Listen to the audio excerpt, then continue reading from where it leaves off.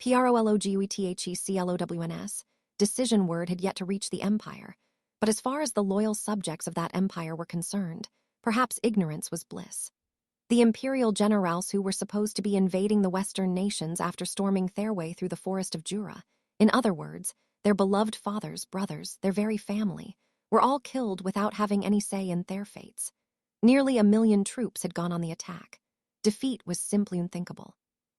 There was no doubt in anyone's mind that the Empire's long-cherished dream of conquering the West would be accomplished in all its glory, the entire land united as a single nation under the lofty name of Emperor Ludora. The forest of Jura was a formidable obstacle, no doubt, but now that the evil dragon Veldora had been weakened, there was nothing for anyone to fear. That was how things were supposed to turn out.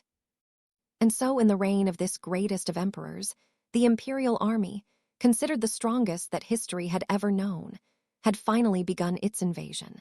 That, in essence, was how the imperial citizens felt. None of them expected a hard fight, let alone a stinging defeat. None had imagined that the empire would never even reach the western nations before their dreams of off-world conquest were crushed within the forest of Jura. But that was exactly what happened. The imperial army was wholly eradicated without accomplishing any of their goals.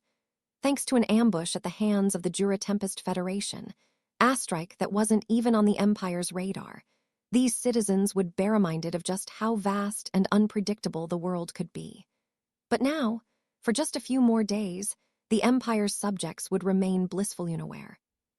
In the headquarters of the Composite Division in the imperial capital was a large, ornate room where certain people were now gathering in secret. The meeting was chaired by Yuuki, with Cagali, Laplace, Tear, and Footman, the moderate jesters, accompanying him. Misha, one of the 3 leaders of Cerberus, was also present. Her collator Vega was not, as he was on a mission with the Magical Beast Division. Laplace and Misha were currently delivering their reports, and their tales couldn't help but make Yuuki chuckle a bit. He had pictured several potential scenarios in his mind, but these results were singularly unexpected. It was all too overwhelming, and all too soon. The demon lord Rimuru and his band had pulled off such a mind-boggling performance that they would need to rethink their entire strategy urgently. The most astonishing thing of all, of course, was how the demon lord had actually expanded his army's power since their last meeting. Impossible, just wiping out an army that size without breaking a sweat, you know. I figured he would win in the end, but suffering 0 casualties. That's just too much. It's simply unbelievable. With the Empire's force, they could have taken on 3 demon lord factions at the same time and still maintained equal footing. Well, compared to the 10 great demon lords, the so-called Octogrammy's on another level in terms of fighting ability. Guy still reigns over them all, granted, but Luminous and Dagrol have been fighting for influence with each other for ages now, haven't they? We're all aware of Leon's power, and Milim, notorious for not even bothering to have anyone serve her, now has both Caroline and Frey, each former demon lords themselves. That leaves Ramiris and Dino as the last solo acts, doesn't it? Cagali wanted to fire back against Yuuki, but as his analysis continued, she began looking increasingly convinced. Certainly, things were different from back when Cagali lived among the demon lord ranks. No need to mention Guy again, but Milim now ruled over a vast territory south of the forest of Jura. Luminous and Dagrol both governed large forces, armies that hadn't thinned out even after several clashes against angelic troops. There were wild cards like Leon, yes, but this crop of demon lords was nothing at all like when they were the new guys, back in Cagali's heyday. Even if you had a decent-sized legion serving you, after all, survival as a demon lord often came down to dumb luck, and that was just as true for Cagali, back when she was Kazalim the Curse Lord. That was why she tried to keep her wits about her back then and build cooperative relationships with the other demon lords, taking every measure possible to ensure she stuck around. Even Roy Valentine, the Bloody Lord, was nothing but a stand-in. The one god Luminous was the true demon lord, and even Luminous couldn't fully put down Dagrol's force. I used to be so jealous of people like that, people who could rip me to shreds. Caroline and Frey played it smart by comparison. Would that I were that intelligent. Then I wouldn't have sat in so many others, and I wouldn't have lost Clayman. Looking back, All the effort Kigali expended forcing so many magic born under her command seemed pointless now. Playing the numbers game didn't really matter against someone who had more than a certain level of strength. Clayman's failure made that pretty obvious. What Kigali's side really needed was more friends she could have had frank, honest discussions with but I can only say that now, can't I? As many times as we've all been betrayed, it's all but impossible for the likes of us to trust in others. It was true. If she had never met Yuuki, she'd probably still be holding a deep-seated grudge against the whole world. But she thought it was too late, so she bottled up the regret in her heart. But the conversation continued, regardless of how she felt about it deep down. You've had a hard time, haven't you, Laplace? Boy, you said it. And it sure didn't get none better this time either. Laplace nodded, looking fatigued. Ha ha ha, you had to fight for 10 days straight, I heard. Yep, that trainee lady, lemme tell ya, she's gotten crazy strong. If I went easy, or hell, if I let up at all, she would have killed me, no doubt. And I was fighting her in the middle of the forest, too. I think I put in a real good effort, if you ask me. Laplace continued to whine for a while longer. It was a likely story, coming from him. He couldn't help how fishy he looked and acted. But for once, maybe he was actually right. Yuuki raised a hand to assuage him. But she believed you in the end, didn't she? Yeah, right. They had me bound up so tight that I couldn't move an inch. The demon Lord Rimuru's own officers were watching over me. You call that believin' me? Yet despite that, Laplace had negotiated his way out of there and brought back some truly valuable information. Talk about living up to your reputation. I'm amazed they let you go unscathed, actually. Well, supposedly, the demon lord guy pulled a few strings for me. Not really trusting you, boss, so much as talkin' advantage of the situation. They were still clearly enemies. There was no way the captured Laplaceiver would have been released. More to the point, Laplace wouldn't have gotten that involved in the first place.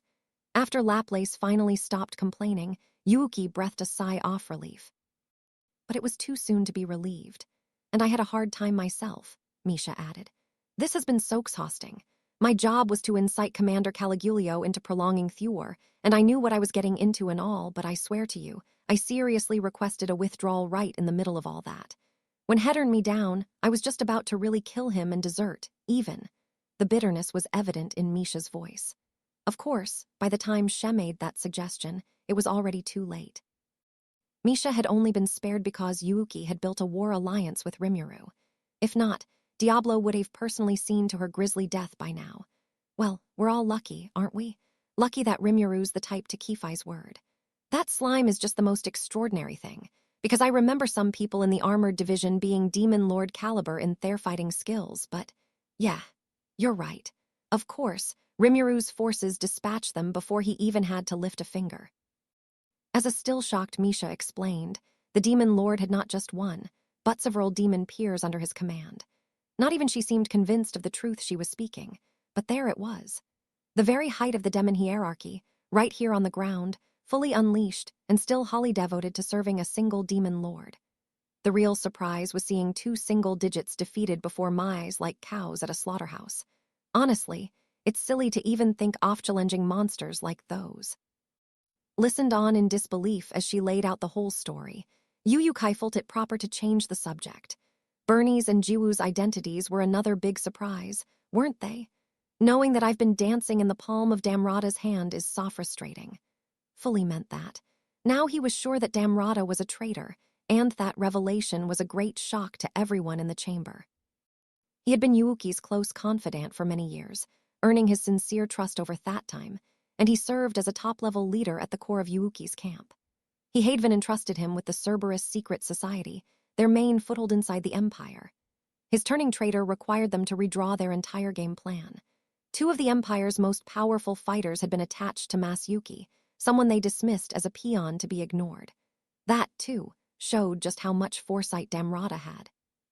He was influencing Yuuki Antai's cohorts, likely seeing matters from a much broader perspective than anyone else, and realizing that cut Yuuki's pride to tatters.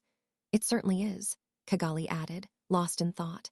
Thinking about it, I suspect Damrada was involved in Clayman falling out of control as well. Nodded. I don't think I can deny that, no. It's really kind of strange, looking back, how all our plans have failed, but I don't think Damrada benefits from that. It's only with his help that we've become so powerful, after all. If he wanted to take it away from me, he shouldn't have given it twos in the first place. That's what I'm wondering. I believe Demrata was quite fascinated by you, Sir Yuuki. That much wasn't an act, I don't think. The loyalty he showed you was the real thing. And think of all the projects we have completed, thanks to his assistance. As a former colleague of his, I can tell you that Demrata really was working hard for our organization. He had some impressive accomplishments, and I imagine his loyalty to you really was sincere, boss. But that man did have his more ruthless, cold-hearted side. His obsessing over money is evidence of his more pragmatic side as well, so perhaps it's possible that he could betray you for some reason. Misha seemed convinced, but Yuuki shook his head at her. He betrayed me, no doubt about it, but I'm not sure if that's what he really wanted. Or maybe he did, he asked, grinning. I agree with you, boss. If all of it was just an act, then why would Demrata have done everything he did? Kigali seemed to reach the same conclusion as Yuuki. Allow me to explain. It was Lord Gadara's report that made us aware of Damrata's betrayal. Gadara was killed within Emperor Ludera's palace, and the man he saw standing before him was Lieutenant Kondo, the man hidden behind the Empire's shadow. Palace? I see. So Damrata had enough status to be allowed in there. Yuuki nodded at Misha, adding more information of his own. That's right. And based on the intel you brought back, I have an idea of who Demrata really is, too. There's only a few people out there besides the Emperor who can give orders to the single digits. Looked taken aback. Yeah, I'll bet. It just takes a little thought, and it's so obvious, huh? Right. I don't think it was Demrata betraying us, so much as following the Emperor's orders. Maybe he didn't intend to do any of it, but it doesn't matter much at Hai's point. Perhaps he was an enemy of Yuuki's from the start. Perhaps not. Right now, all that mattered was Damrata's traitorous behavior, and Laplace and his cohorts were out for blood. Yeah, you're probably right, boss. But if he was trying to trick that idiot Clayman too, then don't you think we ought to make him pay for that? Right. Let's go and kill him right now. Ho, ho, ho. For fixers like us, trust is our most valuable asset. No mercy must be given to traitors. Laplace was ready to stage the purge today, Tear and Footman eagerly agreeing to the idea. But Yuuki stopped them. Hold your horses. We know Demrata is actually a high-ranking member of the Imperial Guardians. Rest assured he's a lot more dangerous than your run-of-the-mill demon lord. I'm not sure even you guys could beat him. True. I hate to admit it, but even in my own demon lord prime, I don't know if I could have beaten Lord Gadora. And if Demrata's good enough to stage a sneak attack on Gadora, I think it's safe to assume he has the talent to back his reputation. Okay, maybe, but... And also, I think there might be a message hidden in everything Demrata did. The words came from Yuuki after a few moments of deliberation. He began outlining his thoughts, cautioning that it was all hypothetical for now. Demrata is a cautious man. He knows us well, and he also knows about the demon Lord Rimuru in close detail. Someone like him would certainly have known about the resurrection bracelets. What do you mean? I mean that I think he was aware of the possibility that Gadara could have resurrected himself all along. But then, wait, do you mean? Now it dawned on Misha as well. What if Demrata wasn't trying to kill Gadara at all? What if, instead, he was offering him a way to flee the Empire? The last man to speak to him was Lieutenant Kondo, right? The stalker off the halls of information, as they say. If Gadara had been left alive in there, he would have fallen right into the lieutenant's hands. Then he would have been able to extract every bit of information Gadara had by any means possible. And then all our objectives would have come to light, you think? Probably, yeah. But there's still a few things I don't understand. Keeping Gadara's mouth shut ensured that the Empire remained oblivious about Rimuru. The Empire paid gravely for that, as we all know. But I don't think Demrata dealt all that damage to them just because he wanted to do us a favor, Yuuki grinned. That, sad to say, I don't have much explanation for. I think that Demrata is more faithful to Emperor Ludora than you, Sir Yuuki, Kigali replied. There's no doubt about that, but at the same time, he also saw all of us as friends, or not. What if he thought he could use us or have us play some kind of role for him? Go on. There's a chance, perhaps, that the defeat of the Imperial force was in accordance with Emperor Ludora's wishes. That's absurd. No way, man. That's crazy talk. Misha and Laplace immediately denied it, but Yuuki was piqued by this hypothesis. What purpose do you think Demrata would have in this scenario? It's quite simple. A large number of deaths is essential for the performance of any large-scale ritual. The awakening of a demon lord requires many souls. Could it be that Damrata and Ludora were using the Imperial army itself as a sacrifice? It's feasible, yes. If that's the case, it'd make sense that they'd want to meddle with Lieutenant Kondo, given how he was expecting to win this war. And that also gives me a vague impression of why he wanted us to survive. Ghidorah was visiting the Emperor in order to give him a warning. Damrata kept him from doing so. But what if Ghidorah's information had been passed on to Kondo? The Imperial army wouldn't have been nearly as devastated, for one, and even before that, they would have taken on a far different battle strategy against Rimuru and his band. It was easy to believe that a man of Damrata's intelligence would have noticed this, and thus it was safe to assume his actions were intentional. But what was his purpose? Maybe he was testing the waters. Perhaps, yes. Kigali gave Yuuki's suggestion a satisfied smile. You'll have to tolerate a lot of sacrifices in order to create someone truly strong. Perhaps he was trying to use us as pawns for the creation of this force as well. Or maybe he was trying to take us in. You know how Kigali and I were pretty much the only people Clayman accepted orders from, right? Yeah, no doubt about that. So if he managed to set Clayman loose like that, maybe he had some kind-of secret trick to accomplish that. True. Brainwashing, for example. Yuuki nodded at Kigali. I think he might have cast a thought guidance spell on him, even if it wasn't all that powerful. Maybe that spell was driven by a magic item like what we had, or for all we know, he had some kind off-mind domination ability like Maribel's. The reasoning hardened the faces of everyone in the room. Sounds like trouble, Misha said to a nodding audience. Looking at them, Yuuki smiled. I wouldn't worry, though. That kind of power doesn't work on me. So what I'm gonna do right now is touch each off you in turn. Is that all right with everyone? They all agreed to it. Refusing would be akin to confessing that you wear someone else's puppet. Yuuki was giving everyone a chance to prove their innocence, and none of them were about to turn it down. Well, it looks like nobody here's brainwashed anyway. I mean, you would have noticed if you suddenly started talking differently. I knew you'd all be fine, as long as none of you were out there alone. So I was in even more danger than I thought, huh? Lapley said, standing up and looking around. But Yuuki and Kigali both spoke up to Denyet. Nah, you're fine. Right, you're the last person who needs to worry about that. That brought the grouchy Laplace back to his seat. What the heck? Yao could at least pretend to worry a little more about me. It was more than enough to quell the chamber's gloomy atmosphere. Everyone shared a laugh, their thoughts shifting away from darker topics. Yuuki, appreciative of that, spoke up to guide the conversation back his way. Regardless of what Damrata's motivations are, the question is, what should we do now?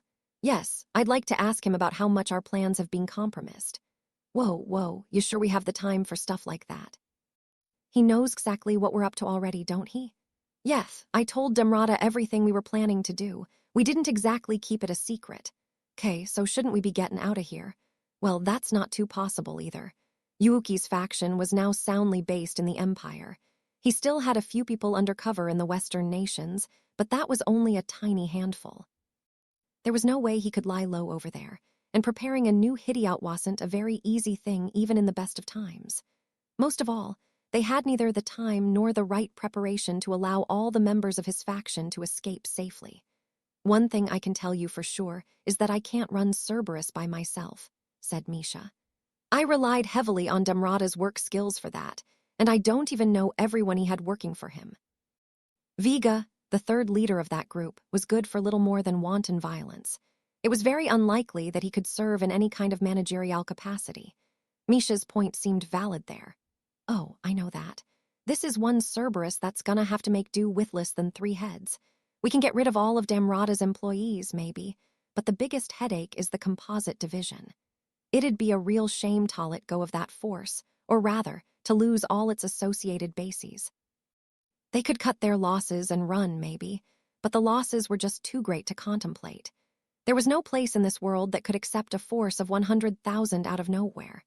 That meant Yuuki would have Ito leave them all in the lurch, and that, in turn, meant those who didn't escape somehow would doubtlessly be purged. Besides, given what they could guess about Damrata's intentions, it didn't seem like he was telling people about Yuuki's secrets. Okay, so there are a few reasons why Damrata wanted to keep Ghidorah quiet, but I think one of them was to keep Kondo from learning our information. The Imperial Guardians probably aren't a monolith, and the coup we're planning in the capital, I think Damrata wants that Tossic seed, right?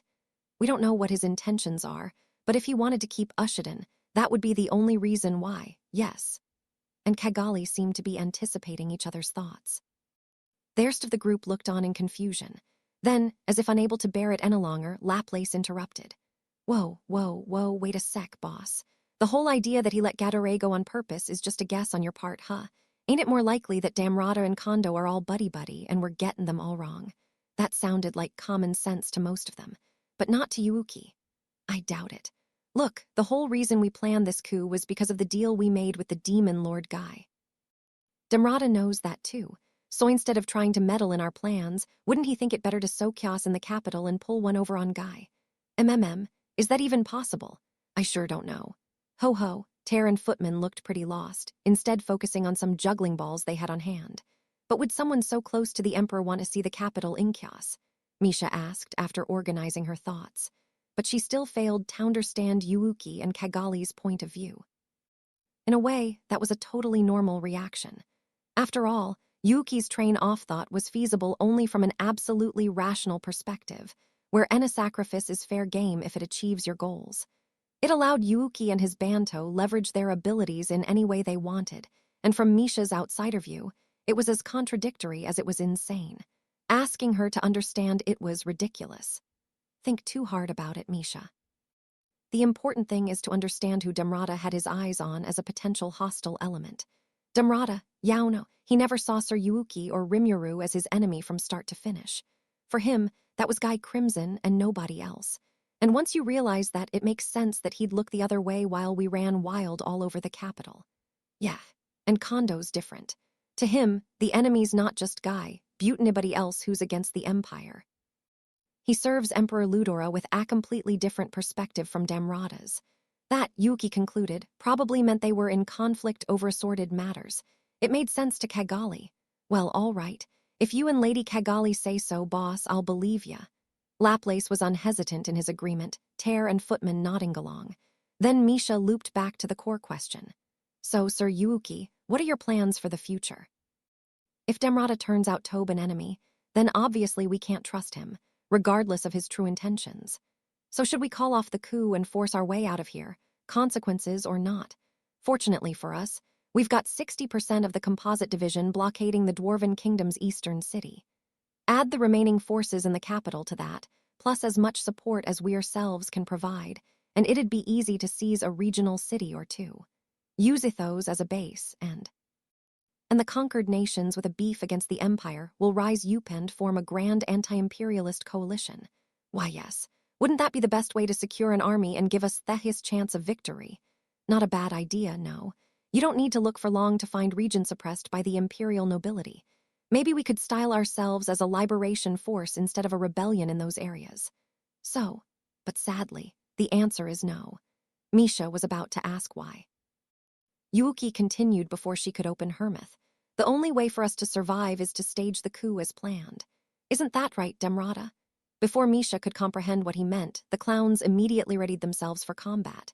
Then the heavy chamber door opened and in walked a man. Well said. I'd expect nothing less from you, boss. It was Damrata, dressed in his usual merchant garb. But his demeanor was pure military, and he had no interest in hiding that. The air in the room grew tense. Laplace attempted to make a move, but Damrata stopped him with a quiet command. Try it. My men have already surrounded the building. Observing the situation, relaxed his body and sank into the sofa. Do you have time to talk a bit? If so, why don't you sit down too? Boss, we can't just sit here all day. It's fine, it's fine. You just take a seat, okay? Yuuki enjoined the dubious Laplace to return to his seat, then eyed Damrata with a bold smile. What do you want? I'm afraid you've misread my behavior, boss, so I've come to explain that I have my own problems to consider as well. Damrata took a seat as instructed. Seeing his perfectly calm, collected demeanor made Laplace's crew nervously chuckle. Then, leaving everyone else in the room behind, Yuuki and Damrata began conversing. Problems, huh? Yes, my thoughts, you see, are that I truly do wish you success in this coup, boss. K, then why did you let Gadara go? Ha ha ha. He's safe then. I took a gamble on that one, but Heelways was a very cautious man. I assumed he'd find a way to survive. You did it to keep Kondo from getting his information. That's right, yes. Didn't you swear an oath of loyalty to the Emperor? I did, yes. You did, then what about now? I've said this many times before, and perhaps you may choose not to believe it, but my loyalties are to you, boss. Like I can trust you in that. I suppose not. Both of them smiled as they let their tongues do the fighting. I can tell you that burying Gadora's information has effectively destroyed the armored division. In addition, The Magical Beast Division is no outside the capital city. Even if word of the Armored Division's status has reached them, it will take some time for them to turn back. The forces currently guarding the capital are greatly reduced in number. The time is now, don't you think? I do. It's so convenient for us that it almost feels like it's been set up. I've been spending years setting this up for you. Are you? Look, boss, I have lived my whole life in order to defeat Emperor Ludora. That is the only path left for saving him. The best way to achieve that was by having you take over the Empire. My thoughts on that have not changed, and now everything has been put in place. The rest is up to you, Toadside. PFFD, snorted, not enjoying this topic at all. Everything was going the way Damrata wanted it, and he was deeply uncomfortable with that. But was rejecting him out of hand the right way? Either, just as Damrata said, the situation couldn't possibly be better right now. The only question was whether to trust him on that. Me ask you something. Go ahead. Why did you use Clayman like a pawn without consulting me? Yuuki and the moderate jesters had sworn to each other that no one would betray the other. To the members of this band, there were few others in Thurald they could even think about trusting. Clayman was one of them, a vital friend to Yuuki, and the question brought Kagali, Laplace Tear, and Footman all to attention. Their gazes were focused on Damrata, as if they'd never allow him to deceive them. But despite the near-murder rouse atmosphere, Damrata remained calm. I had nothing to do with what happened to Clayman. I have an idea of who did it, but I hardly expected him to go to such lengths. There was a moment of silence. Then Yuuki broke it. That Tatsuya Kondo. You seem to know a lot about Kondo. There's a lot of secrets around, you know. So don't you think us trusting in you is a little too convenient? Damrata listened to Yuuki's theory silently, a pained expression on his face. Then, after Yuuki was done, he spoke up softly. I cannot tell you everything because it would be against the law form. All I can divulge for the moment is that not even I am aware of all of Kondo's capabilities. But even so, I still want you to believe me. His Majesty's salvation is at stake, you know. The clown's cold gazes pierced Damrata. The looks on everyone's face proved it. He was well below their trust. Yuuki was among them. However, there was no denying that the current situation wasn't exactly risky for them. Damrata's forces were waiting outside the building. They all felt a presence from outside the room that couldn't be ignored. He must have brought along some of the most talented Imperial knights with him. Neither Yuuki nor his friends would have an easy time breaking through this siege. If it were only me, I think I could manage it, but I don't think I can bring everyone else to safety. That leaves accepting his proposal as our only choice, huh? Yuuki calculated his options. Then, suddenly, he noticed Damrata's gaze pointed straight at him, unwavering. Those eyes hadn't changed at all from the day they first met. Yuuki closed his eyes, thinking back to the past. Ever since that moment, Damrata had been nothing but fearless and brazen, willing to accept any request for the right price.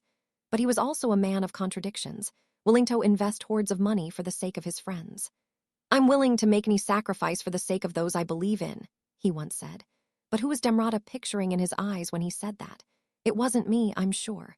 But I really did like those eyes of his. He called Yuuki his boss, swearing his loyalty to him. But there was always something about Damrata that made him seem somehow untrustworthy. Looking back, Yuuki realized it made him feel unconsciously sad for his comrade. So he opened his eyes, looking toward him. I sense lies in your words. Your allegiance is to me, but at the same time it's always been to Emperor Ludora. That much hasn't changed, am I right? Heh, there's no pulling the wool over your eyes, boss. That murmured affirmation was, in its own way, motivation enough for Yuuki to trust Damrata. Right. Instead of fighting you guys here, why don't we go out there and make this coup a success? Nobody expressed any dissatisfaction with this. Well, our hands are tied. If Sir Yuuki's made that decision, it's up to us to obey him. Yeah, but if you two-time us, Damrata, I'll see that you pay for it. You have our support, Damrata. Ho ho ho, don't forget about me. The clowns made their decision. They opted to trust Yuuki, their boss, a sign of their bonds of friendship, as true as ever. And Damrata was just as much a part of those bonds. Chapter 1, REWRDS and Evolutions. The day after I revived approximately 700,000 Imperial soldiers and officers, we had our troops who played an active role in the defense of Tempest lined up in rows across the Colosseum. The rank-and-file soldiers had filled every available seat in the house. Today, we were holding a victory celebration. We were still at war with the Empire, technically, but we planned this as a necessary tool for boosting morale. Bacchus, dispatched from the Crusaders, and the overcomers serving Luminous were also in attendance. Jiwoo had killed them, but fortunately, everything took place inside the labyrinth. They had all been properly revived, and they were kind enough to accept our apologies. "It's our lack of experience," they told me, "but this crime was committed on our land after all. We could at least treat them well. Anyway, I'm just happy the damage was kept to a minimum. We had a deluxe feast planned for the second half of the celebration, so hopefully they'd indulge to their heart's content. We also had a few guests from abroad in the VIP seating. That included Alvis, who joined the defense, as well as Phobio and the twin wings warived after, elite troops in tow. Lady Millam is restless and worried, so Lady Frey sent us to assist you." "Yes, but I'm not sure she had anything to worry about. We were convinced you'd win all along, Sir Rimuru." Lucia, the blonde twin wing, and Claire, the silver-haired one, gave Mether reassurance in the most sonorous of voices. I guess I made Millam worry for me, but the news of our victory ought to set her straight again. Our city was safe, thanks to Veldora and Ramirez, and I was sure things would be pretty peaceful soon.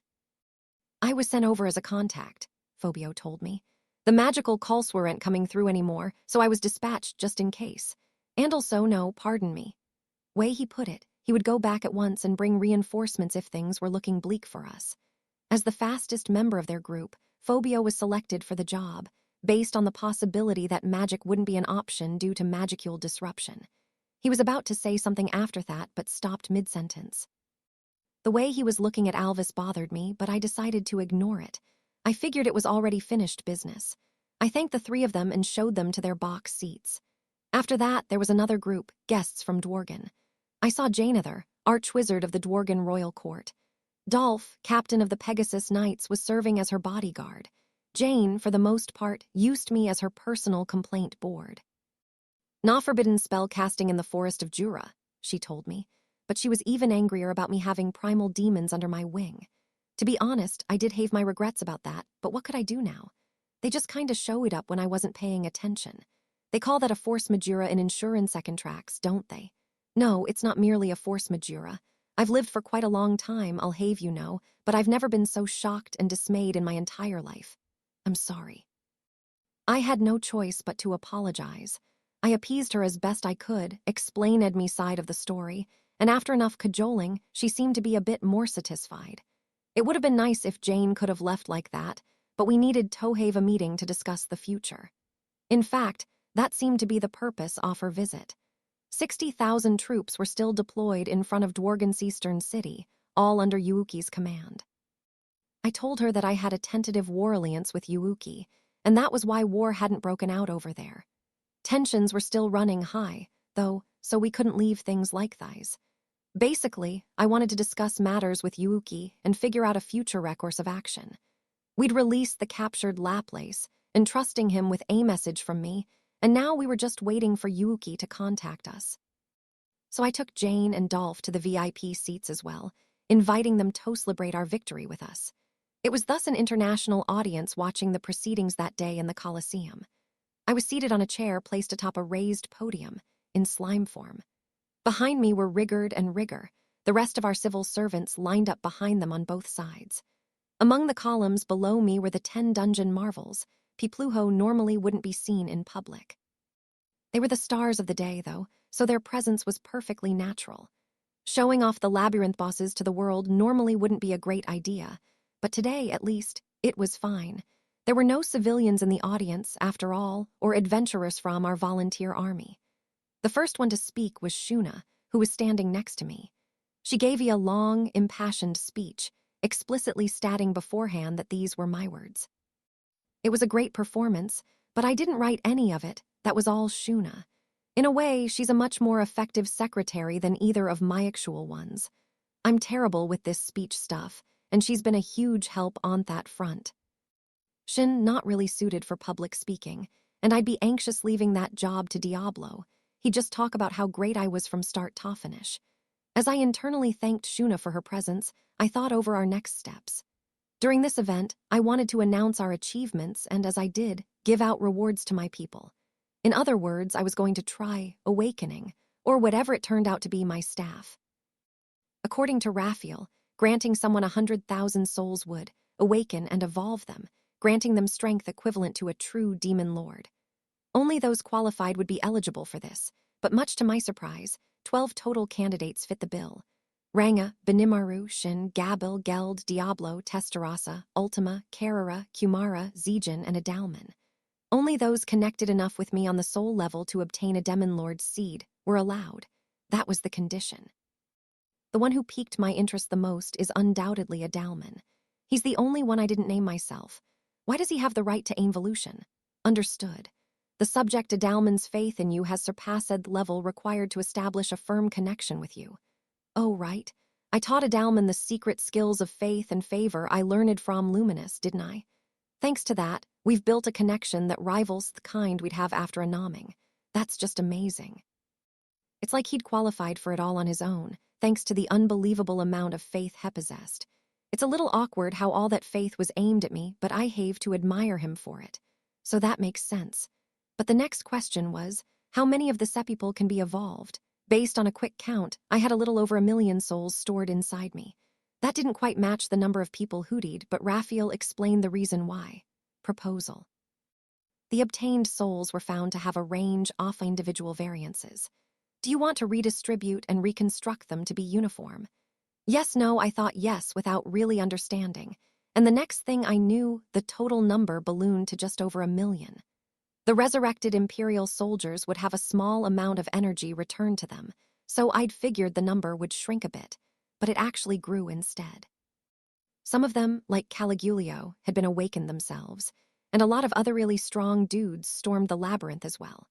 People like that had much more energy than usual, and although I was technically borrowing it, I also took a ton of energy from Jiwoo and Bernie, what with the ultimate skills they had and all. Each one of them had the energy of between several dozen and several tens of thousands of souls in their bodies. So between this, that, and the other thing, I had enough souls to awaken people. But I had a few points of concern for this experiment. The first was word of this leaking out.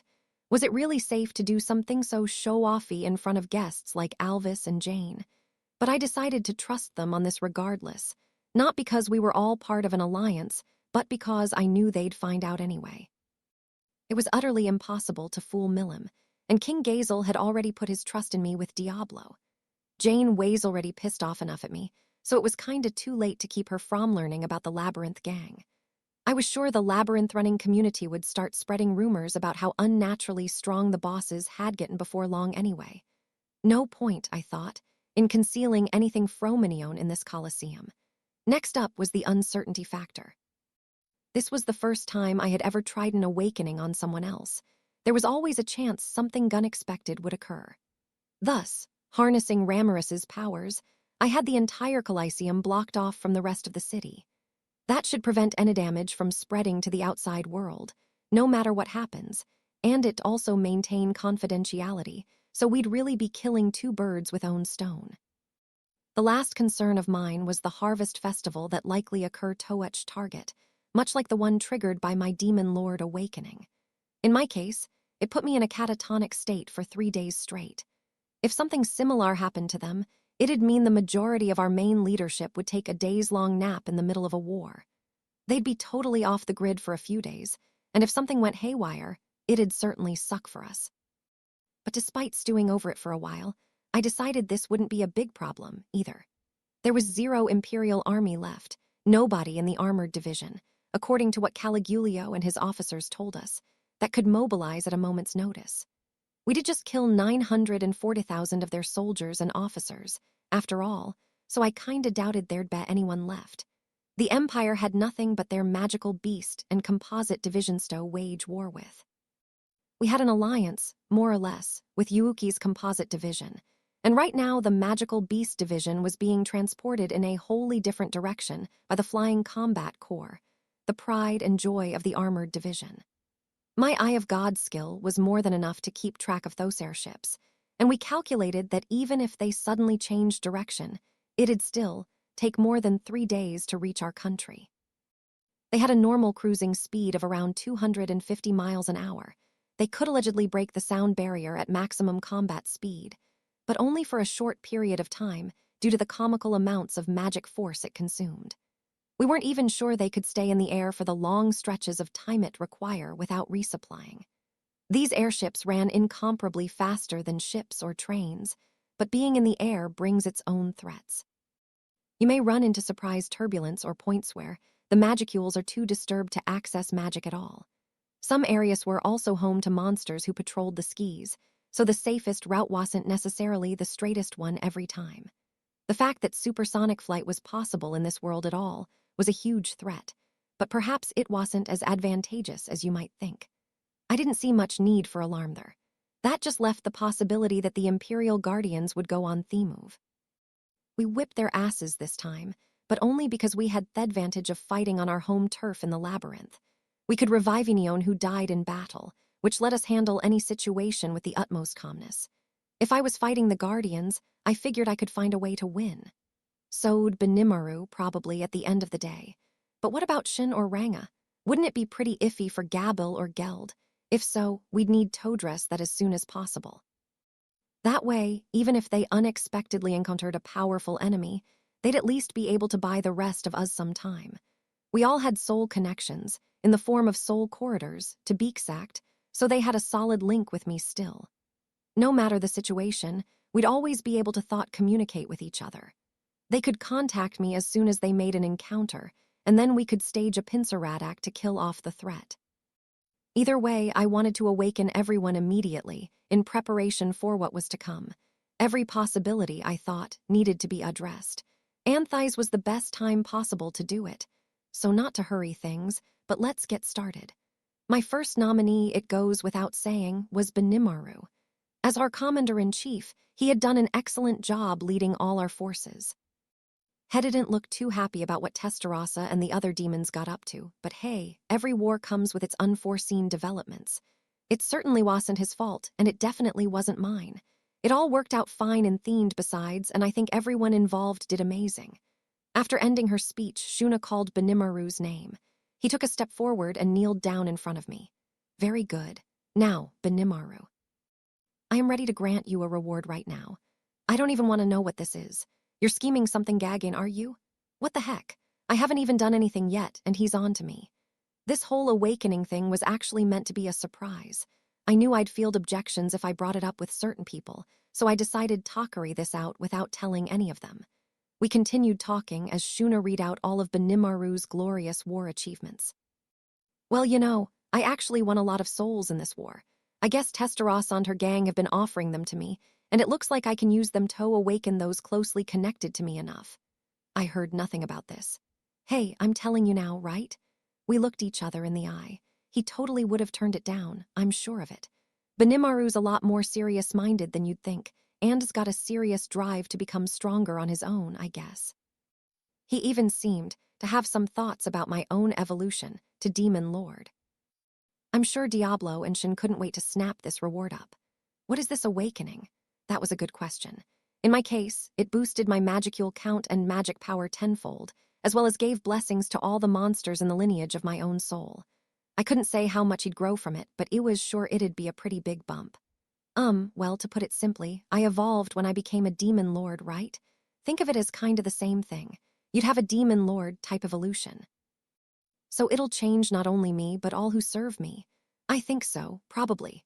Was unclear to me just how much of an impact it'd have, but I'd bet it'd have its effects on Team Kurenai at least. Oh no, I can't accept something so important happening to me without any warning. Hold on. Okay, if you put it like that, then maybe you're right, but now's not the time to argue about it.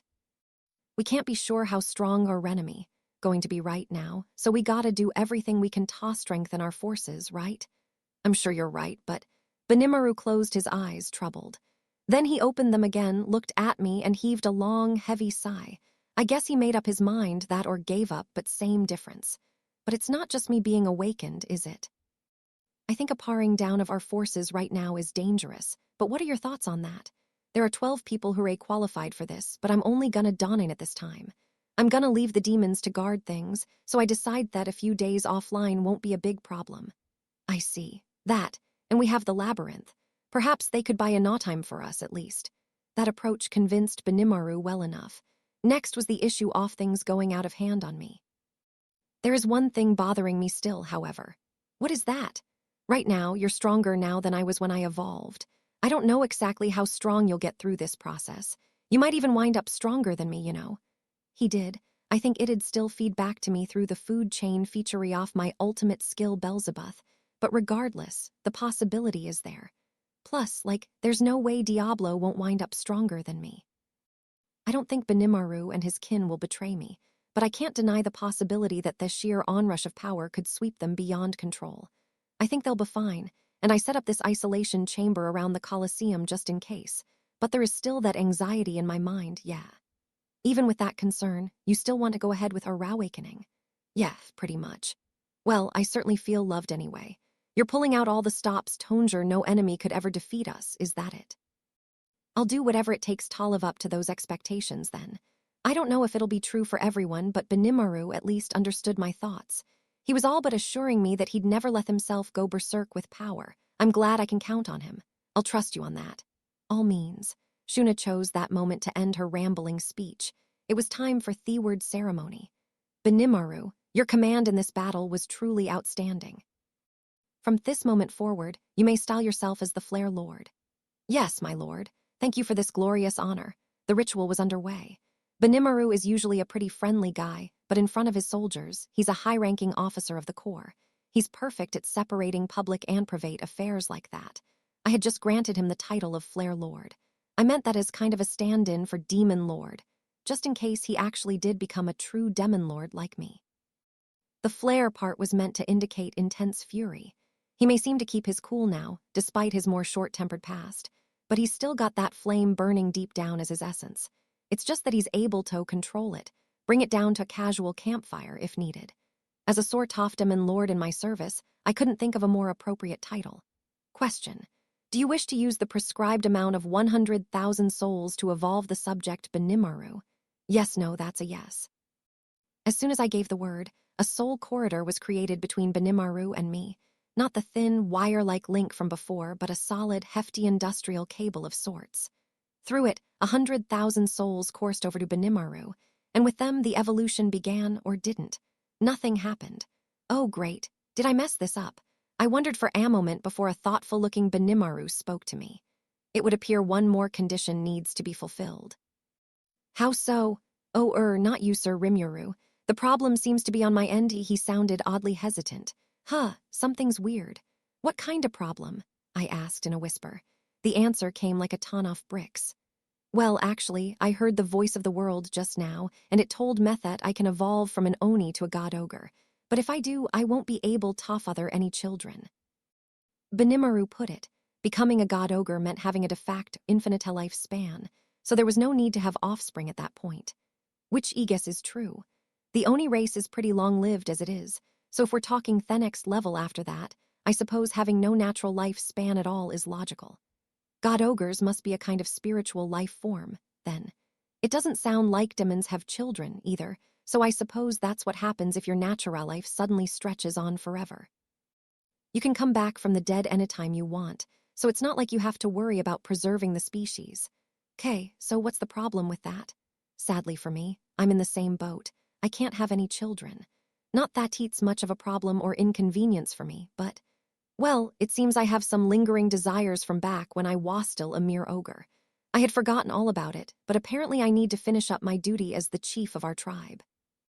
Does that duty mean you have to have kids or else you can't evolve? Why, ease.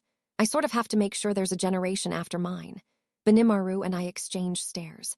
We were right in the middle of this celebration, couldn't this wait until later? To the audience, it must have looked like I was congratulating Benimaru, but if I didn't do something fast, everyone was gonna realize there was a problem. I gave him another look, panicking a little. Then Benimaru awkwardly turned away. That was a rarity for him. He's usually so fearless. It was quite moving to see, in a sense. Well, Benimaru, you need to figure this out, okay? No, but... Right, I said, raising my voice as I ignored Benimaru's attempt at an excuse. So you want to get married as your reward? Who did you want to get married to? Whoa, Sir Rimuru. At times like these, it was best to show off my more manly side. I wastriating this as if it were someone else's problem. With all the arrangements I'd made for this day, Benimaru just needed to firm up his resolve and get over himself. It was a rough way of doing it, but it was a must for handling Somion as reluctant as he was report. This behavior might lead to him strangling you. Huh. Raphael wasn't giving me many answers. I mean, come on, it's fine, isn't it? As I told myself that, the Colosseum erupted in cheers. I supposed the audience picked up on my voice enough to know what I was saying. You've finally made up your mind, have you? Shuna chuckled. Well, Hekuro asked, hand on sword. Who are you going to choose as your bride? Before Benimaru could begin to answer the question, Momoji stood up along with Alvis in her VIP box. Sir Rimuru, permission to speak, please. And for me as well, I hope I have the same request as Lady Momoji. The emotional force from them both was palpable. I was starting to think things was getting out of hand. Okay. Will you two come over here for me, please? We were in the middle of this event, but there was no helping that now. The soldiers in the seats were now witnesses to an entirely different kind of ceremony. Nobody was complaining. In fact, if I interrupted this right now, they'd probably all howl about it. So I let the two women say their piece. Lord, I would like to ask for permission to marry Sir Benimaru as heirward for his services. Was the first to speak, and she was certainly swinging for the fences. Hekuro wasn't far behind her. Sir Rimuru, a reward is something that must be given by someone else. It's not polite to simply ask for one. However, with that in mind, I hope you'll do my daughter a favor and grant her request. He was willing, as he explained to me, to give up his own military curation if it'd help Momoji realize her dreams. This was an arrangement far too difficult for me to refuse by this point. Benimaru was frozen in place, unable to keep up with us. He's normally a man of very good judgment, but I got the feeling he was having trouble thinking straight. Then someone else spoke up to make things even more confusing. Rimuru, my lord. Please allow me to state my candidacy for the position of Sir Benimaru's second wife. Benimaru and I both exclaimed at Alvis's offer. She and Momoji were in a heated battle over Benimaru, that much was for certain. Love on the battlefield, as it was famously referred to around Tempest, but since Yuhan had they come to this kind of truce over it. Okay, so Momoji would be his first wife, and Alvis, you'll be the second. Yes, my lord, that is correct. Their faces couldn't have looked happier. Benimaru, meanwhile, was about ready to faint. I wasn't really sure what happened with these two women, but it seemed they'd established a clear pecking order. I would be a failure as a wife if I did anything to trouble Sir Benimaru. It will never ask him to choose between Alvis or me. Instead, we beg you, please marry us both simultaneously. Wait, I can't. Don't worry. I've discussed this thoroughly with Lady Momoji, and we have come to the conclusion that someone of your ability, Sir Benimaru, would not have difficulty with this arrangement. What kind of conclusion is that? Benimaru looked my way, pleading for help. You know, this is just as perplexing for me, too. I'm not sure if I can do much, understood. Under current Jura Tempest Federation law, polygamy is permitted for the purpose of providing sufficient offspring for a species. However, the law as it stands restricts any additional marriage partners to widows seeking to bear children. In this particular case, a second wife would not be allowed. Oh, right, yeah, I remember that. No clue why Raphael's such an eager participant in this nonsense, but now I figured I could lend Benimaru a hand. Sadly, Alvis, in our nation, a woman can become someone's second wife only if they are widowed and seek to bear children. Now, there's a chance we'll change the rules once we make more progress on our legal infrastructure. But for now, we can't allow you to. I tried to sound as apologetic as possible as I dismissed Alvis's request. Benimaru nodded to me, visibly relieved, but any hopes that this would end the topic were quickly dashed. Need to worry about that, my lord. I've been doing some research off me own into the rules, and in fact, I just got married the other day. Huh, what do you mean you got married the other day? Like with who? And doesn't that make it even more impossible to marry Benimaru? That was what I thought, but Alvis then blew my mind once more. But I regret to tell you that my betrothed has recently passed. Thus, I have fulfilled the conditions required to become Sir Benimaru's second wife. Wait. This wasn't because of the war, was it? Because if so, we've get big problems, but Alvis's argument was so deviously clever, protesting at all began to seem silly to me. Hang on a second, okay? See, can you tell me who you married exactly? That would be Phobio in the VIP box over there, Alvis said with a smile. Phobio's alive, isn't he? Benimaru and I looked at each other, incredibly confused. What's up with all this? I don't have any more answers than you. True, we didn't even need thought communication. It took just a few glances to have that conversation. Phobio carefully approached us, kneeling with a contrite look on his face. I'm really sorry about this. Alvis just started talking out of nowhere and, no, like you married her, and now you're dead. Well, about that. So came the big reveal. Between Mamaji's Alvis and Phobios guidance, I finally understood the whole story behind the plan, although it took a few moments. To put it simply, Mamaji and Alvis had engaged in combat with each other so often that they had developed a kind of friendship. Thanks to that, instead of fighting each other, they decided to team up. They both had a common goal, after all, so how could they arrange it so they were both Benimarus wife? After racking their brains on the topic, they concluded the answer was Tohave Alvis marry Phobio. Then, after that, the wedded couple would go down to the labyrinth and battle to the death. Alvis emerged victorious, and now she was a widow. But since it was all down in the dungeon, Phobio is instantly resurrected. She said we could marry for real if I beat her, but I think I deserve Tohave a cry about this, don't you? That was the motive for Phobio to play along, huh? Seeing him slump it over like this was so sad to see that I couldn't help but sympathize with him. Like, what does happen after this, then? Rigord, is this, legal? My lord, this is clearly the theory of power in action, the result of combining your wisdom and strength to gain what you want. As far as I'm concerned, it's completely on the up-hand up. It is. And Rugerd, Rigurd, and Rogerd were all nodding along with him. Seriously, I guess that for monsters what Alvis did was perfectly acceptable. You see, my brother, just how much determination Lady Mamaji and Lady Alvis have shown for you. Please be a man and give them an answer. Shuna was all for it too, then, and not just her. If you hate her, say it. If you don't want this attention, say so. That's all you need to do, isn't it? So why all the agonizing? Shin may have looked like she wasn't using her head, but this was actually a very good argument. She wasn't opposed to the arrangement at all. She was just urging him for an answer. No opposition so far, then. Nobody feels this is unethical or gross. And yet, when it comes to monsters, survival of the fittest is the name of the game.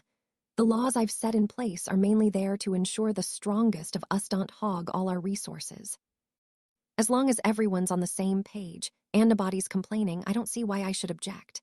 Benimaru, how long are you going to stew over this? If you keep acting all indecisive, your father in the afterlife's gonna laugh at you. So, you say that, but my father loved none but my mother, and they brought Shuna and me into the world. What's so wrong about me wanting to do the same? He was unusually agitated. Zoe's observation must have hit home. Buth wasn't giving an inch. I am not saying it's wrong. You seem to be lost over who you love, but that's exactly why you should have children, isn't it? A man and a woman can't have a child if they don't love each other. If you didn't have any love for either of them, then simply tell them no from the start. But if you do have any sort of feelings for them, then take them and show us the results. That's awfully straightforward of you, Zoe. Surprisingly close toe harassment, actually, but he looked so cool saying it, too. The guy drives menutes, but this argument also made sense to monsters. I had forgotten about this, but you couldn't really have a child if there was no love involved. I guessed Benimaru was at an impasse because he felt it'd be unfaithful to love two people at the same time, but choosing only one would make the other sad. That was why he had put off giving an answer all this time. I certainly don't mind that kind of thinking. But if he followed Zoe's advice and showed some results, wouldn't that solve his problems? Alvis, let's see who can conceive Sir Benimaru's child first. You won't beat me on that, Lady Mamaji. My love is real. All I have to do is turn Sir Benimaru's heart toward me. I thought that'd be the hardest part, but either way, they didn't seem Tobe worried about much. It was just a matter of how Benimaru felt. Benimaru, we're in the middle of a national celebration right now. A place where we're meant to honor your military service, too. You're allowed to be as selfish as you want, all right. So please give me a sincere answer. Will you answer to the love of Mamaji and Alvis or not? Which is it? If Benimaru says no, this conversation is over. But if not, Mamaji Alvis, as the samurai guarding Sir Rimuru, I may not be able to stay close to you for all time. If that becomes the case, will you still choose me? Benimaru was nothing if not sincere. He was even showing concern for their future. If he became a father and had no lingering regrets in life, he would evolve into a god ogre. And once that happened and he gained de facto infinite life, would he be in any position to care for Mamaji and Alvis? That was a good point. He was the only one doing the evolving, so his wives would be left behind in assorted ways. It'd be kinda mean to ask for an immediate answer in a situation like this, wouldn't it? It was a little hard for me to picture it, but I sure wouldn't want me loved ones passing on before I did. And I don't mean anyone in particular, that applies to all my friends. So I could understand Benimaru's concern, and I thought Mamaji and Alvis might be upset by it, but my fears were unfounded. That's not a problem at all. Once I raise our child, I'll find my own way to evolve as well. I agree. And even if evolution is not possible for me, I know that Mitchildren will comfort you in your loss. Wow, strong women, totally unfazed in their sheer determination. And when Benimaru heard this, he flashed a breezy smile. Sir Rimuru, will you allow me to take 2 wives then? There was no way I could say no here, nor was I about to. Maybe I was setting a precedent I'd live to regret, but if people saw it as me macking special exceptions in exchange for exemplary military performance, maybe it'd give them some more drive and motivation to work harder. So fine, then. Benimaru may pretend to be all gruff and unflappable, but he's actually Verapure of heart. If I hadn't stepped in, he probably would have been single for a eternity, so let's just see this as the right opportunity at the right time. If there's anything I'm worried about, it's the job he faces loving both Mamaji and Alvis at the same time. But let's just have faith that Benimaru can juggle that. Right. Time to give him some final words of encouragement. I hopped off me chair, transformed into a person, and raised my voice high. It is granted. By my name, I hereby authorize the soul union between Benimaru, Mamaji, and Alvis. For monsters, marriage is treated as a union of souls. And that's more than just a metaphor. Remember, you can't have a child without love. That's why I thought the new coinage here was appropriate. Hearing my words, a smile erupted over Benimaru's face. It was tinged with joy, his cheeks bright red, but he still stood tall as he hugged Mamaji and Alvis. I thank you. And I promise you that I will demonstrate my full sincerity in loving them both. The majestic words from Benimaru made tears of joy flow from Mamaji's and Alvis's eyes. They were so overcome with emotion that they seemed Tobe at a loss for words. Honestly, I envy Benimaru. A beautiful young girl on one side, a more mature beauty on the other, like having a flower for each hand. But as much of a late bloomer as he is at this stuff, I'm sure he'll have a lot of adversity to overcome in his future. Of course, I'm not really one to comment. I'm asexual and genderless at this point, so it's no skin off my nose. The Colosseum burst into applause at Benimaru's promise. Shuna happily congratulated her brother, and Shin was clapping proudly for reasons Onlish knew. I could hear some jealousy and resentment among the cheering from the crowd, but it just showed how much everyone cared for him. And so Mamaji, Alvis, and Benimaru celebrated their new union in the midst of raucous cheering in the Colosseum. I'd like to move right on to the party phase, but we're still in the middle of an event here, and I want to get the evolution rituals done with first. For now, we'll keep it to just that announcement. Once this evolution event masquerading as a victorious liberation is over, we'll have more time to hold Benimaru's wedding in an unhurried fashion. There's another party scheduled for later today, but hey, the more excitement, the merrier. So allowing the happy trio to return to their posts, I ordered Shuna to make the necessary arrangements for them, raising a hand to quiet down the incessant cheering. It was a very unexpected turn of events. I could see Gabwa breaking down in tears out of the corner of my eye, and Phobia consoling her for some reason, but there was no time to think about that. Let's keep this thing going. Back in my slime form, I settled down on my chair. Once I was up there, Shuna's dignified voice echoed across the Colosseum, the atmosphere still electric. 3 great commanders, please step forward. These referred to the commanders of our 1st, 2nd, and 3rd Army Corps, in other words, Gobta, Geld, and Gabel. All 3 were kneeling before me. Let's kick things off with Gobta. He was looking right at me, face expectant. Ahem, Gobta, I will grant you no reward. Who? Aw, what the hey? That's so mean. Why'd you call me up then? A fine question. I may not have a reward for you, but instead I'm going to give you a new privilege. A privilege. All the souls in the world wouldn't evolve Gobta. He might have been a bundle of budding talent, but he didn't qualify for this prize, and I couldn't help that. I considered granting him some weapons or armor, but I didn't think he'd be capable of handling anything more than what I already gave him. Besides, he and Ranga could already transform into that combo beast, so I didn't think he needed any kind of half-assed armor anyway. And forget about a cash reward, not like he'd use it for anything worthwhile. He already took in a fat paycheck as an army commander. I gave him a ton of points each month that he could trade in for money, so I was sure he was living comfortably.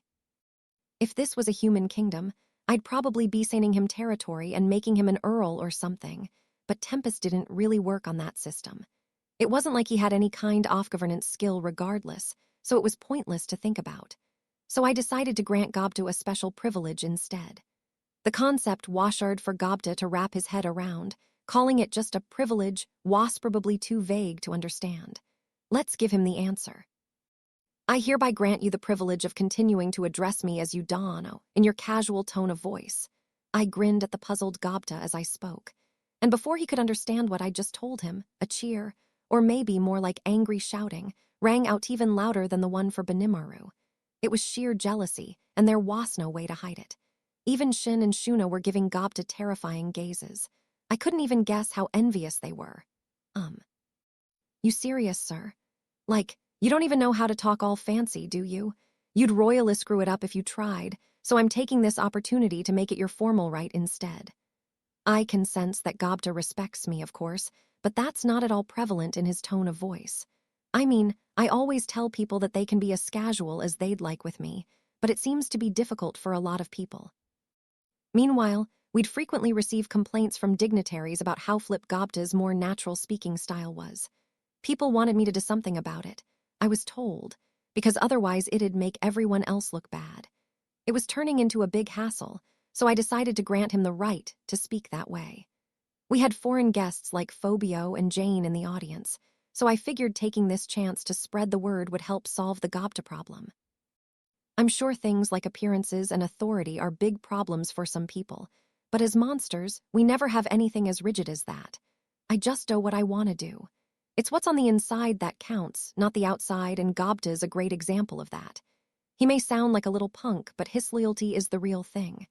I could see it in his eyes that are fully willing to die for me. That's why I gave him this privilege. Woo. With a huge smile, Gobta stood up and bowed until he was forming a right angle with his body. He was clearly overjoyed. Maybe he had been working in correcting his tone, although if he was, he failed miserably. In a way, this was the best reward I could give Gobta, and that made me happy, too. He's such a hard person to shop for. That took care of Gobta. Next was Geld. Now, Geld, from this day forward, you may style yourself as Barrier Lord. I gladly accept the title, my lord. I, Geld, promised to do my best to live up to that name. Good, strong response there. And as the crowd cheered, I lowered my voice to a whisper. I'm gonna try the same evolution ritual I did with Benimaru on you. It was gonna be a pain in the ass to explain it every time, so I set up a thought communication with everybody I intended to grant souls to. Once they were all hooked up, I explained to everyone what evolution entailed for them, not forgetting to use hasten thought as well. That way, we could have Etha's important conversation in less than a few seconds of real time. Once I wrapped that up, Geld answered via thought communication. I am grateful for the offer, my lord, but I wonder if there are those more qualified than me for it. Karara, serving as our observer, was far more successful in this war. If she, too, is qualified for this, then by all means, let it be her instead of me. So he was declining the offer to be awakened. Well, I had no intention of evolving Karara this time. She did contribute a lot, yeah, but if she was this much of a menace in her current state, I couldn't have her flying off the handle with even more power. We needed to see how this evolution stuff would unfold at first, and that was why I wanted to evolve more of the old guard for starters, since I trusted they'd be safe with it. I relayed all that to Geld, but he still seemed a little torn. Yes, but me, I don't know. I guess Geld was also a little anxious about the potential to go berserk after this. Plus, maybe this was his way of expressing his atonement. The orcs' rampage a while back spread disaster all across the forest of Jura, and as the leader responsible for that, Geld always placed himself under severe discipline. His eyes were shining with a strong determination, and right now, they were pointed straight at me. So I told him, "Don't worry about that, Geld. The Geld they used to call the orc disaster might have gone out of control, but even that was for the sake of your friends, wasn't it? I didn't think he'd go berserk now. If he had that kind of determination, he ought to be able to control whatever power he had at hand. And nobody among us would ever shun Geld for the events of the past by now. I know you still feel responsible about it, but I trust in you. And I know you can use your newfound powers to help protect us all. Once Geld evolved, his followers would receive blessings as well. That, in turn, would strengthen the defenses of our entire nation. Explaining it this way to him, I noticed Geld's eyes sparkle even brighter than before. If that is the case, then I will gratefully accept the offer. Great, he said yes. That's the Geld I know. A man who works not just for himself, but for all his compatriots. By the way, only one other person besides Geld refused the offer at first. It felt like some of them had their qualms, but their expectations for the future outclassed their anxiety. It's my fault for not checking things with them beforehand, but momentum was important with this, as far as I was concerned. Seeing everyone agree to it greatly relieved me, so I turned off the thought communication and got back into the party groove. You have done a great job for me. As a reward, I shall grant you this. I signaled to Shuna. She nodded with a smile and handed Geld a set of equipment we prepared in advance. It was an armor and shield set, both Legend-class gear picked up from the battle, which I further customized after consulting with Garm. This gear reacted to Geld's own aura, meaning thatonly he had the right to handle it. It worked along the same lines as Holy Spirit armor, something that not even Garm could reproduce. The difference between Legend and God-class gear lies in the maturity of the gear itself. In other words, the gear's skill capacity. The armor evolves over the years, in a variety of ways, and the number of years required depends on the materials used. Add a talented owner to the equation, and that dramatically increases evolution speed as well. Geld's talents are geared toward defense, so even though this gear is Legend class, it predict that it'd immediately up his defense to the point where it'd rival God class. Plus, as Raphael sees it, there's a high possibility that the armor will receive additional blessings from Geld's evolution. If that happens, a God class ranking would be a shoo-in, and Geld would have some incredible defense boosts. So Geld reverently accepted his reward, bowing to me. Question: do you wish to use the prescribed amount of 100,000 souls to evolve the subject, Geld? Yes, no, as I thought yes, I called out to Geld again. I have been giving you a great deal of hard work all this time. Now is a good opportunity for you to rest and relax while envisioning what you want for the future. I planned for Geld to continue playing a big role not only in battle, but in the construction of our city. He's been working incredibly hard this whole time, and he almost never even takes a full day off. He may very well be the hardest worker I know, and I really hope he takes this opportunity to chill out a bit. Yes, my lord, I truly appreciate this offer. Geld smiled warmly at me. Then he nonchalantly returned to his column, as if fighting off the evolutionary slumber the harvest festival would bring to him. How could he beat away that sleepiness? I have no idea. But as I admired this, I turned to our next contestant, Gabel. He had led the 3rd Army Corps in a brilliant aerial performance, and as I praised him over it, he looked down at the ground with a meek expression. I remain unworthy, my lord. My failures of leadership caused some off me own to be injured. My incompetence truly shames me. Well, in your case, I think you had it coming, didn't you? Having that bout of magic resistance training in the middle of a war. I don't think Anione could ever follow your lead on that one, or I wouldn't want them to. Ultima gave me a detailed briefing after it was all over, and really, I was amazed at how stupid he acted. She even advised me to punish him over it, since when had he become such an experiment-loving bastard like that? Still, thanks to that, it seemed Gabel and his team had unraveled the Secreto dragon body, a unique skill among dragonutes. I figured that absolved him from facing the full wrath of my anger, but enough about all that. I switched over to thought communication. It'd be counterproductive if I yelled at him in front of everyone. Better to keep things private. So we'll talk at length about your decision to conduct an experiment in the middle of battle, but Ultima offered me a suggestion. She said she'd teach you more about magicule management. What? Demons, you know, they say they can control magicules the way you and I breathe air.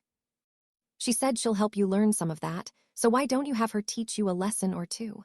Maybe being punished would just make Gabel happy, or maybe having Ultima beat him into shape would be better for him. But hell, I'm sure even Ultima knows how to go easy on people. I figured that running the gauntlet with her a bit would help him reflect on what he did. That was the rationale behind my decision.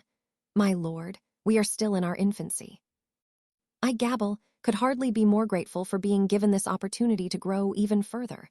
I will make every effort to ensure we live up to your expectations so that all of us may master dragon body. I thought he'd be reluctant, but his response was surprisingly positive. Guess he's ready for it then. Looking back, I kinda miss the days back when Gabble got carried away and had his ass whipped by Gobta. His previously bird-brained personality had settled down a lot now. He's capable of reading the atmosphere around him, and that helps him acquire a certain dignity befitting an experienced warlord.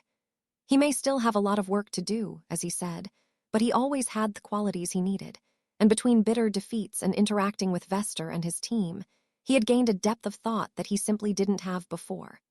By this point, I could really depend on him. All the experience he had accumulated had helped him truly grow, and that's why I could trust him Tobe worthy of this power. I will grant you my power, and with it, you shall awaken as the newly christened Draculard. So I gave Gabble my souls, setting the table for his awakening and evolution. Unlike Geld, the effect was instant and dramatic. His dark purple scales acquired more of a reddish hue, and a fiery rush of magicules coursed across his body. But Gabble had no trouble at all enduring it, maintaining full consciousness and controlling the newfound force through sheer power off-will.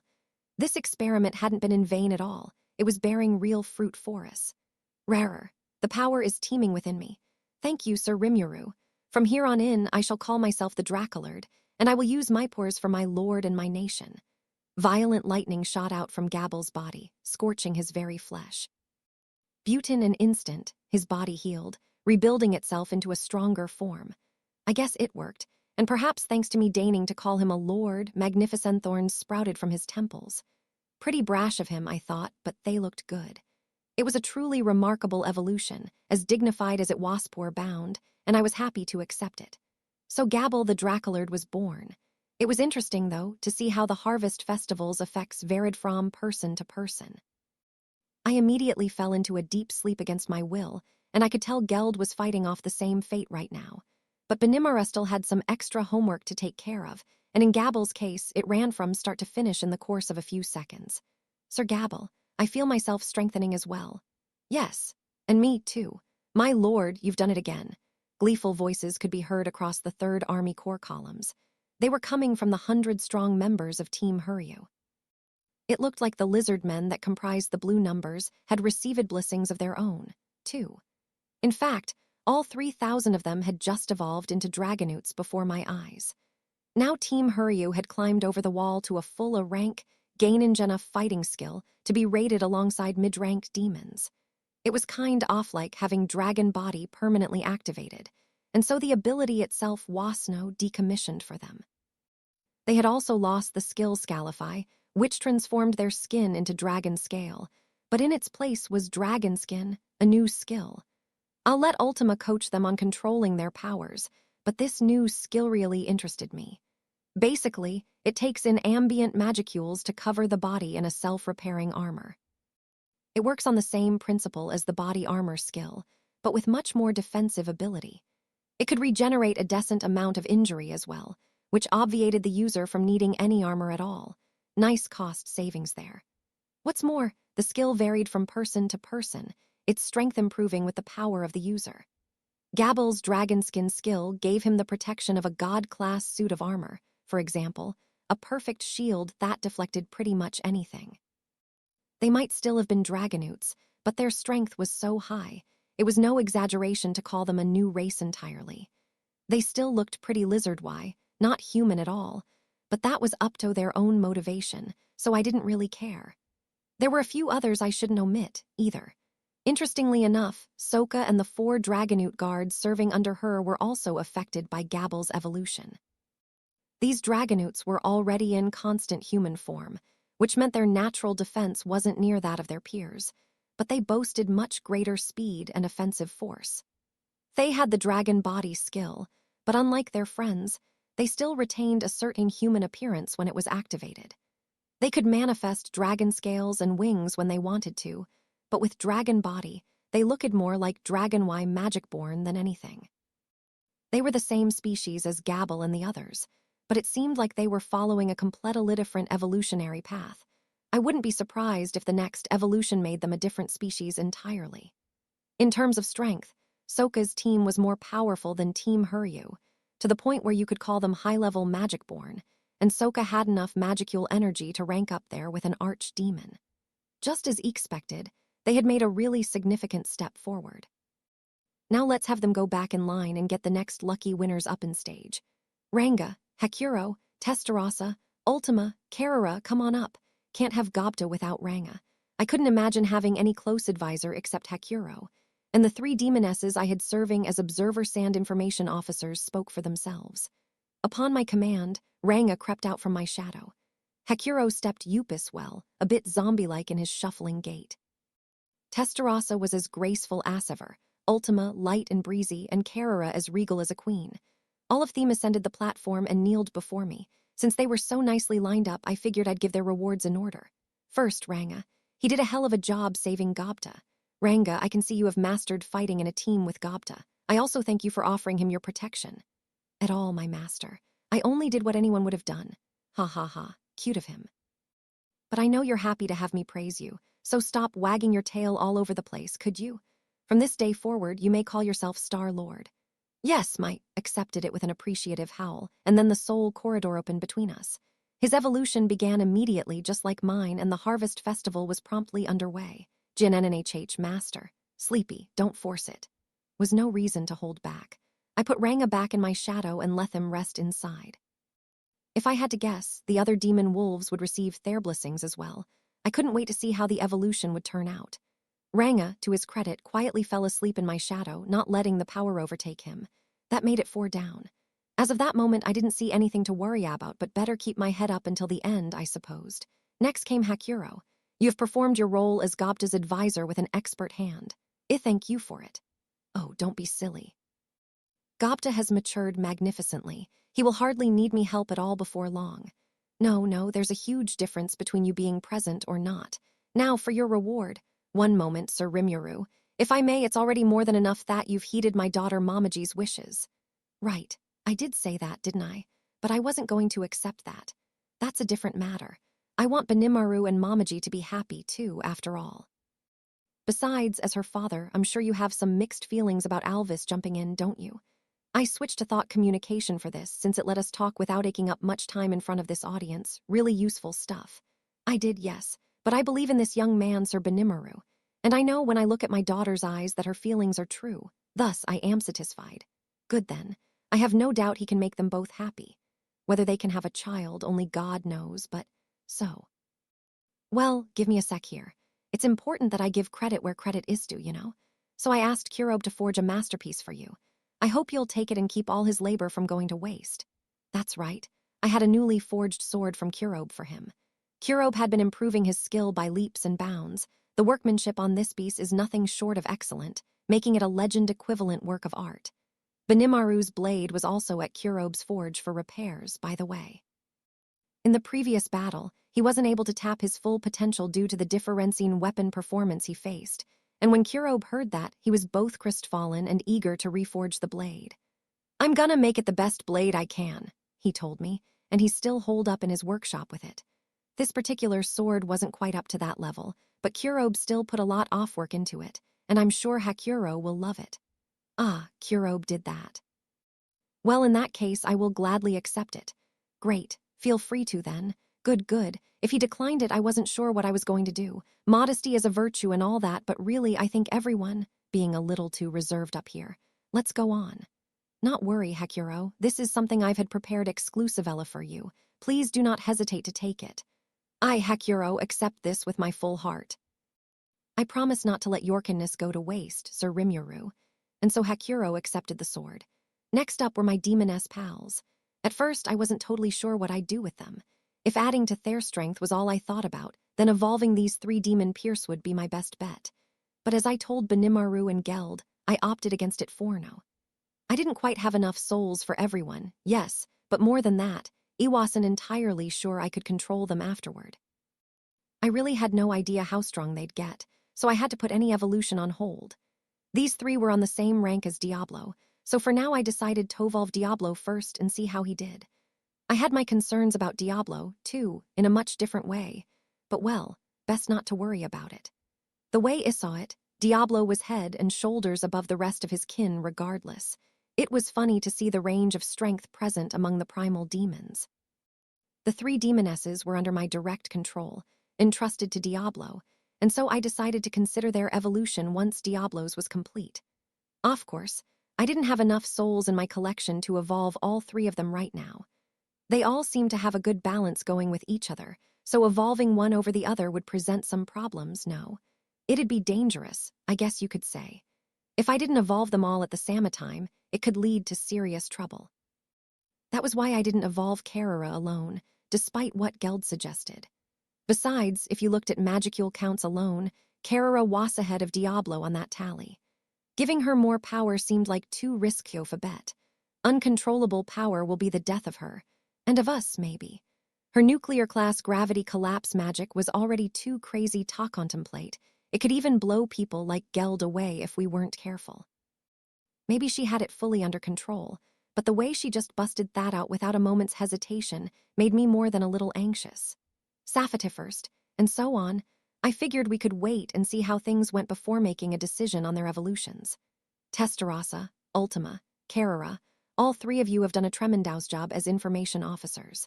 The souls you have collected are also being put to good use today.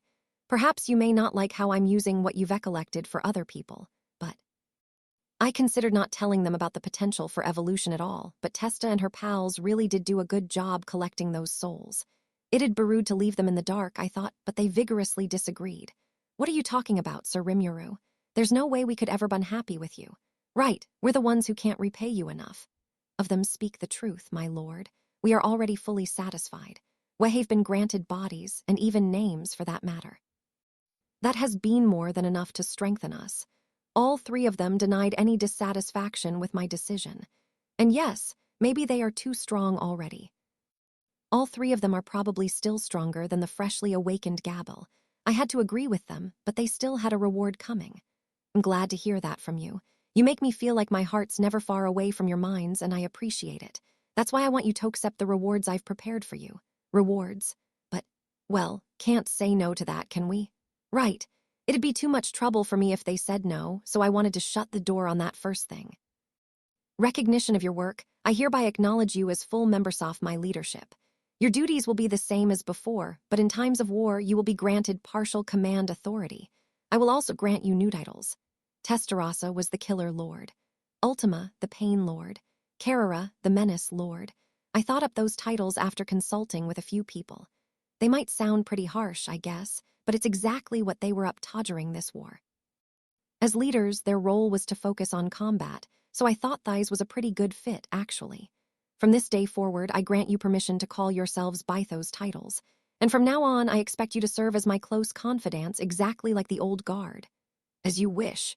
The three of them bowed their heads in unison. I guess they liked their awards. Good thing they didn't complain, I thought as they filed back to their column. Okay, let's keep this pace going. The next people were the groups that performed well for me in the labyrinth. Bovix and Equix were each given a set of new equipment. Gadara was officially promoted to Guardian of Floor 60, which meant he was entrusted with the Demon Colossus. Beretta was thus officially retired Ashed of the 10 Dungeon Marvels, Gadara taking his place. In addition, I granted Gadara access to the research facilities dotted across the labyrinth. He'd be working on R&D for us going forward. Sano felt like a good opportunity to place my full trust in him. He seemed elated at the news, so I guess it was the right reward.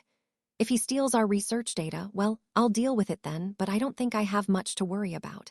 He's just a friendly old man, hard to dislike, and I hope he'll do his best to some of us going forward. That all went without a hitch. Next was the main course. Beretta, the now retired dungeon marvel, and the 4 dragon lords in the labyrinth were technically working under me. Ramiris was their boss, so I left them out of these proceedings for now. My attention was currently on Ninehead Kumara, guardian of floor 90, Insect Kaiser Zegan, guardian of floor 80, Insect Queen Apido, floor boss of floor 79, Immortal King Adalman, guardian of floor 70, and Death Paladin Alberto, advance guardian of floor 70. A real roguish gallery if I ever saw one. I doubt I had to worry about any of them falling out of control by this point, but let's evolve them one by one. First up, Kumara. I was giving her the title of Chimera Lord.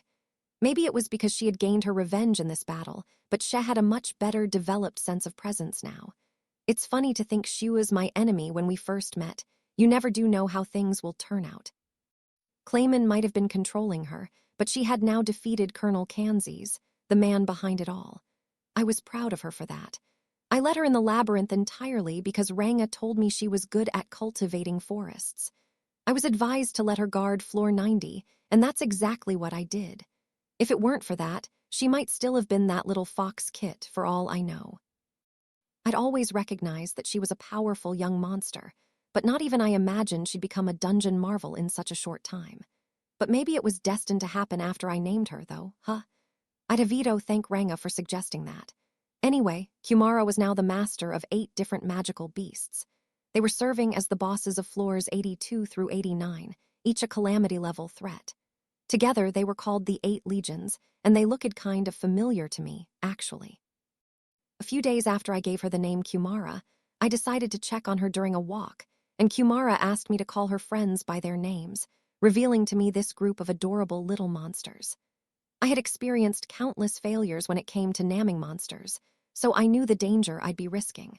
But all Kumara wanted me to do was call the tail beasts the names she had already given them. I figured that was safe enough, so I casually took the job. I'm sure it's clear, of course, that I didn't say yes just because it was the most darling little girl asking me with her doe eyes and everything. No way. And, well, I didn't think it'd turn out like this. I'm starting to suspect that I really did name them, after all. I can tell you that the 8 creatures sheshud me certainly didn't fight like that. Affirmative. Strictly speaking, they are not the same, but rather a similar phenomenon to what existed before. The end result was a strengthening of the bonds between the subject Kumara and her tail beasts. Ah, I knew it. I didn't notice at the time, because those mystic beasts didn't go into sleep mode or exhibit any other changes, but the moment I saw them in battle, I thought it could have been true. Those cute little critters, now incredibly vicious and powerful legions. Talk about your crazy before and after transformations. Everyone was shocked, and so was I. Kumara, after all, technically got not 1, but 9 names out of me. Thanks to that, the 8 legions each built a stronger bond with her. The power that each one gained through absorbing magicules also fed back to Kumara herself, which led to the overall strength we see today. Well, what's done is done, I guess. Kumara might have been defeated in war if all that didn't happen, so if it all works out in the end, I'm happy. I poured my souls into Kumara, and she wound up completing Hair Awakening in an instant. The 8 legions lined up behind her glowed as thigh merged back into her body. Then 9 tails sprouted out of her. Her original one was now a golden color, while the others were a shining silver. They were all quite beautiful, but the upgrade to Kumara's beauty was even more impressive. She was so filled out and enchanting that it was hard to imagine her as an immature young girl any longer. The magnetism was greater than ever before. Her long hair had changed from its previous dark brown to a golden color, like stalks of wheat in the sunlight, and it ran down her back with a silky sheen. Was it her beauty that evolved mainly? No, she had more magiculous no, of course, already surpassing the awakened Gabble. I definitely wasn't expecting this. Kumara herself could hold her own in combat, for sure, but it was only when she combined with her 8 legions to go into Chimera mode that she reached the apex of her powers. Conversely, when Kumara becomes stronger, so do her 8 legions. Since they're all named, they're connected to my soul, and they also receive blessings from Kumara's own evolution. And that, as unfair as it may seem, gets fed back into Kumara, powering her up even more. It was like Kumara monopolized all the power I could give. I sensed some calculated scheming in her part, something very unbecoming of her beauty. That must be why she didn't get along with the much more right-minded Apido too much. Still, there's no way such a rapid evolution couldn't weigh Kumara down hard. She seemed to be struggling to stay conscious. She was a control risk at High's rate, and I didn't want her overdoing it. "Go back and rest," I gently ordered her. She looked a little peeved but meekly listened to me. Chances are she'd go to sleep like Ranga while she got used to her boosted force. Either way, I looked forward to her growth. I mean, she's already a real looker at this point, but you know what I mean. For now, though, it was back to her guardian realm with her. The event continued. Zijin and Apido were next, and I wanted to tackle Theletter first. "Apido, you fought a superb battle." That minute Sky looked like one tough Jude, even among the other Imperial generals. You demonstrated strength equal to his, and that's something to be proud of. I didn't really mean for Apido to get as strong as that at first. What I was looking for was honey, and as long as her hives produced enough high-quality goods, I was happy. but here she was, insect queen and part of the 10 dungeon marvels. Kind of odd, really. Don't be silly. I'm not even close to where I want to be. I have lost all my kin, and even then that was only enough to fight to a draw. No, that's not. I was trying to deny it, but when I saw Apito's smile, I stopped. This time I was unable to seize complete victory. Thus, I do not see myself as worthy of receiving a reward. Well, yeah, but if I am allowed to make a wish, would you allow the souls of my brethren who died in battle to reside within me once more? Hold on, what? She may not want a reward, but this wish seems pretty damn reckless to me. She must have the impression that I'm this omnipotent wonder slime, but she's wrong. I just don't see how that could be report. It is possible. Oh, I can. Maybe Raphael's the omnipotent one around here. Right. In that case, I will instill the spirits of the dead within you. Apito's brethren were magical insects we hadn't gotten around to giving resurrection bracelets to. I'm not sure if they had spirits, exactly, but it seemed appropriate. Thank you kindly. This pleases me greatly. Apito didn't qualify for an evolution, but I figured she'd have a blessing coming her way via Zegens. I was planning to ask what she wanted all along, and she seemed happy with this, so I guess that was the right approach. Next came Zegen. He was the strongest among the marvels, so I considered putting him off for now, but I also felt like there wasn't much need for worry. One look at his calm demeanor told me he didn't seem to bane any danger of going berserk. It's just what I would expect from the most powerful member of the labyrinth. Even Raphael acknowledged his unparalleled combat sense, and his magicule count rivaled Benimaru. No wonder he was good enough to train under Veldora, learning some whack-a-fighting moves picked up from manga along the way. It explained his performance in this past battle, too. Zegen single-handedly defeated the strongest members of the Imperial Army, hardened soldiers the other marvels struggled with. Taking them all at once like headed, he'd look like an idiot if he lost, but he crushed them with ease, wasting no time beating even the worst among them. He had definitely proven his might, and really, I think he might be stronger than your average Demon Lord. Even with my true Demon Lord awakening, I fear he could still beat me if I blew it bad. And I wanted to awaken this guy. Suddenly I wasn't so sure about this. Diablo and his kin couldn't beat him, either. Too late for that, huh? Maybe it was creating the equivalent of several awakened Demon Lords here, but there was no point chewing my fingernails over it now. I had given souls to 5 people so far, and the evolution ritual was no well underway. In fact, I'd been starting to feel power flow into me, as of a little while ago. My food chain skill was feeding the results of the Sleeping Recipient's harvest festival back to me. It was a massive amount of force, but my body was taking it in without any problem. I guess all this promotion was tapping my reserves. No problem then.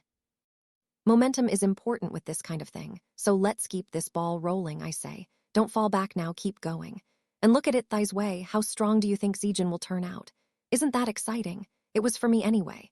The thing is, remember that thanks to food chain, even if there's a chance he'd surpass me, I'd always wind up on top and themed. Hopping that turned out to actually be true, I continued with the ritual, shelving my worries. Your strength astounds me. Honestly, I never thought you would attain these heights. It is all thanks to your guidance, Sir Rimuru. No, that was Veldora mentoring you. Hang on. Raphael was lurking in the shadows with this, too, huh? Maybe Zegen thought that was me all along. Correcting him would take too long to explain, though, so let's just go with that. Enough modesty. It is your unrelenting efforts that brought you this far. I hope you continue to refine your strength for me, and from this day forward I hereby grant you the title of Mist Lord. Yes, my lord. Nothing could elate me more. Zegen was as reticent as ever, but even I could tell how moved and shaken he was by my words. I was just speaking off the cuff, but it must have sounded like the gospel to him. He must be applying more of a worship filter than I thought, but being adored like this isn't such a bad thing, is it? And here I thought I was just protecting a rare insect for the future. I guess it's me being protected all along. There was nothing predictable about his growth. His talents were off the charts. He was basking in a dense cloud of magicules leaking out from Veldora, and he had a training environment where he could be revived after death. Add to that the best training partner anyone could have, and Yao couldn't ask for much more. But there was no point quibbling over the details behind the process. He was stronger at the end of it, and that's what mattered. So I granted him my souls. He shook for just a moment, but then his will pushed back the flood offpore, bringing it fully under his control. Unlike Gabel, it was pure spirit that aimed it. At this rate, I probably looked pretty gutless for falling asleep for so long. You wouldn't think this was something you could conquer through sheer willpower or guts or whatever, but now I was seeing examples of exactly that, so there wasn't much denying it. So that was Zijin's evolution, but there was something even more terrifying about it. He had literally willed part of his outer shell to transform into the divine metal of crimson steel. Not only was he demonstrating control over the laws of physics, he had made his exoskeleton into a god-class suit-off armor. His own body was a weapon, and in melee combat, I pretty much had to call him the strongest out there. For spiritual life forms like Zijin, combat strength doesn't necessarily equate to one's social status, but there's no doubting how much of a threat he is. Even now, in the middle of his evolution, it looked like he was already acquiring a litany of other powers. I think we better sit down later and see exactly what all he obtained. Zijin seemed to be doing a pretty good job suppressing the power coursing into him, but there was no doubting that the Harvest Festival was underway. And as I anticipated, only Apito received any secondary blessings from it. Those two were the only ones I gave aid to by providing my own cell matter, so by definition, Apito is Zijin's only blood relative. There were loads of other dangerous species in the labyrinth's insect floor, of course, but they had been all but wiped out in this battle. We couldn't resurrect any of them, sadly. We just have to wait for them to be naturally replenished. This regrettably included Apito's closer family. But the souls of all these bugs had just been given to her. I wondered what she was planning to do with them, but it looked like she wanted to use them to strengthen herself. We'll see the results once her evolution is all said and done. Apito's expression wasn't pained in the slightest as she played her role in this event. She remained wholly calm and dignified, like the queen she was. Just like Zijin, I really had to hand it to her. I felt a little bit cowed even, as I ordered them back to their positions. Once this celebration ended, Zijin and Apito both returned to their respective labyrinth lairs and wove themselves cocoons where they could complete their evolutions. Between the blessing from Zijin and the souls from her kin and the bug serving under her, Apito took in an enormous amount of energy. It caused her own body to break apart inside the cocoon, reconstructing itself to become a stronger and more battle-ready. She was literally reborn, and through the unique skill Motherly Queen that she acquired, she created a total of 9 insect-type magic-born, each with multiple insectoid traits of their own. Motherly Queen was the ability to take in the internal biology of any insects she consumed and recreate them as magic-born. These were the first bricks, so to speak, of the new insect hierarchy that would grow over time, with Apito reigning as their one true queen. She was one of the dungeon marvels, but she was also a servant of Zijin's, and Zijin wasn't shy with the favors and blessings he gave her. That was more than enough explanation for why Apito went through such an astonishing evolution. And if Apito evolved this much only through a secondary blessing, it was a given that Zijin would change even further. Although his physical strength was already at the apex of its evolutionary abilities, the amount of magiculous in his possession now eclipsed the awakened Clayman. But what realisted the spotlight was a certain skill he obtained through his evolution. Apito's Motherly Queen was totally a game-breaking skill, something almost sinful in what it accomplished. It was astounding enough, but Zijin's was on another level. He had acquired the ultimate skill Mephisto, Lord of Illusion, and ultimate is exactly what it was, truly befitting of someone apprenticed to Veldora. With this power, Zijin was now the undisputed king of the labyrinth. Between that and the insect paradise Apito would soon work to build, the dungeon now had a king and a queen, and the rule over the realm was absolute. With those two underway, only Adalman and his faithful assistant remained among the labyrinth dwellers. There's no doubting Adalman's intense faith in me, as well as the fact that he's a lot of a freako. Cut from the same cloth as Diablo, I suppose you could say. It's helped me tap into holy magic, though so it's not all bad, but it turned out that Adalman was good friends with old man Gadara Alalong. They had engaged in assorted research together back in the day. That's why he was able to craft the extra skill Holy Evil Inversion, which neatly eliminated the main weak point that he had. I didn't give it a lot of attention at first, but in a way, this was kind of a genius move. It was a little funny to call him smart despite not having, a brain to think with, but that's how monsters roll, I suppose. Of course, Some monsters really don't need a brain. Their intellectual makeup resides in their astral or spiritual bodies instead. There are even some supernatural creatures who think with their hearts, so to speak, instead of any brain organ. Think of it as kind of like people who have gained complete memory skill, such as Shin. All that does is recreate a memories, of course, but it opens up the potential for thinking purely with own soul and astral body, and once you achieve that, it pretty much releases you from a physical lifespan and punches your ticket to spiritual livelihood. Once that happens, pretty much no physical attack can deal fatal damage, and if your physical body's torn apart, you can regenerate it at will. Only certain special attacks, or weapons graded legend or higher, would be any kind of threat. Adalman hadn't quite reached that point. White kings like him are spiritual monsters, yes, but he's still bound by the yoke of his physical body. His thought processes are all contained within his spiritual body, so there's no such thing as dying of old age for him. But even so, he cannot continue existing with just his soul and astral body. He was this close to becoming a spiritual life form, but he wasn't quite immortal yet, that kind of thing. The same was true for his cohort, Alberto the Death Paladin, not to mention the Death Dragon they kept on their floor. They were all conscious enough to cover for those weaknesses of theirs while fighting, as well. Adalman specializes in long-distance magic salvos. He supports Alberto on the front line while also providing magical support of his own.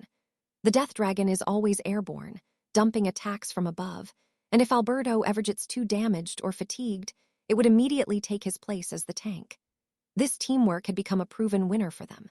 Sadly, their opponent this time was simply too much for them to handle. There's always someone better than you out there, I suppose. If you're enough of a fighting master to wield legend-class gear, Hinata's Holy Spirit armor, for one, then you can basically cancel out any attribute-based attack out there, even the undead element. Hakuro was capable of that, for example, and I'm sure he'd make masterful use of the legend-class sword it gave him, greatly boosting his battle abilities, so it's great to have someone like that on our side. But it was our foe who carried a legend-class blade this time. And not just any old foe. It was the top elites among the Imperial Guardians, the great force the Empire boasted. Alberto's sword, whether it was a failed experiment from Kurobe or not, was still an excellent, unique class piece of work, but it couldn't hold a candle to a legend. Alberto was only able to hold his own with an inferior weapon because he was the more skillful fighter. His sword shattered on him in the end, sealing their defeat, but it'd simply be wrong to blame him for that loss. If anything, he deserved praise for putting up such a good fight. I'm sure you felt the result was disappointing, but all of you fought brilliantly nonetheless. That goes especially for you, Alberto. Your swordsmanship knows no peer. It awes me to hear that, my lord. As well, Adalman. The next thing I knew, you fully mastered the magic I taught you. I think we could all learn a thing or two from your unflagging diligence. I may not look it, but I hate lifting a finger when I don't have to. I only dive into subjects that I have a personal interest in. But since he has a reliable, intelligent partner in Raphael overseeing matters instead of me, I'm sure Adalman's hard work will prove incredibly valuable to us all. Oh no, I couldn't possibly portray my wisdom as anywhere close to yours, Sir Rimuru. Not my wisdom. Raphael's. Not that I'm gonna point that out. Need for modesty, Adalman. Now I will grant you yet more power. I hope you will take the needed lessons from this defeat and grow even more for me. Your kind generosity for a defeated servant like me only drives me to strive ever harder. I will work myself to the bone for you, Sir Rimuru. He was tearfully choking out the words. I wish he wouldn't phrase it that way. However, Adalman was also the other awardee here today who turned down my offer at Evolution when I mentioned it to him. Lord, unlike everyone else here, I am a defeated man, something I cannot forgive myself for. Someone as incompetent as me, potentially reaching the same level of awakening as you, perhaps. When I am given another opportunity and achieve greater successes than now, I will be better able to accept this lofty honor. That's how he put it, but I managed to coax and push him into it anyway. I mean, honestly, I didn't expect much of anything from him in the first place. Back when Shinji's party stormed their way up to floor 60, I all but expected the Adalman trio to go down hard. But now they've far surpassed me expectations. They were just a poor match for Krishna, their opponent this time around. That was all there was to it. So partly as encouragement to keep him from working himself, to the bone, and so on, I tapped some of my soul's supply for a Dalman. It wasn't what we had planned for at all, but the labyrinth was going to remain our final stronghold for a while to come.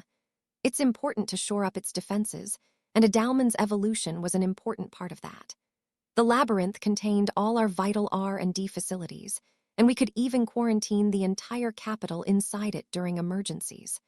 I never even imagined what a boon it'd be when I invited Ramiris to stay with us. I saw her labyrinth as a personal sandbox, but now it was our most formidable fortress. That was all thanks to Ramiris and Veldora as well. I made a mental note to express my gratitude to them later on as I addressed Adalman. I know you feel that your performance was below your standards. Beauty, you have my utmost esteem nonetheless. I hope you'll prove that I was right with your future efforts. Yes, my lord. I promise I will live up to your lofty expectations. So Adalman's evolution began. He proved to be no exception. An irresistible drowsiness soon descended upon him. I didn't want him suffering thanks to me, so let's keep this evolution ritual going. I'll take your word on that, indeed. From this day forward, you may call yourself the Gehenna Lord. May you keep striving to live up to that title. Absolutely, my lord. Phew. It's hard to sound all dignified like that for extended periods off time.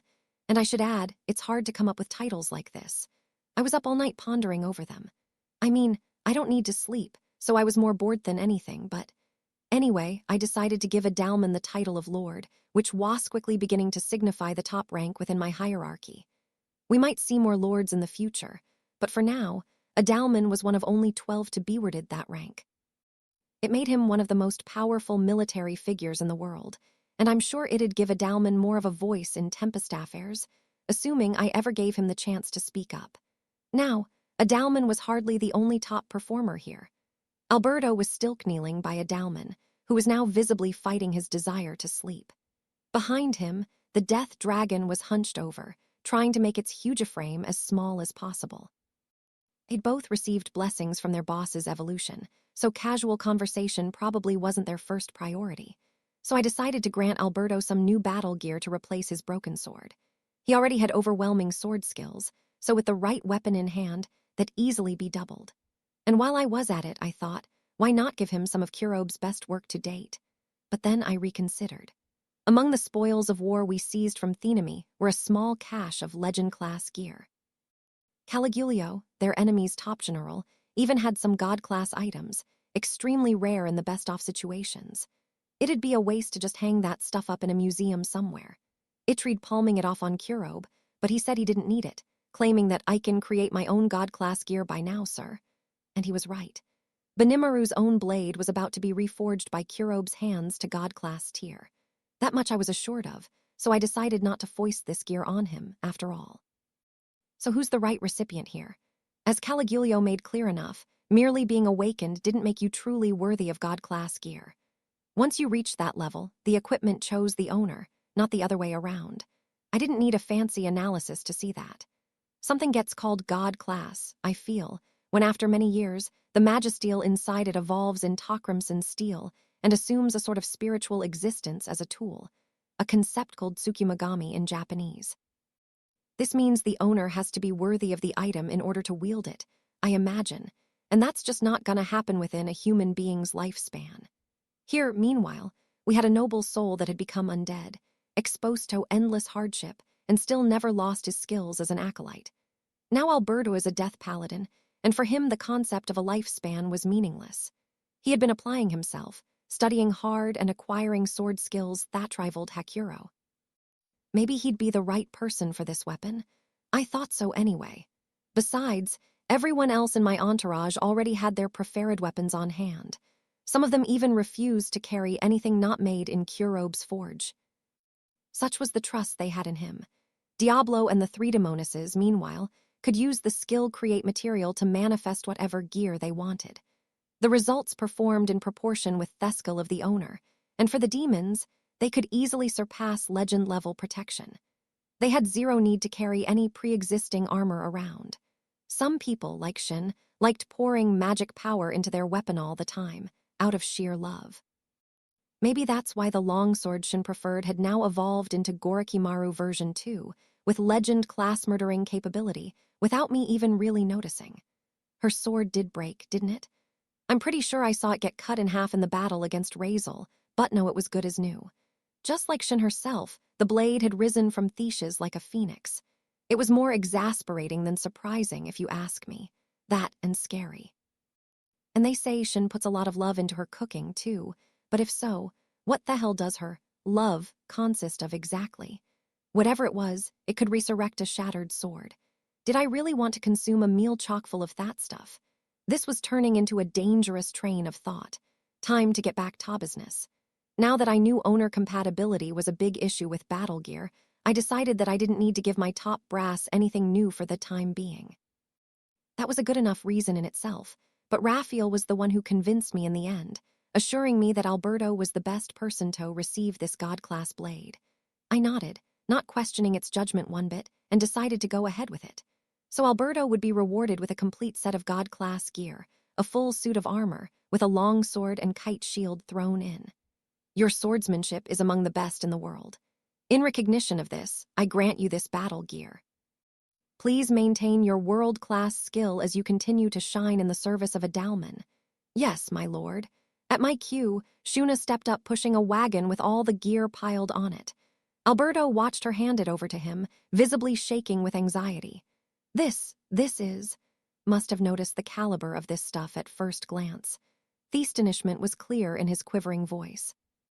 I can't blame him.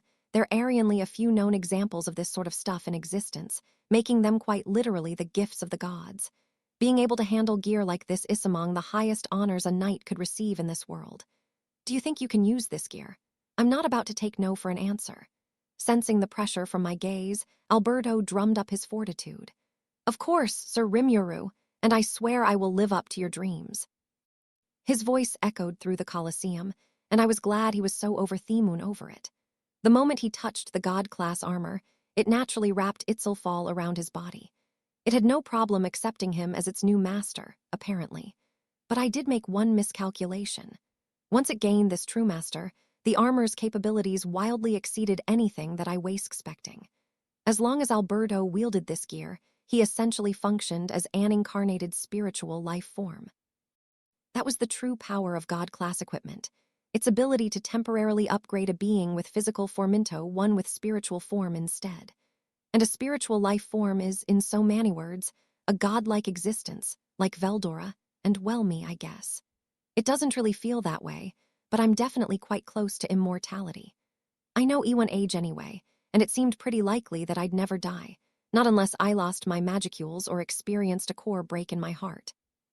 In other words, spiritual life forms experienced no natural death, were immune to all kinds of status ailments, and could overcome death itself through sheer power of will. That ability to raise people to the same level as such wondrous supernatural beings was enough to convince anyone that god-class gear was truly extraordinary. At the same time, I could understand why Raphael recommended Alberto. Benimaru will be evolving into a spiritual life form on his own, and Rangon and Shin are kind of following in his footsteps, so I'm sure it'll happen to them too. I didn't think Gabble and Geld were quite there yet, and giving them god-class gear wouldn't change that. Alberto truly was the right man for this stuff, in the right place at the right time, and that was that. And I can't forget about Adalman's pet dragon either. His death dragon put in a killer effort too, so I definitely wanted to award it somehow. I pondered over what to give, but it wasn't long before I had the perfectenswere, a name. No better way to make a monster overjoyed than nomming it, right? This would come with some danger normally, but I have Raphael with me. I'm sure he'll keep me safe and regulate the magicule flow and all that. Proposal. In this case, there is already a bond between the subject Adalman and the death dragon.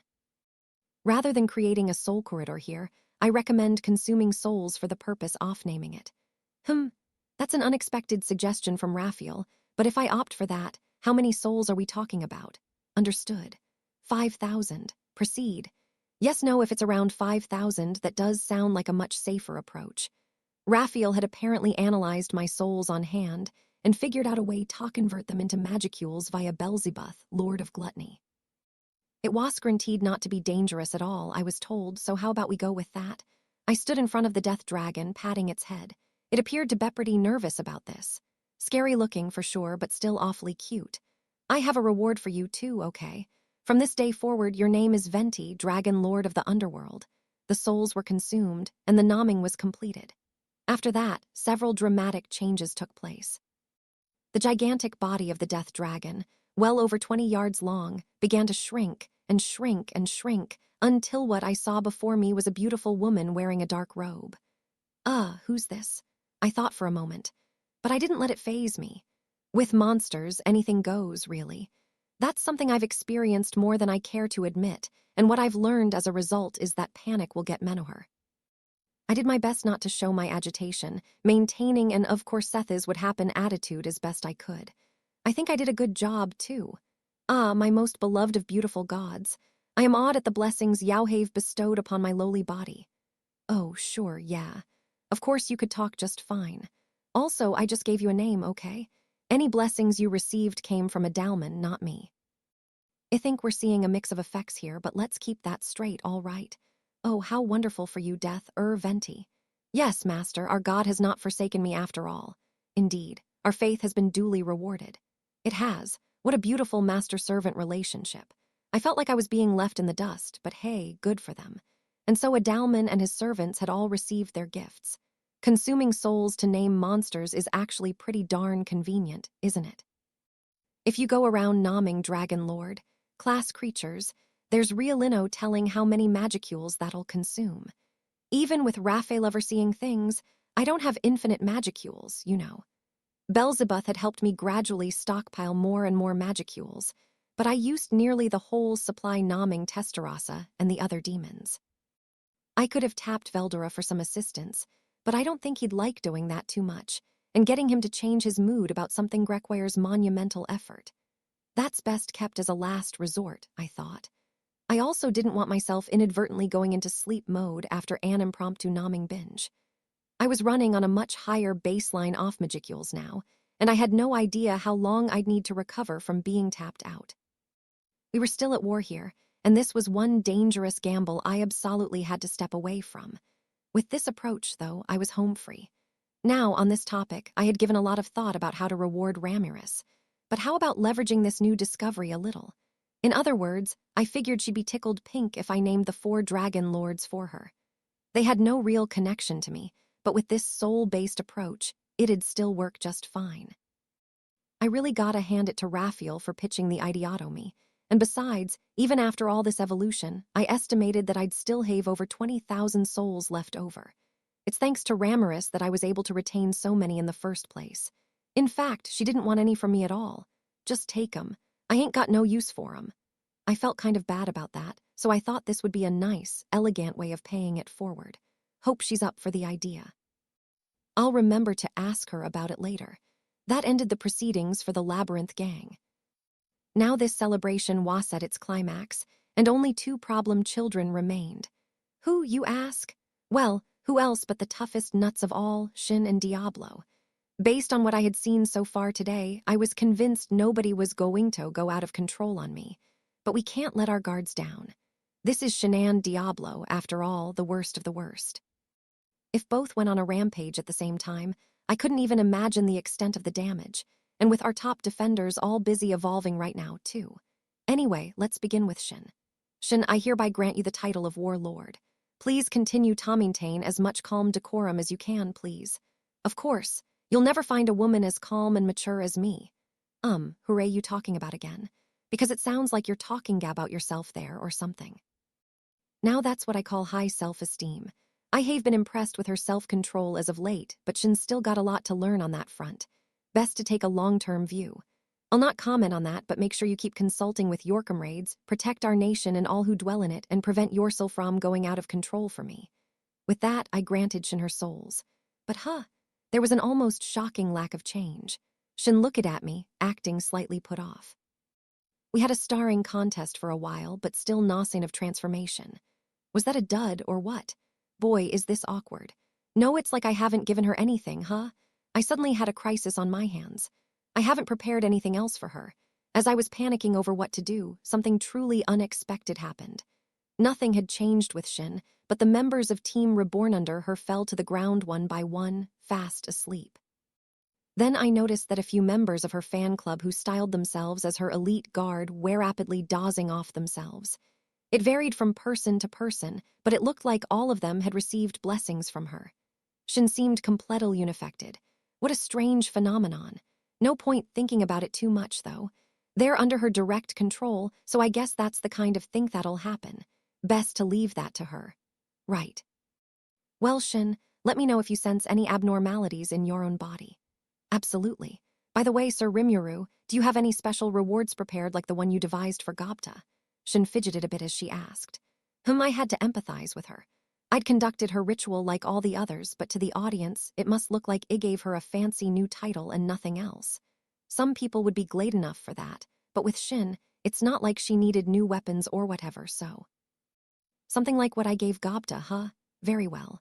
In that case, I'm going to teach you how to make a Vura special dish. What? Are you admitting, then, that I am a better cook than Shuna? Absolutely not. How could she ever jump to that conclusion? Shuna, listening on next to her, just rolled her eyes in contempt, although my immediate denial quickly restored her sunny disposition. Shin looked less than pleased with me, but when I whispered into her ear that I'd have an expansion installed in the kitchen, she gave me a happy nod and went back to her column. Team Reborn, meanwhile, was evolving in very interesting ways. They seemed to be turning into spiritual life forms, in a sense, but with physical bodies, unlike demons by default. Rather close to demons, but still primarily physical in nature, and most importantly, they could still breed and produce offspring. It looked like we had a totally new species on our hands. Death Oni, I guess you could say. Shin's Oni foundation seemed to be emerging more strongly on them than before, with some of them acquiring her body-enhancing extra skill divine force. No one was sprouting any horns, though. Their magicule counts weren't on the level of Team Huryu, but given their immortality, it was hard to judge which group was stronger, really. Yao could have said they evolved from hobgoblins, and anyone would have believed you. The biological processes of these monsters truly baffled me.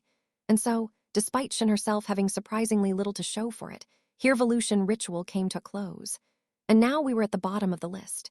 Diablo, my biggest headache.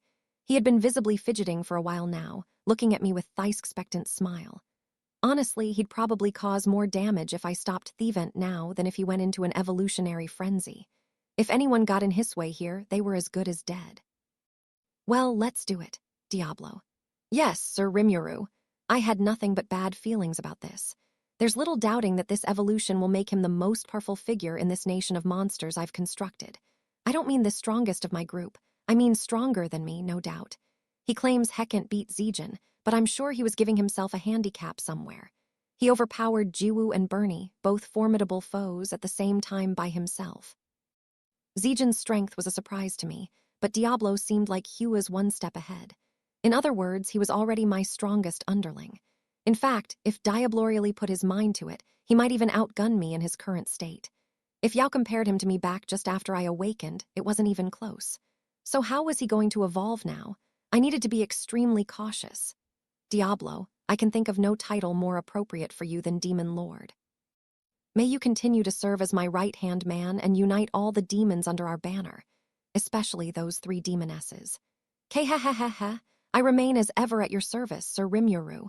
Seriously, Diablo, please, I nodded and performed the ritual. And so a new fiend was born. The evolution was over in an instant, it seemed. I suspected another Shin-type dud at first, but I was wrong. It was just exhibiting perfect control over all energy flows and not letting any changes show at all. Nice one, Diablo. What a masterpiece. Now he had evolved into one of the strongest beings in the entire world. A bit of it was flowing into Methru, our newly created soul corridor. And man, what a fright. I now had a vague idea of the upper limits of his power, and given how Benimaru's and Shin's evolutions were apparently disappointments, Diablo truly had become my most powerful underling. In fact, well, his magicule count was up there with mine, and considering the skills he'd built up, I feared this was no longer someone I could defeat in battle. Guess that bad feeling I had was pretty accurate.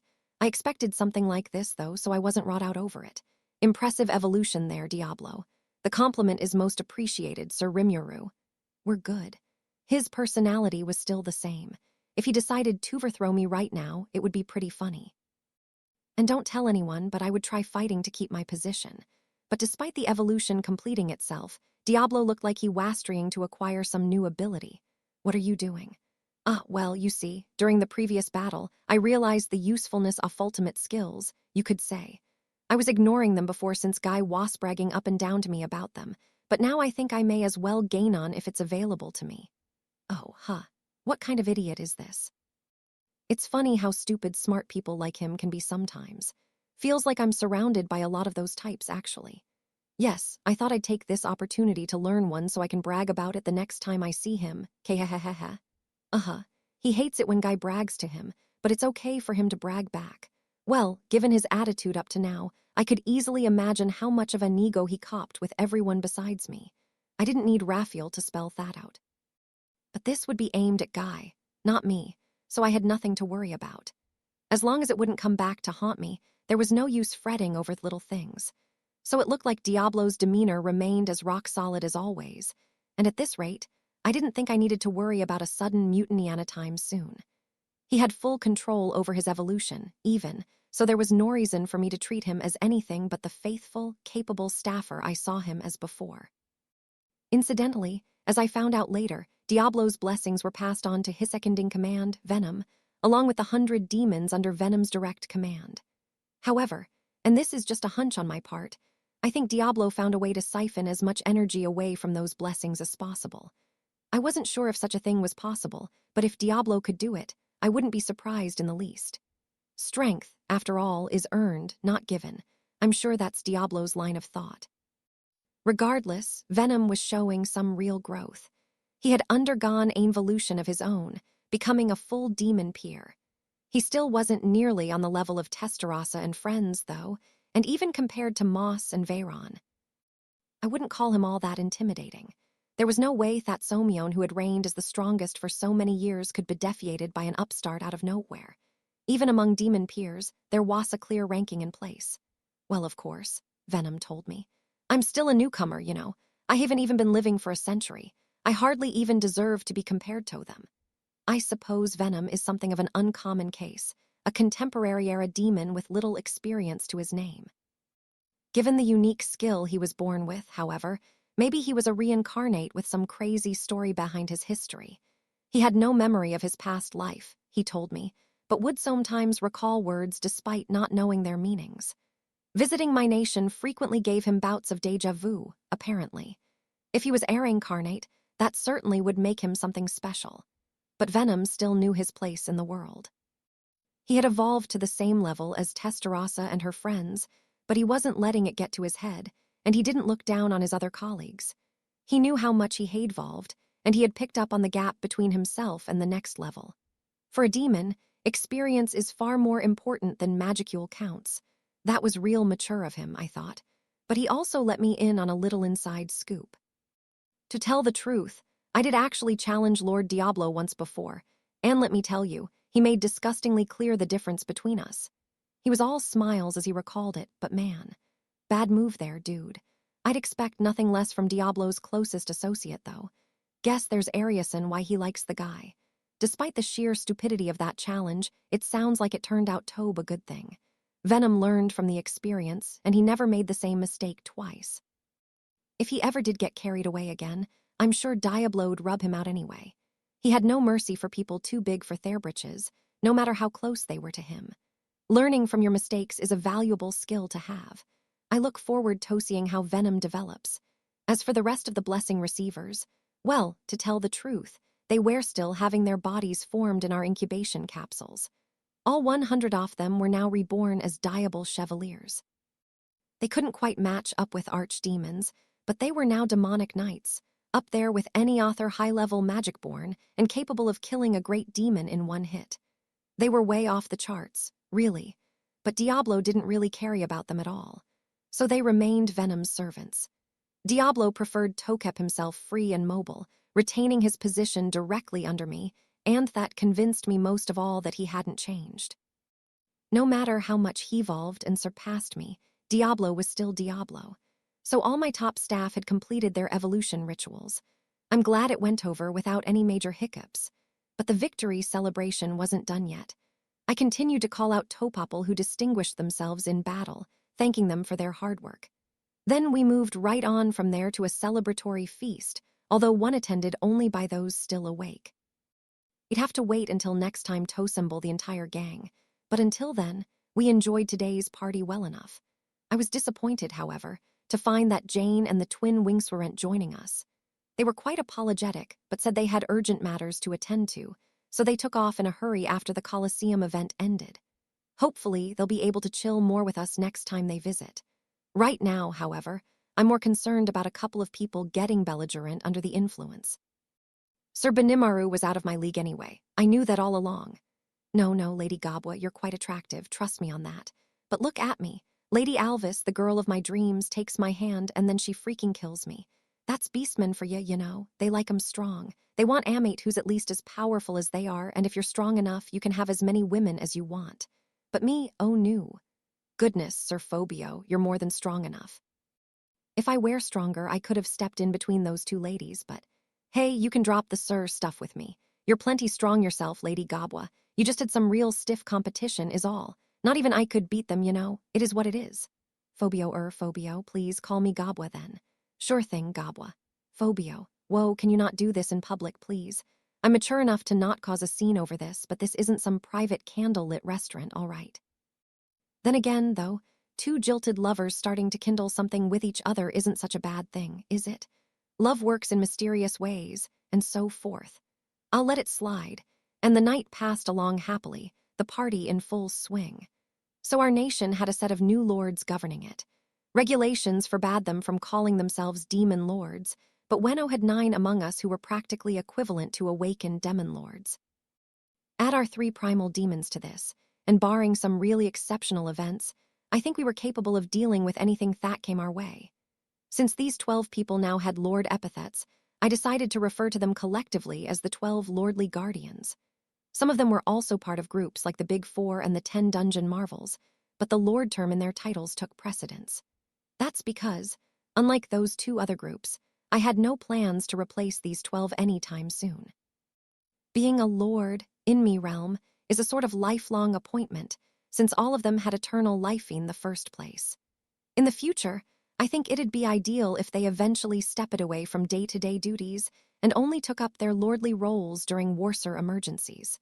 We had a lot of other great staff on hand, like Rigurd and Gobtond Emurmel, but they were all mortal. We needed to strike a clear difference between how we handled permanent posts and jobs that would go through generational changes. It didn't need to be addressed right this minute, but the time would come soon enough. The one person on my mind is Gobta. He's a top leader, despite it all. He's surprisingly resourceful, and he's more than reasonably strong in a fight. That transformation team-up with Ranga was a real game changer for him. There was no doubting Ranga's evolution would power him up a lot, but it was sure Gobta could still keep up with him too. He really is unique. Despite being named and evolved, his outward appearance didn't change at all. He blathered on about how he evolved in terms of talent and stuff, but now I'm thinking that might have been the truth. And now, with today's reward, Gobta's position in Tempest has been set in stone.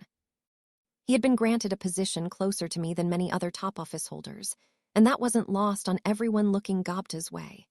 In a surprising way, maybe that was the biggest reward I gave out today. It struck me as pretty funny as I watched all my friends enjoy the party. And one more thing, word of what happened today must have spread fast around the world, because somewhere along the line, I had been given the nickname Rimuru the Chaos Creator. This was fine. I decided to go with it. I was fully aware of all the crap I'd been pulling, after all. INTRLUDTHE outrageous celebrat Ion the celebration that Jane attended was a truly astonishing event to witness. One after the other, the demon lord Rimuru was evolving all of his close staff into de facto true demon lords. This is impossible. I must be dreaming, aren't I? She was too shocked to even speak. She was well aware of how much trouble the demon lord Rimuru could be, but this scene was so ridiculous, so beyond reality, that it surpassed the worst of her premonitions. Jane's objective in coming here was to ask Rimuru how he intended to handle the primals. She trusted Rimuru personally, but it took more than personal trust to quell her fears about something as menacing as the primals. Once they were unleashed, after all, they could easily destroy the entire balance of power worldwide. That much, in fact, was just proven by this war. 940,000 of the Empire's best were helplessly annihilated. It was quite a stroke of good fortune that Rimuru was allies with them, but there was no guarantee that they'd be able to maintain that relationship forever. So Jane came here as an ambassador to scout things out and see how Rimuru was doing. When she greeted him, she found him acting perfectly natural, unchanged from when last they met. So she lodged her complaint with him in somewhat harsh terms, hopping to gauge his thoughts based on his reaction. The results, sadly, were disappointing. He just said, "I'm sorry," acting all remorseful as Jane admonished him. And once the whole story was revealed to her, through Rimyuru's assorted excuses and explanations, she realized that Diablo had engineered this demon deluge all by himself. "You're certain that Diablo is Noir, the original Black?" Looks that way, yeah. I didn't know either at first, but for whatever reason, he's been really friendly with me." He trailed off, shrugging. It didn't seem to be a lie. Apparently, he truly did become the overlord of a small army of demons without really realizing it.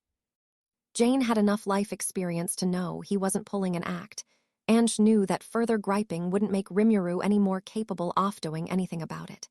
It wasn't even his fault, really. She worried that all this new power would make him more arrogant, but much to her relief, that turned out to be a non-issue. But maybe she shouldn't have been so relieved. Maybe she should have warned him more harshly when she had the chance. Even if the primals were a force majeure, as he put it, mass-producing true demon lords like that, the work of true malice, and nothing less. No, she was sure Rimuru meant no malice at all. She understood that. This was probably Rimuru hoping he could handle whatever came by himself, instead of causing further trouble for Jane and her kingdom. Normally, she would consider this a hostile act of intimidation, but she wasn't so sure he didn't mean to have it seen that way. In fact, after the whole primal thing, maybe he decided there be no more keeping secrets from the dwarves. This was just an act of open disclosure, based on sincerity and trust, and if so, Jane was undeniably partly to blame, too. Maybe if she had instilled some common sense into Rimuru before now, it wouldn't have come to this. Maybe that could have been possible, maybe not, but either way, it was too late now. The whole balance of warp were in the world. Jane felt about ready to have a stroke, but she fought through it, musing over what might come next. The event continued without a hitch, Rimuru's agents gaining new power zone by one, and with them, the armies of monsters who served under Thema's well. In just a few short hours, Tempest had just massively expanded its capacity for waging war. There was no doubting that fact. Nestled within the forest of Jura now was a gigantic military state, a threat that the Eastern Empire couldn't even compare against. Realizing this, Jane once again rued the fact that she didn't take action earlier. But no, it wouldn't have mattered. The last time we deliberated over this issue, our conclusion was nothing we can do, no point thinking about it. King Gazel put any further debate on hold, but I don't think we'll find some magical solution anytime in the near future. And if not, their war with the Empire was far from over. The enemy's armies were still deployed, but Rimuru said he was colluding with them, and soon they'd conspire to storm the imperial capital. Jane traveled here in the first place because they were supposed to discuss all this at a meeting, but now I've never been so confused in my life. This is no longer just about the Empire. I've got to tell King Gazel about the new true demon lords Rimuru has created. For a moment, Jane considered pretending that she didn't notice anything. It was little more than trying to escape reality, but it didn't seem like such a bad idea either. But she had just confronted Gazel a bit ago over keeping quiet about the primals. She had no right to remain silent about this. "Dolph, I'm leaving now." "Why is that? We have a meeting scheduled for tomorrow, I believe." "You could save face by attending for me. I'll return via magic. No need for a bodyguard or escort." Very well." Unable to pick up on flows of magic, had no real idea what was occurring before him. Jane, jealous of him for that, sighed and fell into a funk as she considered the future. Despite their unshaken facial expressions, the twin wings, Lucia the blonde, Claire the silver-haired, were both intensely distressed. Here in Tempest, the monster nation, lived a great number of powerful magic-born. They knew that, and they even grew acquainted with a few of them, Geld in particular. They saw them as a threat at first, but now they were united in an alliance. They no longer needed to be so cautious now, no matter how many of their high-level magic-born matched them in skill. Until now, that is. They were here on orders to ascertain Tempest's current strength. Now that they were engaged in full frontal war with the Nazca Namrium Ulmeria United Eastern Empire, the mightiest of human-led nations, Rimyaru's army was bound to suffer some casualties. If so, it'd doubtlessly interfere with the construction of the Sky City that Frey was so looking forward to.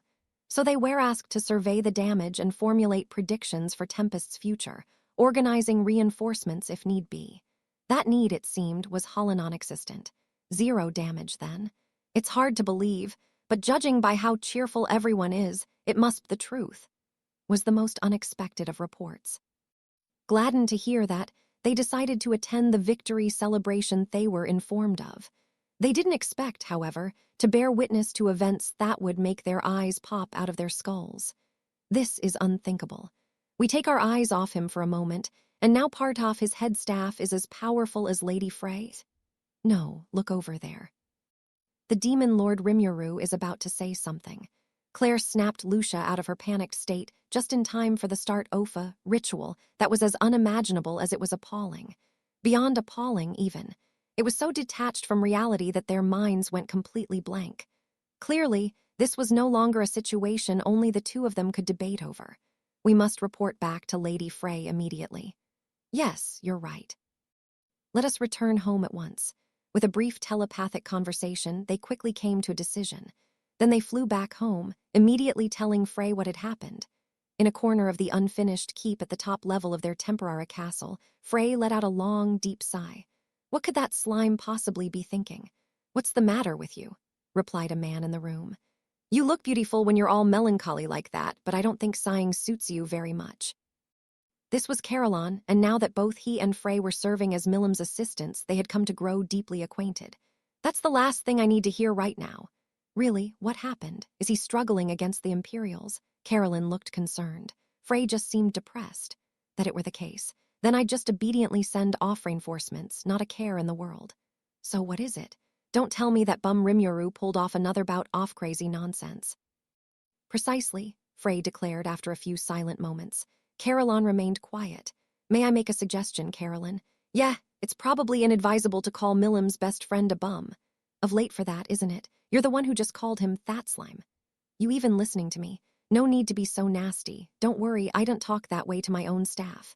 That's fine, but let's not go off on this tangent forever, shall we? Tell Muhat's going on. Frey let out another dejected sigh, her fragrant breath tickling Caroline's nostrils. It made him feel a little better, but he kept his eyes on Frey, not letting himself be distracted. Right, you won't regret asking, will you? Depends on what it is. Look, I won't regret it, okay? So quit shouldering it all by yourself. Give Mess some of it to handle. Right, good. I like that part of you. Frey smiled, feeling her blues clear up a bit. Then she told Caroline Pardoff the story she heard from her twin wings. Always serious. Those two girls would never lie to me. So, what Rimyaru now has 7 more Demon Lord-class people serving him? That's right. They're all stronger than me. I couldn't tell you, but those 3 ladies felt stronger than me, at least. Even before their evolution, their powers put them on equal footing with Frey, according to what she knew. But after Rimyaru did, something to them, the twin wings felt an overwhelming strength boost from them all. Some of them were still in the midst of evolving, according to the report, but their full powers were expected to take hold before long. Frey had to accept that report at face value, but that didn't mean she was fully convinced. Caroline, after hearing it all, was stunned into silence. You're kidding me, right? He eventually asked. Do I look like the sort of person to lie about this? No. Well, there you go, then. Caroline nor Frey had ever exercised the full extent of their strength in front of their own people. But the twin wings had served Freyclosely for years, and they had at least an idea of their master's true strength. Even if it were mere estimates they were reporting to Frey, this Was intelligence ignored at her peril. What's more, nobody serving Frey would dare to offend their master with jokes or lies. Caroline knew that, and he thus had no choice but to accept this story. What the hell are Phobio and Alvis doing? But despite that internal complaint, Caroline knew Phobio was never any good at gauging his opponent's strengths. All kinds of extraordinary things could happen around him, and he'd be totally oblivious. But surely Alvis could have noticed. Why haven't I heard anything from her?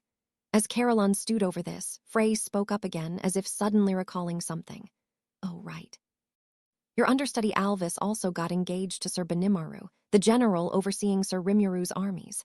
If this marriage goes well, maybe it'll be to our nation's benefit. Sir Rimuru approves, it sounds like, so that's good. That bastard actually did it. Alvis had consulted Caroline about it. He advised her to seize Benimara by force, and at the end of it, Alvis scored a resounding victory. He couldn't help but grin to himself over it. It sounds like she'll be his second wife, though. Not the first, huh? Well, as long as she has a kid, it's all good. That's rather vulgar of you.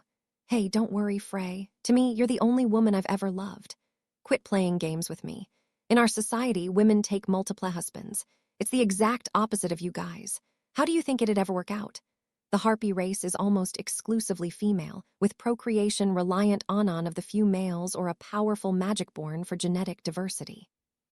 A queen-type Harpy like Frey is capable of expanding her armies through parthenogenesis, or virgin birth.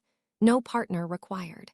With beastmen, on the other hand, it was common for stronger men to maintain relationships with multiple women at once. This weeds out the weak and leads to a strongerous over the years. Both species have the same ultimate goal in mind, but no matter how you looked at it, they were inherently incompatible with each other. Caroline and Frey, however, fully recognized each other's strength. Thus, although their relationship was very much a tightrope walk, they still managed not to step over that one final line in the sand. Well, since I doubt I'll receive a good reply from you right now, I'll just keep on trying to chip away at you, okay? So the question is, what the hell did that Rimuru bastard do? He could celebrate Alvis later. For now, Caroline was all business, and Frey was fine with that. They were on friendly terms with Rimuru's nation, and they wanted to keep it that way, but they needed a good grasp of what happened. Then, if possible, they wanted to take things between them Sylvesto the next level, too. It reminds me of Clayman's final moments. He was throwing out some crazy powers right then. Yeah, the awakening thing Rimuru talked about. What do you think caused it? PFFD. He didn't look like he was hiding any power. Clayman must have gained it right at that moment. Did that work? Well, via souls. Clayman said that gathering souls was how he'd awaken to his true demon lord self. If that's really true, there's no way he wasn't actively collecting them. So that's how he tried awakening himself. Probably. Honestly, I've never killed a human being, so I've never even seen a soul before. Me neither. I've only fought against my own kind, magic-born, or angels, and we never wanted for much in my nation, so I never took interest in humans. Right, but I think that answers the question. It looks like Sir Rimuru found a way to acquire a huge number of souls during the war. Now he's passed them out to the magic-born under him to trigger awakenings. That's ridiculous. It's bad enough that would-be demon lords like us era-serving someone else, but now all those other guys are getting ahead of us. Damn. So how many souls did Rimuru use for this? Caroline scratched his head, and Frey turned her eyes toward the city being built beneath them. Come to think of it, I didn't tell you how the war turned out, did I? Well, amazingly enough, Tempest's army suffered 0 casualties. The Empire, on the other hand, had an army of 940,000 soldiers completely wiped out. Huh? You think I'm lying? And no, I only wish this report was a mistake. The demon lord Rimuru had obtained a total of 940,000 souls, and with that kind of number, it'd likely be child's play to elevate 7 of your faithful servants to awakened status. And maybe it was more than 7, even. According to the report, Head General Benimaru exhibited no change during the ceremony. All he had done was agree to marry Mamaji and Alvis. But there was no way Rimuru wouldn't reward his closest associate with some souls. It was more likely that his evolution was delayed for some reason, coming along at a later date instead. Wow, so one side totally bustin' up the other, huh? That's hardly even a war any longer. I would have put up the white flag by now, but what do you think the Empire's gonna do? Who cares about the Empire? They don't matter anymore. The problem is what we're going to do. Well, I've already surrendered myself to Milim. I already thought seeking out power for myself would be seen as treason, so I avoided it, but I guess I never had anything to worry about. How so? Rimuru's raised up his staff to his own level now, right? Talk about generous. And looking back, I realized that Milim's probably the same Ashim. True. Us getting awakened probably wouldn't cause her to lose much sleep. Right, so why don't we just do what we want a little, huh? I think Weva maybe been relaxing a little too much lately, but it's hardly too late. Weva still got a chance to aim higher. We do. I always did like that about you. Frey and Caroline looked at each other. But just when things started torn between them, wah ha ha ha ha, Well said, you too. I can't go awakening people willy-nilly like Rimuru, but I can give you guys my special brand of training. And you don't have to worry about death if you're inside the labyrinth, so we can go all out too. Milim barged in, timing impeccable as always. Damn it, you were here, Milim. You just had to show up when it wasket in good too. If I've told you once, I've told you 1,000 times. Stop sneaking upon us whenever you show up. And I have no interest in training with Listento me, Milim. Carolyn and Frey were already whining at her, but Milim paid them no mind. Her ears were equipped with a top-of-the-line feature that shut out anything she didn't want to hear. Right, I'll go ask Ramaris to help us out. Wait. I never asked you for training help either. Hold it, Milim. If you won't listen to us, then I've got an idea of my own. How about we have Sir Midray handle all the cooking from now on? Are you okay with that? This statement from Frey triggered Milim's sense of danger. It was more than enough to stop her cold. Nice one, Frey, Carolyn thought as he observed them. All right, but if you want to train, ask me anytime. Sure, by the way, have you finished up your homework? Well, I heard this really neat story I had to check out, so. You haven't, have you? Frey smiled at her. My break's over now, so I'm just gonna head right back. That's the spirit. Good girl. Milim returned to her homework, Frey and Carolyn successfully surviving the crisis. But both of them still had a drive to evolve burning within their hearts. Would that ambition ever be fulfilled? That remained to be seen. Chapter 2, Future Directions. Before I forgot, I decided to go thank Veldora and Ramiris. For Veldora, I had some new clothing. He always went around topless with a cape, and I saw that as kind of a problem. He didn't seem to mind it much. Maybe he thought it was a good look for him, but I thought now was a good time to offer him an alternative in gift form. Oh, Rimuru, my heartfelt friend and ally. At long last, you have finally grasped how I feel, yes. I've always wanted to wear cooler clothes. You could have asked Shuna any time, and she would have set you up, right? Like, just go in the wardrobe room, and there's a few outfits you can magically adjust the sizes of. Only a custom-made outfit would be worthy of my time. And if my most trustworthy ally prepared it for me, I'm sure it would be the finest outfit in all the land, would it not? I have, zero fashion sense, just so you know. Veldora seemed to be giving way too much credit. I'm only wearing what the people around here tell me to wear. Looking back, I washerable with my clothing choices in my previous life as well. I basically got be with business suits outdoors and sweats indoors. Lots of sweats. Comfy, no biggie if you get a stain on them.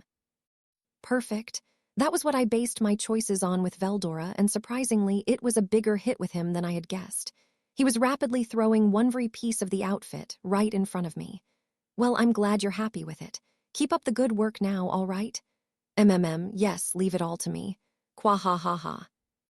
Considering everything I get from him, this was ridiculously cheap compensation. Yes, it's a custom job made from top-of-the-line fabric, but still, next time I'm free, I'll try thinking of some other way to thank him. But that can wait. Next up was Ramaris. Ramaris, you really saved our necks. Thank you for that. Aw, quit actin' like we're strangers or something. I owe you a whole heck of a lot, too, so you scratch my back, I scratch yours, Ramaris looked a little bashful. I wasn't much good at expressing gratitude either, but it's important to do it when you need to. Right, so I thought I'd give you a reward as well. Oh, what's that? Did you make me a dress or something like with my master? If you want something like that, go ask Shuna. She'll set you up, but as for me, there was no way I'd ever be caught designing women's clothing. Shuna can tackle that for me. Myself, I had things to name. Oh, so you're gonna name my cute lil dragon lords? Pretty much, yeah. I'll basically be their mom. Exactly. Wow, that's really incredible.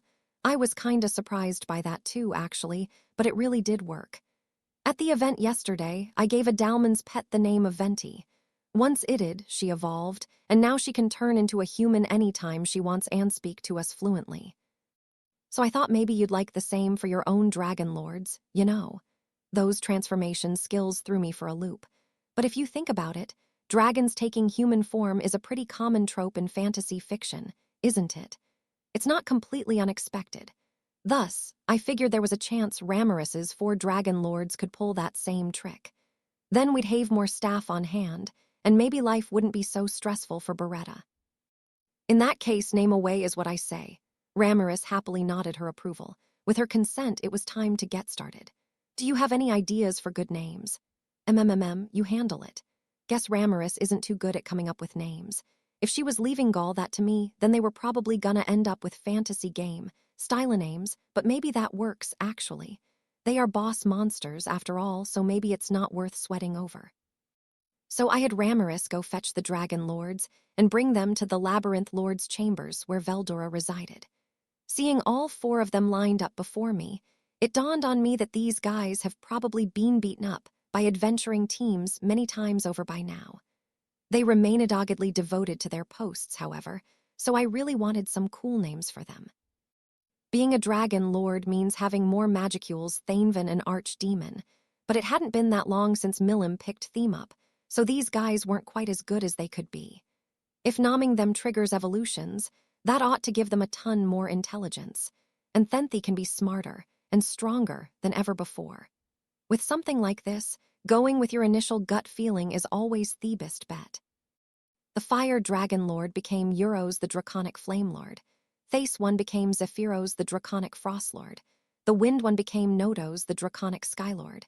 And the Earth one became Boreas the Draconic Terra Lord. I was borrowing liberally from Greek mythology. These were the names of the Anemi, the deities assigned to the winds of each cardinal direction, and I thought these would be perfect for the Dragon Lords. These names were my creation, but Ramiris would be treated as the one who named them all. That seemed to work without a hitch, much to my relief. Thus, Ramiris and the dragons were now connected by their souls, and I hoped they'd continue to serve her faithfully. So how did it work out? Well, just as I guessed, the Dragon Lords could all transform into forms close to human. Not completely so, though, as they still retained some draconic characteristics. Euros, the Brimstone Dragon Lord, was a beautiful woman with red hair, her auburn skin covered in a dress made of dragon scale, and her tail resembled a flaming whip. Zephyros, the Frostkeep Dragon Lord, was a slender, handsome young man. His elegant, gentle appearance, combined with his long green hair, gave him an almost feminine sort of beauty. Nodos, the Skythunder Dragon Lord, looked like a little girl, all cute from a distance, but bearing jagged teeth and menacing fangs up close. The size and look were a mismatch for her incredible strength. Finally, Boreas, the Earthshaker Dragon Lord, was a large, muscular man covered in dragon scales, spines growing all over his body. The 4 of them looked like they headed some legion of super villains, the combination of horror and beauty they presented resulting in a twisted sort of attractiveness. This shift, however, was just for looks only. They hadn't turned dragonoid like Milim, and their species was still straight-up Dragon Lord.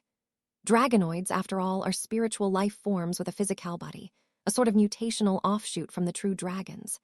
Even with all the Dragon Lord's powers, they were still physical by nature, so they weren't going to rank up there with the perfection the true dragons exuded.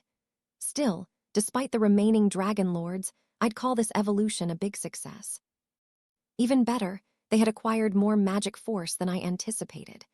They all had several times more magicules than pre-evolution, and it looked to me like they'd get close to the awakened Clayman on that front. Not quite Atru Demon Lord, but still, a wonderful leap forward for them. Considering how much some simple names boosted them, I shuddered to think what would have happened if I consumed my own magicules for this. For all I knew, I could have suffered irreparable damage. This whole nomming system is realiskery, in a way. All told, I consumed 5,000 souls on this job. There's just nothing at all logical about monsters, I realized all over again. But no point pondering over it. Either way, the evolutions of the Dragon Lords, which served as my thank you gift to Ramiris, were now complete. By the way, if you're looking strictly at magicule counts, the 10 dungeon marvels are all about evenly matched with these Dragon Lords. However, it looks like there's still a major gap in combat power, something you can't express with numbers. Zegen's a good enough illustration of that, but even the other marvels make the evolved Dragon Lords look kind of weak. Yes, they had strong monster bodies and attacks that leveraged them, plus a bunch of magic. They were undoubtedly vicious, powerful forces, but they'd still ose out to their peers with better combat skills. A lot of that just came down to lack of battle experience. They didn't really have a firm foundation in combat yet. I'm sure it was frustrating for the Dragon Lords to keep getting whipped all the time during the Labyrinth siege. In fact, the moment they evolved and gained language fluency, the first thing they did was ask me for training. Having a new humanoid form meant they could now master human style of combat, and they now realized that a more refined skill set would get them a lot further than their monster-style techniques. Instead of relying on physical attacks like bites, maulings, and element-driven breath, they'd need to understand their magic better and incorporate it into their fighting. I assumed they wanted to learn how to fight as humans and try working that into their own approaches. They came up with that on their own, and really, that showed some pretty remarkable development already. Quia ha ha ha, I will gladly take care of them for you. Veldora, emboldened after doing such a good job raising Zegan, immediately accepted the trainer role for the Dragon Lords.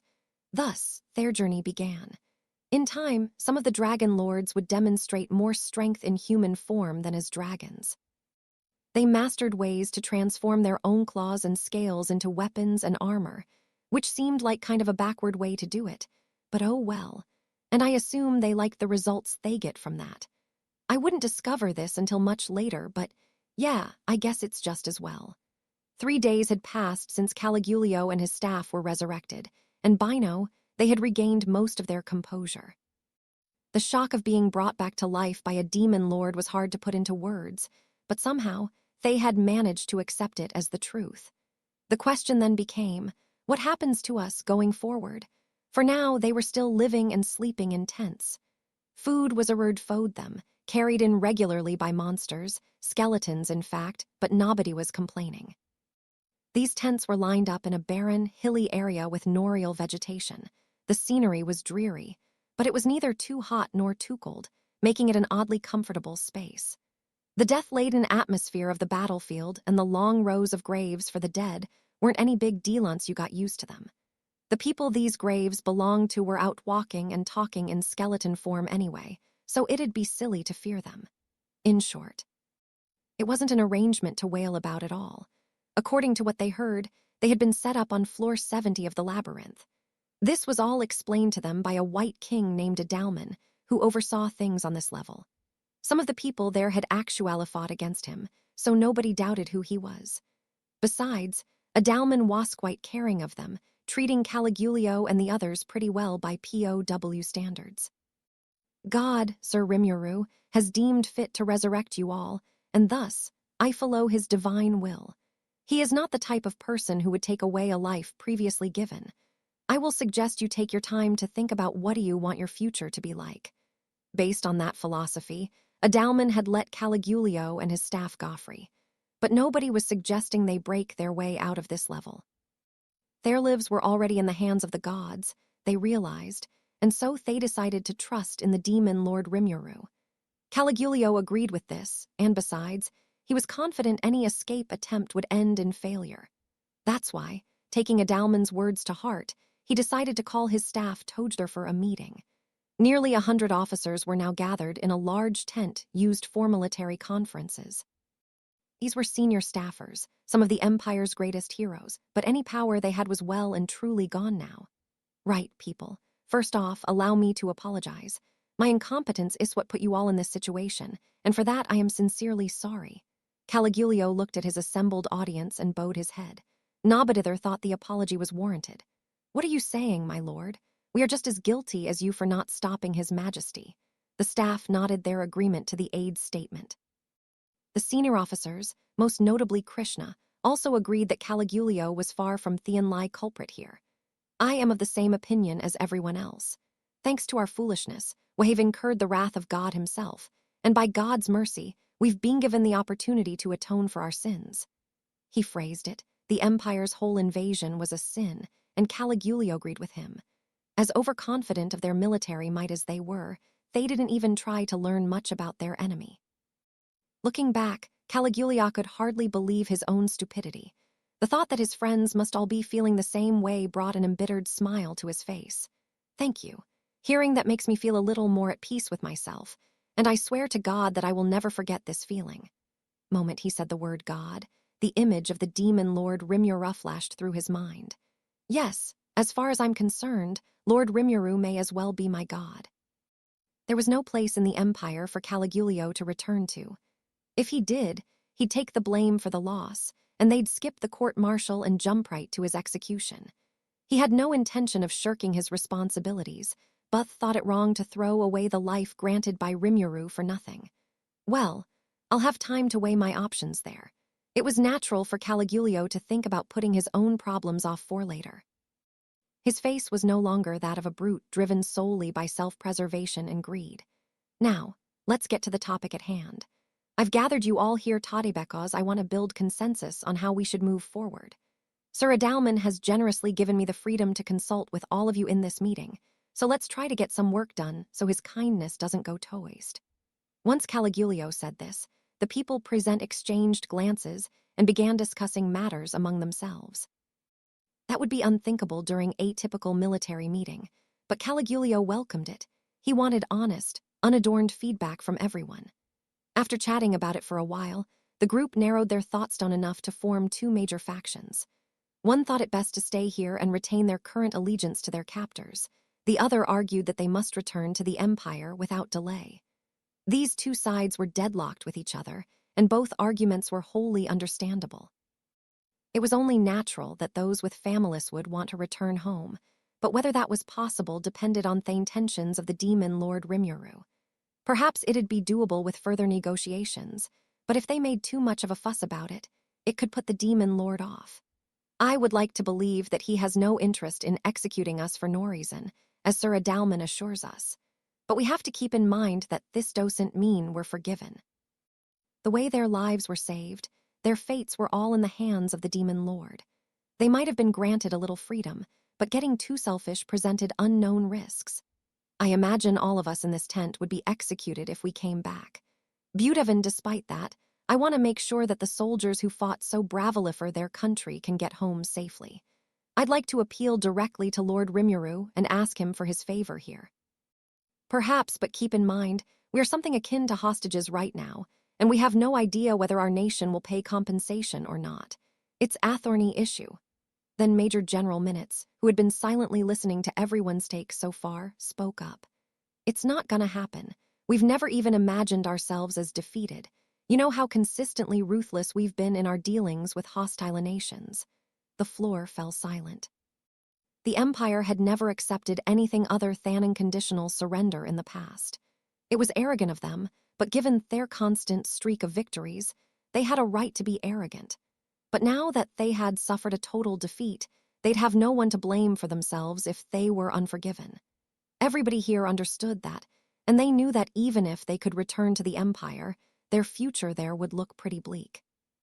Still, some wanted to fulfill their responsibilities to those soldiers with families waiting back home. Major General Minutes is right. I wonder what His Majesty the Emperor will think about all this. I hate to say it, but I think our intelligence bureau was far too negligent. How many demon lord, class freaks do they think Tempest even had? For an Imperial officer, this remark was wadding into taboo territory. Watch your mouth, you. I don't care what happens to the IIB at this point, but the ones you called freaks are the major leaders of this nation. Yauno. Slip of the tongue. Free speech was welcome here, and there were no monsters in the tent. No one had seen Adalman since yesterday. Caligulio assumed he was off attending to business somewhere. That's why they were having this conference today, but that didn't mean they could say anything and everything they wanted. They couldn't forget their status as prisoners of war. Lord Rimuru seems to be a generous leader to me, but I doubt he'll overlook any bad-mouthing of his staff. Remember that well, everyone, and keep an eye on what you say. Stating that, Caligulio agreed with his officer's voiced opinion. At the very least, the fact that somebody under Rimuru's command could handle magic as intense as gravity collapse told volumes about how dangerous this demon lord was. Why didn't the Imperial Information Bureau know anything about them? I fully understand why he called the IIB negligent. If anything, I wish I said that myself. But then one audience member uttered something that threw cold water on Caligulio and his officers. Are all of you idiots? Listen to me. The IIB was definitely aware of some intel, at least. Bernie, silent until now, suddenly let out that bombshell with a chuckle. That's ridiculous. So why did they withhold accurate intelligence from His Majesty? They didn't betray us, did they? The whole group was agitated. Only Minutes and Caligulio remained calm, and Minutes was the first to respond. Name was Bernie, right? The man on an undercover mission Notvin we were told about. Right, Caligulio added. Single digits like you probably would know some top-secret information that we weren't aware of. So what was the IIB thinking? And what did they want us to do? All eyes focused on Bernie after that question. Everybody on hand wanted to know. The IIB had sworn absolute loyalty to the Emperor. It was hard to believe that they would betray anyone, and that meant Emperor Ludora was in a position to anticipate this happening all along. Bernie snorted at the crowd as he looked around, giving Caligulio and Theodorus sympathetic looks. Then, without hesitation, he dropped another bomb. Well, it's exactly what you're all imagining. The Emperor knew everything. He was already taking your defeat into consideration. That's madness. What do you mean by that? Are you saying His Majesty knew we'd be defeated but sent the entire army over anyway? Impossible. That's far too much of an insult against the Emperor. The officers were all getting worked up, but someone began to have an inkling of what was going on. I see, so we were just throwaway pawns the whole time. No, that's not quite the right way to put it, Minutes. If I had to guess, His Majesty's purpose was PFFT. Keep your mouth shut, Caligulio. If someone needs to take the heat for leaking national-level secrets, let it be me, not you. Listen, all of us right now are dead, me included. And if we are, this won't count as betraying the Emperor anyway. Such was Bernie's resolve. He had lost the powers that promoted him to the single digits, even the ultimate force granted to him by the Emperor. No, it was time, as a leader, to show a new pathway for everyone. Bernie, sorry, Jiwoo, but you know I'm never gonna be that loyal to His Majesty. I only served him for one reason, because I knew I could never beat him. That, too, was Bernie telling the truth. Bernie, born in the United States of America 45 years ago, wasn't an average, freedom-loving student. Somehow he wound up in this world instead, where Ghidorah discovered him. He was then taken in by Damrata, from whom he learned the art of fighting. This gave him confidence, and somewhere along the line, he became vain enough to think he was among the best in the world. But his confidence was shattered by a single woman serving at Emperor Ludora's side. A beautiful woman, and also a truly monstrous creation. A lofty pinnacle that Bernie would never reach, even if he moved heaven and earth and went through thousands of reincarnations. It was hard to believe such a being even existed, but reality was all too cruel to him. The woman's name was Velgrind, one of the Empire's most closely guarded secrets, one that must never be spoken of to outsiders. One day, Bernie was escorted by Damrata to the Emperor's palace, a great honor that fueled his ambitions even further. As a lover of freedom, Head attested the idea of an emperor who dominated every aspect of people's lives. He dreamed, however foolishly, that he could overthrow the emperor if he just had a chance. The price of that foolishness was paid in fear, for when Bernie met Velgrind for the first time that day, he was immediately seized by it, giving in wholeheartedly to it. As Bernie was gripped by this fear, Emperor Ludora addressed him from beyond the curtain. You have the qualifications. The requirements to serve as a vessel. It will lend you my powers. Please keep up the good work. Ludora's voice sounded entirely free of emotion, as if it was echoing out from some faraway point. The next thing Bernie knew, he was in absolute position to defy the Emperor any longer. His Majesty doesn't care if 1,000,000 of his elites are wiped out. In fact, that's all part of the plan. That sentence by itself made little sense, but Caligulio knew what it meant. So he's willing to sacrifice 1,000,000 officers and enlisted men if it results in someone like me awakening. Hearing Caligulio give the correct answer after so little explanation surprised Bernie slightly. But hearing him say, someone like me awakening, made it clear how he knew. Ah, so you're awakened too. Then I think you probably understand it all. Yes, you're right. His Majesty's goal is to build a collection of awakened people to serve as his pawns. If he can gain even one more of them, that's easily worth 1,000,000 casualties to him. This was a truth that not even the Empire's senior officers were aware of. From the very beginning, Emperor Ludora expected nothing from his military. The most important thing to him was how many awakened personnel he could collect. Quality over quantity sort of thing. So when we took on Veldora 3 centuries ago and failed, Minutes gave Bernie a sharp gaze as he asked the question.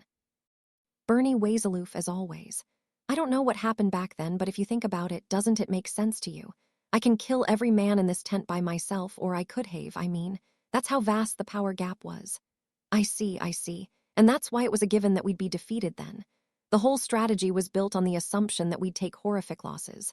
I'd like to call it a brilliant move on His Majesty's part, but this time, it was just a disaster.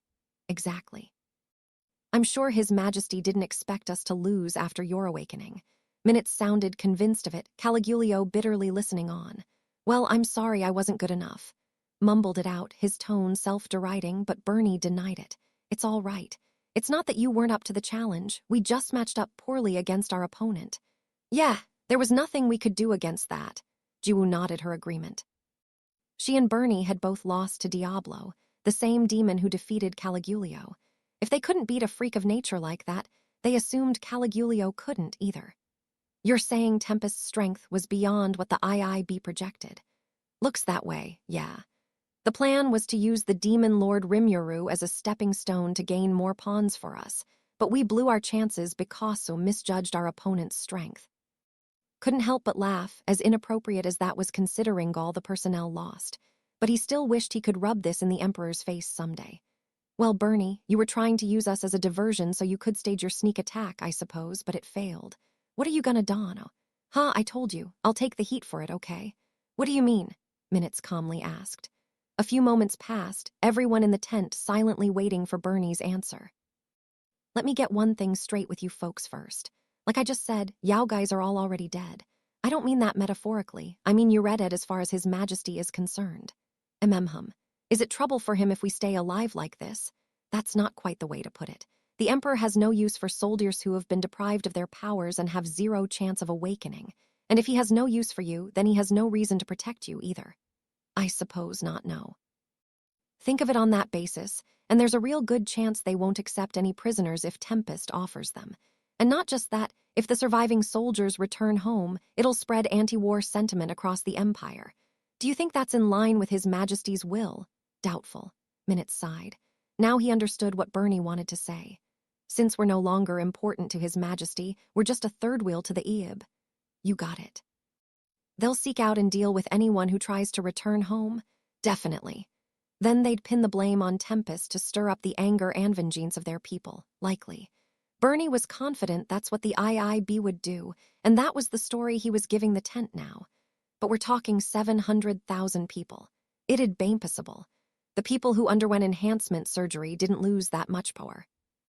If we fight back, we'd be fighting against our own side. Minutes raised a hand to quiet the startled officers. Do you have an idea of who might be capable of that? Most of the audience thought the idea was ridiculous, but Minutes remained cool-headed.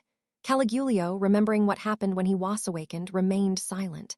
With that kind of power, he concluded it wasn't so impossible at all. Could the single digits do it? If that's a yes-no question, then the answer is yes. But that's just armchair theorizing. If a single person has absolute power, that's good for offense but not for defense. If the enemy swarms you with huge numbers, then inevitably you'll have areas you can't fully defend. At the same time, it's also not a suitable approach if you're pursuing a fleeing enemy. If they scatter in all directions, you'll inevitably miss out on some. This case, it'd be necessary for the Empire to take all of them out with no survivors whatsoever.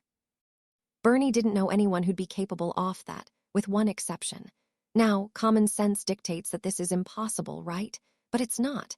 The Empire's got an absolute freak of nature who can pull that off. Recalled the figure in his mind. It made him shiver. The beauty and the horror could only be understood by those who have had an encounter. Bernie was one of them, and that fact made him very unhappy. Someone that makes a single digit like you quake in their boots. It appears that I'm gravely mistaken here. Minutes sat back in his seat and looked up at the ceiling. Me too. I joined the military because I dreamed of ruling the world in the name of the Empire. But now everything was being decided in a place that had nothing to do with the military. These power struggles were being played by someone else, and there was no room for the non-awakened to butt in. Foolish of us, wasn't it? Yeah, what a farce. Caligulio and Minutes exchanged glances, both looking ready to cry. And not just them. All the other officers in the tent looked like they had just woken up from a dream, and they weren't happy about it. It's so pathetic, Bernie thought. Everyone would have been a lot happier if they didn't know Thetruth, but then they wouldn't have been convinced about their situation. That's why Bernie laid it all bare for them, leaving nothing behind. Do you see now? You understand the situation you're in. If you go back home, there'll be nothing but despair waiting for you. You gotta stay here as prisoners and just wait until the war over. Bernie, what are you going to do? I'm going back to the Empire. The war's not gonna end anytime soon at High's rate, so Lord Rimuru is probably gonna try negotiating with the Empire. And he'll need a guide for that, won't he? And that guide would almost certainly be disappeared. The current, powerless Bernie would absolutely be assassinated, but he was determined to do it. Now everyone was silent. Here and now, they understood all too well that the demon Lord Rimuru had an iron grip on all of their fates. After expressing my gratitude to Veldora and Ramaris, I decided to go to floor 70 of the labyrinth. Adalman, following yesterday's evolution ritual, had fallen into a deep sleep. His harvest festival was underway, but his castle was still fully wrecked, so we dragged him to a guest room up top and had him sleep there. Alberto and Venti were put into their own quarters as well, and I was sure they'd all be waking up soon enough. But the Imperial prisoners of war were a problem for me. Adalman was taking care of them, and it wouldn't be good to leave them unattended. Besides, I was hoping they were calm enough by now to give me some more information about the Empire. It was a good opportunity for that anyway, so I decided to go and check on them. I had my 2 secretaries accompanying me, and I figured that'd be enough to keep me safe through anything. You didn't have to go do this yourself, Sir Rimuru. Oh, you want to do it for me then? Yes, go down there and talk to them. Ha. Right, off we go then. Diablo never changes, does he? And maybe that's true for Shin too. There's no way they'd voluntarily go down there. I'd never let Shin do this alone, I thought as she hugged me close to her chest. It was odd that they were both fine the day after the evolution ritual, though. Shin was still unchanged after a full 24 hours, and Diablo was completely back to his usual self. Did you manage to acquire any new abilities? Ha. Well, thanks to you, Sir Rimuru, I've finally succeeded in obtaining an ultimate skill. Now I don't have to sit there and fume while Guy annoys me with his bragging. I'm sure Guy found Diablo far more annoying than the other way around. Like, I'm totally confident about that. Well, if that was so frustrating for you, you should have acquired one on your own. I'm sure you could have figured out an ultimate skill without my help, Diablo. No, I couldn't have. If I gained the skill after Guy told me about his, it'd be like I was copying him. It would look terrible. I don't get it. This isn't about who's copying whom, you know. If there's something useful out there, why don't you just have him teach it to you? Or am I thinking about this all wrong? Heth, how narrow-minded of you, Diablo. Better to ask than go astray, as I think they say, and ever since Sir Rimuru taught me that, I've always striven to listen to what people have to say. Gabichi has taught me the true essence of cooking as well, and now I've acquired full mastery of my craft.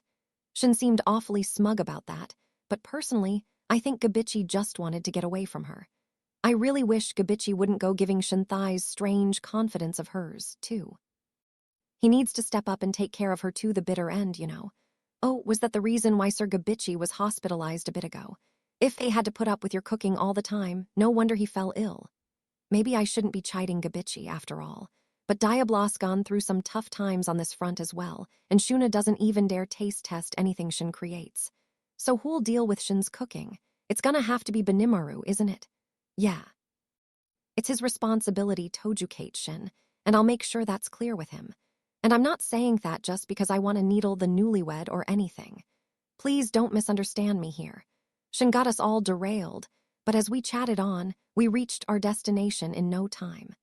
Once we were transported over to the hilly area of floor 70, we were greeted by some people who shot up and saluted the moment they saw us. I'm not sure that's really the appropriate thing to do with the demon lord of an enemy nation, but Diablo and Shin seemed satisfied with it, so I didn't quibble. Lord Rimuru has graced us with his presence. Summon Lord Caligulio at Tonce. And with that, the soldiers started jogging to and fro, forming a column that led directly to a single tent. Caligulio was conducting a militara conference in there, according to the people guiding the way for us. Inside the tent were 100 or so important-looking people. They all saluted, on their feet and demonstrating impeccable posture. Getting this treatment from the top brass surprised me a little. I mean, I'm the king of Theranemy, and I'm in slime form right now, too. But nobody was looking down on me, and I guess Raphael's suggestion was more successful than expected. It's only natural, I suppose, if you think about it. If someone kills you and then brings you back to life, it's probably wise to fully submit to them. If I ran into Somion like that, you can bet I wouldn't defy them. Convinced of this, I sat down on the seat at the head of the table I was guided to. I needed to be dignified here, so I changed over to human form, with Shin and Diablo behind me. Shin looked a little disappointed to not have me in her arms, but getting preoccupied with that was pointless, so I looked around the room and began to speak. Right, folks. Having all the big shots in one place is kinda helpful tome, actually. Yes, my lord. They all bowed their heads at once. It was gonna be hard to talk with them like this, so I asked them to sit down before I began. Relax, guys, okay? I've got something I want to discuss. I gave them a warm smile. Hopefully this would ease their minds a little and enable us to have a nice, pleasant chit-chat. Adalman is busy with other matters at the moment, so he might not be able to come back for a while. So I was wondering if you guys had any requests for me right now. That is too kind of you, my lord. We are always well taken care of here, so please do not concern yourself about our plights. Eesh, so formal. Caligulio provided the answer for the rest of them, but Thai's treatment was just beyond stuffy. Then again, they've lost the war, so I suppose this would be normal of them anyway. Well, great then. So regarding our plans for the future. Yes, my lord. There is actually something we would all like you to do on that matter. They had a request after all, huh? I was fine with that, as long as it wasn't anything too unreasonable. Then Caligulio gave me quite a surprise. We are hoping that we could be taken care of within this country for the time being, so if possible, we'd like to ask for your continued kindness. I pressed for more details. According to Caligulio, they were actually discussing their future direction when I stopped in. The conclusion they comito was that if they returned to the Empire, it was very likely they'd all be killed. Whoa, are you guys crazy? What kind of country kills the soldiers that fought for it just because they lost? I couldn't help but blurt that out. I think that's exactly what will happen. Bernie, of all people, replied first. He was calm and logical now. It was hard to believe this was the same guy who attacked us. As he explained, nobody here could say that this grisly fate wasn't possible for them. So they'd sacrifice 1,000,000 to awaken just one person? You veg to be kidding. It's the truth, my lord. Well, hang on. If that's true, then isn't it weird how they held off on a military invasion for so long because they feared that Veldora's seal was broken? Maybe we had that wrong, and they were actually waiting for his return. I'm afraid that not even I can understand Emperor Ludora's thoughts on the matter. However, Lord Rimuru, I humbly believe that your observation is correct. This really, Bernie. He was so polite that it seemed like a whole other person. But that's the deal here, huh? This guy Ludora's true objective wasn't just to win this war. He was going to pit the generals and soldiers of this empire against an enemy powerful enough to weed out the losers from those who'd be awakened by the experience. The sheer scale of this was too much for regular people to even comprehend. Report. It is an interesting idea. Stop that, dumbass. There's nothing interesting about using human beings as test subjects. Raphael does act up like this sometimes, doesn't it? Zijin was a successful example of such experimentation. For all I know, maybe I'm being the guinea pig for some other experiment of Raphael's. Negative. There is no confirmation of such a situation. Oh, really? I mean, I believe you, but anyway, that could wait. The question was whether to accept Caligula's request. You know, though, it costs money to feed all you guys. When we're talking 700,000 of you, that means importing food from other nations, too, so. If they're likely going to be killed back home, I'm a little hesitant to just kick them out of Tempest. But honestly speaking, there's no reason for us to take care of them. I'm only responsible for my own people. These guys, well, I'd like them to make the most of their lives, but I can't do everything, you know. If we take in an influx of 700,000 trained military personnel, our neighbors to the west aren't gonna keep quiet about that, Bluemund especially. In fact, it could even lead to needless blood being spilled. Still, it'd be kinda cold to just tell them to go home. I already saved their lives once, so I guess I should take responsibility for them right to Theend. No other option, really, besides taking care of them. But I wasn't gonna do it for free. Our nation, you know, we have a credo that only those who put in work deserve to have food on the table. If we're gonna feed you, we need you to work for it, but are you okay with that? The room had awaited my response with bated breath. Once I finished speaking, they all looked delighted. Absolutely, anything you want from us. They sure were motivated, even though I didn't tell them what they'd be doing yet. Either way, I'd allow them to stay here then. I had assumed that prisoners of war didn't mean much to the Empire. There were no Geneva Conventions here, no rules that warring states were expected to follow. The way Bernie described it, these POWs wouldn't be much of a bargaining chip for negotiating a ceasefire. If so, better to just commit and accept them as a labor force. The length of their stay was still to be determined, but they'll be working for us until at least the end of the war. They may not be too useful if their stayers too short, but we'll have to wait and see how that pans out. Hopefully they'll prove useful for something or other anyway. The officers here didn't seem to have any intention of defying me, at least. Maybe I could just leave them to Geld and have him take advantage, but he's in an evolutionary sleep right now and unavailable for a little while. So what can they do until he wakes up? By the way, are you guys any good at public works projects? It often comes as a surprise that a military would be full of people good at engineering. In my previous life, it was a well-known fact that when a warlord of ye olde Japan wanted to build a castle, his samurai were the ones who oversaw the construction. Even in modern times, Japan's self-defense forces played a huge role in things like disaster relief.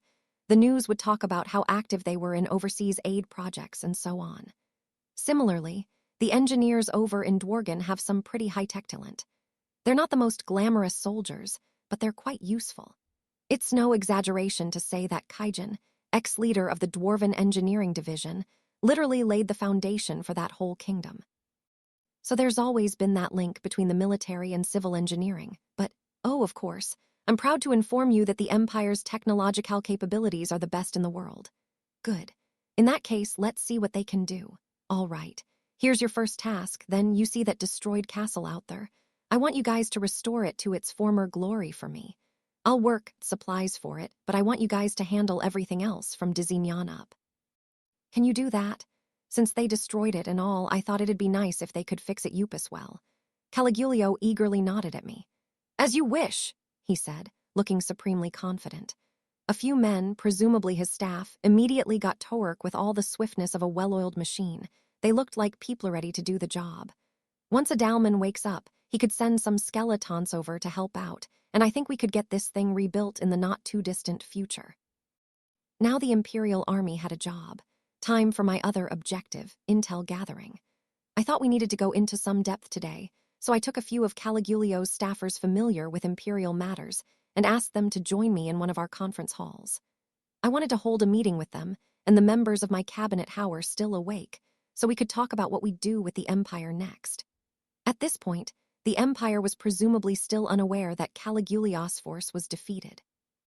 Yuki might have received reports from Misha and Laplace, but worrying about leaks from them seemed unwarranted to me. Besides, we're already aware of the Empire's current maneuvers. I told Luminous about the 300 airships traveling over the sea toward them. HMPH, she'd replied. Watch me turn the tables on them all. I doubted Luminous herself would take action, but we had a treaty, and she'd promised to guard against the Imperial forces coming from the north. The Holy Empire of Lubelius, as the world's religious headquarters, churns out a ton of paladins, and apparently they had their own standing force as well.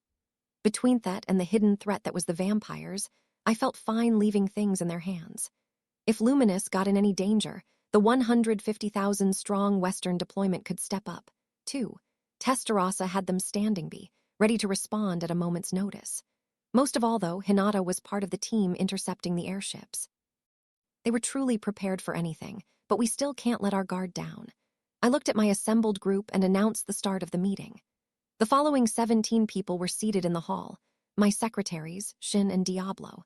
Benimaru, my supreme general, and Rigard and Kaijin, my assistants in political affairs. Gabil and Gobta, my 2 core leaders. Hakuro, my advisor. Soe, my intelligence officer. And Gadara, too, a Sam material witness of. The 3 demonesses, Testarossa, Ultima, and Carrara. On the Imperial side, there were Caligulio himself, Minutes, and Bernian Jiwu. Including myself, we had 18 people in here. We started with introductions, and of course, the Imperials were utterly stunned when they found out the 3 demonesses were all primals. Man, were those stares painful to endure. Sorry, guys, it's Diablo's fault, not mine. I could already anticipate the complaints coming my way, so I decided to pretend nothing happened and get down to business. So if there's stuff you can't share with me, that's cool, okay? Just tell me whatever you can. With that, I used Argus, the Eye of God, to put up a display showing Theorship Squadron in flight. Caligulio would be explaining the current state of the Empire to us, as we agreed upon beforehand. The Imperials looked pretty upset about the video on the large surveillance screen, but Caligulio kept his composure and promptly began his briefing. I already knew a bit about the situation over there from Gadora. That old man didn't seem to care at all about betraying the Empire, but Caligulio was a soldier. There might be some things he can't talk about, and we'll just have Vito follow up on that later. I told him what I knew in advance, so I'd be having him provide his briefing based on that. Very well. In that case, I will begin. Was even more brisk and businesslike than I anticipated. The armored division that Caligulio led had a department called the Flying Combat Corps, which boasted 400 state-of-the-art airships. 300 of them were flying to northern Ingolja, carrying full troop loads. Each one could carry up to 400 people, and a crew of 50 was enough to fly one, so that meant a maximum of 350 passengers. All this was just as Gadora explained to me. These ships were transporting the Magical Beast Division led by one General Gradam, a force of 30,000 in all. However, it was actually more like 60,000, since each division member was partnered with a magical beast of their own. They were also joined by support personnel providing logistical services. They had a major general named Zamda commanding them, but they were probably non-combatants who shouldn't be counted in military numbers. It is a tad embarrassing to talk about this here, but most of the troops sent to Ingolja are still novices. They can operate an airship just fine, but in an actual combat situation, their performance is likely going to suffer. Normalithi would be conducting R&D for us, so I hope you can show them some mercy. As Caligulio explained, the Empire had deployed all its warpore to Tempest, so he gave his rival Gradam nothing but non-combatant personnel. The support staff numbered around 30,000 in all, but there were hardly wizards or the like. Most were sorcerers, a level below. Beyond that, the rest were airship operators and maintenance techs, and Caligulio asked me to take them prisoner instead of killing them if possible.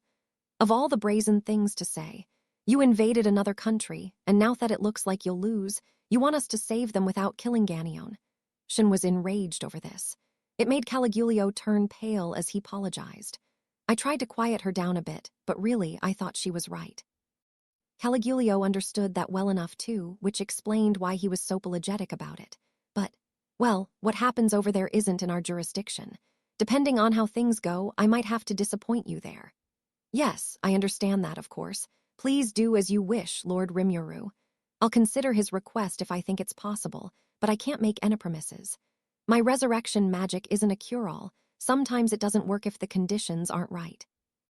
And depending on how Luminous reacts to this, I may not be in any position to intervene anyway. I had heard that Gradam's Magical Beast Division is a pretty considerable threat, and there's no guarantee that they won't deal serious damage to Hinata and her troops. If that happens, there won't be any time for mercy. We've got a ton of defensive capability, so I don't think we'd ever be defeated, but there are never any absolutes in war, so I can't make guarantees like that lightly. So that was the end of that. Now we had to talk about Dworgen's eastern city. I switched the Eye of God over to a shot of an army some 60,000 strong. They were deployed and looking pretty relaxed, no tension in the air whatsoever. The Imperial officers were shocked all over again, but I pressed it in with my briefing. At present, Yuuki and I have somewhat reluctantly joined together in an alliance. This might look like a tense standoff, but it's actually just kind of a big performance. Minute snorted at this. Well, look at that. If part of our army was compromised from the start, we had practically no chance of winning, did we? Caligulio nodded.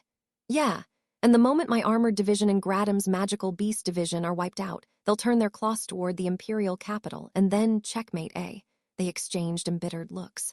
Now they knew they were defeated both in strength and in strategy, but not everyone was on the same page. I don't think so. The Emperor still has people in the capital wall protect him. I know I've said this many times before, but an awakened soldier is a literal one-man army. I'm sure they would have foreseen the possibility that Yuuki would rebel against them. Was kind of weird hearing Bernie talk like this. My image of him as Masayuki's long-suffering flunky was still too strong in my mind. This seemed like someone totally different. This the real you I'm seeing here, Bernie. No. The real me is more how I was when I was traveling with Masayuki.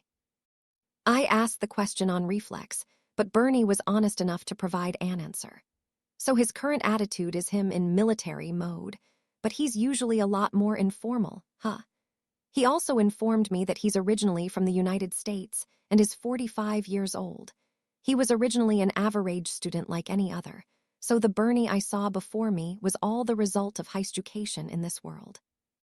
That much probably doesn't matter to anyone besides himself, although it did make me feel a little affinity for him. But you're probably right. I heard that there's someone in the Empire who could potentially kill me, and it's totally expected that a corner red mouse can find a way to turn the tables on the cat. Quality over quantity, dynamic in this world, was tough to wrap your head around. No matter how big an army you assembled, they could still be defeated by one single person if they're unlucky. That's how we won, too, so needed to consider being in the opposite position as well. That case, why don't I travel over there and show this someone a thing or two? Shin's hand was already on her giant sword.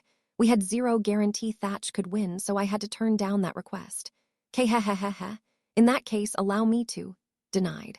I don't even want to imagine a scenario where Diablo lost, but still, no.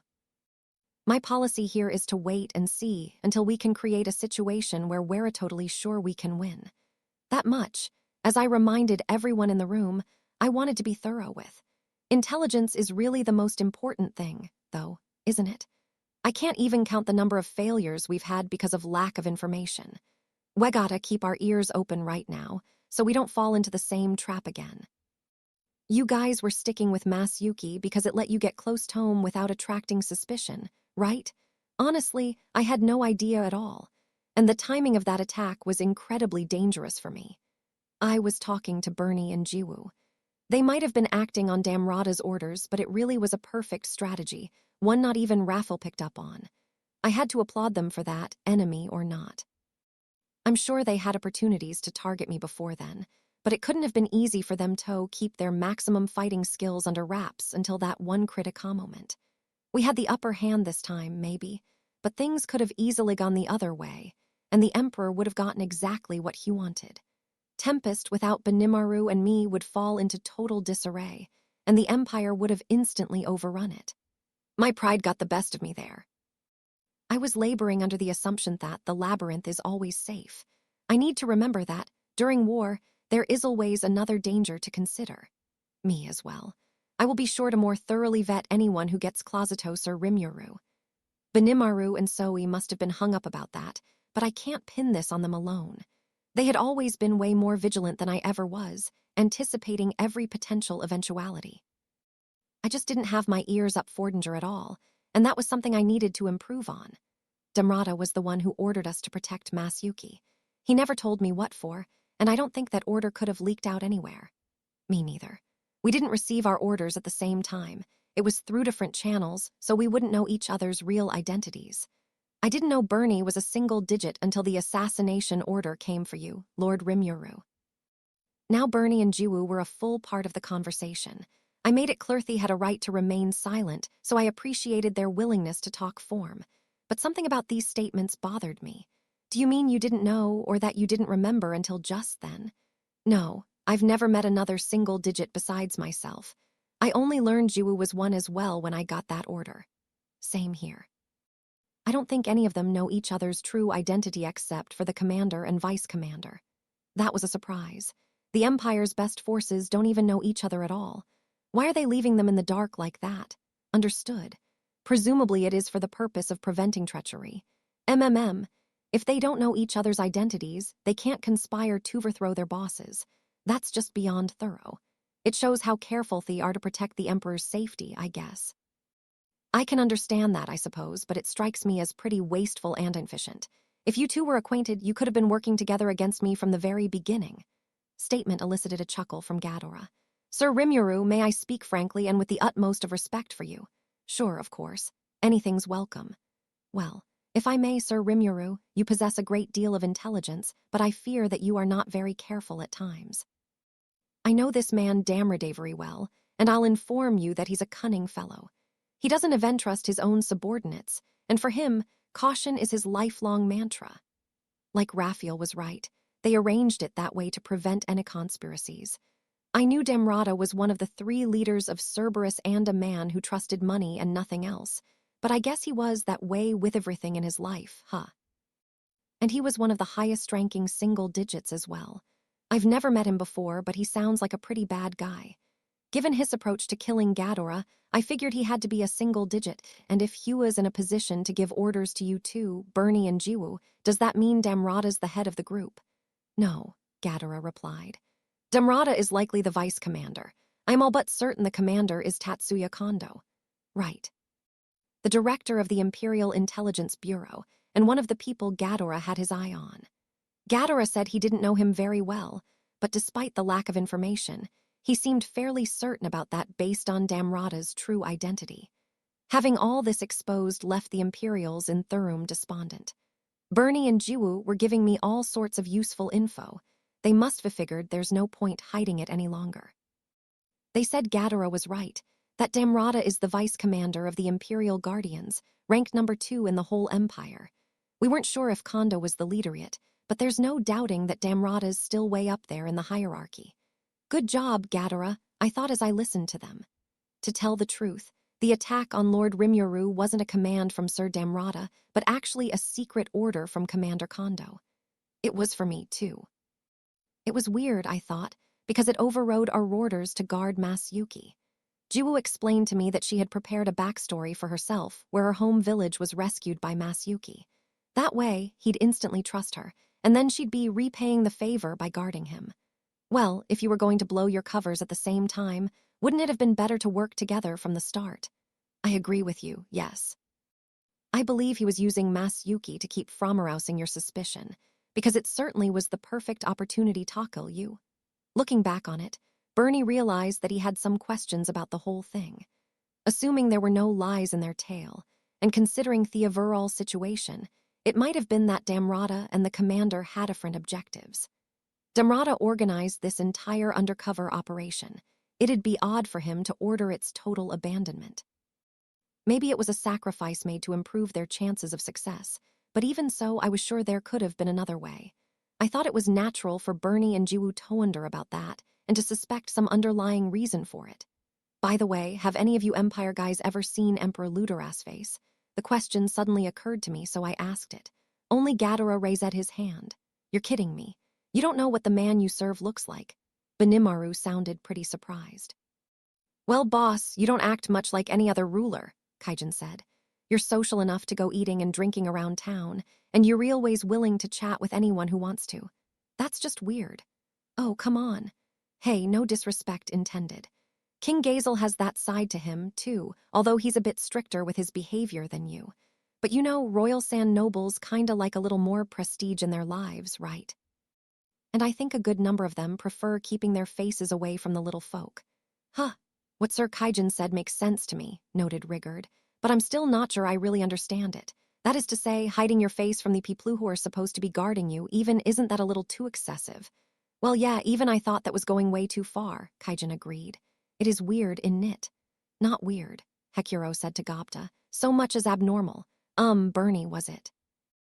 May I ask you a question? What do you want to know? Why is it that the Emperor's own guardians don't even know what hell looks like? How are you meant to guard him, then? Being exposed to that sharp gaze of Hakuro's made Bernie sit back up, attempting to rally himself. Well, it's simple. Only people ranked 6th or greater have seen His Majesty in person. Our commander and vice-commander are often out on other business, but the remaining 4 accompany our emperor at all times. The members of this quartet were apparently referred to as the 4 Knights, and all of them were so formidable that, as far as Bernie and Juick knew, none of them had been replaced in many, many years. The 2 of you weren't quite as trusted as those 4, then. Are you inferior to these 4 Knights in ability as well? Hakuro certainly wasn't shying away from the tough questions. It seemed to frustrate Bernie a little. You could take it that way, yes. Trying to defeat any of those 4 would be an uphill battle for me. Plus, His Majesty is also attended to by the juggernaut we discussed before, the fearsome Imperial Marshal, someone I'd never have a chance against. In fact, I'm not sure the rest of the single digits together could even score a victory against this menace. There's that so-called juggernaut again. So far, we know about Kondo, Damrata, the 4 Knights, and this martial figure, huh? That makes 7, and if you add Bernie and Jiwoo, you've got 9 people, 1 for each single digit, so to speak. Buthing on if the cutoff for access to the Emperor was single digit number 6, then the marshal must not be a ranked member, technically. That means there's still one more unknown single digit out there. In other words, 8 people I better stay on my guard for in all. And if Kondo wasn't actually the commander, that'd be one more figure to add to the mix. Worrying, indeed. Learning about that was good and all, but I wanted to ascertain something else first. I heard from Ghidorah that Masayuki and Emperor Ludera look exactly alike. Nodded. The rest of the meeting hall considered this for a few moments. And Demrata ordered you to protect Masayuki, right? And he ordered things so that both of you would be in the dark about each other and nobody would suspect anything. But after all that trouble, you received an order that abandoned the entire setup. Is it me, or are Damrata and the single-digit commander working against each other here? I was pretty sure about this by now, so I went ahead and said it out loud. If I had to guess, it seemed likely Damrata really was trying to keep Masayuki safe. Why? I don't know, but the fact that he and the Emperor are spitting images of each other must have something to do with it. You said you were using Masayuki, right? Right. I had no idea why we were asked to protect him, keep in mind. That's why I didn't question the commander's order at all. Me neither. Sir Demrata never explained his reasoning at all. They were using Masayuki to get closer to me. If Demrata ordered them to do so, it would have made sense. But then the commander had to stick their neck in. This brought up another question I had to ask. Do you think the commander's aware of Masayuki's resemblance to the Emperor? That's a good question, Ghidorah said. But if the commander is Kondo, as I believe he is, then he most certainly would have known. We do know this man, Kondo, although I can't surmise what his situation was at the time. The stories say he's a very sly man who has an iron grip on all the intelligence the Empire has. Yes, in his capacity as head of the IIB, he's been called a mysterious figure stalking the halls of information. The IIB and military have never been on very friendly terms with each other, and I had a hard time dealing with him, too. We had tried launching hostilities against him several times, but they all ended in failure. That alone is proof that he's far from ordinary. How Caligulio was trying to fudge the details, only to have minutes reveal everything anyway. It was clear that, to the imperial military, Kondo is seen as a wild card and a threat, and if he could get the better off Somyon as talented as Minutes, he was a force to be reckoned with. I could certainly never beat him anyway. Old man Ghidorah, despite appearances, is no slouch in battle. By my estimation, he might rank up there with a saint in strength. His magicule count isn't all that high, but he more than makes up for it with his casting skills. If someone like him claims he can't win, then Kondo must be at least saintful, a titan up there with Hinata or King Gazel. Besides, Bernie and Jiwa were saints as well, and Caligulio went and got himself awakened. Without an ultimate skill to call his own, Ghidorah probably couldn't have beaten any of them. So now I knew that Kondo's a danger in a fight and a master of spycraft, and he must have known about Masayuki, I imagine. But if Kondo was aware of Masayuki, I said, perhaps he had different intentions from Damrata, huh? Bernie and Jiwu's attack was so massive, it's clear they didn't really care if Masayuki lived or died. That's totally at odds with Damrata's order. Well, Bernie had a bit of trouble picking his words. To tell the truth, what the commander told us exactly was to get rid of Masayuki as well, since he'd no longer be useful. Such was their orders, but after traveling together and building something off an attachment, they were both hesitant to just kill the guy. Hence, they decided to put off discussing his fate until they were finished with me. If they could hide him somewhere, then perfect. If not, the idea they had was to magically erase his memories instead. Anyway, it was all crystal clear to me now. So we know that something's definitely up with Masayuki. I know he's not gonna like this, but I think he'll need to be kept under guard for a little while. Can I have you handle that, Zoe? Yes, sir. Right, I knew I could count on him. Let's assume that Damrata and the commander have different agendas then. One of them wants to protect Masayuki, the other one wants him dead. We don't know why yet, of course, but clearly there's a conflict here. Yes, and if we can find a way to take advantage of this, it could be a great windfall for us. I don't think it'll be that easy, but the fact that our enemy isn't a monolith is itself good news. You think so, I guess. If you're having trouble distinguishing friend from foe, then you have to assume everybody's a foe. But let's get some more information before we decide on matters. Now that I knew what was going on with Bernie and Jiwoo, I wanted to talk about the factions within the Empire. Not the military, exactly, but the other higher-ups with access to ultimate skills. Right. Can you tell me more about the single digits? Bernie obliged. Sure, there are only 9 single digits at any given time. For someone stronger to take up a position, it's quite likely someone else would need to be forcibly kicked out of their rank. Meaning that there's not that much difference in strength among Thetop single digits. You mean that it's possible for, say, numbers 9 and 10 to swap spots? No, he said with a shake of his head. Rank number 11 is a sort of auxiliary single digit, while number 10 is a substitute. If someone drops out off the single digits, one of those two can take their place, but only on a temporary basis. There was a pretty insurmountable gap between 9th and 10th then.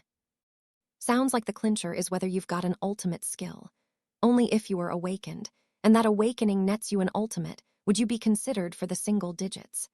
Bernie, by the way, is ranked 7th, with Jiwoo coming in 9th, which means I had to look out for numbers 1 through 6, number 8, and this Marshall guy, too. Meanwhile, the two of them didn't know much about Damrata's faction. They didn't even know who besides themselves were single digits, so I doubted they were lying about that. But I wanted to know more about other people anyway, so hopefully they could give me something useful. Number 10, the substitute, is kept on call within Empire territory at all times, so they can spring into action the moment something comes up. Meanwhile, Imperial Knights ranked 11th or below are assigned Ta groups of 3 and tasked with solving Empire-level cases and crises. As Bernie put it, number 10 was a pretty powerful guy as well, an ultimate skill, but still maybe as strong as an awakened demon lord. With their remaining 90 Imperial Knights, you saw a pretty big talent gap between 20s and the ranks below that, but even so, you had to be at least enlightened class to become a member. Some of the people up top could rank pretty close to saint level. If the Eastern Empire wanted to boost the Imperial Guardians' overall strength, they'd likely have to stage a war-pitting theme against multiple demon lords at once. Are you kidding me? Minutes countered. They want to wage war against Somyeon, who defeated us without losing a single soldier. Yeah, the fact that 100 Imperial Guardians are more of a threat than a million-strong army sure gives me pause, though. Well, Bernie said with a sigh, that's how it is. The Imperial Army serves mostly as a visual threat to people, after all. The Empire needs a visible, public sort of deterrent for the unwitting fools who can't comprehend what real strength is. I could tell he was talking about more than a threat to the nations in Theoist. It applied to the Empire's own subjects as well, people who paid taxes in exchange for guaranteed safety. If the Empire told them 100 people were all they really needed to defend the land, that'd make anyone uneasy. In this case, quantity truly did mean something important. After all, offense is own thing, but when defending, you need numbers. The more bases you have veto maintain, the more personnel you need to defend them. In that sense, the Empire's policy actually seems pretty sound. You know, in the past, the main purpose of our standing army was defense. We'd use only our elite forces to attack other nations and sap their will to fight. Once their work was done, we'd send the army over to establish rule in the name of the emperor. At some point, however, we began to dispatch our army first. I've always wondered why they did that, actually. It never occurred to me that it was so they could manufacture more awakened people. Ghidorah seemed convinced. In fact, this sounded like a pretty important secret to me. Now I think I'm beginning to see Emperor Ludera's objectives. So victory wasn't the point of this whole invasion in the first place, was it? And Sir Caligulio did become awakened, along with several others whom I think came close. I think Emperor Ludera's true mission was to add more fighting pawns to his collection. Benimaru must have reached the same conclusion I did, and Bernie was getting more talkative, too. You're right. There were several people in this invasion deemed likely to awaken, not just General Caligulio, but also Major General Minutes, Colonel Kanzis, and Krishna, and a few others, too. My orders specified that I should work with the newly awakened to find an escape route once the dust settled. But really, this is the first time I've seen the commander's plans go haywire. He accompanied that with a little chuckle, but I sure wasn't laughing. If that many people awakened on us, we would have had more than just a tough battle on our hands. Besides, now that we knew the Empire was trying to awaken more of its troops, we had to admit that our assumptions about them were completely wrong. I thought they went to war because they were confident about beating us and the Western nations, after all. Raphael agreed with me on that, and it certainly seemed logical to me, but... Report. Definitive conclusion failed due to a lack of information. This will be redefined later to achieve perfection. I felt a hint of embarrassment from Raphael there, but asking it to read that deep was far too much to hope for, and I wasn't about to do that. So no harm, no foul this time, I'd say, just as long as we can use this experience for next time. Acknowledged. I will review the information so nothing ice overlooked. Great. I'm counting on you, okay? Really. I'll need Raphael as a reference on the Empire's future movements. For now, though, let's discuss our takes on these new revelations. So Ludera was collecting awakened people for his group of Elita fighters. I don't like admitting it much, but it seems like he can grant the ultimate skills, like he did with Bernie and Jiwoo. Then you've got my group, the Octagram, and the assorted champions of the Western nations. Themperor's trying to gather enough people to crush them all at once and conquer the world, isn't he? Benimaru and Diablo both agreed. It's quite a headache, but it sounds right to me, and that's why any non-awakened soldiers mean next to nothing for him. Yes, humans are inherently weak creatures, but possessing even on ultimate skill could put them on more equal footing with the likes of us. To admit, isn't it? I am not enjoying the thought, no. Hey, it's fine, right? If those skills are that useful, then we can just learn them too, and we're good. Make fighting far less interesting, wouldn't it? Ha. That's rather backward thinking, isn't it, Testarossa? If our foe fails to possess such powers, then there's no need to oust them, is there? That was the thought process behind the ultimate skill I procured for myself, after all. What? Hey, that's not fair. Quit getting a leg up on us like that. Such delicious jealousy from the have-nots. I used to ignore Guy instead of letting him taste my envy, I'll have you know. It's a pretty selfish guy, isn't he? I thought he was backing me up her, but now this conversation's going in stranger and stranger directions. If we don't stop this, Testarossa and her friends are gonna start acting real dangerous before long. Getting back to the topic, Rigard said, is it safe to assume that you think the Empire's objective is to weed out the strong from the weak, Sir Rimuru? Yeah, I'm with the boss on that one. This world's full of people with superhuman force, starting with King Gazel and continuing on with Hinatond, Her Excellency, Emperor Elmesia. Keeping these giants protected was what kept the balance of power in the world stable. And if they can build enough numbers to break that balance, well, that's when the real fun begins, ain't it? Rigard and Kaijin both got me perfectly. Aha. So they pitted strong against strong, surrounding their allies with people who can assist them. That way, the weak wouldn't get in their way. Wow, pretty awful. But at least the weak don't have much work to do. Yes, it'd be a blessing for the weak if it only took the strong to settle wars. But accepting all these sacrifices in order to create more strong mentally does go against my aesthetic senses. Hearing Gabbles and my other friends, reactions made Caligulio and Minutes wince a bit. They were both neck-deep in that whole scene, and now the sheer madness of the operation was probably sinking in. Plus, I think Hakuro was right just now. War really should be fought only by people eager to fight. It's crazy to get weaker people involved, but of course, the world doesn't always work that way. By the way, Gadara said, I seem to recall that kid Yuuki saying that the Demon Lord guy wasn't happy to see the Empire gaining strength. They say he's the strongest Demon Lord of all, so I found it rather odd that he'd be so concerned. Certainly, if they had ultimate skills on hand, maybe they had what it took to hurt Guy. It's only natural for him to be wary. Guy's objective is to unite the world under the rule of the Demon Lords, after all. The Empire is directly clashing against that, so it's far more than just a conflict of interest between them. But that's odd, though. How can someone as arrogant as Guy allow the Empire to keep existing? The stronger the opponent, the more engaging the fight, after all. But Guy, being surprisingly slow to act. If he was able to, I imagine he would have promptly gone out himself to lay waste to all those fools. Diablo, Ultima, and Carrera all had their questions. Testarossa had Thinswer. Oh, that's easy. It's because Lady Velgrind lives in their territory, and if he messes with the Empire, he might get on her bad side. That's why I was similarly on my best behavior in Imperial lands. Caligulio gave her a surprised look. That was your best behavior, Minutes muttered softly. I don't know what Testarossa was up to over there, but it's none of my business. I don't want to start being assigned blame for events that happened way before my time, so I let it slide. The name Velgrind piqued my curiosity. Could that be? Surprising. Blanc Lady Testarossa, showing respect for the flame dragon from the divine area of fire. Minutes was clearly trying to change the subject as rapidly as possible. Testeros's come again. Smile probably unnerved him. But now I was convinced I knew who Velgrind was. Here we had a true dragon, one offer in the world, Veldora's flame-wrangling elder sister. So that was the Empire's ace in the hole. I wouldn't call it respect, no. The relationship between our kind and the true dragons was somewhat complicated. But since our master, Sir Rimuru and Sir Veldora are both on our side, it'd only be natural to pay our respects to his sister as well, wouldn't it? So if it wasn't for their current relationship with Veldora and me, the demonesses wouldn't show any respect at all for true dragons. Hang on, Testarossa. So you stayed on your best behavior because Yao couldn't beat Velgrind? Or could even Guy beat her? Strictly speaking, no, I could not.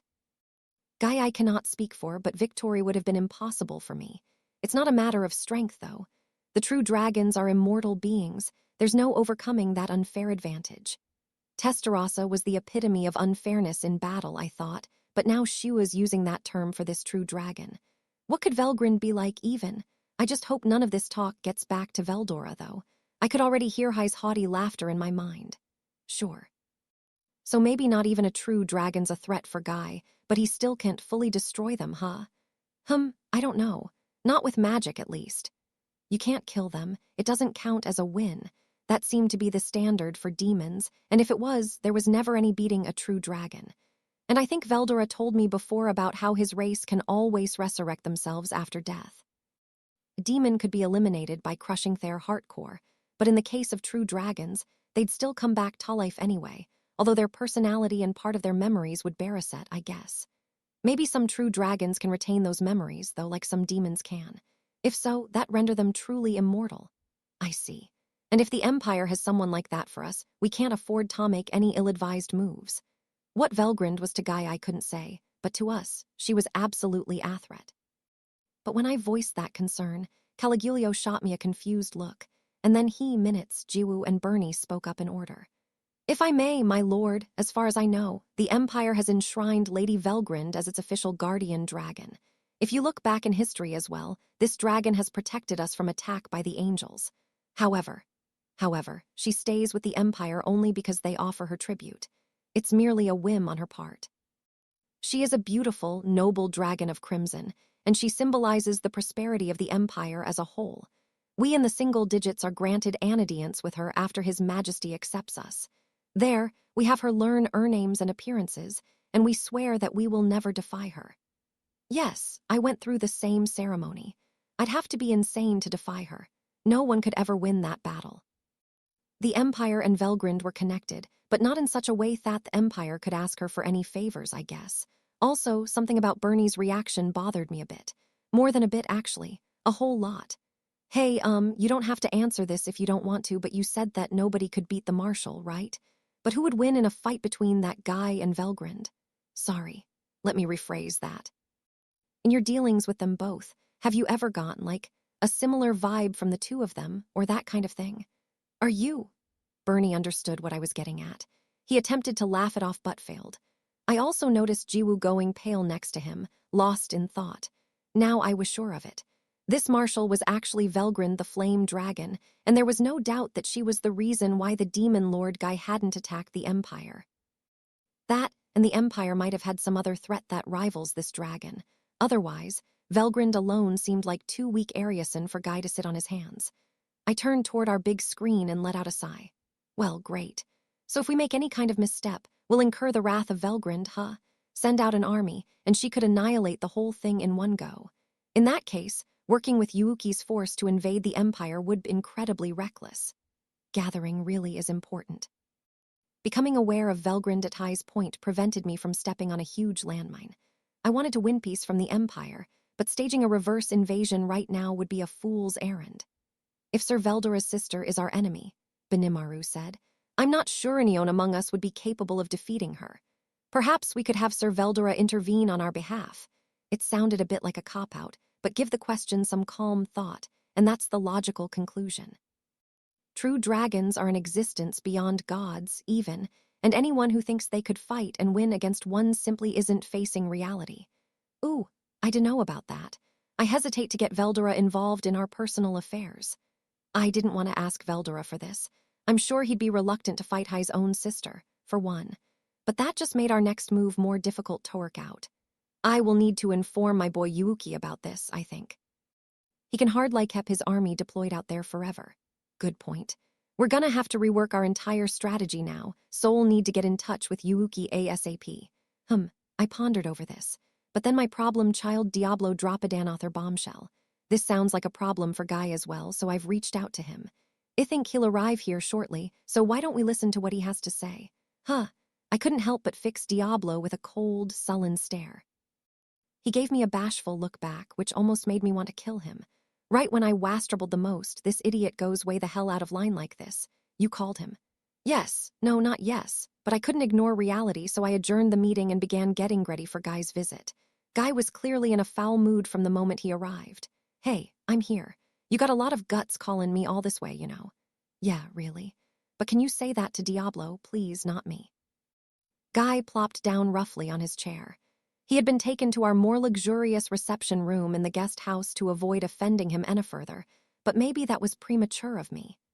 This was a house that we only opened up to the chosen few, royalty, nobility, that sort of thing.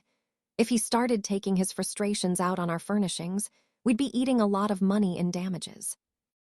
The decor in here was selected by Emuromel, who always had a good eye for that kind of thing. He imported fixtures from all over the world, and some of them were as artistic as they were valuable. It all matched with my tastes as well, so most of the pieces were more quietly elegant than I'm rich type fancy. That Japanese sense of wabi-sabi, or quiet, simple refinement. Emuromel did a great job sticking to that theme, I think. Rigard and his kin were still too inexperienced to reach this level of good taste. They never got to interact with artwork before, so understanding the quality of things would take them some more time. But Rigard also said, it's so relaxing being in here when he paid it a visit, so maybe we have matching tastes after all. Regardless, if Guy starts getting violent, I'll deal with it then. We didn't have anywhere else suitable enough for entertaining him, so maybe at least a little damage was inevitable. There was no way I'd do something as suicidal as entertain the world's strongest demon lord in a bare-bones waiting room. His chair was creaking ominously already. It was another first-rate piece-off furniture, carved from fragrant wood. A soft sofa is always nice, but there's nothing like a good wooden chair that can adjust itself to virtually any body type. It makes you feel like you're surrounded by lush, inviting force, at peace with nature. If he broke it, I'd have him pay for it. But now I was doubly glad it dismissed everybody else from the meeting.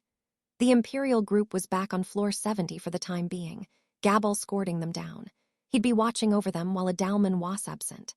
Zoe was busy arranging for Mas Yuki's security, while Rigard was touching base with the relevant authorities to ensure the city was running fine while quarantined in the labyrinth. Kaijin, after conferring with Vester, was having him inform King Gazel of our meeting and its results. I didn't want to hide anything from him, so we'd be in touch later. Ghidorah, meanwhile, was reaching out to Yuki, reasoning that he needed to know about the current situation as they worked out a future course of action. Gobta and Hakuro were on standby in a nearby room, along with the 3 demonesses, just in case something flared up. It'd be safer to keep them out of Guy's sight, because who knows what would happen if you mixed them all together. So that was what I decided to do. So there were 4 of us in the reception room, Diablo, the original perpetrator, Benimaru, Shin, and me. Guy had brought along 3 women of his own. One, seated next to him, had a face that reminded me of Millam's. Her white hair possessed a brilliant sheen, her eyes a deep blue that seemed to absorb anyone who gazed into them. She was surprisingly beautiful, but depending on how you looked at her, she could also be mistaken for a child. It was strange, and given how she casually sat next to Guy, they must have been on equal footing, and I knew only a small number of people like that. If I had to guess, this is the first time you met, isn't it? Let me introduce you, Rimuru. This is Velzard, Veldora's elder sister. The ice dragon is probably a more suitable name for her, but either way, don't forget it. A pleasure to meet you, Sir Rimuru. I am Velzard. Perhaps you've heard the name Velzard the ice dragon before. I knew you were taking care of Mibbrother for me, so I've been meaning to say hello to you. Well, I was right. She was Veldora's sister, one of the 4 all-powerful true dragons, Velzard the ice dragon in the flesh. That graceful bow to Mew is so beautiful. Just seeing her sit so gracefully on her chair was a sight to behold. She seemed to enjoy the scent of the wood, too. But as elegant Asher's smile was, it still sent a cold sweat running down my back. Hanging out with Veldora all the time made me think I was used toe-handling true dragons, but this lady was just bad news. The danger was just palpable. It would have been more appropriate to call her a being Fromenother dimension. Veldora had only recently grown capable of controlling his aura with decent precision. I figured he had it down perfectly, but seeing Velzard before me, I understood just how naive I was. This woman made aura control look incredibly natural. I couldn't sense any of it at all, which showed just how well she could handle it. If she didn't introduce herself as such, I never would have known she was a true dragon. In fact, I may have even thought she was a normal human being. There was no hiding that beauty and eminence, though, so I never would have looked down on her. Ah, hello. My name is Rimuru, and maybe I don't look it, but I'm demon lording it up around here. Your brother, been a ton of help to me. Why do I always sound like such a putz whenever I introduce myself Topopple? And why does Raphael always clam up at times like these? It was so absurd, I thought, but I still tried to keep smiling. Aw, how humble of you. There's no need to be so protective of him. Let out a pleasant, high-pitched laugh. As soon as she did, her mature atmosphere dissipated, and the impression she made resembled a cute little girl's. Honestly, she looks like she's high school age and no older. She really is related to Milim. Thankfully, that smile did a lot to ease the heavy atmosphere. Then we all introduced each other. The other two women in Guy's entourage were Misri, the original green, whom I met before, and Rain, the original blue, whom I hadn't. They were in their dark-made uniforms as usual, standing behind Guy with flawless posture. They were the same rank-off demon as Diablo, but looking at the prudent step back they took, it sure didn't seem that way. They were primals, though the strongest of demons and nothing a mere demon peer could compare to. Better be careful I don't exhibit any bad manners around them, I thought as I carefully wrapped up the intros. Benimaru, seated next to me, was the picture of politeness, but I was nervous through Shin's entire greeting. With Diablo, I felt like someone trying to dismantle a live bomb. I wondered why I'd decided to take this group in, but it was too late to do anything about it. Once we were all seated, I asked Shuna, who guided everyone in here, to make some tea for us. She did so without any sign of agitation, a seasoned pro when it came to hospitality. And not just her, all our servants were doing their jobs as usual, as if it didn't matter who they were serving. Real professionals, all of them, and I'm sure I was watching Vester's strict training bear fruit here. After taking a sip of Shuna's tea, I got down to business. So the reason I invited you here is because I wanted to ask you something, Guy. Oh, so the Empire invaded my country, and I defeated them and stuff. I was thinking about staging an invasion of my own, but then I heard the Empire has Velgrind, Velzard's younger sister, I suppose. And judging from everything else I've heard, it sounds like there's some manner-off connection between you and the Empire as well. Huh, smart of you to notice. Flashed me an excited grin. I had the worst feeling about all this. I really wish I didn't have to delve any deeper, but things weren't gonna work out that way. You wanted to interfere with the Empire's attempts at powering up their army, right? That's why you let Yuuki live too, I bet. I'm sure you didn't want the Western nations to fall, but it wasn't only that, yes. You called it a game, but who are you playing this game with? I pretended that this was just casual curiosity on my part. In reality, though, a lot hinged on this. If the Empire boasted both Velgrind and some other threat equal to her, I needed to know about it. If we attacked while still oblivious to this, there was an excellent chance some of my friends would evade. So I asked him, my eyes staring right into Guy's. Heh, good. If you've picked up on that much, why don't I tell you the whole thing? Nice to see Guy wasn't interested in lording it over me here. Scary, too, in a way. I listened on. To tell the truth, I have a bet going with a certain guy I know. This guy has a habit of going on about these crazy ideals of his, and I want to present them with a little reality check. So we agreed that we'd never directly fight each other, but to use only the pieces we have on hand. Other words, they'd be letting other people do the fighting, and whoever defeated all their opponents' pawns first wins. What kind of pieces are these? Already had my hunches about this, actually. Hef, they're you guys. Yeah, thought so. I kinda wish he'd stop treating me as his game piece, but no point complaining about that here. Let's just work through this and get as much useful information as we can. So is the person you're playing in this game the Imperial Emperor? I was sure of it already, but still felt I should check just in case. Guy had Velzard at his side, so it followed that the person with Velgrind at their side was Guy's opponent. That may not necessarily have been the Emperor, though, so I wanted Guy to confirm it for me. You got it. Emperor Ludora is an admitted rival of mine. He had no intention of hiding it. In fact, he sounded happy to tell me. And if rival is the word he chose, should I assume Ludora is just as strong as Guy? I really can't win against him, can I? And there's nothing I hate more than playing a game where I've got no apparent path to victory. If I could say something. As I held my head in my hands, Benimaru was bold enough to speak up in Guy's presence. Sure. Then, I'd like to ask, what are the conditions for victory in this game? Do we have to defeat Emperor Ludora, or do we just have to subdue all his pieces? I'd like to have more exact guidance. Yes, that is important.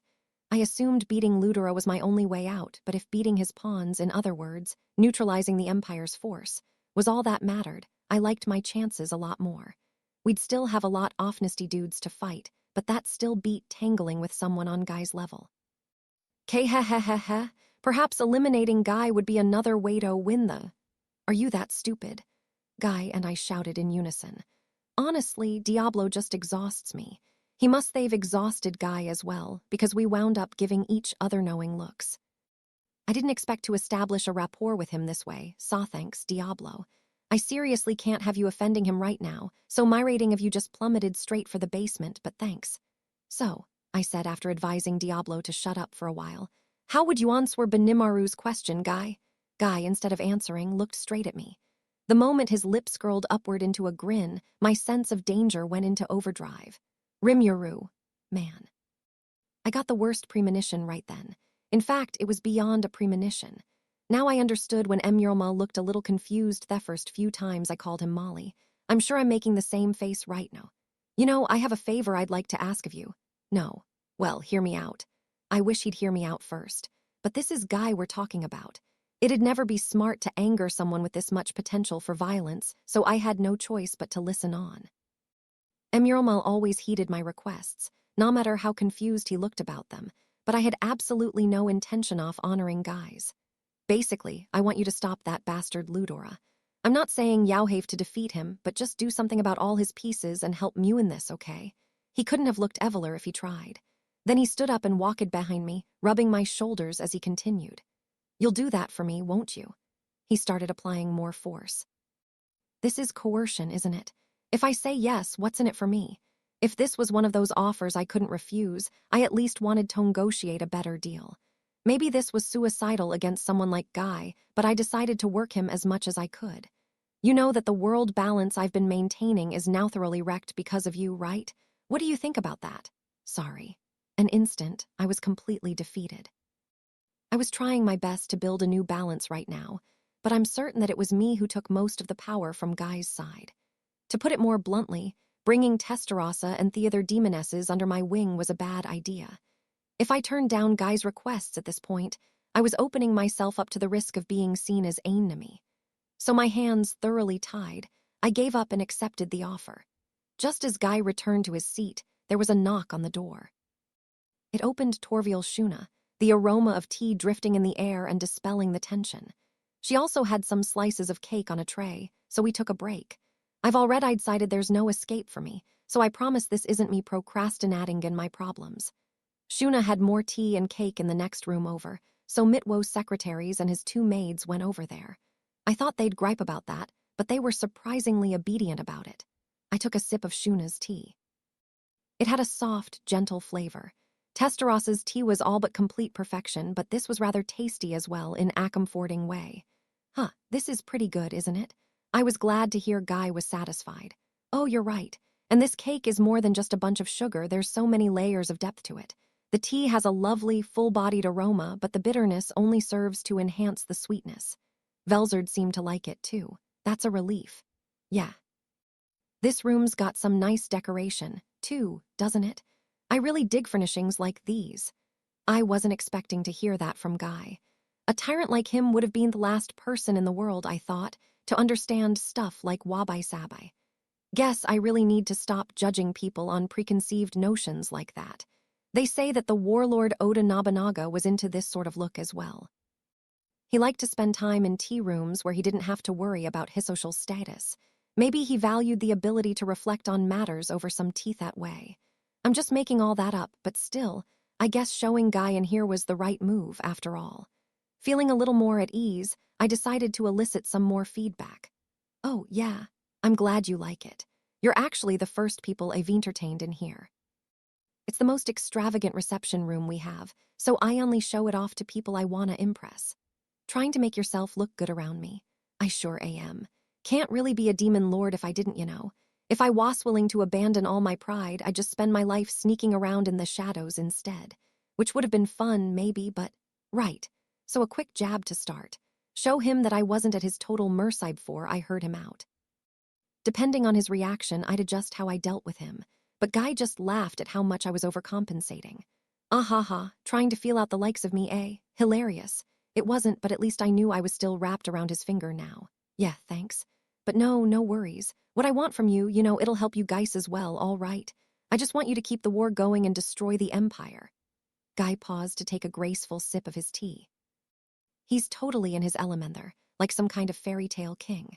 I mean, demon lords pretty much are kings or queens in this world, but regardless. But how Guy like to throw him a fastball straight down the middle like that, huh? In other words, you want me to reduce Ludora's pawns to 0 without killing him. Given your apparent reluctance to answer Benimaru's question, I'm assuming it's something like that. Well, there aren't any real strict rules for determining a winner in this game. The only actual rule we have is that players can't meddle with each other directly. So if the opponent admits defeat, or dies, or it's impossible to continue the game itself, any of those conditions will count as a win. I suppose so. Guy nodded, taking another sip. As he put it, he and the Emperor had been duking it out for over 2,000 years. Not directly fighting, mind you. They had a few scrapes before then, but once Milim was born and Veldanava the Star King dragon perished, they began exercising a little more restraint. Whenever they had a battle, the impact on the world was just too great. They could no longer throw everything they had into the conflict. It was a wild story, but one look at Guy in front of me, and I knew he wasn't fibbing. So the game continued to the present day, Guy building up his pawn count while maintaining the world's balance. A lot of his monsters enjoyed incredibly long lifespans, and he was patiently waiting for them to evolve over time. But nobody, not even his fellow Octogram members, knew Guy's true intentions. Not even Milim, he claimed, was aware of the game between him and Ludora. Then where are you telling me? Why do you think? You're the first person in all these years to push Ludora this far. Didn't need me to inform him that the Imperial army had been annihilated. With all the gigantic magic spells we were tossing around, I'd be shocked if he didn't notice. But killing them all was absolutely the correct answer, though. You kept Ludora from earning any more pieces for himself. Sounds like Guy knew Ludora's objective here, too. Thanks to him, I know had a fully accurate version of the story.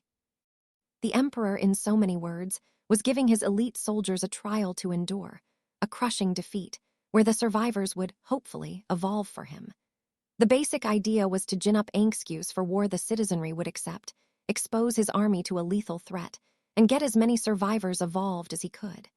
He had proof it'd work, too, because the failed Imperial expedition against Veldora long ago produced a certain number of enlightened. Guy had taken a similar approach. Non-awakened, to him, were useless as pawns, and so he tacitly accepted conflicts between demon lords. The more true demon lords that got awakened, the more of an upper hand he'd have in the game. That was the whole basis for his strategy, and after that, it was just a matter of timing. Once he was absolutely certain he was above his opponent, that's when he'd stake it all. It had proven to be surprisingly difficult, however, what with all the obstacles in the way. So they had kept in playing up to now, with no winner decided. For both Guy and Ludora, it was a grandiose operation, one that seemed to stretch across countless generations. For most life on this world, it was nothing but an annoyance, but for the two of them, it was probably just a way to fill their free time. And this time, too, if even a few dozen people could have survived an encounter with Veldora, some of them were bound to be awakened. I'm sure that's what Ludora assumed. I didn't even register in Ludora's mind then. That must have made me own hell of a game piece for Guy. It's a little frustrating, but that's the reality her. And you want me to use this current opening to attack the Empire? Well, I'll leave the method up to you. And I know this goes without saying, but merely posing as a superpower is pointless. I'm sure he's right. A show of force was no threat to these guys. It'd just lead to more casualties without offering any strategic advantage. So forget about me sending a massive army or anything. If you happen to know this, is there anyone in Ludera's forces we should particularly on guard for? I dunno. My focus has always been on how well I can train my own hand in this game. If I'm the strongest, after all, then it doesn't matter how weak or strong the other guy is, right? Just the kind of arrogance I'd expect from a tyrant like him. This is the type of guy who never bothers looking at his opponent's discards in a poker game. Then, just when you think you beat him, away he goes with a full house like it was nothing. Masayuki, too, was the sort of guy who could draw a royal flush straight off the deck. I wouldn't want to sit at a card table with either of them. But all this game talk, getting me sidetracked. Well, either way, I think we need to get things crystal clear with the Empire, and soon. That, based on my own credo, though, not because you asked me to. Couldn't put this problem off any longer. We needed to open dialogue with Emperor Ludera at once, and if we did, it'd be smarter to come in with as much of an advantage as we could. You're not planning to travel there yourself, are you, Sir Rimuru? Benimaru looked a bit put off. But I wasn't bending. What else can I do? I can't leave Yuuki out to dry. I want to join up with him instead, and then we can hopefully work out peace on our terms. Wouldn't that be dangerous? It's gonna be dangerous no matter what I do. Let's say that someone else goes out there and signs a peace treaty. Would you trust in that at all? I sure couldn't. It'd clearly be a conspiracy to catch me off guard, and then, while I'm out walking in the woods or whatever, they'd send out their assassins to get me. I'd have to be on guard at all times, and that's gonna majorly crimp the life of leisure I'm trying to build here. I certainly don't want that to happen, so I needed to settle this matter for good. That's a fair point. Who will guard you? You, of course. Benimaru gave this a half grin. That is fine by me. Certainly seemed confident. I knew I could rely on him. Seeing this exchange made Guy chuckle. Ah ha ha, you're a funny guy, but so's your associate over there. I sensed something a bit odd about him, too. Maybe he's still got some room to evolve him. He might, yeah. Benimaru's already the most trusted of my inner circle. What, and not Diablo? Yes, he's strong, but you know, kind of a handful. Hear you. This felt like heartfelt sympathy from Guy. That, and also him treating me as a friend. I could tell from his reaction that he's got a lot of problems of his own. Now, there's one thing I want to confirm with you. What is it? Ludera's got the ability to confer ultimate skills on other people, right? Guy gave me a thoughtful look, eyes squinting. Well spotted. Yes, Ludera's got quite the remarkable little trick there, lending his powers to others like that. So, and do you know how this lending works exactly? This was important. If Guy knew the terms of this deal, it'd help us narrow down the list of people in the Empire we had to watch out for. Right now, that list couldn't have been more than 10 people by my estimation, but it didn't want to work entirely on assumptions. Don't worry. That power's not omnipotent or anything. He can only hand out powers for a limited time, and they're degraded versions, too. As for who qualifies, well, I know you have to be awakened to receive the power, at least. That, and there's some other restrictions, too, that I'm not fully aware of. It's really not as much of a threat as it sounds like. Was a real Hail Mary of a question, but he gave a remarkably quick, succinct answer. That's just about all the intel I need, I think. But it'd really take someone like Guy to say that passing out ultimate skills isn't a threat. You know, I was starting to think Milim and Guy were cut from the same cloth. These differences in perception were needlessly complicating my job. Watching Guy as he tucked into his slice of cake, I couldn't help but resent them a little. Seeing him talk about world-altering battle while enjoying a fancy-pants tea-time snack annoyed me, and the way he treated me like yesterday's news once I accepted his request was similarly irritating. But wait a second. We're supposed to be talking about some important stuff here, or so I think, at least. But despite that, our little private chat seemed to be at its end, somehow. Disgusted, I stabbed my fork into my cake. Nothing like a little sugar to get the brain going. Time to sort out everything I've learned without letting Guy get under my skin too much. It was quiet, the air calm and peaceful. But despite our business being over, there was no sign that Guy was leaving. Skillfully, Shuna poured a refill into Guy's empty teacup. She had asseparate pot on hand for serving, so the remaining tea leaves wouldn't get oozed up too quickly. You're good, you know that? None of the chuckleheads working for him could do any of this. Flattered, my lord. Benimaru looked a little worried, but Shuna was unfazed, retaining her wits and not letting Guy bowl her over. Hey, you think I could have Misery and Rain train under you for a little while? Train. Yeah. I want you to teach 'em how to bake cakes like this. They cooked for us at the Walpurgis Council, actually, and I thought it was a pretty nice spread. But when it came to desserts, Shuna had a clear edge. She was neck and neck with Mr. Yashida in the race to invent new taste-tempting offerings, so she was polishing up her skills by leaps and bounds.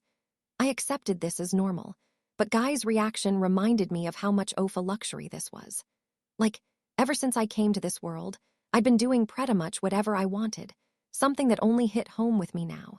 Recreating the things I used to love, striving to make all my favorite foods available over here.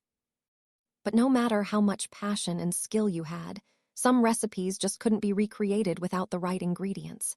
Even Aikf, as outstanding as Mr. Yashida, couldn't have made this cake we're enjoying without the high-quality liqueurs we're producing in Tempest. Better remember to be grateful for that. Anyway, what answer should I give Guy? I thought about just telling him to come over here and buy from us, but no need to be that stingy. So I decide to teach them only the recipes we've developed ourselves, keeping Mr. Yashida's inventions a guarded secret. Shuna, could you teach this recipe to the 2 women in the adjacent room later? I would be glad to.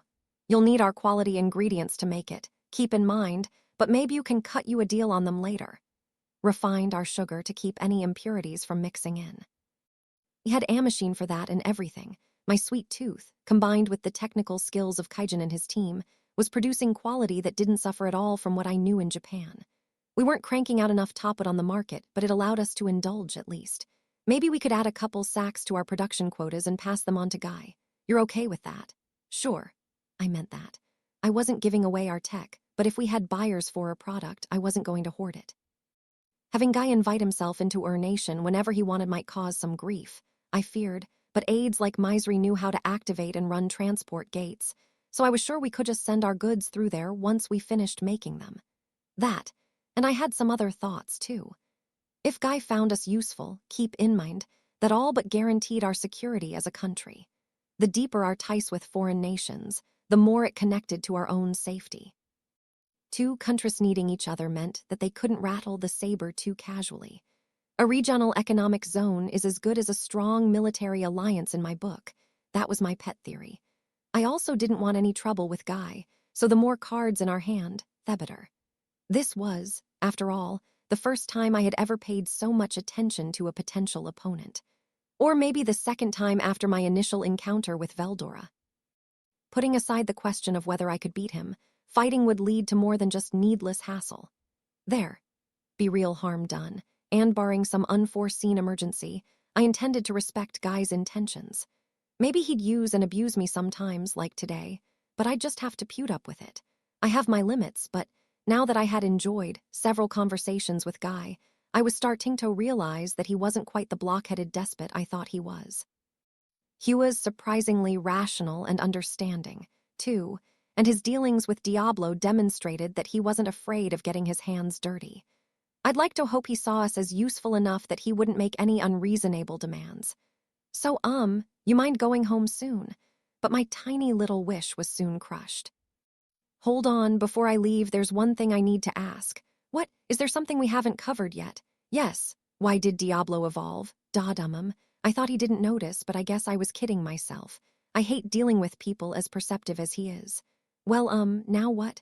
What kind of response would Guy be willing to accept even? And not just Diablo either, huh?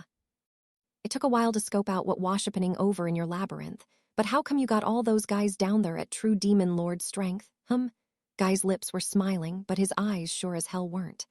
I guess cheap excuses weren't going to work, understood. You could frame it as experimentation with your Beelzebub skill, and that should be acceptable. God is good. Right, let's do that. That's the Raphael I know. I can always count on the dude at times like these. You know, I've been experimenting with my powers a little bit lately to see if I can beef up our forces for the battle against the Empire. As I did, it discovered that one of my skills has a pretty interesting side effect I can take advantage of. What kind of side effect? I dunno. Tell me, Raphael. Understood. The effect of reverting souls into pure energy and granting them to those capable of awakening. Call it forced evolution, and that should be enough explanation for the subject Guy Crimson. Oh, that is what I did, isn't it? That whole evolution ritual harnessed the power of Beelzebub, not Raphael. This was the unvarnished truth. Even, he wouldn't be lying or hiding anything from Guy. This might just be the way Togo, actually. Beelzebub, you see, can take people's souls and convert them back into energy. Then I can grant that soul energy to other people, you see. If they're not qualified for it, it won't do anything at all, but, so if someone has the seed for it, they can get awakened that way. Wow, seemed convinced.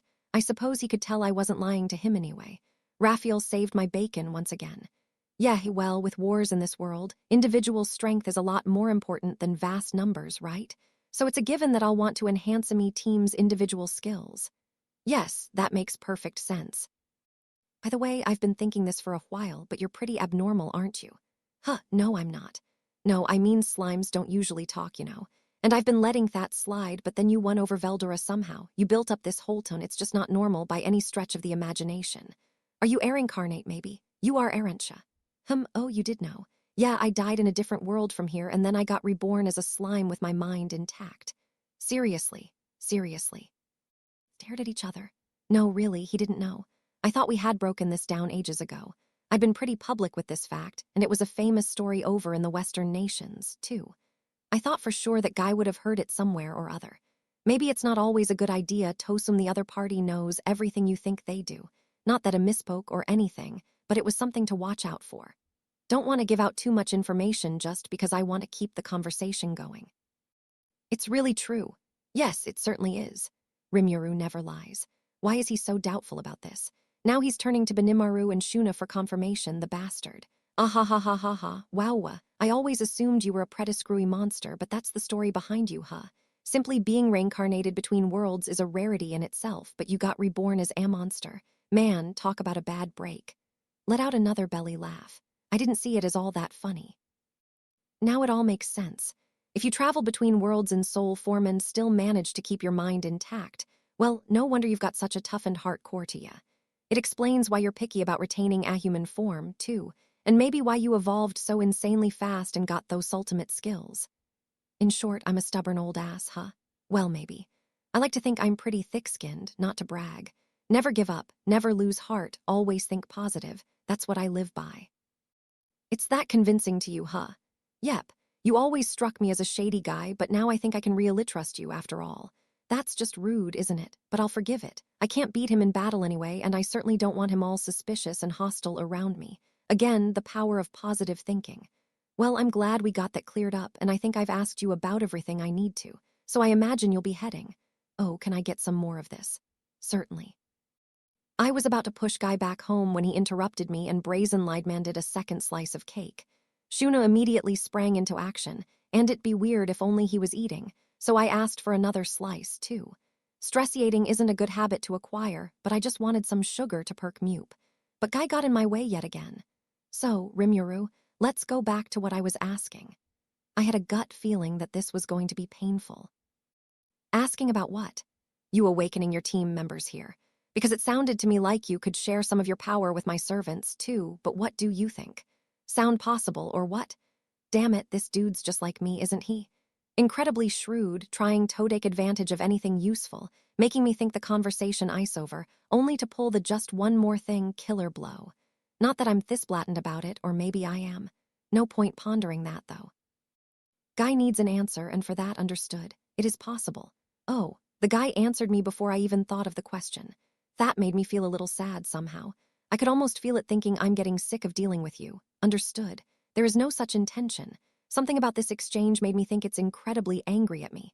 Better not prod it any further. Raphael's all I have to rely on, so if it gave upon me, I'd be at the end of my rope. Right. Now for a more serious question. If I built a soul corridor between myself and Guy's servants, whoever they are, would that still work? Affirmative. Forced intervention is now possible even if you do not share a common soul lineage with the monster in question.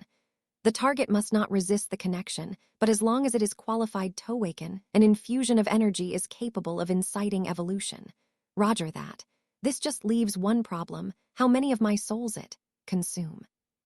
I don't know how many people he wanted me to awaken, but if I don't have Thegoods, we're getting nowhere here. I don't think it'll be a problem, no. Can't be sure unless I try, but I'm reasonably sure it'll be fine. But I don't have enough energy left to pass out to other people, though. This was my attempt at nimbly turning Guy down without angering him.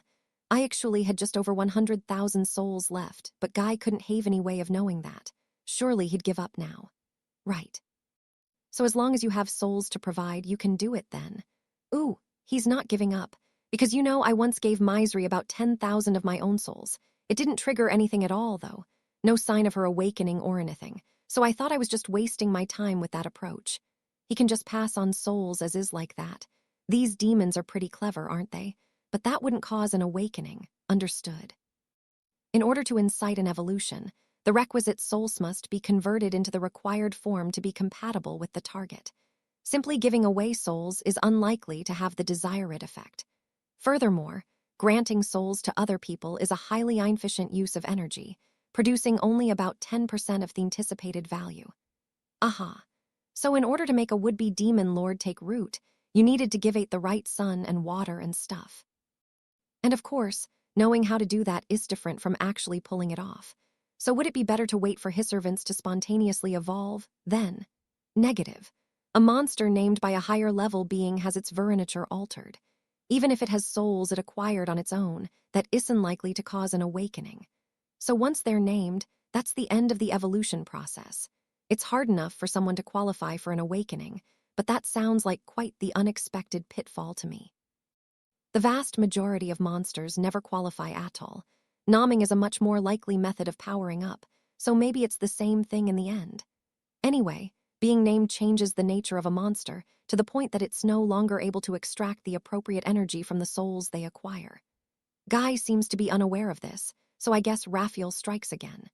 Truly, it's the smartest teacher I ever had in my life. Oops. I was sincere with that praise, but maybe Raphael took it as me making fun of it. But I had my answer, so let's just move on. Misery, huh? Did you try it with Rain or anyone else? And actually, you were the one who named them, right? That's right. Again, well spotted. Well, there's your problem right there. Oh, when they're named by a higher level life form, that changes their nature enough that it won't work, it looks like. That sort of thing, huh? So it's a waste of time no matter how many souls I give them. But you've got a way to adapt the soul energy so it'll work on the target. I had to take a crash course from Raphael to figure all this out, but Guy was picking up on it super rapidly. Everything he said was right on the money, too. Approach ought to, yeah. Okay, I want to ask you a favor. Here we go. Now I was really starting to understand Guy's personality. When he starts to use that wheedling voice of his, he must think there's no way I'll say no. I'd really like to slap a denial on him, but I'd be too afraid to try it. I value my life too much for that these days, so I'll just play along for now. Just so you know, all the souls in the world won't evolve someone if they don't qualify for the right. No problem there. Both of them meet the requirements just fine. You think you can awaken them for me? The way Guy was talking, his two maids were total garbage, useless in their current states. His evaluation standards are so weird. Based on what I heard, Misery and Rain are primals on the same level as Testarossa and her gang. But he's just slamming them like this instead. And considering one off-me-own secretaries made a sport out of egging Guy on, I was getting more and more nervous by the moment. Ah, well, now it boils down to whether I have the souls I need. Okay, so it's only Misery and Rain you like to have awakened. Yeah. How many souls is that gonna take? For a self-awakening, it was 10,000. For a servant of mine in my soul lineage, it was a cool 100,000, 10 times as much. If I was working with unrelated third parties this time, I'm sure it'd be even more efficient. So as for the number, understood. 500,000 souls. 500,000, so 250,000 each. 25 times more than usual, and over twice as many as a soul lineage job. It seemed like a ton, but if that's Raphael's quote, it has to be true. I think 500,000 would be enough for the two of them. Huh, that's all. Well, shoot, I got enough in me right now then. I won't even have to kill any more humans. Has them, and what was he gonna do if he didn't? Oh, you do. That's, good. A dry chuckle was about all I could let out. I might have been begging Guido stop right now if the numbers didn't work out. I'm glad I didn't have to, but considering all the casualties lately, I kinda had mixed feelings about this. The difference in how we value souls and all that. I secretly prayed we didn't have any more conflicts of interest going forward. Benimaru and Shuna listened in on all this, worried looks on their faces. I decided there was no reason to hide my conversation with Guy from them. Well, if you could grab our guests for me, then I had Shin and Diablo join us as well. Guy was in an elated mood as he enjoyed his cake. Slice number 3. Glad he likes it. As soon as he handed me his 500,000 souls, he started acting like his work was done here. I already confirmed with Raphael that everything was set to go, but was it petty of me to be less than overjoyed about all this? I pondered this a little as Shuna brought the 2 maids back in for me. You amaze me again, Sir Rimuru. That cake was excellent. Yes, and we're thrilled that you're willing to share the recipe so freely with us. Maisri was gushing. Rain was meekly appreciative. They must have gotten the message, and they were behaving perfectly kindly around Shuna. If this was enough to satisfy them, I really wished we didn't have to play the Sedum World War games. The world was so full of surprises to explore. And besides, these 2 seemed like perfect maids to me. They didn't have the world-destroying sense of taste that Shin did, and I was sure they'd honed their skills in no time. Before that, though, I had an evolution ritual to perform. I am glad to hear that, and if we can continue to work in tandem, nothing would make me happier. Cooperation is so key, in my opinion. I'd like them to understand that cooperation isn't a one-way street, but Rimuru, about to give both of you more power, girls. You need to be more thankful to him. Should you, man? Swallowing the thought before I said it out loud, I smiled at the 2 girls. Now, a word of caution about this. Once I complete the evolution, Yao might suddenly get extremely sleepy. This is called the Harvest Festival, and it's perfectly normal, but you might be too catatonic to travel much for up to a few days. In the meantime, you can feel free to stay with us. And his entourage had traveled via Maisri's transport gate to a spot just outside the labyrinth. I then obtained Ramiris's permission to let them inside, but once the evolution was complete, I didn't think either of them were gonna be on their feet for a while. I doubted Guy was the type of boss who was thoughtful enough to bring them back home with him, so I intended to set them up with some lodging. And besides, are you sure? Of course. So perhaps you 2 could send Guy and Velzard back home while you're still awake. That was my aim. Our negotiations were over, and I really wished Guy would leave already. I don't want to impugn on you that much. We'll take the 2 of them back with us, so just go ahead and start infusing, could you? Wah. Guy's unexpected reply almost made me audibly yelp. And not just me, Maisri and Rain themselves looked just as astonished. Their reaction told me what I already assumed. Guy actually lifting a finger to do something for them was unprecedented. Clearly, he had an agenda of some kind. An agenda that, quite frankly, I found incredibly annoying. I didn't want Guy to see my power in action. I wanted him the hell out of here. Then it occurred to me. It always struck me that Guy and I had a lot of similarities, but maybe we were even more identical than I thought. I mean, if I were him, of course I'd want to observe you how it went on and see if I could copy it. Even if I couldn't, I still wanted as much info as I could get, so I could counteract it if need be. Based on that, it was very like Guy was thinking the same thing, and in that case I was all the more motivated not to reveal my hand to him. Or has he already spotted me out? Understood. There is not a problem. As instructed, only Beelzebub will be brought to the forefront, so the rest will be kept fully hidden. Sweet. Just leave it to Raphael, and I could even pull the wool over Guy's eyes. Not that I can let my guard down yet. I just didn't want him learning any more about me, you know. No, there's no need to be shy. We've got tons of extra rooms, so y'all just get going on your way, okay? I wasn't gonna negotiate. Guy was absolutely trying to stick around so Heck could observe my powers. I wasn't about to expose my hand for no good reason. I've got to do whatever it takes to get Guy out of this place. We exchanged polite smiles, even as intense psychological warfare erupted below the surface. Just as it did, the door to the room was almost blown off its hinges. Rimuru, I was looking for you. The surveillance feed's gone silent over in the control center. I want you to restore it for us. Yeah, I'm pitching in to help monitor the world too, you know. Veldora and Ramiris certainly seemed to be enjoying themselves, but we were in the middle of a very important conversation, so I wished they'd pick up on that a bit. Besides, the control center's meant for waging wars, all right. It's not your personal playroom. And yes, we are still at war, but I think you guys are just using that screen to search for neat new spots to visit. I had a lot I wanted to say, but I had no right to complain. It was all my doing besides. Once the war over, I blurted out the other day, why don't we go out and have some fun? They had been arguing over where to go ever since.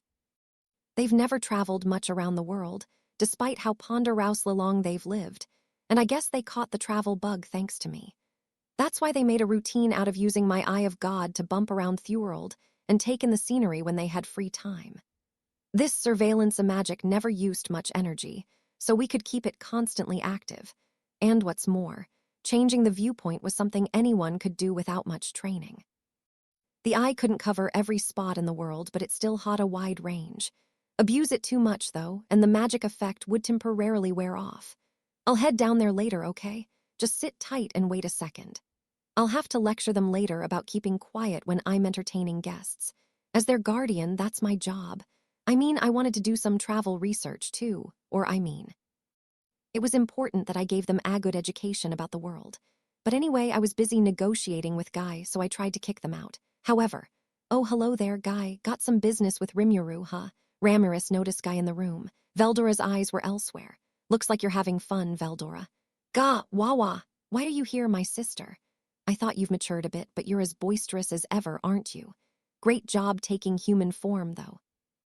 Looking pretty good for Somion, who just broke out of their seal, too.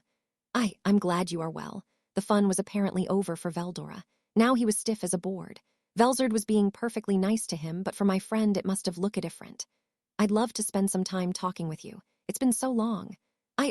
Well, I'm sure you're a busy person, my sister, and I have work off my own to attend to. I'm afraid I do not have much free time. Oh, no need to worry about that. I think Guy and Sir Rimuru have a lot to talk about still, so why don't we have a nice, extended chat? Velzard's emphasis was clearly on the word extended. She completely ignored Veldora's claim of work obligations, and now he was looking to me for assistance. I gave him a brisk nod back. Good luck, man. Could we borrow a nearby room, Sir Rimuru? She flashed me a beautiful smile, and how I was going to say no to that. I can't. Of course. I'm sure you've got a lot of catching up to do, so take your time. I had no choice. Farewell, Veldora. We'll never forget your gallantry. He looked pretty bent out of shape over not getting any help from me. Then, with a quick hand movement, he grabbed hold of Ramirez. Who, master. This isn't any of my... Don't leave me alone. The pathetic display convinced me. Veldora must be ill at ease around his sister Velzard, or maybe more terrified of her. In my previous life, I had a friend who didn't like his big sister too much either. She's such a dictator, he'd complain to me, eyes glowing with enlightenment, and I guess that applies to true dragons, too. I also had friends who'd whine at each other about how annoying their little sisters were, but I only had one elder brother, so I couldn't join in. I'm sure it was same kind of deal with both sister types, and Veldora was starting to torment me of them. Then something occurred to me. A while back, Veldora and I were arguing over where we should go for a trip, and he was dead set against traveling north, like I suggested. He said it was too cold for him and so forth, but that seemed unnatural to me. There couldn't be any way the cold would affect him. Looking back, though, maybe he knew Velzard was there. As I watched Veldora, begging not to go as he held the door in a death grip, I couldn't help but feel sorry for him. Maybe I had it all wrong. I fully intended to abandon him since I didn't want to get burned, but let's lend him a bit of a hand.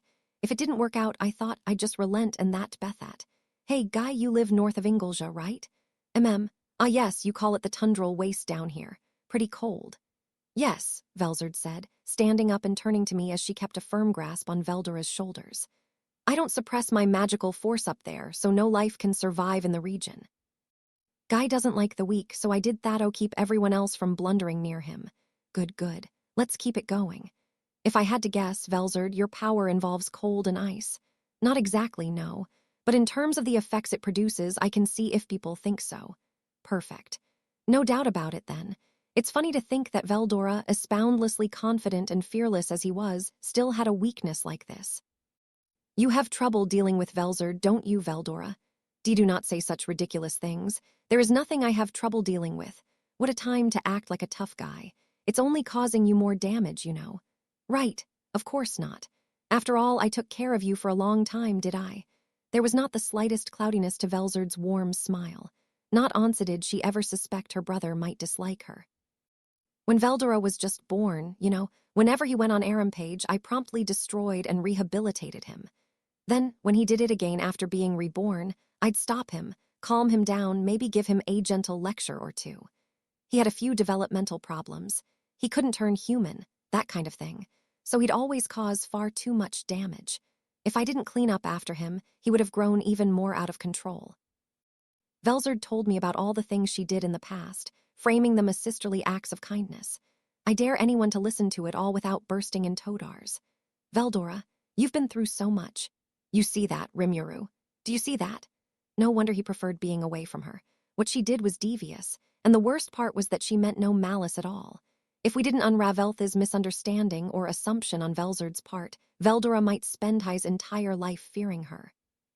But Veldora wasn't helping his case much, either. That tough act made it impossible for him to defy her. He needs to drop that false courage, or he'll never get along with people, or true dragons, Aegis. Whatever.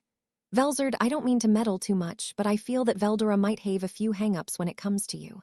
Why is that? Well, long story short, you're overdoing it. Instead of just forcibly him without listening to his side of the story, if you gave him more guidance about what's right and wrong, he'll learn it more naturally that way. Veldora is capable of listening to reason, after all. So instead of resorting to violence, can you just tell him how you really feel instead? If you want, we can even put you up here for the night. Velzard considered this for a few moments, then sighed and nodded. Hugh. Glad she accepted it. Rimuru. Isn't that great, Master? Can you let go of me now? Very well. Looking back, I'm not sure I ever really considered Veldora's thoughts.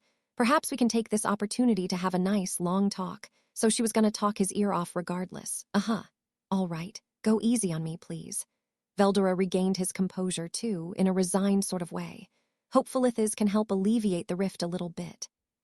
He exited the room, voluntarily this time, but he was still clutching Ramiris in his hand. I'll pretend I didn't see that. Hey, wait, this is none of my business. I think I maybe heard that plea from somewhere, but it disappeared once the door shut. I must have been hearing things. Time to focus on Guy again. Veldora's exit made the room suddenly feel very quiet. Right, Guy muttered. I nervously swallowed as I anticipated his next words. Well, it sounds like Velzard will be staying here for a bit, so I think I'll stay overnight as well. Sure, I'll have a room ready for the three of them, so don't worry about that. The three of who? Oh, aren't you leaving? I sure wish he was, but I'd be left disappointed. What are you, stupid? We're pals, aren't we? So let's hang out today. Get these two evolved for me already. Grrr.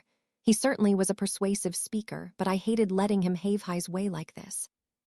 No, I'll be glad to give you the royal treatment when things are leisurgent, so for today. Didn't you say a moment ago that you have lots of extra rooms? I don't need the royal treatment today, so just set me up with whatever's free right now.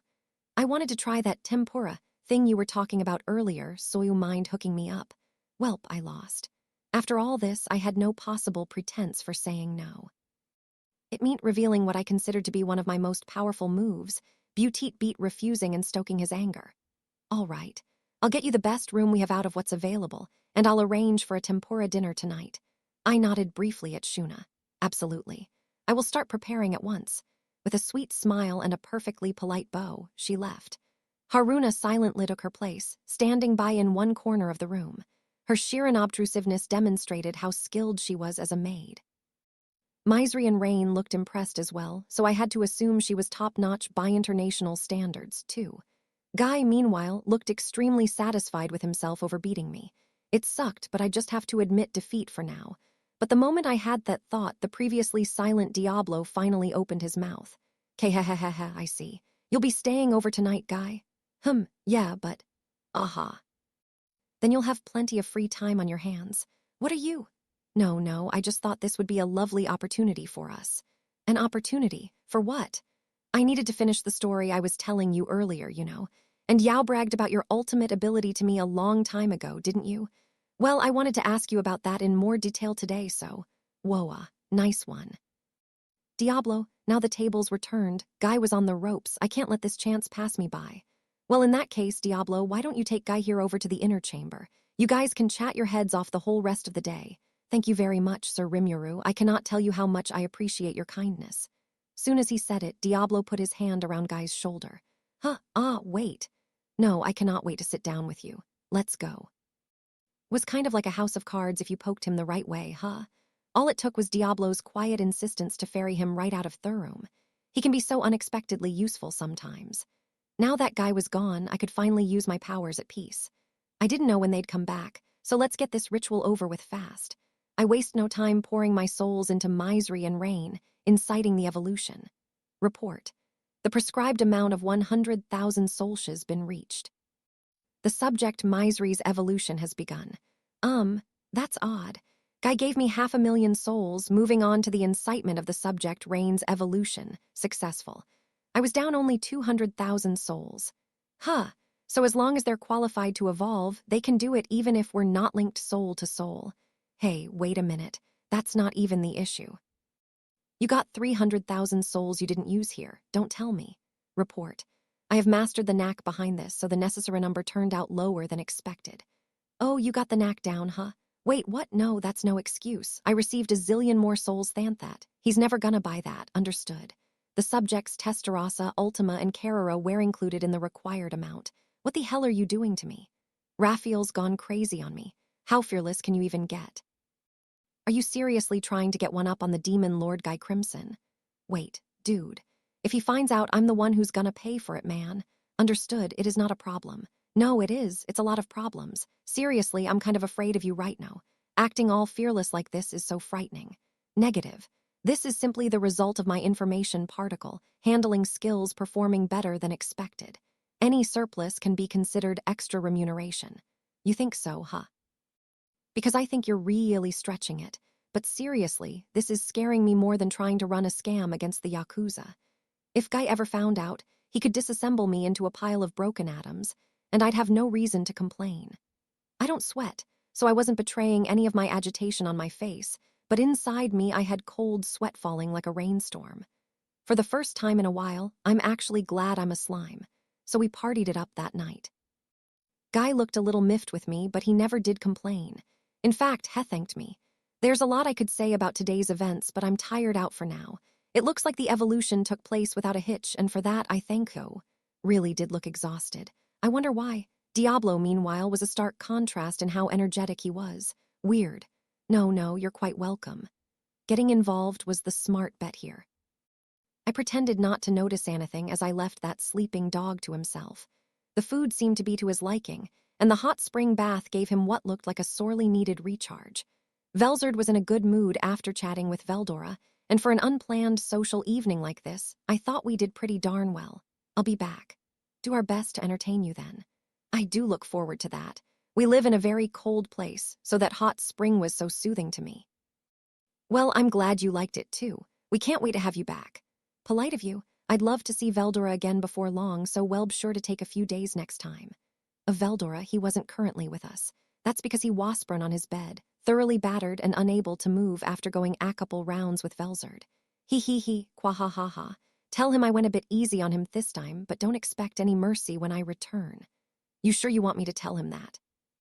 Sorry. She seemed to be apologizing in an ever-so-wispy voice, but I'm a kind slime, so I pretended not to hear. Hey, I'm sure Velzard didn't mean to kick High's ass, and I'm sure Veldora will be good as new in a few days. Really, I hadn't seen him take any wounds since that whole Cronoa incident, so it was a helpful reminder of just how strong true dragons really were. Veldora had another big sister over in the Empire. We have to figure out how to deal with her, so I think I'll have Raphael give me the rundown on how true dragons fight each other later on. After giving me some valuable information to work with, Guy and his crew finally left. I'll be using that info as a reference as I resume our deliberations in the next course of action. As I resolved to do this, I saw someone jogging up to me in a tizzy. It was Emurlmel. Ah, Sir Rimuru. I was wondering where you were. I've been looking all over. Why the urgency? You'll know when you hear this. Big Mama's here and she wants to see you. Promptly rushed over to a certain inn in a prime spot of town. Big Mam always stayed there on her visits. This was a nickname, of course, one shared only between Molly and me. We gave it to her because bandying her real name around was bound to cause us trouble. It was Elmesia Elru Thalion, the heavenly emperor of the sorceress dynasty of Thalion. Among the three pranksters, the name we three gave ourselves, she was known as El. I was Rim, Molly was Gar, and she was El. She led the group, I was second in command, and Gar was our minion henchman. We had a lot of fun with this, you could say. If Elle wanted to see me this urgently, I had to drop everything for her. I'm pretty sure she's aware we're fighting a war right now, though. We told Elle that we're at war, didn't we? Oh, of course. In fact, she told me herself that she'd save her next visit for when things settled down. Here has actually known Elmesia longer than I have, sitting in form when I'm busy and negotiating over this and that, both in public and private. Public here meant official diplomatic relations with Thalion, and I was pretty much hands-off with that stuff, leaving it wholly to Molly and Rigard's circle. They oversaw construction progress, established trader regulations, set up tariffs and other logistical matters, discussed security for merchants and visitors from both our nations. Anything and everything had to be looked over with a fine-tooth comb until they were mutually acceptable to us all. It was a daunting task, but they did their best at it without complaint. Private, meanwhile, was more about the fun debauchery we got up to as three pranksters. Debauchery might sound a little shady, and indeed, our little side hustles weren't the kind of things your mother would approve of. What were they exactly? Well, basically we were attempting to take full control of our newborn and gigantic economic trade zone. At first, the three of us were simply drinking buddies. We were discussing business matters at the bar before long, however, and the next thing I knew, this had ballooned into sensitive matters concerning the management of our nations. It's on me for having such a big mouth, but Molly's equally as guilty for not stopping me. Besides, it's not like us two were the only ones blubbering away. Elmesia leaked out a lot of secrets to us as well. It's little wonder we all let our guard down. All three of us were blamming it on the alcohol, essentially. Benders can be real scary. This relationship was, of course, totally confidential, just a secret between the three of us. It'd have to be, because if word got out about the Sedocs, we'd be subjected to a whole lot of vitriol. I'm sure my staff would be silently applying pressure on me to stop, and Molly would probably develop an ulcer from all the criticism. I bet even Elmesia would become the target of some sarcastic remarks from Erald. So we were a tight-knit secret society, the three pranksters, and by this point, our friendship had transcended our positions in society. This arrangement began in earnest, if I recall, around when we won the battle against the Rossos. Right when that clan was on the decline, the Western nations, criminal underground circles were all but decimated. Nobody was providing any cohesion, and things were starting to break down into factional warfare. I wasn't about to abide by this, so I asked Testarossa to help keep the peace over there. That prevented things from getting out of hand, but we couldn't keep things as is for long. Only when the local police, or military, really, couldn't handle matters did we provide some secret assistance to them. That, however, brought up the issue of how to deal with the criminals we caught. The reason local militias couldn't handle these cases was because of the inevitable reprisals they would trigger. In some cases, local or regional government leaders were the ones committing the crimes, and the authorities would be hesitant to act in situations like that. They couldn't let crimes go unchecked, of course, but if they pursued them too much, it could potentially lead to insurrection, even. In a lot of cases, the local state had no choice but to keep silent and not intervene. It was all pretty troubling, so one night I was whining about it to Elmesia during one of her stops at our inn. I was rather hoping we could discuss something more fun than that, she said at first, clearly reluctant. But as she listened on, she gradually opened it up to me, leaning forward and asking for more details. Essentially, the way it painted things, it could be beneficial to not just me, but her, too. In other words, I was telling another what-if fairy tale to hold her interest. Crime and the economy are inexorably linked. If the gap between rich and poor widens, that leads to resentment and could even affect national order. It's why organized crime grows so huge. They serve as a receptacle for Thepor, and after a certain point, they could wreck the entire power balance of the nation. Molly, it should be said, was originally one of those underworld bosses. And I suppose his familiarity with matters let him grasp my point immediately. What poor people need is a place to belong. We had to provide jobs available to anyone so they won't turn to crime, no matter how far they've fallen. Oftentimes, this would be where the military comes in. They've gottens of positions to fill, and they're always looking for people to fill them. But if the country itself is poor, sometimes not even that functions properly. So we wanted to provide a little under-the-table help to them. First off, we'll create our own crime outfit. We've already laid the groundwork for this by absorbing all the groups we've crushed in each nation, and I'm thinking about taking out all the ones we've let survive Forno, too.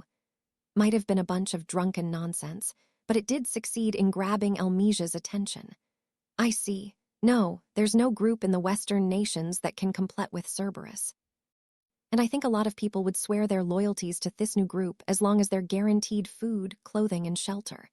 Elmesia hadn't been too enthusiastic so far, but what I said next proved Tobe the deciding factor. Right, so we could take care of the poor that way. Next we'll tackle the wealthy. Now that Granville is dead, the Rossos are going to fall and fall fast. They might still have a lot of power, but you know they're going to do nothing but weaken over time. So I'm trying to move another project along Tozerv as a replacement. A project? Let me hear more about it. Well, you know it. The idea you mentioned before about having Bloomund function as a concentrated industrial hub. Sir Fuse is making preparations for me along those lines, and he's already secured the necessary personnel. I understand. And I had already consulted with each other on this grand concept. It's important that we coordinate our interests with our neighboring countries. After all, if we want to spread friendship and prosperity, we could combine the Dwarven Kingdom's industry, Farmanus' agricultural output, and Thalian's industry as well. We'll need to fine-tune things so we're not competing against each other, but we could have all this industry flow right into Bloomund, and then they could serve as a window into all that Western nation's territory. Ah, yes, Irald did report to me about that. So you were actually planning to go through with it? Of course, why not? All right, but Rim, how will you profit from it? Profit's secondary here. Just kidding. But that's what we're trying to do, taking control of core technology, releasing it to the world, you know. And I'm thinking we could build a really big educational institution and attract talented students from all over the world. Establish ourselves as a major tourist destination, then skim off the top behind the scenes. Wah-ha-ha-ha-ha. And don't forget about your patents concept. This wonderful system where money keeps flowing in without having to do any work. I understand it well enough, but it could take time to get other people to use it. I see. So your idea is to create new products that require Thiscore technology, then secure the intellectual property rights. You're so quick on the uptake, El. I'm glad for that. But don't go copying the idea off me, okay? First come, first served, is it? But no, I won't copy it, but let me in on some of the action instead. Wahahaha, pitch in for us, El, and this project is already as good as done. Oh, Gar, you give me far too much credit. You're right, of course, and so we laughed into our beer mugs all night. The next day we gave each other bleary looks, everyone wondering if Wes said too much. So about yesterday's chat? Yes, I recall it. You said some things you probably shouldn't have, didn't you? Yeah. If you could find it in you to keep it a secret. We can't afford to have the project shudder to a halt at this point. Oh, stop worrying, Gar. Maybe the drinks were talking for me, but I'm a woman who keeps her promises. So through a failed attempt at fraternization through getting blasted, we were now all on the same wavelength.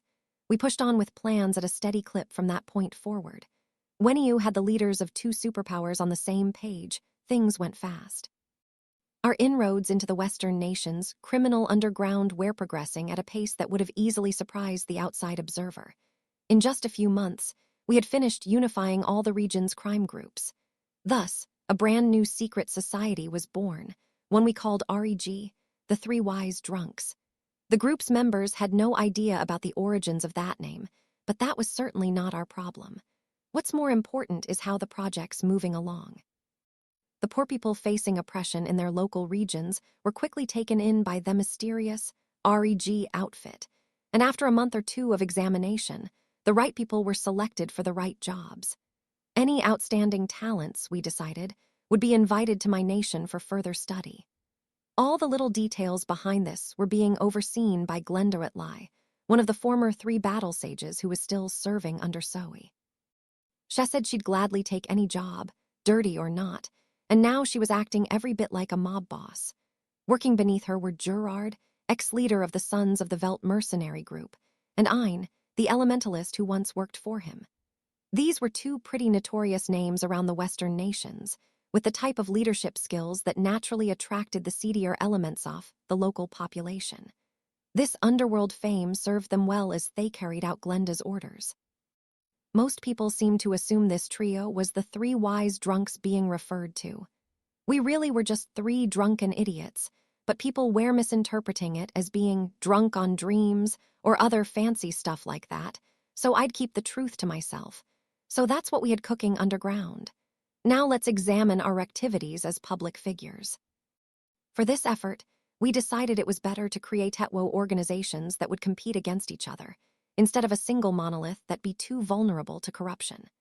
The first one is a new company founded by Molly, mostly comprised oaf-educated staff from Blumund, and engaging in commercial business in tandem with the council. This we named the Four Nations Trade Alliance, chaired by a representative from Tempest with a board of executives from Blumund, Farminus, and Dworgen as well. Molly was installed as CEO, ensuring I'd always have a hand in its affairs. The second group was a coalition of Western nations trade groups that Elmesia would work behind the scenes to form. Doran, monarch of Theckingdom that bears his name, would be lent money to establish the firm under High's banner, which would allow it to absorb the surviving members of the Rosso family. Essentially, we were setting up a playing field for everyone who's particularly hostile to us, but it attracted a lot more people than expected. The firm was named the Western General Trade Company, with one of Doran's sons serving as president, Prince Figaro Rose Doran, a descendant of the Rossos, who possessed all the intelligence and talent that name conferred. The prince and his father were the only people who knew about Elmesia's involvement. They agreed to play along in exchange for her protection. In the Rosso family, Doran reportedly said upon hearing of Theplin, you need a flexible mind to survive. If the world's most powerful demon lord and someone with as much influence on the world as the Heavenly Emperor are forming a team, deciding not to take part would surely spell our doom. You're gonna credit the Rossos for anything, praise them for how seriously they took their contracts. As long as we both fulfilled our side of the contract, we could trust this relationship to stay unchanged for the foreseeable future. It's also worth adding that between Elmesia's shares and mine, we controlled 61% of the Western General Trade Company. Elmesia was the top shareholder, so if Figaro decided to betray us, the firm would collapse right then and there. Not that someone as talented as him would do something that stupid, Elmesia told me, and I was apt to agree with her. So Figaro was accepted as our trusted president for the time being. Thus, we had two different companies kicking off at the same time. The Setwo firms were ostensibly competitors in the same field, conducting price wars and scrambling to secure exclusive distributors. But this was all legal, healthy competition, with no use of force involved. Some of the staff occasionally took the cowardly approach and tried tapping organized crime to lend them a hand, although for some reason, it always backfired on them. The REG group informed me of some pretty wild stories related to this. I deliberately didn't try to stop any would-be criminals, but I hoped it was clear to people that if they went too far, they'd be the ones to pay for it. It was a shame that some ne'er-do-wells would resort to extreme measures, but at least both companies were bursting with motivation. They were also growing much faster than expected. In just a few months, they had developed into stable organizations, with positions established in a multitude of specific fields and a firm hierarchy in place. Right now, when we were under imperial attack, I heard they were enjoying quite a bit of war-based demand for their goods. I wondered if this was a bit too opportunistic of them, but since I was taking in their profits as a shareholder, I decided to call it a necessary evil and leave it at that. It wouldn't do to regulate everything, after all, and that goes double when it's my own interests at stake. And so in relatively short time, we were on our way to seizing the local trade community for ourselves. If Elmesia had stopped by here without advance notice, there must have been some kind of emergency. Maybe Prince Figaro skipped town on us after all. We had countermeasures in place for that scenario, but it'd mean I'd have to give up some of my shares, so it'd make sense if Elmesia wanted Takam over to discuss that. At the inn, I was taken to a detached townhome Elmesia was occupying. Thanks for waiting for me. How's it going, El? No point speculating any further. Time to ask what she wanted to talk about. She did look pretty miffed about something, not even trying to hide her depression as she stared right at me. Oh, something upsetting you. Upsetting would be the kindest way of putting it. Do you have any idea what you have done? What? Oh man, she sounds legit pissed. And this didn't seem to be any wise drunk business after all. How do you mean? Sit down. Sure. Wanting to anger the sharp-eyed Elmesia any further, I meekly kneel down on the tatami mat floor. Molly was doing the same next to me, and thiciating position was clearly making his legs cramp up. Is it true that you've been evolving some of your people? How does she know that? I gave Molly a quick side glance. He shook his head back to indicate he didn't know either. So where did the leak come from? My boy Gazel gave me an urgent message. He said he wasn't sure whether to tell me, but decided to in the end. Honest of him, isn't it? To Elmesia, even a sly old fox like Gazel was still her boy. But that's what happened. I wasn't really hiding what I did, so I shouldn't be that shocked, but the sheer speed was pretty unexpected. Well, the Eastern Empire's a lot more dangerous than I thought, so I wanted to get ourselves powered up as best I could. I didn't think hiding it was a good idea, so I invited Jane to witness it. So it's true. Stood up, turned her back to me, and looked out a window. There was something sad, sorrowful in a way about the sight. Why are you talking like it's somebody else's business? Then she whacked me on the head with the folding fan she took out from her pocket. And no, I didn't mean it like that. I was just trying to lighten the mood here a little. Sheesh.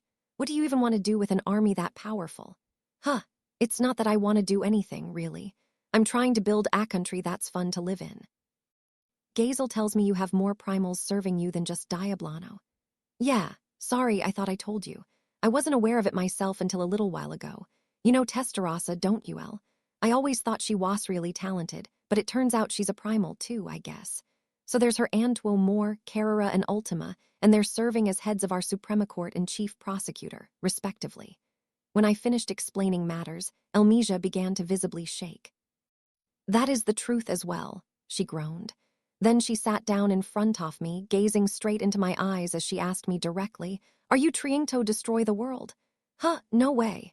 Because from my viewpoint, that's the only thing this could be. Now she was shouting. I hurriedly began making excuses, Molly joining me sighed, as we verbally sparred for the next half hour or so. You're telling me that Guy and Ludera are playing a game, using their respective pieces to decide on a winner. Right, exactly. Is that true, Gar? I can't say I am that well informed on the situation either, but really, I'm not entirely certain this is something I should be listening in on, is it? Well, no, it's not, but too late for that, right? If I may, I'm not entirely sure too late for that is much comfort form. Yeah. Guess I totally dragged him into this, didn't I? Sorry about that, but given the relationship we have, I'm sure Molly will forgive me soon enough. Hey, I think I understand now. If Guy was cajoling you, you were certainly in no position to turn him down, were you? Yes, precisely. Guy was threatening me, let's phrase it like that. Indeed, it's painful for me to accept as well. I was beginning to take on Molly's manner of speech, but either way, we were finally starting to appease her. Elmesia sighed again. Either her anger was gone or she was scrambling to regain her composure. What are you going to do? What do you mean? You're not going to resign yourself to being a pawn in Guy's game, are you? I think I am, actually. Why? Well, I've been thinking. She seemed to have no idea what I was thinking, so I tried to give her more insight. It seemed a given that the Empire still had some powerhouses, people often known ability, in store for us. Trying to avoid a fight was one potential option, but I thought it'd only postpone the problem. I'd have to live in Hiddingall the time, on constant lookout for Imperial assassins. There'd no doubt be few skirmishes with them, and no matter how well I defended myself, there were bound to be casualties. To prevent that from happening, I wanted to keep the initiative on my side. To the Empire, war is something of a ritual devised to create awakened people, and if so, I'd have to keep fending them off for ages to come. Ignoring them would just give them more time to build their army up. That's the decision I've made. There's no point in padding my numbers, so I'm just gonna march right over with my main force and negotiate a peace deal. If we can get rid of Ludera's pawns while we're there, hopefully Guy will take care of the rest for us. I really couldn't rely on Guy at all, so I wasn't expecting that much from him. But then the question became who to take with me. Are you going to be all right, Sir Rimuru? Whoa, Molly, who do you think I am?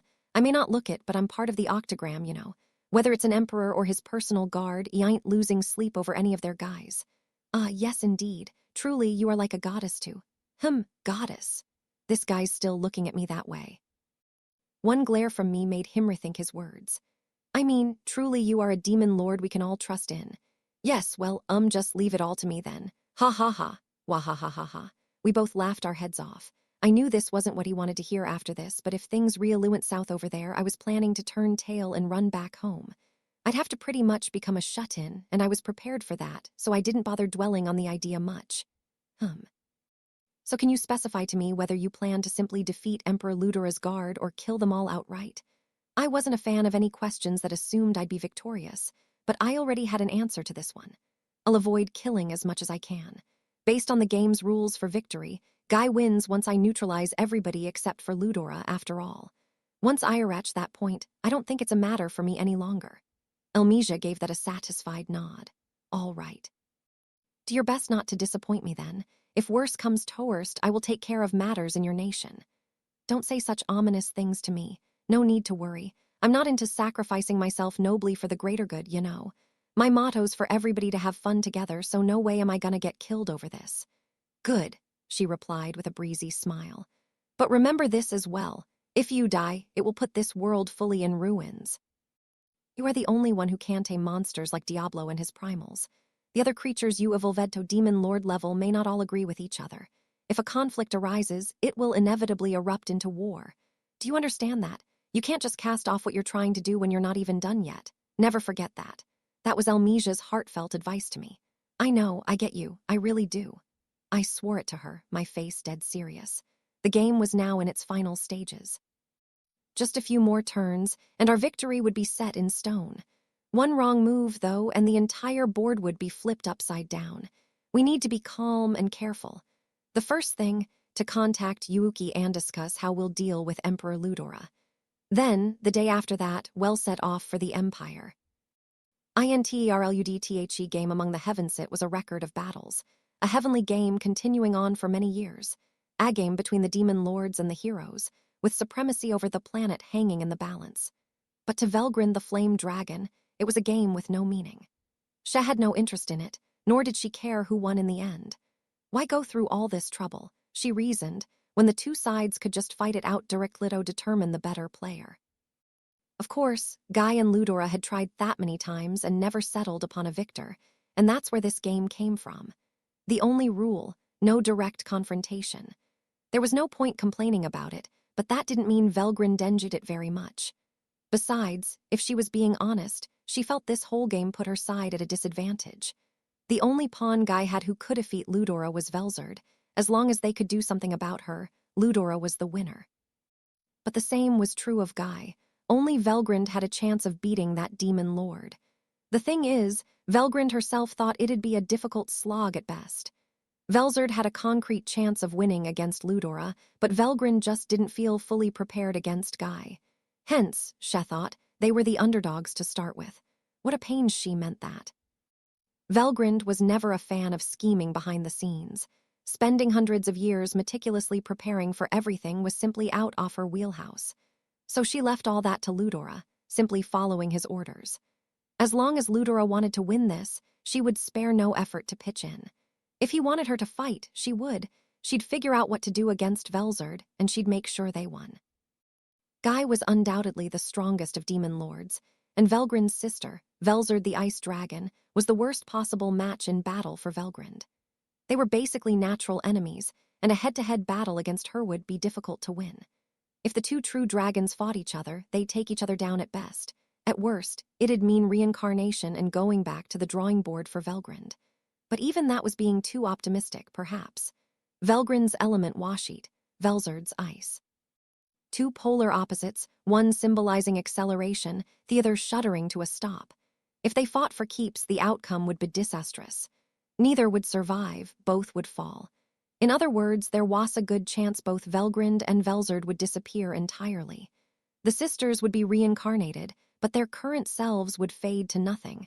They'd inherit their memories, probably, but they'd still be different people. That scared Velgrind. She didn't mind fatting away like that, but she didn't want to lose her love for Ludora. Clinging to something as trivial as love, it made her laugh at herself. Victory, as she defined it, meant both she and Ludora were safe. That's why they needed some insurance, but that insurance was proving difficult to handle. What a load of trouble he is.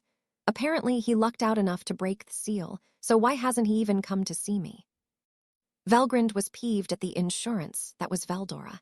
It never occurred to her that he might be afraid of her.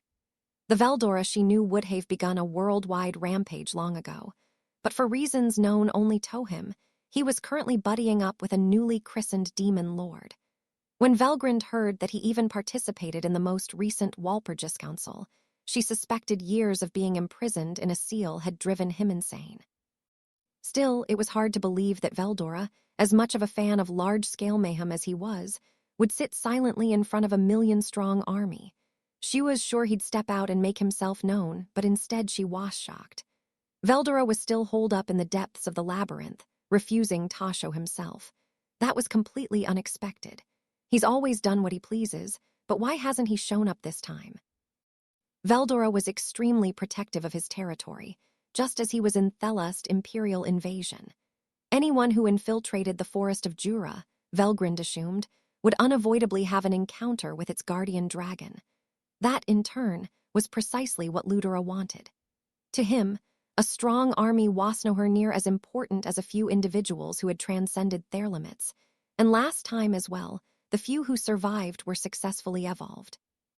Only those who hold on to hope under extreme circumstances, hatred, fear, despair, can break through the shell of humanity and reach the next oval. Even if it literally annihilates an army of 1 million, it'd all be worth it if it awakened a few people. Such were Ludera's thoughts, and Velgrin saw the wisdom in that. That was why Ludera never gave the IIB's more detailed reports to his army. He wanted to mislead their commanders so they'd be more motivated than ever to fight. To Velgrind, the sheer confidence of every corps commander was almost farcical to see. There was very little chance, none at all in fact, that this mission would work out. An army enhanced through science or whatever had no hope of beating Veldora. Thus, once again, there would be unthinkable amounts of death, but that's what gave her hope. He. I wonder how many survivors will awaken this time. The more people who receive Ludera's powers, the better a chance will Havito win. I'm looking forward to it.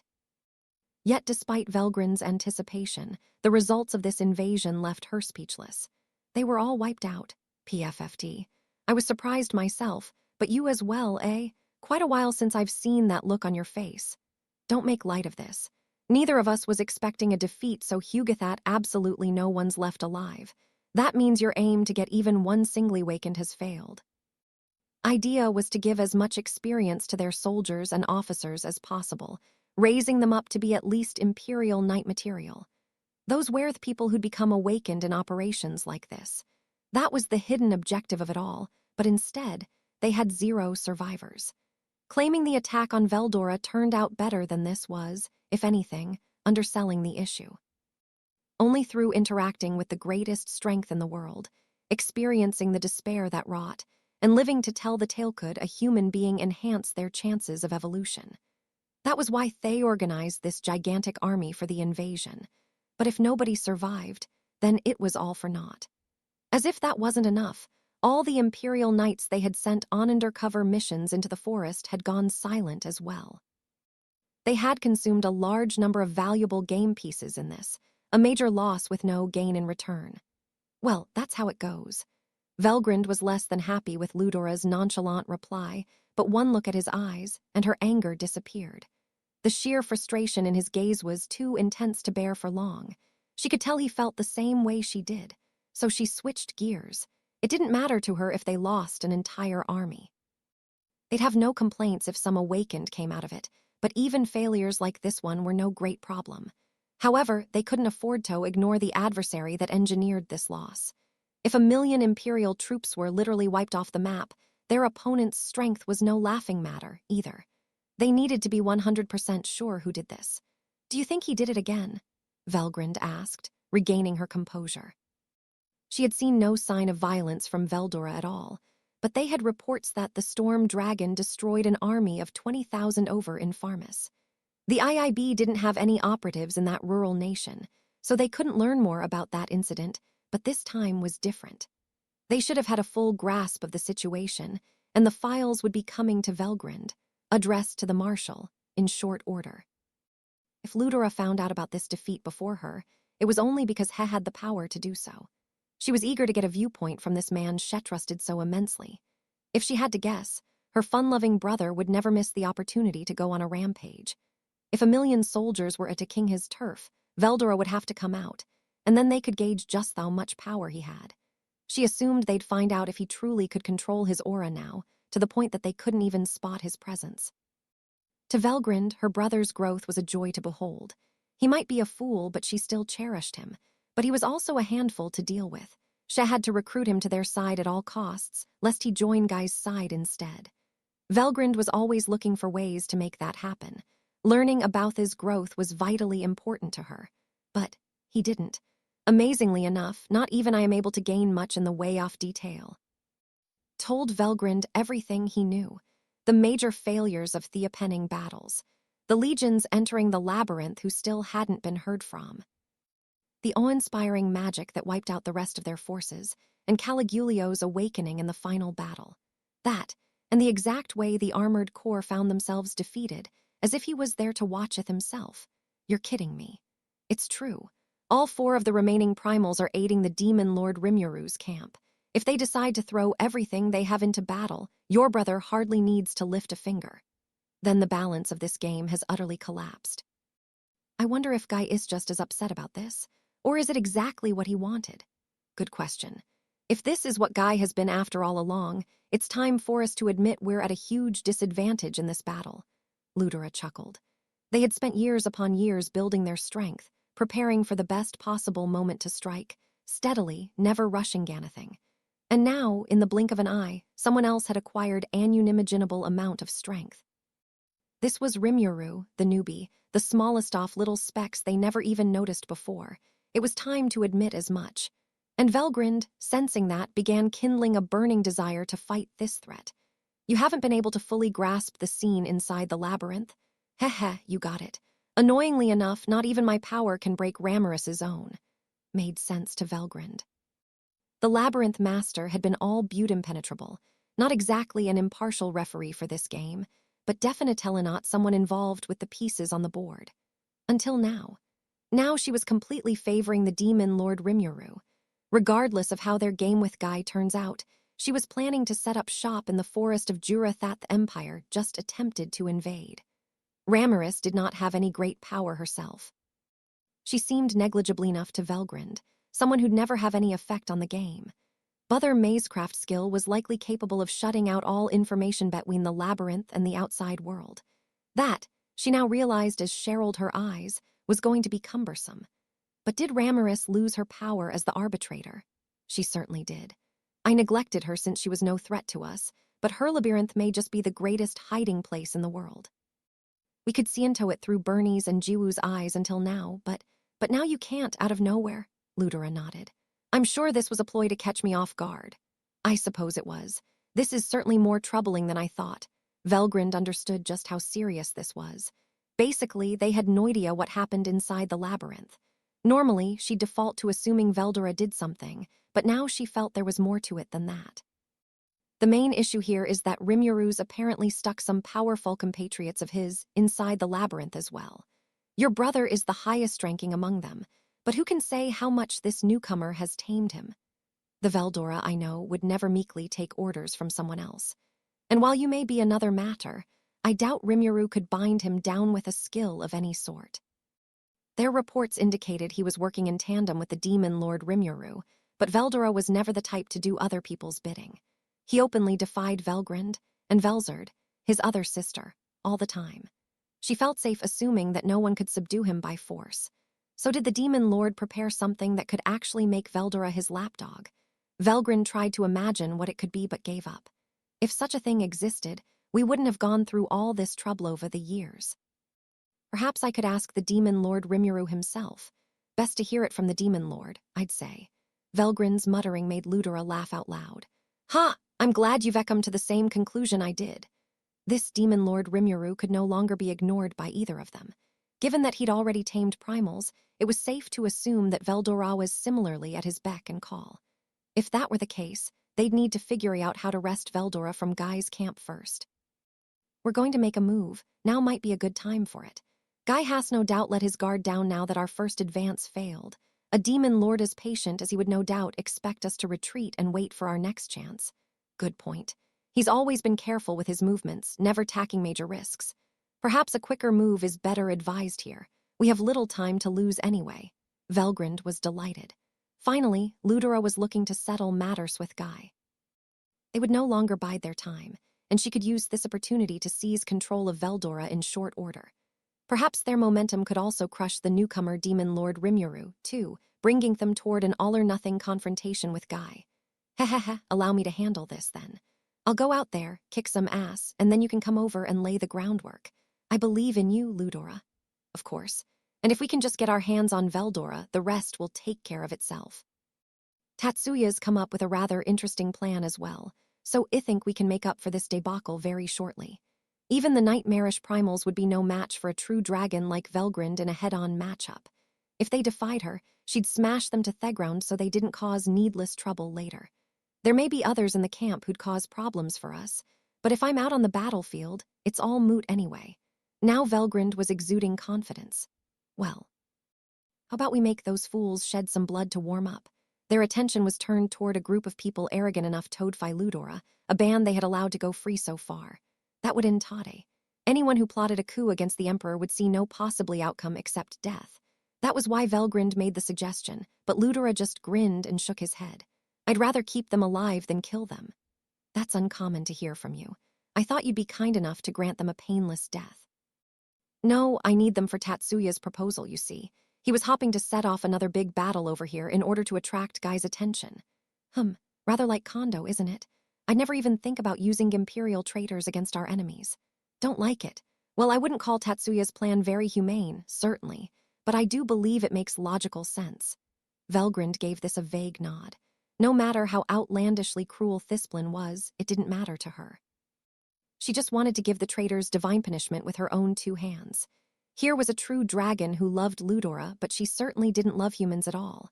She didn't have a vendetta against them, no desire to kill them down to the last man, but anyone foolish enough to betray the Emperor needed to die. Well, all right. If it'll help Ludora, I will let them go for now. With that, Velgrind moved on. What's Kondo's plan exactly? I'll talk about that in a moment, but first we need to review our current strategy. Velgrind immediately knew what he meant. Ah, right. With things how they are, a 2-pronged strategy is kind of pointless. Exactly. Let's withdraw for now. We can always attack Luminous later. Yes, once you and I persuade Veldora to join us, everything else is bound to come together, too. But I'll call Gradim and his forces back as well, just in case we run into any resistance. Would you mind? Not at all. For now, let's keep the rebels subjugated and take down Dworgen while we're at it. That should be enough to fully distract Guy. With that, their scheming was over. Velgrind stood up. It had been millennia since she had waded into the game, and now the table was set for a tragedy that would later be called the Red Purge. Chapter 3, Capital in Turmoil. The darkness in the imperial capital ran deep and black. Advances in science had given the city natural gas-powered streetlights to illuminate its streets, but even so, there were still many back alleys hidden from the public eye. The city was still developing, but it would be quite a while before all the darkness inside was eradicated. Now Misha was quietly walking in the dark where she was born and raised, and here it gave her mind comfort instead of fear. That's just how she was. In the days since she finished her report to Yuuki, Misha had kept hidden in the shadows, busily preparing for the upcoming coup. The Imperial Army was currently out on an invasion. It'd be dangerous for an officer like Miss Hato be seen in public. Desertion was punishable by death, and also described what she was doing pretty well at the moment. But she strode on with confidence, not a hint of fear on her face. It made evident just how confident was in her knowledge of the city's darkness. Besides, despite her preference for staying behind the scenes, Misha was an excellent fighter, not as good as Vega or Damrata, but certainly a talented boss all the same. She was an expert at intel gathering, priding herself at outclassing Dworgen's and Blumun's agents. That was why she felt sure she could hide from the Imperial Intelligence Bureau, and she had stayed alive in the capital well enough up to now. Now she was heading for her usual destination, but tonight, that seemed to be a mistake. She hadn't been careless at all, but nonetheless, a man appeared to block her way. His name was Tatsuya Kondo, the figure stalking the halls of information in the IIB. Damrata hadn't confirmed it with her, but he was also likely the commander of the Imperial Guardians. At the very least, there was no doubt that Misha could ever hope to beat him one-on-one. "Where are you going this time of night?" Kondo asked, his cold voice particularly resonant.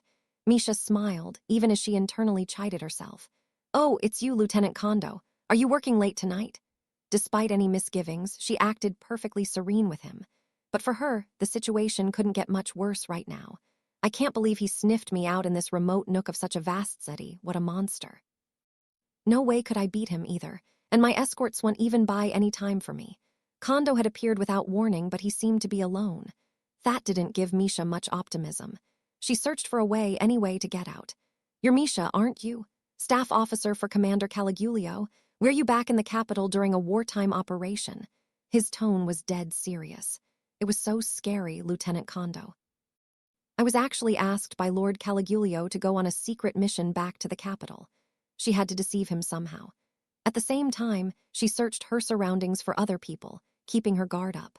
There was no one else in this cramped alleyway, which was fine, but her bodyguards had apparently disappeared on her. Did they already take care of them?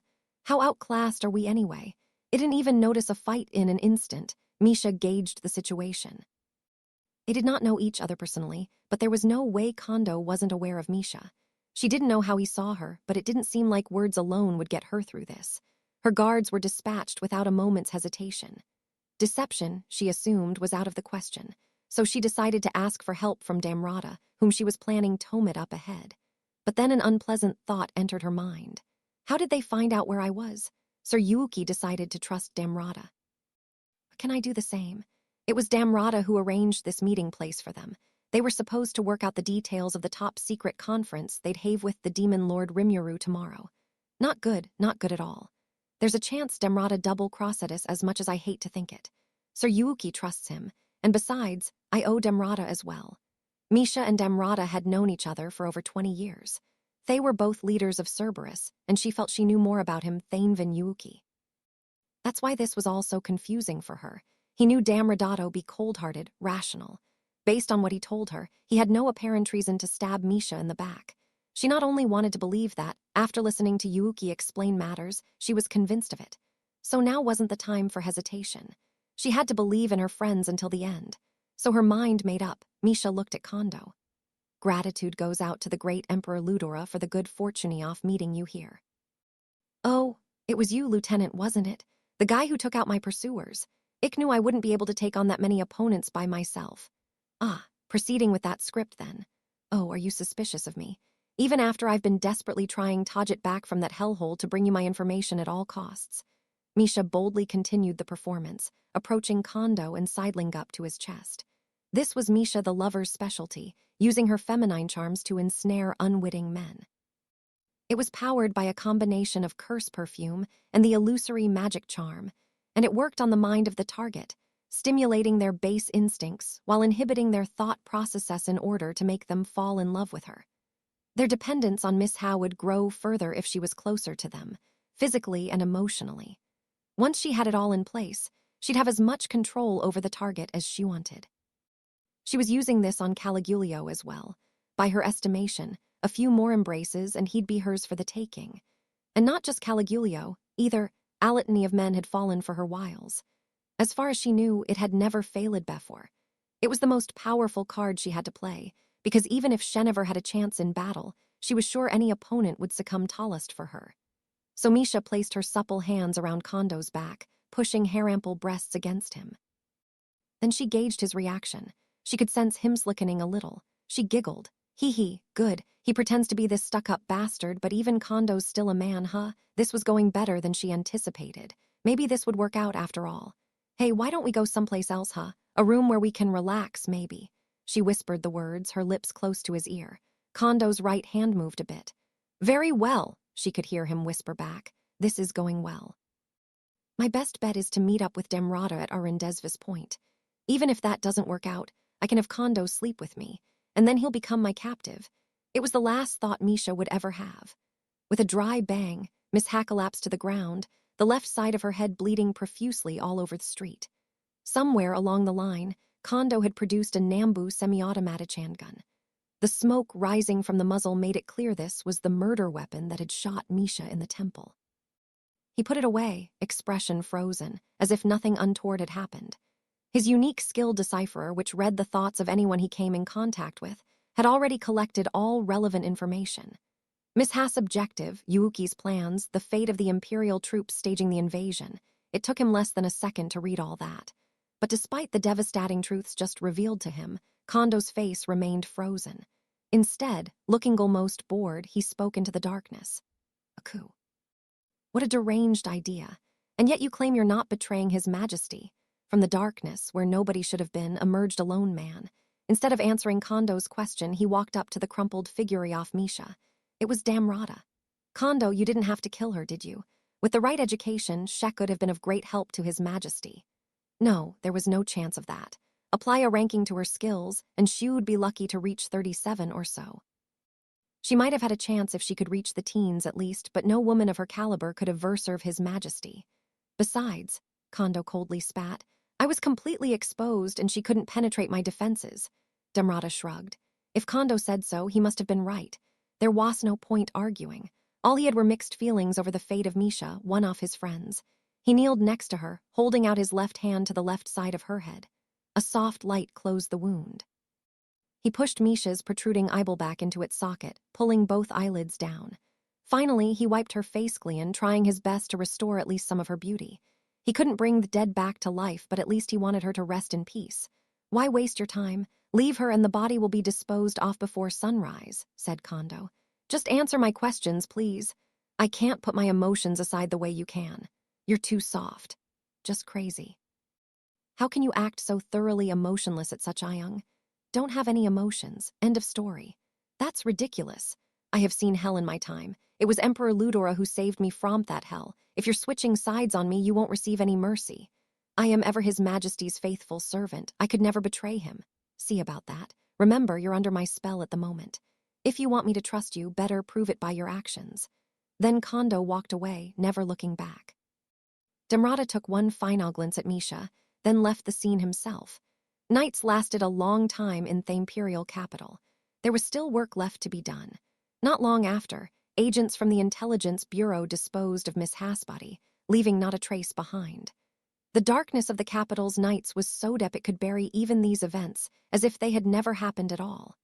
Upon receiving Yuuki's instructions, Kagali immediately went on the move. If they were going to carry out this coup, careful preparation was absolutely essential.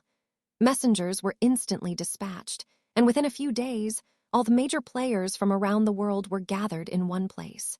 Nearly 30 of them were now at Yuuki's mansion in the imperial capital. Faithful agents who all swore absolute loyalty to the man. Some, like Vega, were embedded in other imperial corps and couldn't participate. The Peopleher composed around half of Yuuki's executive staff. The coup itself had been in the works for some time, and the attendees were all eagerly awaiting Yuuki's speech, feeling that the time was near. They were all quite capable, climbing the ranks on their own strengths and making names for themselves in the military. Their loyalty to Emperor Ludora was non-existent from the start. Some were even excited at the concept of engineering an empire-wide revolution. There were visitors from other worlds, halflings with strange and unusual skills, superhuman subjected to cruel body enhancement experiments, and first-rate adventurers raised by Yuuki himself. There were even enslaved warriors collected by Damrata, as well as magic-born under Misha's protection. What they were faithful to the most was violence, and that's exactly where the composite division shone the most. A large meeting room was open to them all, located upstairs above the grand atrium floor. Yuuki came in with Kagali just as everyone took their seats. Hey there, guys. Great to see you all here. Was all smiles, speaking in his usual cheerful tone as he greeted them. Tomorrow, I have a meeting planned with the demon Lord Rimuru. I'm having Misha bring over Damrata as well, so we'll discuss more details once he arrives. This instantly caused an uproar. Weren't we staging this coup by ourselves? The demon lord is too cunning and unpredictable. Are you sure we can trust him? No, wait. Aren't we at war right now? Rimuru can't just slip out of that and slink over here. Voices shouted out from across the hall. Yuuki's smile just broadened. The Imperial army has been annihilated, you know. Rimuru killed all 940,000 troops who invaded the forest. That's insane. It's too fast. Calculate the travel times, and it's only been a few days since we engaged them. Was far too much for the audience to believe. Yuuki quieted them down with a laugh. If we're going to overthrow the Empire, we need fighting power. That's why I've decided to join forces with Rimuru. The audience began to understand Yuuki's words, even if they didn't agree with them. The more intelligent among them had shifted their attention to whether this intel was reliable or not. Is this information Lady Misha brought back? Many Cerberus members were among the group, aware of Miss Haas' presence in the military. You got it. If we hadn't allied with them beforehand, I think they would have killed Misha long ago. Misha did that? Astounding. She may have done mostly undercover work, but she was also a well-known figure, a truly appropriate leader for Cerberus. Everybody in here attained their positions in life through their own efforts alone, so they knew how to assess their peers fairly. They had a lot of trust in Yuuki that way, oddly. They knew he'd never value someone inferior in ability. Well, in that case, I welcome this alliance. I'm not too happy about how you kept this to yourself until now, but I'm sure you had your reasons for it, boss? Not really any major reason, but yeah. It's just that I lost a guy, and He made me promise him something. Guy. You don't mean Guy Crimson, do you? You fought the Lord of Darkness. That's way out of line, boss. Impossible. I'm amazed you survived. Now the audience was in an uproar for another reason. Yuki quieted them down again. Sure, you all have your opinions, but I don't have time to explain everything. For now, you'll all gonna have to accept it, and I hope you'll be patient with me on this. Instead, I'd like to discuss the arrangements we'll make at tomorrow's meeting and how we'll conduct our operations afterward. Only official forces remaining in the capital were the IIB and a Forsyth new recruits. The top-ranking IIB personnel were a threat, perhaps, but their rank and filers didn't really count as a military force. The new recruits formed a vast army, numbering a good 100,000, but they had no real skill. They were just fill-ins, not even worth considering in this coup attempt. There were also around 20,000 guards serving as police, but in terms of their equipment, they were no match for a military. The difference in gear was so vast, it'd be like a grown-up taking on a 5-year-old. At best, they could stop their coup for a short period of time. But the most powerful forces of all, the Imperial Guardians, were still at head disposal of the Emperor. The IIB has Guardians mingled in among them, too. So technically speaking, it's really only the Guardians who we need to worry about. Right, yes. I've run into them in ranking duels before, but the guys up top really do pack a punch. Oh, quit patting yourself on the back. For all we know, there are traitors like us among the Guardians, no. Could be. Me, the only thing I have faith in is power. I'm not going to swear allegiance to some emperor who swaggers around like a fancy lad all the time. Scattered laughter broke out. They had allies among the Guardians. Reaffirming that fact just now, everyone realized just how much of an advantage they had. The joke was told by a somewhat small man, known for his arrogant attitude. His name was Arius, and he was an otherworlder, not summoned, but a visitor, one who made the journey by chance. Will the demon Lord Rimyoru's forces be ready for this by tomorrow? The black-haired girl asking this question was Mai Furuki, a high school teen over in Japan who was then summoned and picked up by Yuuki back when he still led the Free Guild. Thanks to the support Yuuki offered, she held deep, admiring trust for him. Good question. If they're bringing an army, it'll take a while no matter how fast they are. Not unless they're flying over, hey. They ain't gonna fly into the capital, are they? Now a large, muscular man was chiming in Tornuat, a former slave fighter. If he hadn't caught Demrada's attention, he might have spent his whole life toiling in the mines until he collapsed. Thrown into the army, Tornuat received an education, something he took intense pride in. Despite his bulk build, he was quite an intelligent man, enough so that he had been appointed a staff officer in the composite division. Perhaps, but flight magic consumes spiritual force. That won't be a problem for a demon lord, maybe, but I don't know if his rank and file monsters can all fly. His question was answered by Alia, a petite magic caster who also wore the heavy armor of a fighter. She was nowhere near as young as looked. In fact, she was an apprentice of Ghidorah, and she had also undergone body enhancement surgery, making her a unique figure in Thyscru. I don't mean that, Tornuat countered. Whether the Empire's main force is away or not, they've got a surveillance network covering the skies above the capital. If a large army comes in from the air, they're gonna get noticed no matter how far away they land. Alia's face reddened a bit. It was a surprisingly accurate observation, and being shown up like this was a tad embarrassing. By magic caster standards, she was unusually short-tempered and too quick to speak without thinking matters over. Hey, it's important to keep an exchange of ideas going here. Analyzing things from different angles could help us see things differently, after all. Quickly interceded, guiding the chatter back to the main topic.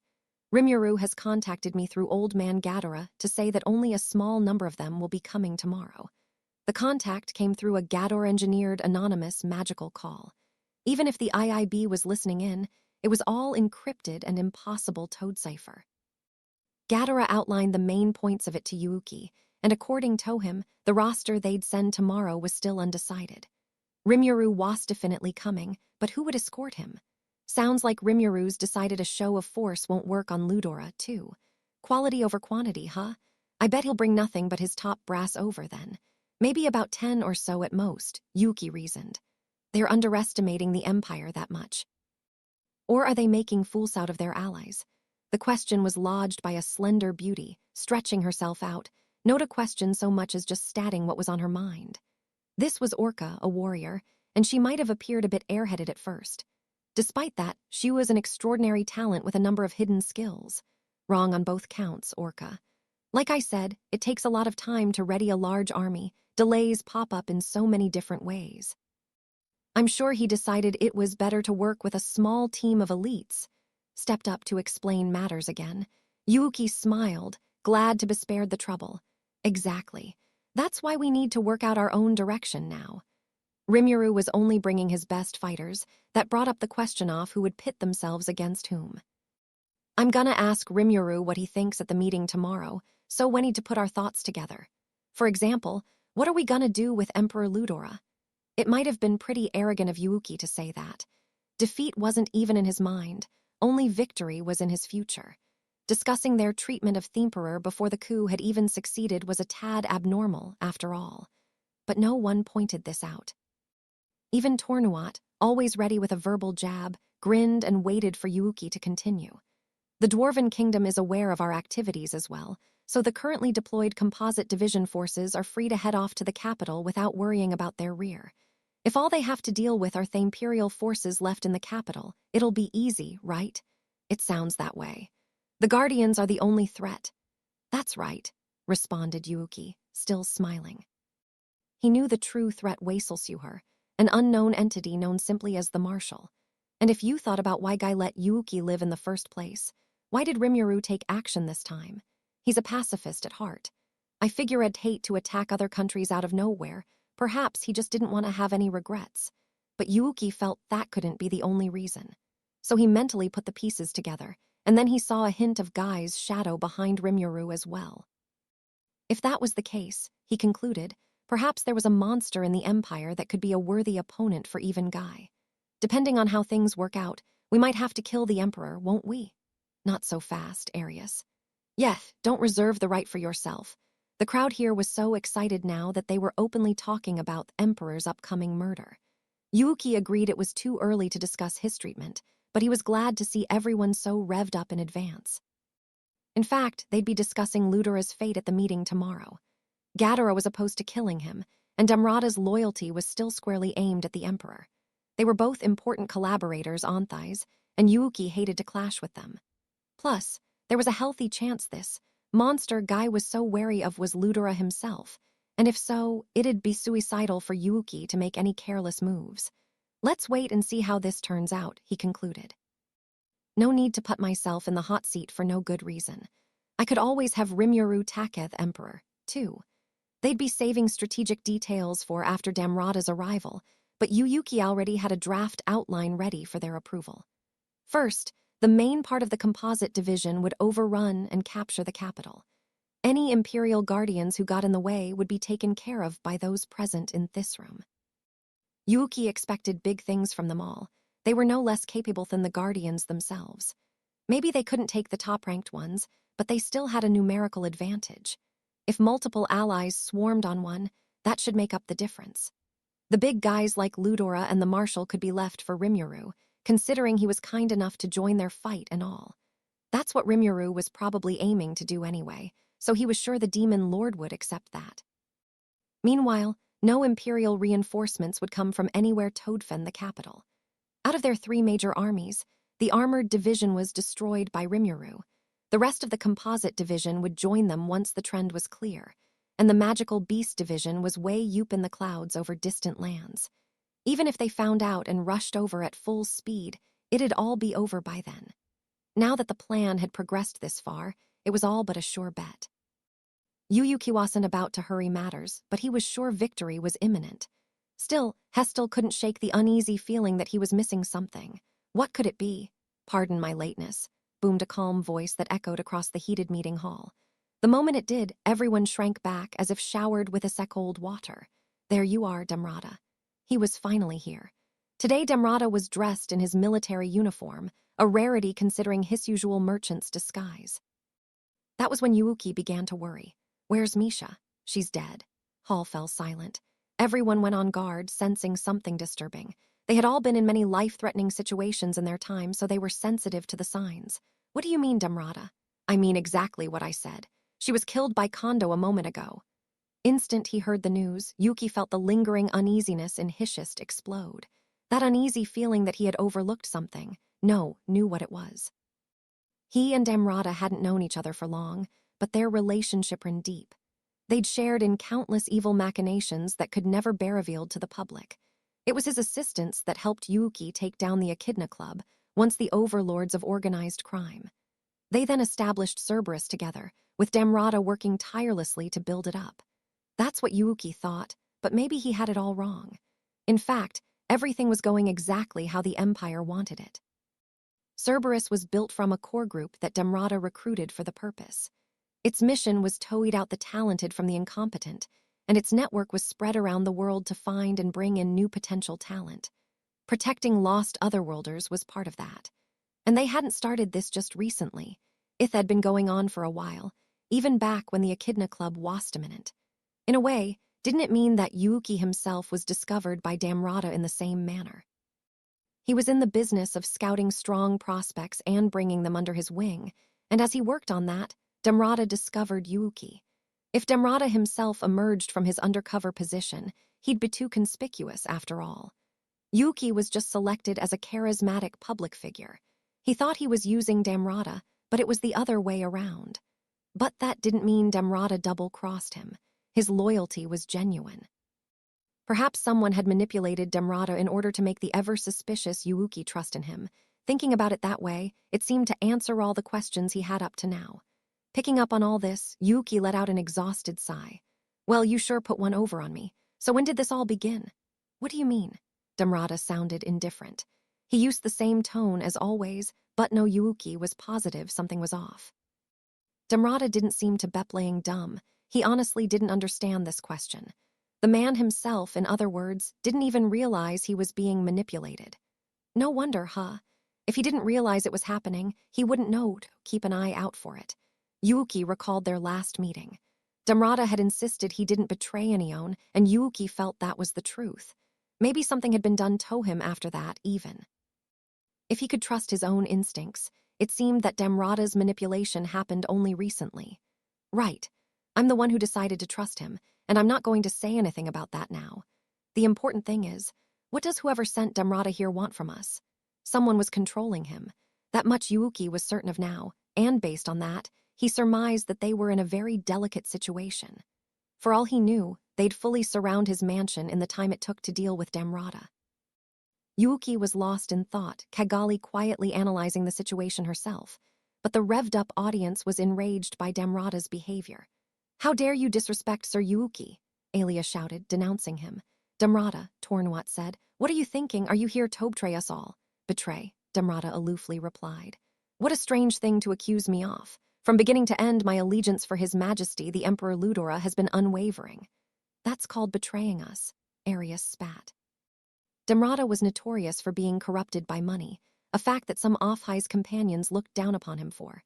Some even openly talked behind his back about how he'd surely betray them all for the right price. That's why the group here was more angered than surprised by this revelation. Tornuat was the first among them to act, lifting Demrata up by his shirt-hand, shouting at him. "Quit screwing with us. You found me. You said that I should live for the greater good instead of die in the mines. I was so grateful to you. So why did you do this to me, NNGH?" This was actually Tornuat's attempt to protect Demrata. Before anyone else could act, he wanted to confront his benefactor himself and figure out what was going on. But to Demrata, this was probably unwelcome attention. With a gentle squeeze of Tornuat's wrist, he flicked his hand back, manipulating his muscle tension to reverse the hold on him. "Tornuat, do you remember what I said to you?" His eyes were so cold that they chilled the normally level-headed Tornuat to the core. "WH what?" he replied, grabbing his wrist. I told you to be strong for the greater good, did I? And this power is all you have to show for it. All his force converged on a single point. It made Tornuat's wrist creak, and then shatter all in an instant. What did you do to my wrist? With that groan, Tornuat backed away from Demrata. Rubbing his wrists, he used one of the healing potions he always kept on hand. Demrata stood there at ease, refraining from a second attack, but there was nothing off guard about him. In a world where some monsters can repair broken bones in an instant, you could never let up until you were sure your opponent was neutralized. A failure to realize this would be lethal. Yuuki narrowed his eyes toward Demrata. He knew this man was powerful.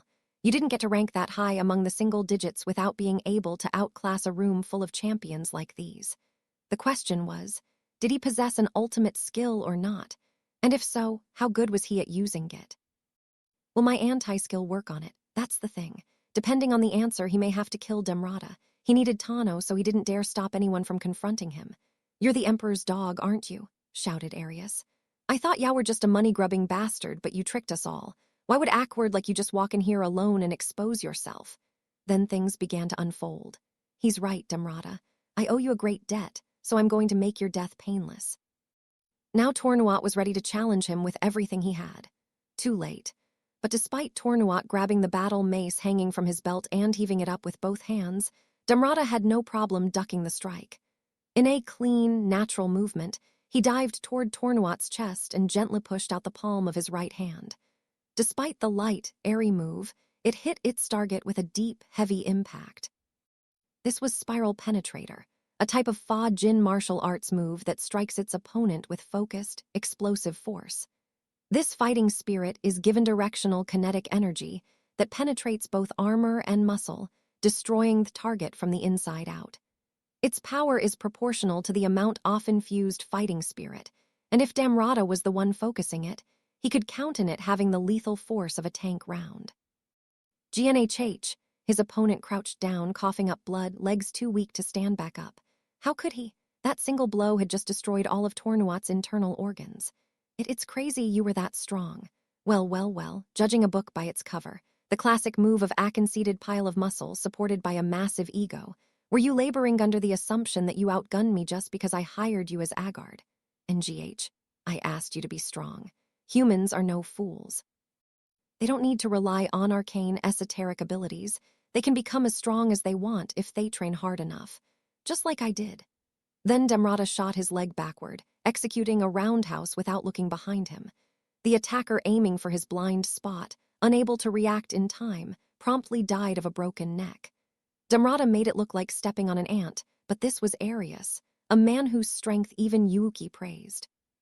He possessed the unique skill Murderer coupled with the twin skills of silent movement and conceal presence, the perfect combination for assassination missions. This made him a natural killer, one good enough to rank number 44 in the Imperial hierarchy. But despite his specialty in anti-personnel ops, Demrata wasted no time at all dispatching him. I think I've just shown, leaning on your abilities is not good enough. When push comes to shove, the thing you can rely on the most is your well-trained body and mind. If you ask me, all of you here are useless. Was choosing harsh words, and those in the room who'd never been ridiculed by even their martial arts instructors were indignant as they heard them. It was like he was trying to teach the weak a lesson here, and it infuriated them. They all glowered at Demrata, eyes blazing with murderous intent. In the midst of all this, Yuuki was still calmly, silently observing. Now he had his conclusion. I knew it. Demrata didn't betray us. Someone was controlling him. Someone on the Emperor's side, maybe, considering Arius's position in the Imperial Guardians. He didn't kill Tornuat, but against Arius, he showed no mercy at all. That's all the proof I needed. So Demrata still has his free will, but he can't do anything that'd be inconvenient for whoever's ruling over him. Is that it? Whatever controlled Demrata must have been a very powerful force indeed. Nonetheless, Demrata was still attempting to find a way to communicate his current situation to Yuuki. Based on that, Yuuki tried to work out the best solution. Okay, guys, eyes over here. Switch to a retreat operation right now. I'm leaving all authority to Kagali, so all of you drop everything and regroup with the composite division. Boss, we don't have to run away. Let's take care of this traitor, and then we can rise to action right now. No, immediately rejected Alia's suggestion. He still had his usual carefree smile on, but his eyes weren't so jovial as he scanned the room. Demrada's stalling for time. That's why he's going on and on like this. It's what he's been allowed to do, okay? Allowed to do? Kigali asked. Yuki nodded. Right, Demrada didn't double-cross us. Someone's controlling his mind, and that someone's trying to wipe us out right here. This revelation was met with mixed reactions, but it did help his comrades regain their sense of judgment. Holding back the desire to kill Demrada, they focused their gazes on Kigali, the second in command. She had come to the same conclusion Yuki did. She knew they were in a critical situation. The alarm bells in her mind told her so. Now, with Yuyuki's instructions given, she knew what she had to do. Things were urgent, and Shek knew it was no time to argue with him. We'll abandon this place and head for the Composite Division's encampment. What about Sir Yuki? Oh, don't worry about me. I doubt Damrata would let me leave anyway, so I'm gonna have to deal with him here. You guys get going. Turned his back to the crowd so he could face Damrata. We're off, Kigali ordered. Roger. Everyone realized what they had to do. Whether Damrata betrayed Theme or not didn't matter now. Once they saw Yuki turn around, they knew Hugh was ready for anything. The time for debate was over. Right now, as all the superpowers in the room knew, job one was just to survive. Alia carried the fallen Tornuat. The sight of a dainty little girl picking up a muscly-bound giant was chuckle-inducing, but no one was laughing. Ahiler cast some magic on Tornuat as they joined the line of fleeing rebels. And then, in perfectly orderly fashion, they all blended into the darkness of the night. A few minutes later, Yuki and Damrata were the only ones left in Thevast meeting hall. It's too late to run away now, I think. You always did blow the landing that way, Sir Yuki. I think you're underestimating the IIB here. Maybe I am. But if I struggle hard enough, maybe I can find a way out off thighs, you know. Don't make me laugh. This isn't a children's game, you know. Of course not. I'm always serious. Including with your fairy tale dreams of conquering the world. Hell yeah, and you're the same, aren't you? Damrata gave that a chuckle. Yes, he bellowed from the bottom of his heart. Exactly. Yuki Kagurazaka was, to Damrata, a good boss. He still had a childish mind that caused him to make immature decisions at times, but he also had Hai's cool-headed side. He was incredibly calculating in personality, and no matter how things turned out, life was certainly never boring under him. That's why Damrata trusted him. He trusted that, right now, he must realize that Kondo was controlling him like a puppet. At the same time, Damrata's loyalty to Emperor Ludora was complete genuine. He recognized and approved of Yuki, but his feelings for Ludora were something completely different. They weren't comparable at all. To Damrata, Emperor Ludora was everything, and right now, he was acting in accordance with his promise to Ludora. Fulfilling that promise was what he pinned his whole life on. He knew Ludora longer than Kondo had, and it was admittedly careless of him to think Kondo wouldn't touch him. Hugh was aware that he was under suspicion. That's why he had been so careful.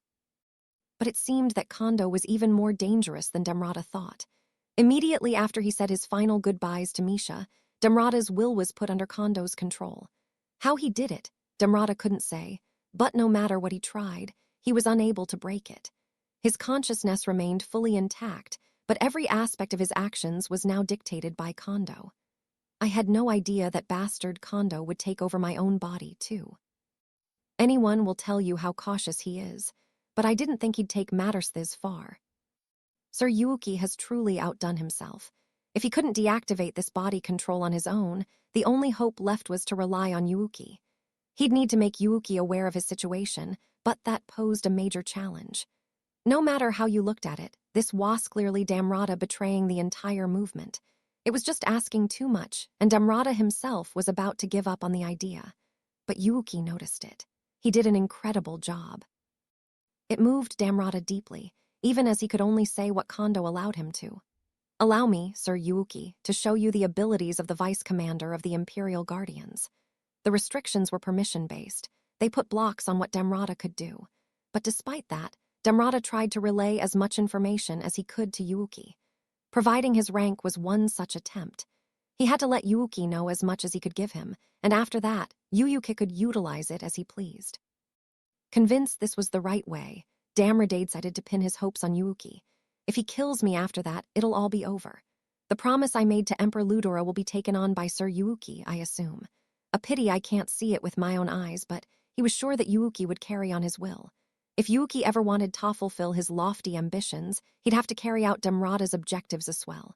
He didn't have high hopes, but they were hopes nonetheless. Oh, don't worry about that. I still have work for you to do, you know. I'll help you out of this. Ha ha ha. If that's the kind of infantile nonsense you've got for me, you don't stand a chance. Controlled or not, nothing could erase the joyful feeling welling up Framhi's heart. And so just as that heart desired, Damrata unleashed heist motions. Over 30 warriors were running along the main thoroughfare of the imperial capital. Led by Kagali, they were attempting to flee the city at night, just as Yuuki ordered them, to regroup with the composite division. The division was camped near the Empire's border with the Dwarven Kingdom, over 300 miles southwest of the capital. Merchant caravans would need over 10 days to travel that distance. Those with enough magic force could use one of the transport gates laid out around the city, a first-rate piece of magical technology that allowed travel between supported cities in an instant. But they couldn't push 100 people through at once, and given their importance, they were kept under heavy guard. Storming one this late at night would obviously lead to warfare. Thus, without hesitation, Kagali decided to go it on her own. Rather than stir up trouble here, she decided that strengthening her forces' position came first. Everyone in this group was far more powerful than your average human being. If they kept running without any breaks, they could reach their destination in a few hours. Are you all right, Lady Kagali? Yes, everything's fine. Thanks for your concern, Ter. Kagali nodded at Ter, a young masked woman who was running next to her. As the former demon lord Kazalim, Kagali spent years in only her spiritual body after Leon defeated her. She was not a spiritual life form yet, and it took everything she had to maintain her sense of presence. But she made it through, and thanks to Yuuki, she finally obtained a homunculus body for herself, one she had no problem training to become as matchless Lipworful as she was before. Thanks to that, she was now equivalent to a high-level magic-born in fighting strength, one who'd never lagged behind the rest of this group. Well, good then. Would have been nice if Laplace were here right now. Yes, I'm sure he could have beaten Damrata even. Ho ho ho, well, our boss is no pushover either. I'm sure he'll be back with us shortly after he wins. You said it. Yep, he absolutely will. Flashed a smile, but inwardly she knew her panic was growing. Those alarm bells were still going off, making her anxiety balloon in size. This is not good. Not good at all. It was an instinctive hunch. Kagali couldn't count the number of times Ithed saved her life. She knew she had to do something about it, even if she had no real evidence yet. So she turned toward Ter and Footman, her most trusted companions here. Contact Laplace for me. What? Tell him to come back here. Was no problem for Ter and Footman to contact Laplace via telepathy. No matter how separated they were, the clowns were always connected to each other. Laplace is on a messenger run, but I don't care. Hurry up. The alarm bells only Kagali could hear began to ring louder. There was no time to explain, she decided. Leaving Ter behind, she moved on to her next order. Everyone disperse. Survival's your top priority. Take any measures you see fit to. She was ordering them to find their own ways back to the composite division, but she never had the chance. As she now realized, it was already too late. What a surprise. I thought I eliminated any sign of my presence. You did well to notice me. A man in a military uniform emerged from the darkness. It was Lieutenant Kondo, and with him, a group of operatives silently rappelling down the buildings lining the main street. There were about 50 in all, but each one exuded a presence that was nothing short of overwhelming. Imperial Guardians. That's right. Cease your futile resistance and surrender at once. If Yaudo, I'll give you the honor of dying for His Majesty the Emperor. So you admit it then, Lieutenant?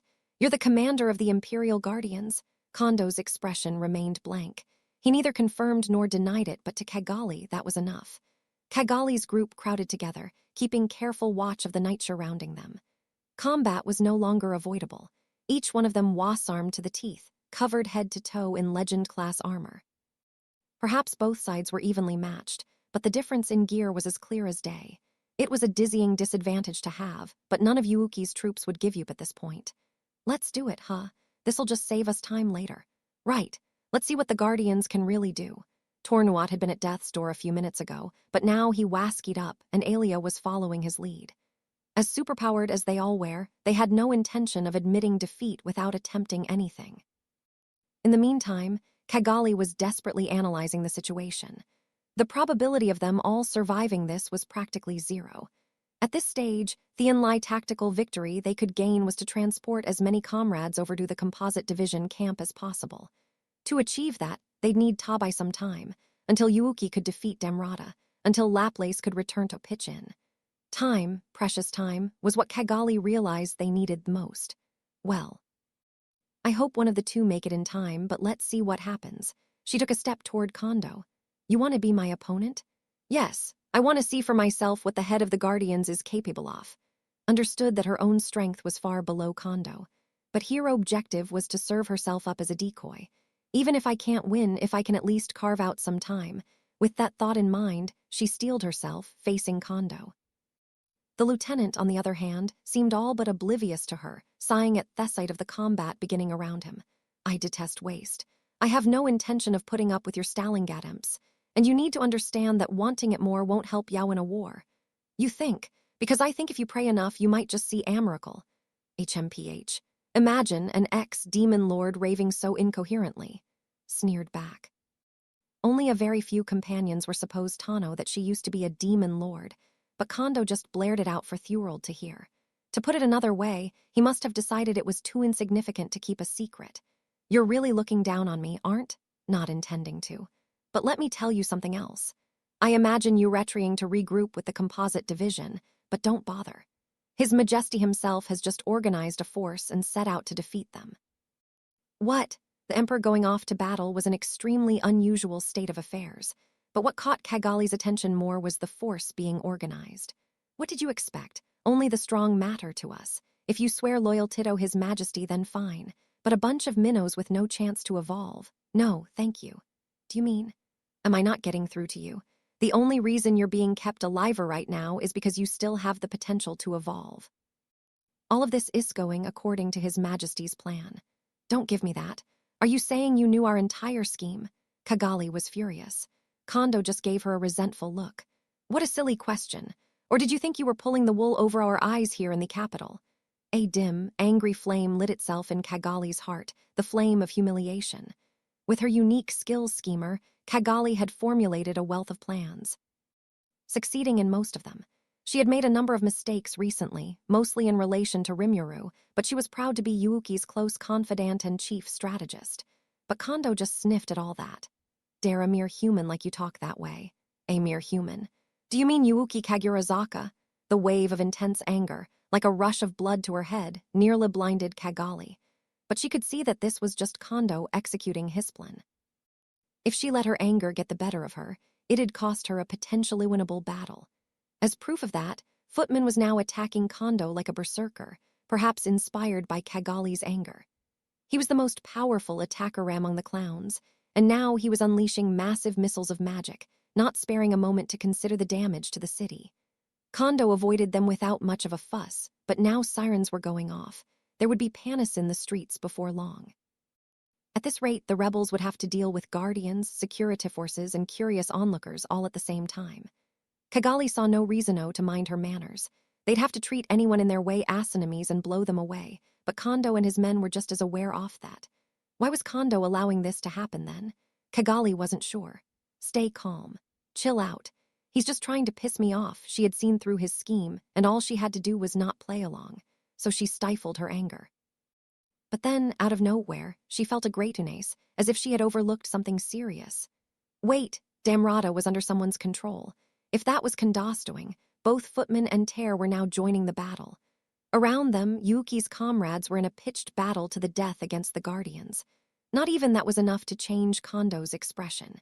He was now holding a revolver in his hand, produced from parts unknown, and a sword was in his left. That was his approach against Footman and Tear, both outclassing a demon lord in force, and he still seemed fully relaxed. They had expected him to be powerful, but this was beyond all expectations. He must outclass Damrata, Cagali sensed, realizing all over again how much of a threat this was. He had his gun out, but he didn't show any intention to shoot, engaging Footman and Tear with his sword alone.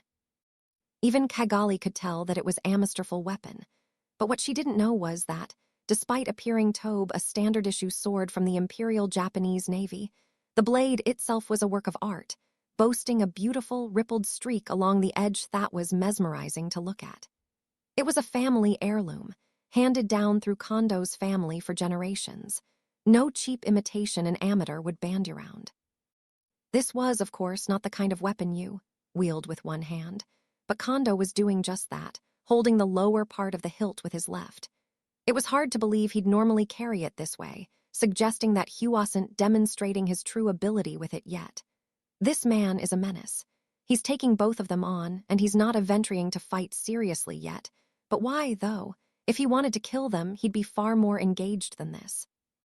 If he's not, then maybe he sees some kind of value to us. In other words, then Kigali arrived at the answer. "Look out," she immediately shouted. "Kondo might be able to control people somehow." "Heh, you're right." She thought he'd deny it, but he didn't. It was unnerving, so he's just revealing his hand. No, there's no point denying it if we already suspect as much. If he affirms it, though, that makes us warier off him. I don't get it. Why? Now Kigali wasn't sure what to believe. Kondo's behavior was beyond her understanding. She couldn't figure out her next move. If fighting wasn't going to bring them victory, it should have been best to stick to the original stall-for-time strategy, she thought. But she had no clue why Kondo was just going along with ITNO. It's just not right. He said he wasn't going to put up with our attempts at stalling, so why? Ah, wait, that's what he meant. It was only then that Kigali realized just how much of a menace Kondo truly was. Everything he said had intrinsic meaning to it, she realized. And through the lies he had weaved, he was fully controlling every aspect of this fight they had. "You're stalling for time, too. Oh, you finally noticed. You see how I'm helping you with your silly attempts at buying time now. NGH. It's too easy to decipher the thoughts of someone like you see." Despite her attempts at remaining calm, Kondo's taunts were hitting home. "Give me that. Do you know why they call me the mysterious figure stalking the halls off information? You said it yourself, didn't you? You just said I could control other people. So why don't you also see that it's simple for me to obtain information from the people under my control?" What is he talking about? An astonished Kigali wondered. It sounded too amateurish to be a lie, but if it were true, it was a tremendously important secret to leak out. It was hard to believe that such a careful man would do something to expose his own hand like that. This is a hassle for me as well, you know. Not even I know everything. The plan was to make contact with you all on the outskirts of the city. We'd hardly want collateral damage inside the capital, and going easy on you in battle like this is more trouble than it's worth. Going easy. Ho ho ho. You think that little of us, do you? Kondo's statement elicited further enraged excitement from Tear and Footman. They were being taken in by his scheme, and Kigali knew how bad an idea that was. Her agitation grew. "Calm down, you two. Don't let his words disturb you." She tried to stop them from going too out of control. Kondo shot her a glance, looking less than amused. Then, after a quick glance at his revolver, he put it back on his belt, for reasons only he knew. "What a pain. Come on. Allow me to neutralize you as a threat without killing you." The moment he grasped his sword with both hands, the atmosphere changed completely. Now his aura was something only a true master could achieve. "Tear, allow me to take over here. Let's go, human." The two of them together struck such a presence that even those fighting around them felt pressured into stopping. Kondo kept his sword high, pointed up in the air, as he quietly gauged his foe. Footman, meanwhile, seemed to be ignoring any semblance of defense. His aura coursed across his body, shooting him forward like a gigantic bullet. He pinballed around, showing amazing agility for his well-nourished body. Then, accelerating with every bounce off the ground, he jumped around the vicinity of Kondo, erratically hopping from landing point to landing point and growing faster all the time. "Ho ho ho ho! Try to follow me if you can." Convinced he was exercising his full potential, Footman unleashed his finishing move on Kondo. The secret to his battle technique was the uniquiskill amplifier, and that, in essence, is what it did. Whether the movement took wave form or existed as mass, he could accelerate it at will. Simply bouncing off something sped up his body, and he could amplify his weight as well, giving himself mass far greater than how he looked. The sheer Kindheitsnergy this generated could likely tear any enemy to pieces. "Take this, angry splatter." With absolute confidence and destructive power on his side, Footman lunged for Kondo. But without the slightest change of expression, Kondo unleashed a skill of his own. "I've just executed Thundering Universe. You had best consider it an honor." The quiet announcement was heard only after it was all over. In a single instant, Footman's arms and legs had been severed. The action was far too quick to catch with the naked eye. It'd be absolutely impossible to pull off were it not for the awe-inspiring difference in ability at play. His head was still attached, but there was now blood spurting out from a gaping wound across his neck. Not even that would be enough to kill Footman, but he was understandably out of this battle. And you're Tear, aren't you? Bind his arms and legs and stop the bleeding out of his neck while you're at it. I can't have him dying on me yet. The order was given flatly, without emotion. The revolver was back in High's right hand again. He was back to his original style. His body language indicated that he wasn't interested in fighting anybody else. What? What are you thinking? Not going to kill any of you. Especially you, Kagali, or the ex-demon Lord Kazalim, I should say. You have a lot of value to us. We can't afford to have you dead. You think I'm going to do that after what you've done? Heh, I'm not asking for forgiveness. Didn't I tell you that I can control other people? How loathsome of a man was he, even? Kagali eyed him hatefully. His manner of speaking irritated her to no end. She thought she had the right idea about all this, but she couldn't shake the feeling that she didn't. Every word Kondo uttered got on her nerves. Then a red burst of light emerged from Kondo's handgun. Seeing this, Kondo smiled a little, a tiny, easily overlooked smile. Kagali was amazed Ed could smile at all, but at the same time she sensed the biggest alarm bell yet. It was true. He really was stalling. It was far too late to realize that. She abhorred being toyed with for this long, but still Kagali searched for the best way out of this. It was clear Kondo had all his cards in order, although she didn't know what they were. It was impossible to escape. Even buying any more time was a challenge. And so there was just one choice to take. All Kagali could do was strike at the source of this danger, the calamity about to befall her friends. In other words, a suicide strike. Death, she determined, was the best way to prevent information leaks. Asa walking dead, though, Kagali would not truly cease to exist. She'd lose her physical body, yes, but as long as she inhabited someone else, she'd survive. Footman and Tear would realize what she meant to do, no doubt. They were walking dead as well, and just like Kagali, literally dying was unlikely. If all of them advanced upon Kondo at the same time, they'd fulfill their objective without revealing their intentions to him. Even if they all lost their bodies, they'd be able to escape and avoid the worst-case scenario. Such was Kagali's decision, the best chip she had to play right now. But how annoying. Sir Yuuki went through all this trouble to obtain my body. It took a while for me to settle in, too, although it beats losing it all anyway. I hate to involve Footman and Tear in this, but I'll see that they receive stronger bodies next time. Her mind was made up. Laplace, she believed, would help clean up later. Kondo was just too strong, unexpectedly so. Based on her current assessment, Kagali believed he and Laplace were an even match, that or Kondo had a slight advantage. Even if he made it here, and they fought Ojder, that still wouldn't assure victory. It'd be foolish to put Laplace in danger as well, she reasoned. What she wondered about was just how Kondo managed to take over other people's minds. She wanted to flee after finding that out, but that might just be too greedy of her. So putting aside her doubts, she sprang into action. Well, just look at how much this human toyed with us, huh? Footman, Tear, stop playing with him, and let's give him everything we've got. And you'll get to see the full powers of the one they used to call a demon lord. Kagali stretched out her aura across her body, exercising power beyond all her limits. A borrowed body like this one had no chance of withstanding this. It'd be lucky to survive another few minutes. But this way, at least, she could settle this without Kondo thinking she chose to end her own life. Footman and Tear, seeing Kagali's move, immediately understood her plans. Ho ho ho, it'll take more than blowing my limbs off to stop. And I'm still in this too. I haven't gone all out in ages upon ages either. It's so exciting. Footman, following Kagali's lead, balled up his body and started bouncing around. Tear began unleashing her aura as well, blowing it up into a massive presence in the middle of the capital. If Kondo could be convinced this was a suicide strike aimed at taking both sides out, the strategy would be success. But despite the situation he was in, Kondo didn't even bat an eye. He remained calm and measured as he sheathed his sword and spot-checked his revolver. Then, as casual as can be, he immediately rained all over Kagalispurid. So I understand that Walking Dead can survive in spiritual form alone. It was a statement they ignored at their peril. Among their companions, only Yuuki knew the trio's exact species. It was highly confidential intel, something not even Demrata was aware of. Nobody, not even Kondo, could have possibly known about it. WH, why do you? War is something that fully ends before it begins, one could say.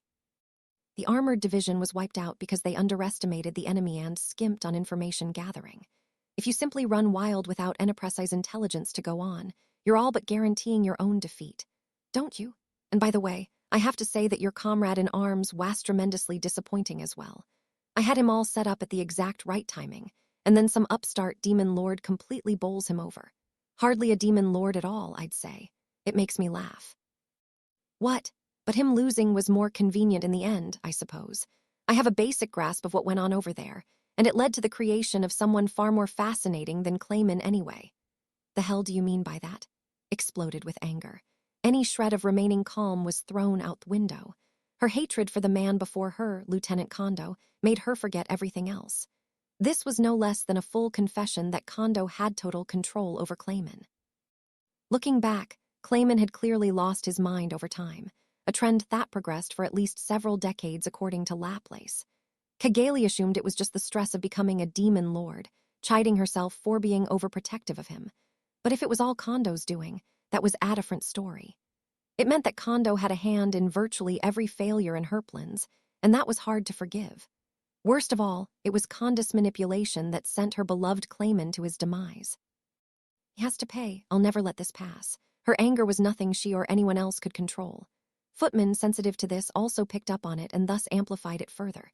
Enthemed, ironically, that was exactly what Kondo was hopping for or aiming for even, getting emotional in the middle of battle. What a novice mistake.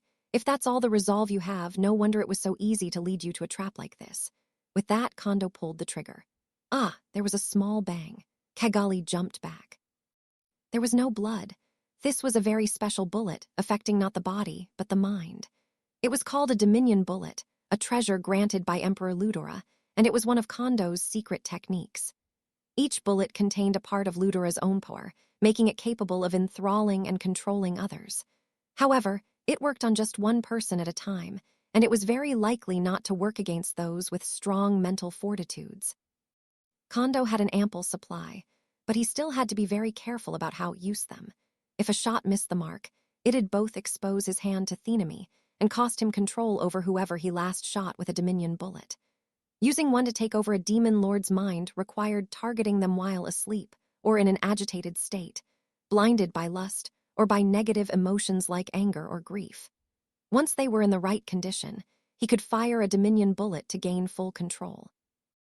Well, it took long enough, but we're still sticking to the plan. Kageli, order your cohorts to cease hostilities immediately. You're a careful person, so I assume you've implanted a locking curse on the summoned. Yes, Sir Kondo. Drop the sir, please. Lieutenant is fine. Yes, Lieutenant Kondo, as you wish. Thus, Kageli fell into Kondo's hands. And just as Kondo predicted, Thessals of Yuuki's comrades all had a locking curse etched on them. The same was also true of Tear and Footman, and thus they could not disobey thewards of their commander Kageli. Not everyone on hand had this locking curse, but it was quickly clear just how doomed they were. Better, they reasoned, to be captured than try to assist this horde. Silence returned to the darkness of the capital. If you want to hate anyone, hate yourselves for being so powerless. Everyone has their own sense of what makes right, but only when integrate Dinto a stronger will can it be acted upon. The same is true for one's ideals. Your ambitions all vanished in the face of His Majesty's just cause, nothing more and nothing less. This was the one true rule, survival of the fittest. Kondo was well aware of it. Of course, those who are not prepared to be crushed in the end aren't even qualified to have ambitions at all. That does not apply to you, so I'll best sure to remember your disappointments for you. Himself lived with a certain resolve. That's why he never made fun of Kageli and her friends for what they attempted. If he lost, as he knew and understood from experience, he'd suffer the exact same fate. Yuuki and Damrata were deep in a fierce battle, exchanging one blow, the nanother for what seemed like the millionth time. Without hesitation, Damrata aimed a spinning back blow at a pressure point on Yuuki's face. It was blocked with a palm. Yuuki attempted to gain control of Damrata's wrist, but he was denied as his opponent unleashed a chop to hold him back. Yuuki, anticipating this, twisted his upper body back as he executed a double kick. But Damrata was quick to pick up on it, sinking down and sweeping with his leg. Then his opponent jumped up, perhaps reading this counter in advance, and tried to take his head off with a spinning kick. However, Yuuki's leg cut through thin air. Damrata was back in his feet a safe distance away. It was a sophisticated, refined exchange of martial arts that went beyond the scope of what human beings could maneuver. They kept rattling them off, again and again, at a pace so regular that they almost seemed to be an at-training session. But they were going too fast for the normal human eye to follow. The lack of spectators was a pity, but then again, they'd have trouble rounding up an audience with the skills required to watch and appreciate them. Here was a battle between dedicated masters, fought only with their own well-honed bodies. But that wasn't all that was taking place. Yuuki was also trying to communicate with Damrata, not with speech, but through telepathy. Damrata, in turn, was trying to help Yuuki with that. That's why there was so much unnecessary physical contact.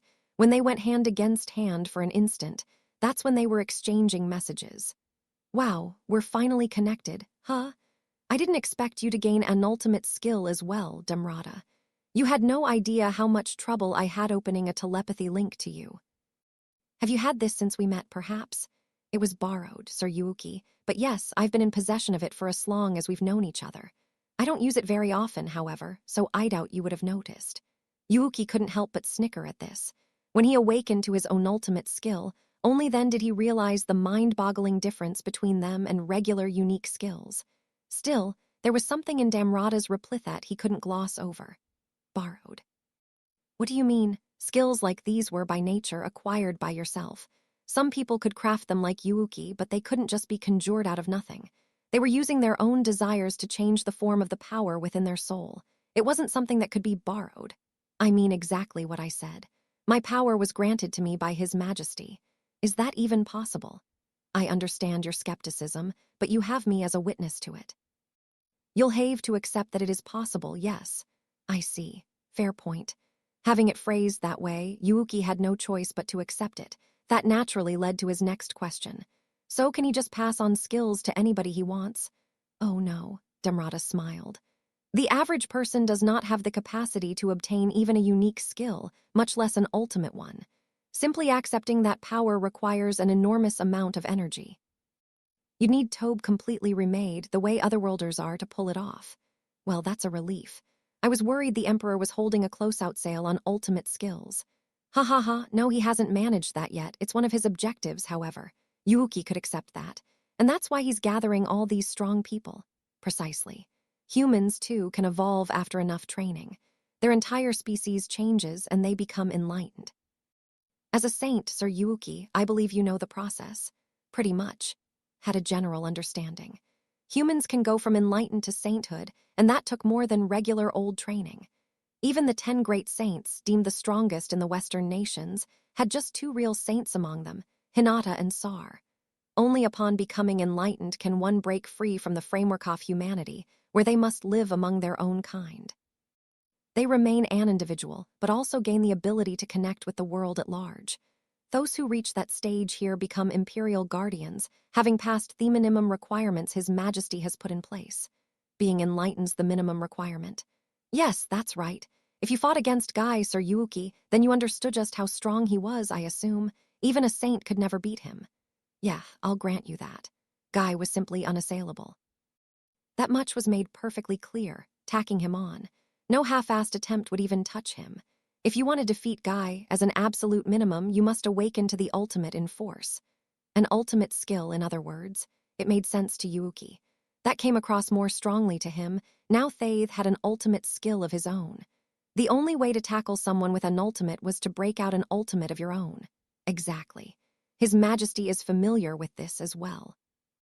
That is why he grants trials to those who are enlightened, to help them awaken further and become vessels worthy enough of the ultimate skill he can give them. Sounds pretty crazy. But if I were him, I'd do the same thing, I guess. I'm glad you understand so quickly. Yuuki and Damrata smiled at each other. It might be completely illogical to the average person, but Yuuki saw the reasoning behind it. Once you had the methodology down, it could allow you to collect a large number of people with ultimate skills. He disliked how someone else beat him to Thadia, but he had to admit to its charms. The only problem with it was that it required someone as uniquely qualified as Ludera to engineer. The fact that Ludera can grant ultimate powers at all is just amazing. He. Yes, it proves his greatness beyond any doubt. And if you become a saint under his tutelage, his majesty will grant you the ultimate skill alternative. Damrata's telepathic voice sounded proud to Yuuki. He could feel their respect Damrata held for Emperor Ludora, and it made him laugh a little. Damrata might have been loyal to Yuuki still, but his feelings for the Emperor were a different matter. Yuuki knew this was the case, although he really wished Damrata hid it a little more. Of course, he normally never made that kind of mistake, so Yuuki assumed he was acting this way on purpose right now. So is Ludora waging this war in order to awaken more of his knights? I suppose he would be. Our previous war was stymied by interference from Veldora, but that was a blessing in disguise. A few people evolved into enlightened in the process, so we gained even more power than we lost. Talk about patience, an impressed and jealous Yuuki thought. So the two of them shared thoughts with each other through telepathy as they fought, or sparred, or whatever. Finally, Yuuki managed to break through last of Damrata's psychological barriers. Oh, here we go. I found the core of the power controlling you. Ah, wonderful to hear. Do you think you can remove it? Yes, no problems there. But if I do, won't Kondo find out? I imagine he will, yes, but I'm not sure I care. Well, here we go then. They hadn't been sparring for no reason. Damrata knew about Yuuki's anti-skill ability, and he believed it could overcome the thrall that Kondo put upon him. Yuuki was aware of that as well, and without any further instruction, he had spent the past while probing Damrata. Now he would use that new power awakened in him to bring his friend back to normal. Mammon, Lord of Greed, the ultimate skill Yuuki had acquired, specialized in seizing things. It contained the ability Lifestealer, for example, which sapped energy on contact. Using it allowed Yuuki to deal damage simply by punching and having it blocked. The exact type of energy taken, magical, physical, depended on the opponent, but whatever it was, Yuuki could take it and use it for himself. Lifestealer didn't work on Damrata, however. He had too much strength, and even under Kondo's control, he still maintained that strength in the best possible condition. Regardless of his mind's intentions, his body was doing the best it could to interfere with Yuuki. That was thanks to the ultimate gift provided by the Emperor. This skill protected his very soul, an impenetrable psychological barrier that nullified any kind of spiritual attack. This was combined with absolute physical destructive skills that could penetrate all defenses. Put them together, and Damrata had become an undefeated champion in every way. Kondo was able to control him because the Dominion bullets the Emperor gave him were devised to be higher level than Alternative. If Damrata had learned Alternative naturally instead of receiving it as a gift, his body never would have been taken over. It was a real obstacle, and Yuuki had to use anti-skill to the hilt to break down the barriers. In time, though, he found the Dominion bullet lodged in his soul, and once he had Damrata's permission, he instantly focused his power on it. Lifestealer. The bottom of Yuuki's palm struck Damrata's chest. The precisely controlled blow shattered only the bullet and nothing else. It seemed so anticlimactic, but now Damrata was free once more. Thank you, Sir Yuuki. Yeah, hope you can stop relying on others like that for a while. I'm worried about Kigali's group, though. I gotta go, but what are you gonna do? Let me join you. I need to speak with the Demon Lord Rimuru tomorrow regardless. We'll be proceeding with the coup right after that, so it'd be too dangerous to return to where Kondo is. True. No need to try patching things up now, is there? Yuuki laughed. Damrata joined him. Ready to go, then? By all means. He turned around and headed for the door, Damrata nodding and following along. But just then, so why were you playing with this outside element instead of taking care of him, Damrata? You weren't seriously planning to betray his majesty, were you? The cold voice made Yuuki too nervous to move. The real crisis was on Leibjining. Without a sound, before anyone knew what happened, she was standing right there.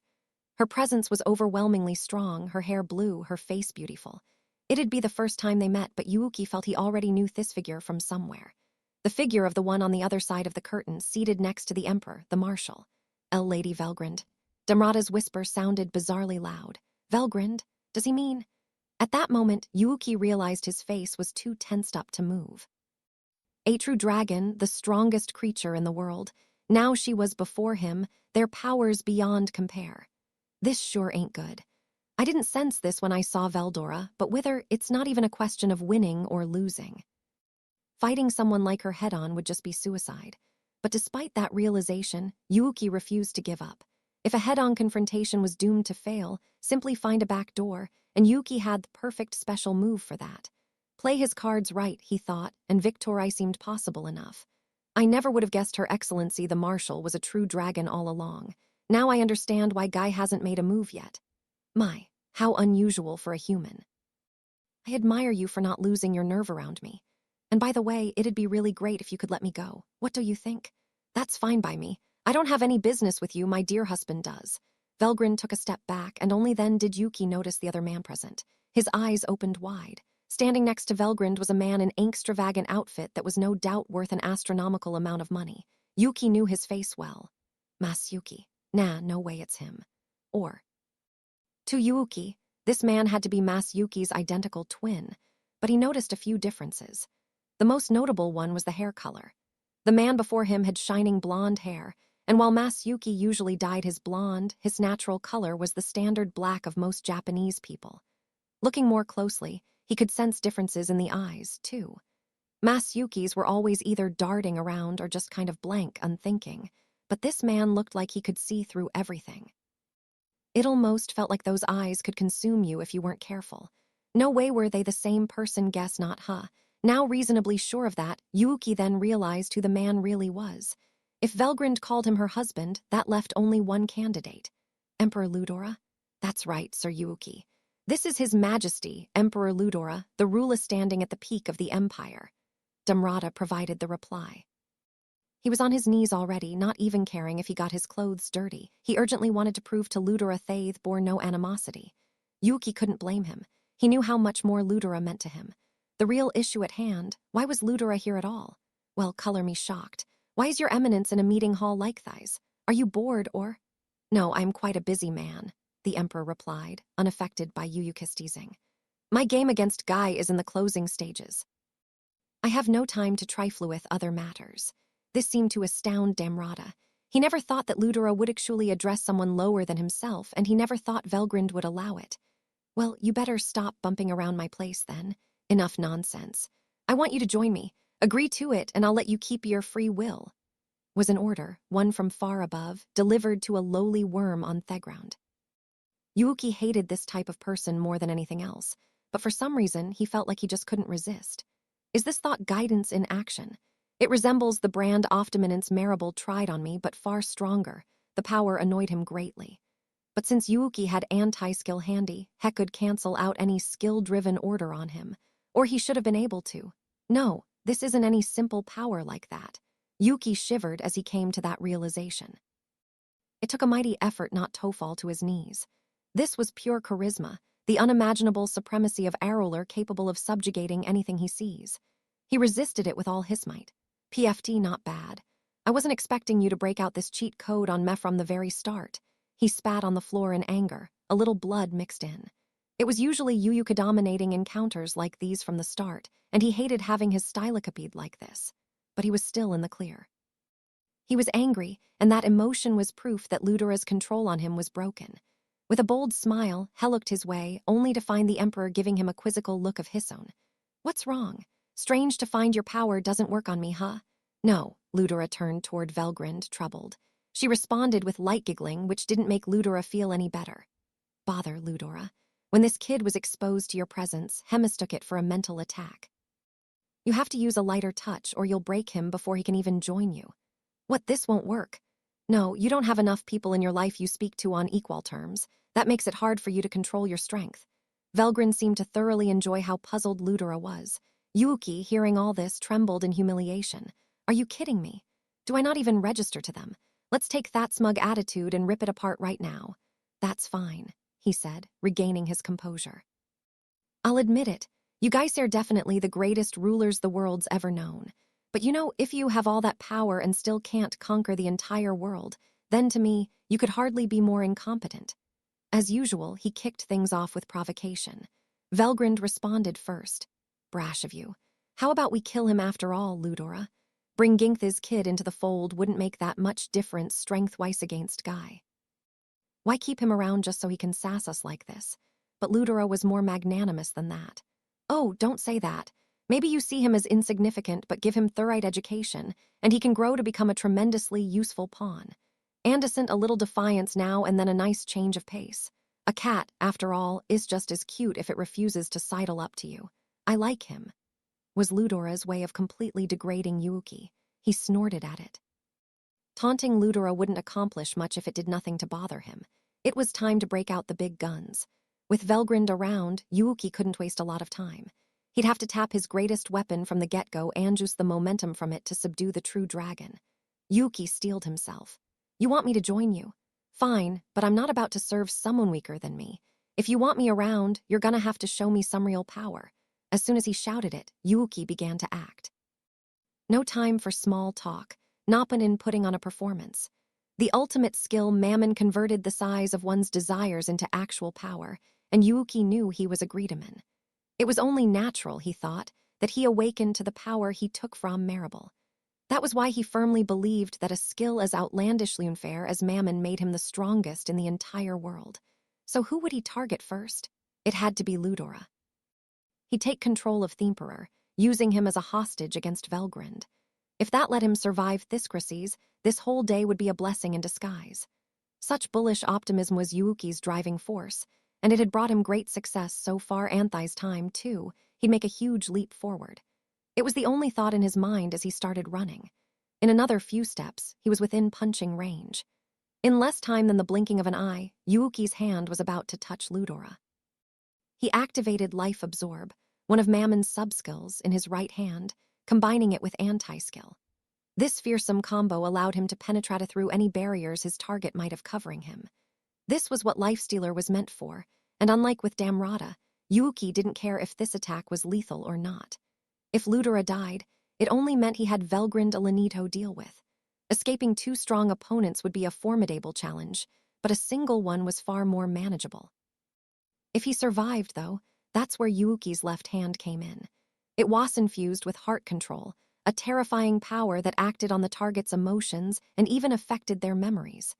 It was a dominating force, one even more vicious and irresistible than Marable's own greed. Yuuki planned to use this 1-2 punch to blaze a path through this, but the plan was quickly shattered. You will not lay a hand on Ludora in my presence. Was running his body to the absolute upper limits of speed, but Notven he could keep Velgrind from stepping between him and the Emperor. Then, without breaking a sweat, she swatted Yuuki's right hand away. He was stunned. Having his hand blocked was a surprise, but even more astounding was the sheer amount of energy that flowed from Velgrind. It was a raging torrent, enough to make Yuuki vomit blood. In a single exchange, his body was infused with far more magicules than he could ever hope to withstand. Instantly, he realized the danger, forcibly twisting his body to get away. If he reacted even a moment later, his body would have been completely destroyed. It wasn't that Velgrind did anything to him, exactly, quite the opposite. All she did was push Yuuki's hand away. The damage was more self-destructive in a way. He had activated Lifestealer, and then he used it to absorb far more energy than he could control. As blood flowed from his mouth, eyes, and nose, Yuuki thought over what just happened. That's insane. How beyond my allowable limit was that? I'm at a point where I can take in dozens of high-level elementals without issue, and I got all filled up in a single instant. How crazy are true dragons anyway? Yuuki wanted to complain to the gods about it. Velgrind was nobody to trifle with. Despite all the energy taken from her, she acted like she was in nothing at all. Yuuki's attack wasn't even worth defending in her eyes. Now he realized how impossible this was. Damn it, I had no idea there was this much difference. No wonder I barely register with them. They were undeniably on the same level as Guy. Realizing that, Yuyukino knew just how lofty the great heights of the world truly were. It was an impossible gap to traverse, and he only knew it because of the ultimate ability he awakened to. Staging any kind of attack against them would be suicide. He had no choice but to wait for his enemy to make a move. I'd advise you not to try anything rash, please. I've come to you on my own volition. And indeed, why don't I respond to your request to see Maipur? That's a bad habit to indulge, Ludora. Leave that to me. I don't want Yao getting hurt. Well, that won't be very convincing now, will it? This was stirring the pot, nothing more. Yuki wasn't about to let them take all his favorite party tricks away from him. Ha ha ha, glad you know what I'm talking about. Realistically speaking, I think I've already lost. But I'm not a quitter, you know. Don't expect me to give up that easy. He knew he was being a sore loser, but Yuuki decided to grandstand a bite anyway. Now that he knew there was no way to beat Velgrind, all he needed to protect now was his dignity. Even if it got him killed, he wanted to have things his way right to the very end. Infused with a new drive, he glared at Ludora. The Emperor responded with a curious smile. Very well. Let me take you on. I will tell you in advance that domination is a strong suit of mine. If you can endure it, you win, and you may go wherever you wish. The unexpected offer made Yuuki steal his eyes. Ludora clearly meant it. He really didn't mind letting Yuuki go. And while Yuuki couldn't read his intentions here, Ludora saw this confrontation in rather simple terms. Yuuki could gain experience through this, experience that would give him even stronger powers. Once that was done, they could talk it over again, and then he'd have Yuuki in his hands. The two of them were completely different in ability. That's why Yuuki found Ludora so creepy, and why his taunts enraged him. Domination's his strong suit. Well, it's the same for me. I'm gonna beat all on this mammon skill. Ludora looked at him, bemused and excited about his first match in a long time. If Yuuki could withstand his domination skills, this might prove to be a treacherous ally indeed. He was aware of the possibility, but he still chose to engage him. If this is enough to crush me, well, that's as far as my ideals will take him. Defeat wasn't even on his mind. And if Yuuki merely pretended to obey him, that was not the end of the world either. Tamming pawns like that, he was sure, was the only way he could truly become the world's sole dominant ruler. And Velgrind had known him for a long time. She didn't need it spelled out to know what he was thinking.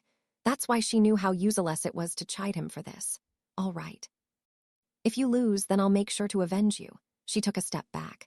You hardly need to worry, Ludora replied, chuckling as he stepped forward. Yuuki followed suit, ignoring his screaming aches and pains as he stood up. Your group certainly is interesting, though. No wonder Guy praised you all as the jokers disrupting this whole game. How did you know that? Heh, I just received a report from Tatsuya about them. The moderate jesters, I think they're called. Well, their leader's fallen into our hands, too.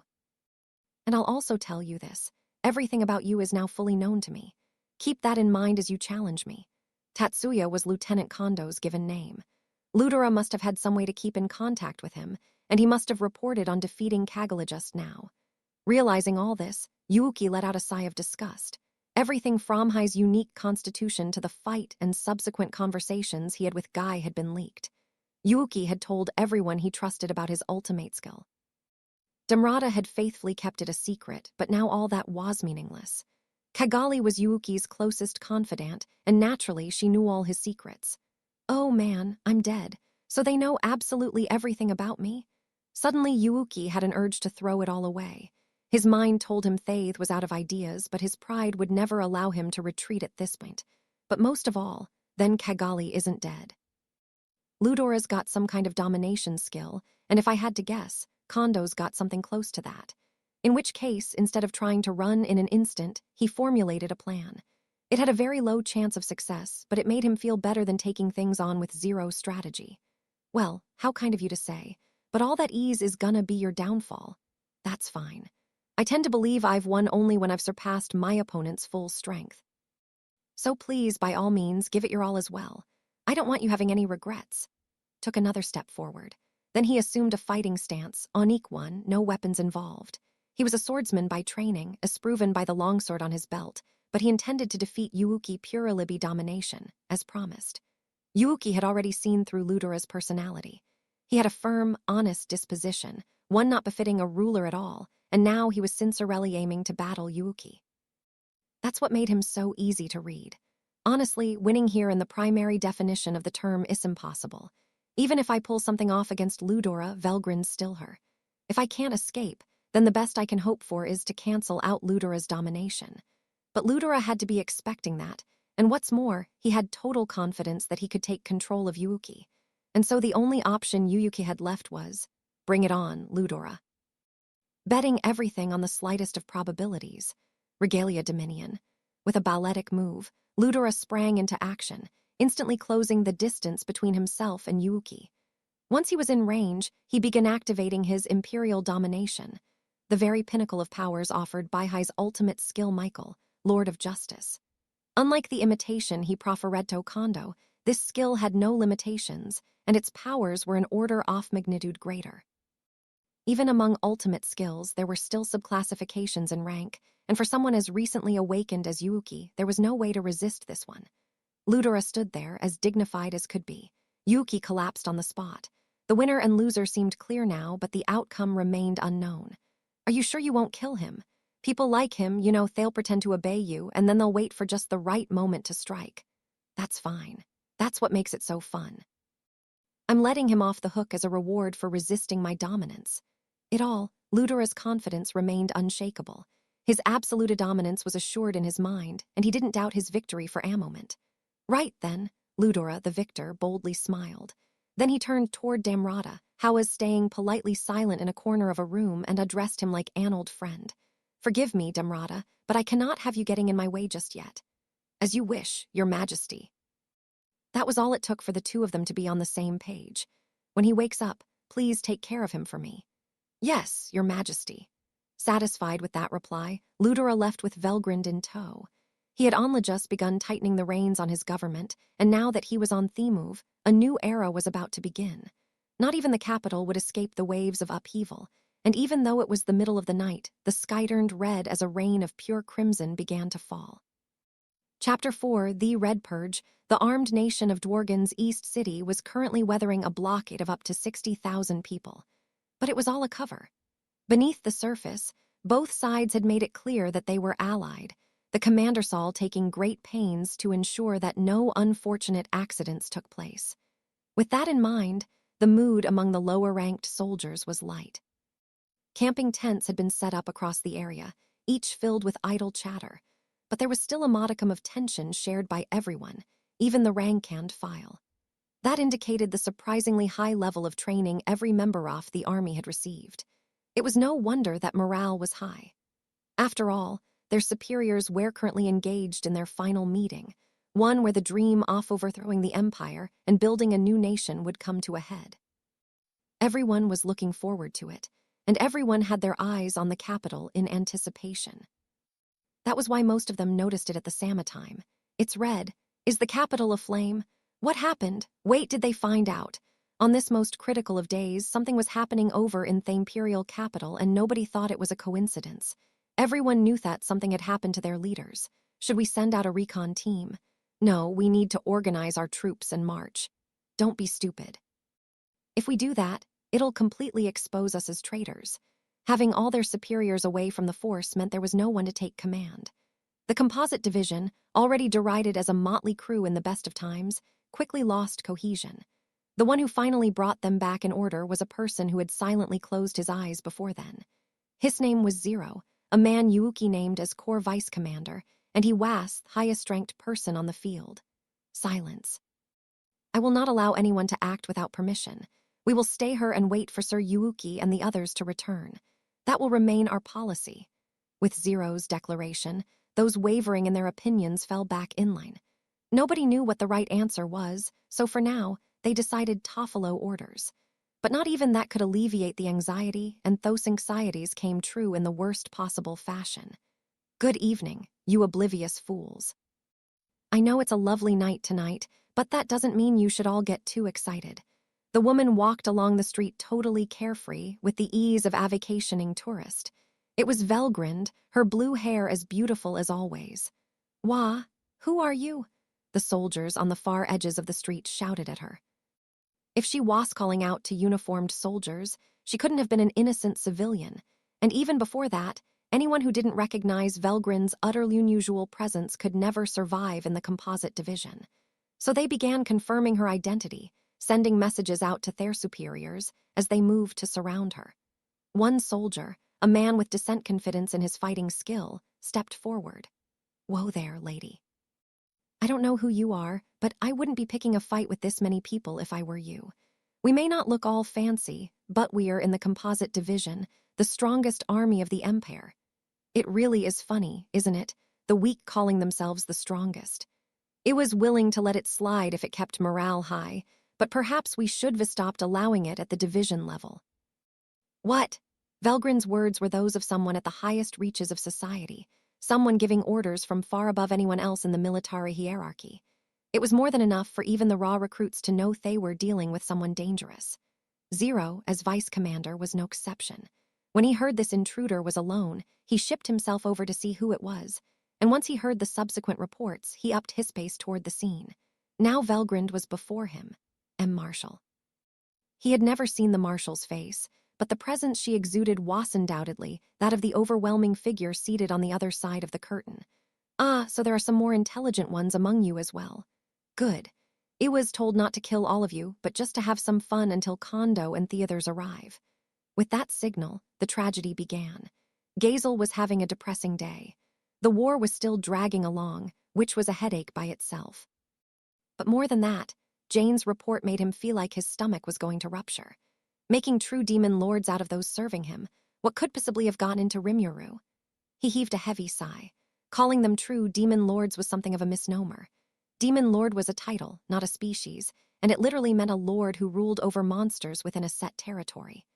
True demon lord, however, described the status of a monster, one awakened and evolved into that state. The threat they posed would be on the upper end of disaster class, but it wouldn't rate a calamity. Not that there are enough disaster class threats to merit dividing them into upper or lower classes, thought Gazel. The disaster class was essentially reserved for demon lords, so right now it consisted of only 8 known examples. Now, however, Rimuru had people working for him who were at least as powerful as those High-End menaces. Just thinking about it gave the heroic king a headache. For now, Gazel sent a griping missive to Elmesia about it.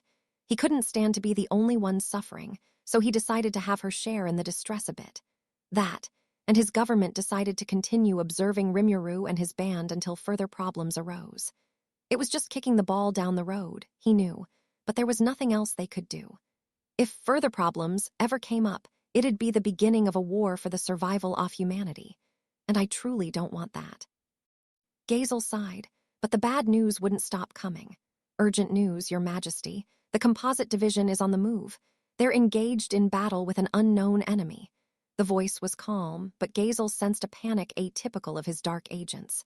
Before more details came in, he immediately sent out word to assemble Dolph and the rest of his advisors. A few minutes later, no doubt about it, that enemy's nothing regular people can handle. It's a monster, an unimaginable monster who could even take down demon lords. True dragon? Yeah, I've never seen one before. She took the form of a person, but there's no doubting her identity as Velgrind. Gazel was on a magical call to Vaughn, Admiral Paladin and Suprema Commander of Dworgen's military, who is currently stationed by the East City. He had him send visuals so everyone could grasp the situation. The worst-case scenario always happens when you least expect it, a fact Gazel was all too aware of now. The sky was burning. There was a woman, a cold beauty, and crowds of powerful soldiers fallen around her. The flames were mesmerizing but also vigorous enough to awe everyone who saw them. But the true horror only came after that. Velgrind, visible through the surveillance crystal ball, looked over at Gazel and his team. He thought it was a coincidence at first, but the moment he did, the crystal ball shattered. She was watching us too. I can't believe it. How is that possible? You're kidding. How far away do you think we are from there? It's the truth. She must have sensed the magic and traced it back to the caster, but it's incredible to see her impacting the magic's destination as well. It'd be impossible for me or any other humanoid. Gazel listened to his advisors in silence. Based on this, they were clearly dealing with an enemy. But who? He couldn't possibly hear her, but it was like she was whispering, "No, don't you peep on me," into his ear. A true dragon? More like true monster. Now Gazel knew what the word strongest really meant. He was familiar with the rumors of a connection between the Empire and Velgrind. They had no way to confirm them, but he had played through a lot of scenarios in his mind so that they'd be able to withstand attack.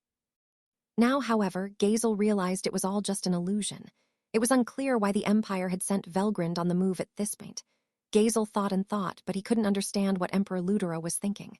There was only one thing he could do. I'm going into battle as well. Your Majesty, bellowed Dolph, it's too unsafe. But there is no other choice, replied Jane. Abandoning von Reitno will do nothing to save Dworgen. You will need to prepare yourself too, Dolph. Was little Dolph could say in return. He had no intention of just letting Vaughn die, and as he now realized, admonishing Gazel would do nothing to change the situation. I will make preparations to leave as soon as possible, said Dolph. Very good. Gazel gravely nodded and closed his eyes. They had a lot of work to do. All their allied nations would need to be informed, and they'd have to give instructions on what to do with the remaining citizens in the area. If Gaisel and his men were victorious, then great. But if they were defeated, what then? There was nowhere else for people to run to, no way of survival excepto become imperial vassals. It meant the fall of the nation of Dworgen, and if Gaisel wanted to avoid that, he couldn't afford to lose. The East City will not have enough room for our entire army, I imagine. I'll let the old guard handle command while the rest of the army marches on the ground. See to that for me, Jane. Well. But what do you intend to do, King Gaisel? I'm going on ahead. If you're late to this, don't expect a place at Thedable. Gaisel revealed a bold smile, playing the role of a strong king to Ysivreon's anxiety. The army was to be mobilized as quickly as possible, but Gaisel's group wouldn't wait for them. Dolph and his Pegasus knights would be the king's only companions. As Gaisel flew across the sky, a thought occurred to him. Is this why Rimuru gave his underlings all that power? So they could survive this? If so, I have to say he's as naive as ever. He laughed at this revelation, thinking about the ex-straining partner That couldn't throw away his ideals. His smile was nothing he could hold back. Something wrong, my lord? No, just a passing fantasy. I beg your pardon. Heh. Now of all times, I started thinking about Rimuru. It made me wonder if things could work out this time, too. Gaisel laughed. He thought he was being overly optimistic, but it beat the opposite end of the spectrum. Indeed. Dolph smiled back.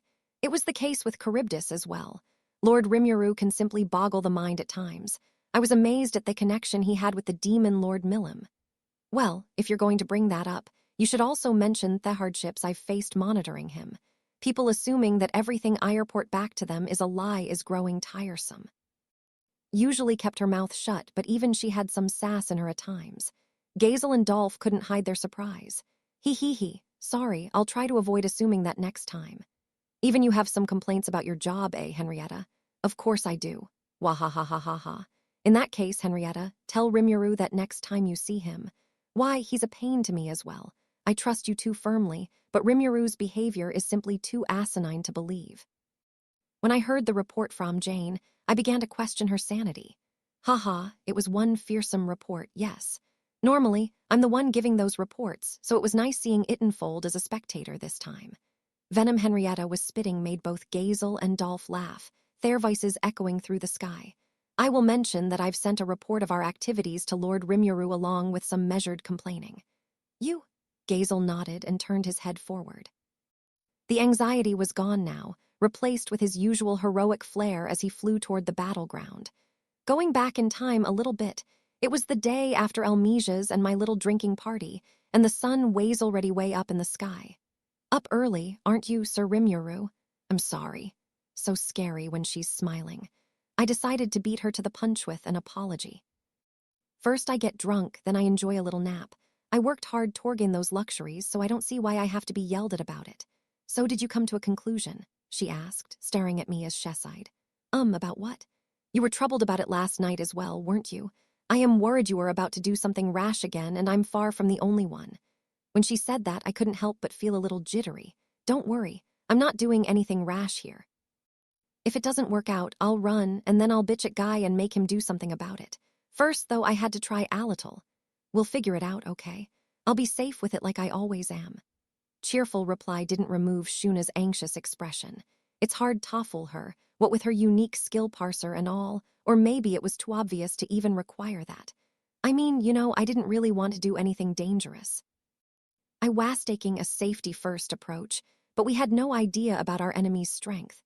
Lieutenant Kondo, Velgrind, and Emperor Ludora were fearsome opponents, no matter how you sliced it. Winning may not be a possibility, and for all I know, I might even be killed on the spot. I was trying to think off ways to avoid that outcome, but not even Raphael had an answer this time. If we don't know, though, we'll just go for it. My only choice was to throw in the maximum amount of warp ore I had and reduce the danger as much as possible. And so, I deliberated a lot over who I'd take with me. This time around, I'm going with my team only. I'm sorry to say this, but if you don't have enough strength to pitch in, I think you're just gonna slow us down. All right, my brother. Been bragging all morning about how he's going with you. I suppose my thoughts were obvious from the start. I had been engaged with Elmesia since the previous morning, so I didn't tell everyone about my conversation with Guy yet. but Shuna's smile seemed to indicate that she understood it all. I smiled back, realizing how there was never any tricking her. Then she gave me her report in her usual natural voice. That fishy little sneak Laplace slinked in here last night. He said he had a message for you, but he gave us no advance warning, so we've been keeping him waiting for the time being. Abrupt change of subject there, but it didn't seem like anything too important to me. If it was a real emergency, Ghidorah or someone would have contacted me. Probably a message from Yuuki, but what could it be? I guess I'll see him, although I'm not crazy about the idea. I'd much prefer to shoo him away, but he is an ally, more or less. I'll show him to a reception room. Shuna wasn't a fan of Laplace either, it looked like. That was rare for her. She wasn't one to be so frank about her likes and dislikes, but clearly those clowns irked her. I guess she couldn't ever truly forgive Laplace Antai's crew for destroying their ogre homeland. He and I were allies, but I'd need to keep that in mind. While I'm talking to Laplace, I ordered Shuna, I'd like you to summon all the cabinet staff hooray awake to our meeting hall. I had a lot of things to think about, but I could worry about them all after our war with the Empire was over. Banishing all doubt from my mind, I decided to take care of the immediate problem first. 20 people, including myself, were gathered in the meeting hall. There was Rigurd and the 4 elders beneath him, Rugurd, Rigurd, Rogurd, and Lilina. I also had Kaijin, Vester, and Emurmal in here. Representing the 12 lordly guardians were Benimaru, Shin, Diablo, Gabel, Testarossa, Ultima, and Carrara. Zoe, Hakuro, Gopta, and for good measure, Gada rounded out the pack. I planned to ask Ghidorah to guide me around the Empire. Even I had told Mid it wasn't going to be an easy job, but honestly, he'd be the least affected out of us all if something went wrong, so I wanted him to play his part. Speaking of which, Bernie volunteered to guide us as well, but I rejected the offer. He had lost all his powers, and he'd be nothing but a liability to us. Ghidorah alone would do. Anyway, feels like I was just having meetings all the time, but no point complaining about that now. Our country had grown too big for me to call all the shots myself. Of course, as I say that, this meeting's mainly about meditating to everyone what I've decided to do, but still. As usual, Shuna served tea to everyone. Once she quietly left the room, I began speaking. I've called all of you in today to inform you about my decisions for the final battle against the Empire. Before that, though, come on in. I already decided who I'd be taking with me, so there was no point throwing this. Instead, I decided to introduce Laplace, our messenger, To Everyone. As expected, Laplace had news concerning our plans to fight together. The army blockading Dworgen's East City would be attacking the Imperial capital soon, and they wanted us to join them, basically. Guy had already told me about that, and I had no objections. But the conclusion I came to was that these would be a war between the elites on both sides, not a war of armies. I didn't want to see any civilian casualties, so in the end, I decided I had to discuss the details with Yuuki first. That's why I chose to bring the Clowninto this meeting on short notice. I had already spoken with Yuuki via Laplace. The date had been set for the following afternoon. This I explained to everyone in the room. I really wish Laplace could have done that for me, but people had a lot of trust problems with him, so I rejected the idea. Trust, I was reminded all over again, really is important. Hello, my name's Laplace, and I'm the vice president of a group of, helpful ladies, gents we like to call the moderate jesters. I'm Heritade 'cause Yuuki sent me, you see. Oh man, is it impossible for him not to act suspicious? And why did he choose this moment to dance a little jig to himself? But he was still here as a messenger, so I couldn't just boot him out. I wasn't the only one annoyed by this, either. Zoe looked like he was about to kill him. I know how he feels, but he'll have to be patient. Zoe, put that kunai blade away, please. Yes, sir. Gotta be careful with him, too, I see. He meekly sat back down for me, but I couldn't let my guard down yet. Let's just get this intro over with. Yeah, so Mr. Laplace here is our point of contact for Yuuki at the moment. Laplace is fine, you know. Oh, is it? Then great. Anyway, we've set up a meeting with Yuuki for tomorrow. It's a bit of a rush, I know, but Laplace is apparently gonna transport me over there, so we don't have to worry about travel time. The main question at hand is, who's going with me? Finally. I got down to business.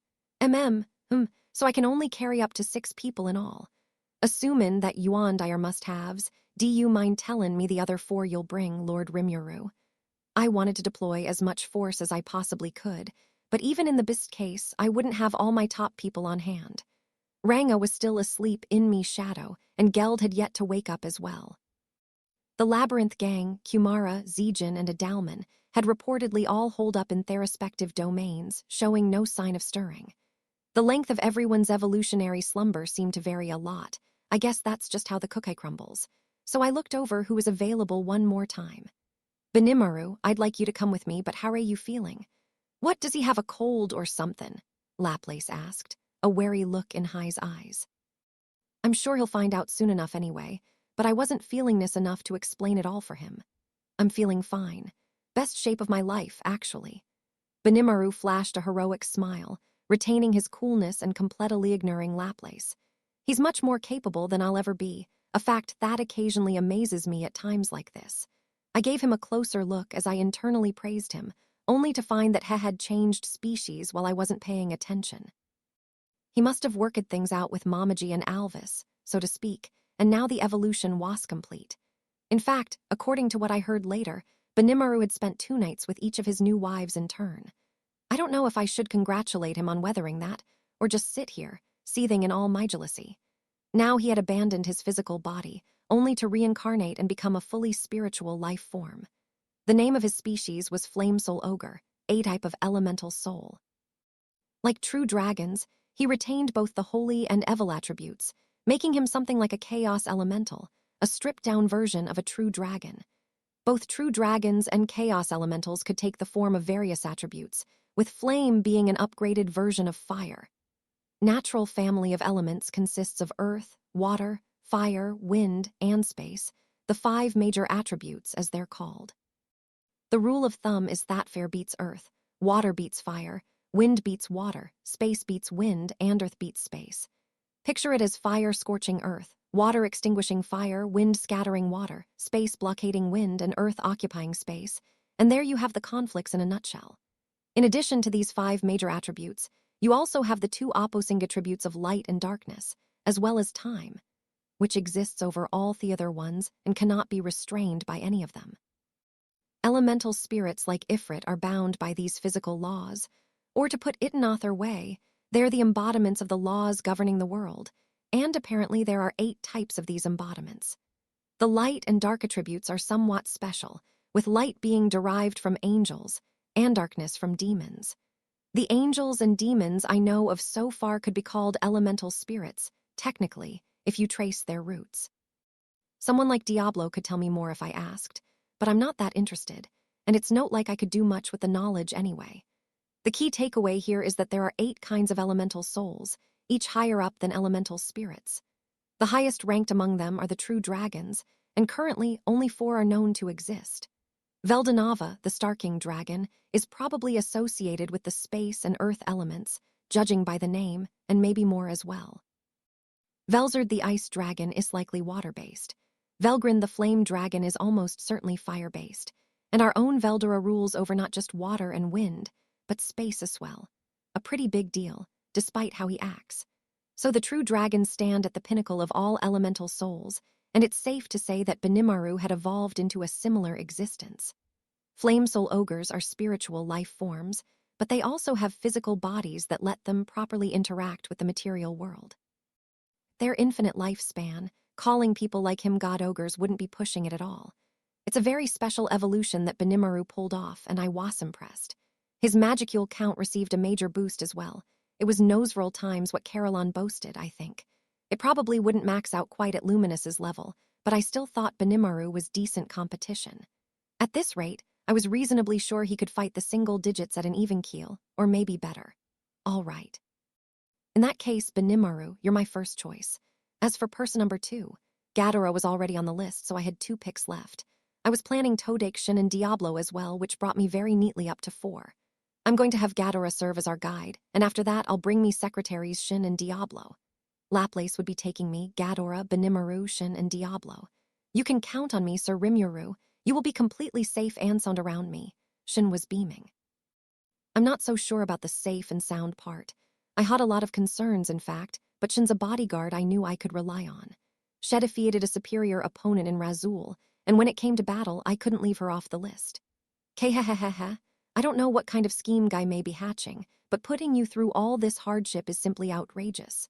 With you by my side, I assure you that I will put an end to all your worries, confident as always. But I saw no reason not to hold him up to that.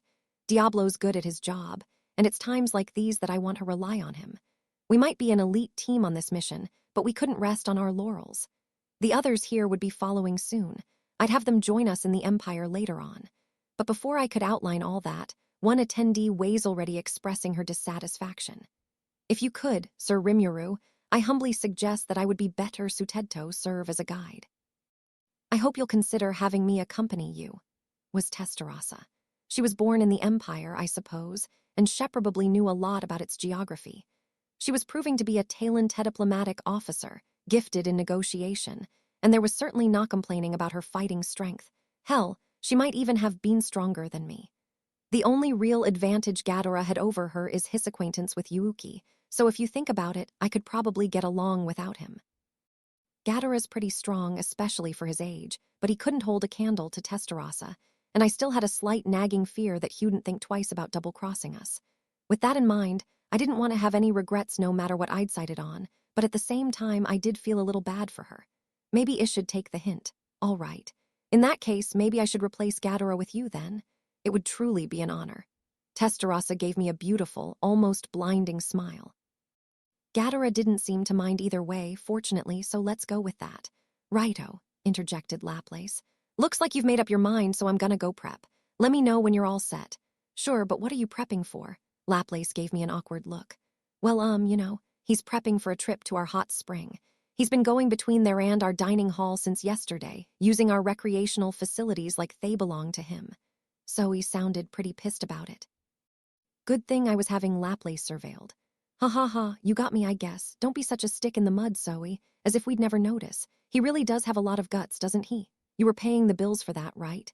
Hey, I'm a guest here, I'll pay you back with the work I'll be doing for y'all, so how about we treat it as on the house for now? Guts ain't the half of it. Laplace. Hey, it's not my fault this country's such a charmer from start to finish. It's the most advanced in the world, no two ways about it. Paradise, even. Who wouldn't want to kick back and relax while they're here? Now he was laying it on thick about how great Tempest was. Receiving such effusive praise was exactly off-putting, no. I figured maybe Laplace wasn't so bad, after all. He's distracting you, Sir Rimuru. Don't worry, Benimaru. He might try to put one over on Sir Rimuru, but I'm keeping a careful watch over him at all times. Oops. Benimaru and Shin snapped me out of it. I cleared my throat. Well, keep it in moderation, all right. Oh, of course. So yeah, I'll see you guys in a bit, okay. Then Laplace gleefully skipped out of the meeting hall. What a free spirit, I thought as we moved on to the next topic. If it'll be only 5 of you in enemy territory, don't you think that's a little too dangerous? I firmly agree. If anything happens to Sir Rimuru, we would never recover, no matter how many battles we win. I certainly understand that a vast army isn't what we need in this final clash, but if things go awry, someone needs to serve as a shield for Sir Rimuru. Zoe, Gabble, and Hakuro, in that order, all expressed their opposition to me plans. They discreetly kept quiet about it while Laplace was around, but no, they made their grievances clear with me. Master Hakuro's right, and if push comes to shove, I'm prepared to take the heat for Sir Rimuru, too. I'd kinda be a meat shield, Gobta. A meat shield. I couldn't help but imagine that in action. I really wish it didn't. Hakuro, stop teaching stuff like that to Gobta. Of course. I just thought, though, it is quite important to teach him how to prepare for such eventualities. I understood what Hakuro was getting at. It was just that my heart didn't agree with it. I mean, I'm glad all of you are concerned for me, but you're all really important to me, too. I don't want to kick this off with a strategy that assumes we'll have to take casualties. If we want to avoid that, I think we should pool all our resources together for this effort. Quite true. Perhaps we are a little ahead of ourselves. I'm not sure I was convincing too many people. Even Benimaru and theirs seemed to be on Hakuro's side. If I were them, maybe I'd feel the same way. Still, though, I appreciate the thought, but I still don't want anyone toady here. Maybe it's selfish of me, but I want to put my own feelings first. Anyway, I'm not going to run a strategy that demands any loss of life. Let's stick with that assumption as we discuss the final stages of our war against the Empire. Nodded at my words. They seemed ready to participate in this discussion, regardless of their personal feelings. If I could begin, Sir Rimuru. Yes, Zoe. I have a replication of mine undercover within the Empire. There's been a number of obstacles preventing me from reaching the capital just yet, but it does seem that their security network is looser than usual. I was thinking off using shadow motion to meet with you once Laplace organizes the transport. Would that be all right? I see. That's reassuring, actually. Zoe always serves me well as Mishido, and that really hits home with situations like this. He's a great fighter, too, and taking a closer look at him, he went and evolved on me as well. No longer an Oni, he was now a species known as Dark Soul Ogre. Apparently it was a blessing he received in conjunction with Benimaru's evolution. He was raised as Benimaru's shadow back in their ogre homelands, the yin to his yang, and while there was a definite hierarchy to their relationship, they were still fast friends. A natural counterpart to Benimaru, in other words, and that was why Benimaru's awakening affected him so much. The system behind this evolution must have seen Zoe as his subordinate, but that wasn't a problem. They still treated each other the same. Dark Soul Ogres are chaos elementals bearing the darkness attribute. Just like Benimaru, Zoe was now a spiritual life form with a physical body. Kind of a servant deity for Benimaru, then. His magicule count was medium size, not colossally high. It was nothing compared to Benimaru, but still higher than Clayman's in his half-awakened state. That's enough strength form, and I was sure he could be a good match for X, demon lords like Carolon or Frey. Maybe that boost in strength was what allowed him to skirt the Empire's security so far. Well, either way, fine by me. I was just glad to have Zoe along, but that also brought Masayuki's protection into question. That's a very reassuring offer, Zoe. But what about Masayuki? I will have a replication of mine continue monitoring him. If something happens, I think I can handle it well enough. Sounded confident. That case, added Diablo, perhaps I could install Venom as a companion for Masayuki. If we keep it a secret from the boy, I think Venom could play the role of a monitor and bodyguard at the same time. That would lighten Zoe's load, and it'd also provide some extra insurance. Ooh, good idea. Venom had a very sensible, undemon-like personality, and he'd been getting along strength-wise, too. I felt like he and Masayuki would get along well. Maybe they could even become good friends. It sounded like a real neat idea. That means your second-in-command would be unavailable. Keep in mind. Kehehehehe, that will not be a problem. With Testarossa and the others around, my own work will not be affected at all. Sounds great, then. Are you good with that, Zoe? It would be more certain, perhaps, to provide a visible bodyguard rather than monitor him from the shadows. I would be able to save the energy that replication consumes as well. Let's do it. Right, let's go in that direction, then. Yes, my lord. I'll get on it right away. Venom would be Masayuki's escort, and Zoe would instead join Yu's in sight. The only thing left to decide is whether to deploy our army and how. Now, as we fight alongside Dworgen, do you think we'd need a show offers for the Empire? Our 1st and 3rd Army Corps returned home with us once they finished retrieving all the bodies. Their full manpower was stationed here in Rimuru, our capital city. The 2nd Army Corps, meanwhile, couldn't be deployed because Geld, their leader, was still taking his evolution nap, which meant, Sir Rimuru, is this where we may come in? Whoa, wait a sec. We're shipping out first. Gabble I expected, but it was rare to see Gobta so enthusiastic about stuff like this. But unlike last time, I felt like relying on strength in numbers was too risky. If we were fighting a massive army, I wouldn't attempt a large assault that'd get too many of my allies involved. But this time, we were a bit like a SWAT team. They might decide to carpet bomb us with nuclear magic or expose us to even more drastic measures. Armies waging magic battle tend to rely on the power of their legion magic, with teams of elites slinging Gadax before that magic's broken. But if the opponent's above a certain level of strength, the soldiers at the end of the line are just dead weight. What do you think, Hakuro? Ho ho ho, I know exactly what you're thinking, Sir Rimuru, and I see it as the right thing to think. Okay, no novices then, and we shouldn't take any low-ranking soldiers in either. I believe that's best for minimizing casualties, yes. So it'll just be the Goblin Riders from my corps, and Team Huryu from mine will be readied for combat. Sounds like it. The Goblin Riders ranked an A for their overall teamwork. They served as excellent decoys in the war so far, and I didn't think anyone could beat them that easily. When it came to fleeing, they were all but unbeatable, so I didn't see any issues there. Also, following Gabble's awakening, every member of Team Huryu was now passed in rank. I'm a little concerned about the control they had over their powers, but they ought to be okay. All right. Gobter and Gabble, I want you to start prepping along those lines. Oh, wait a second. I was about to set it in stone when I remembered something else important. Gopta, can you guys call upon your Starwolf partners right now? Huh. Like, Ranga hasn't finished the awakening process yet, so all the other wolves under him are still sleeping, too. That's a no, then. Right, you'll stay here on standby, then. But don't tell me you aren't aware of your limitations, Gopta. Sorry. Gopta was visibly mopey about this, but I couldn't do much about it, sadly. The Goblin Riders' main advantages stemmed from the high mobility off their Starwolf mounts. Each rider may have ranked an A+, no problem, but I still couldn't afford to take them along on this. It's not your fault. Hook up with rigor and focus on security within our own borders, all right. Yes, sir. So with some regrets, Gopta's army had to stay here, which meant our only other deployable troops were. How's Team Kurenai doing, Benimaru? No problems there. Every one of them's achieved a rank of A. Perfect.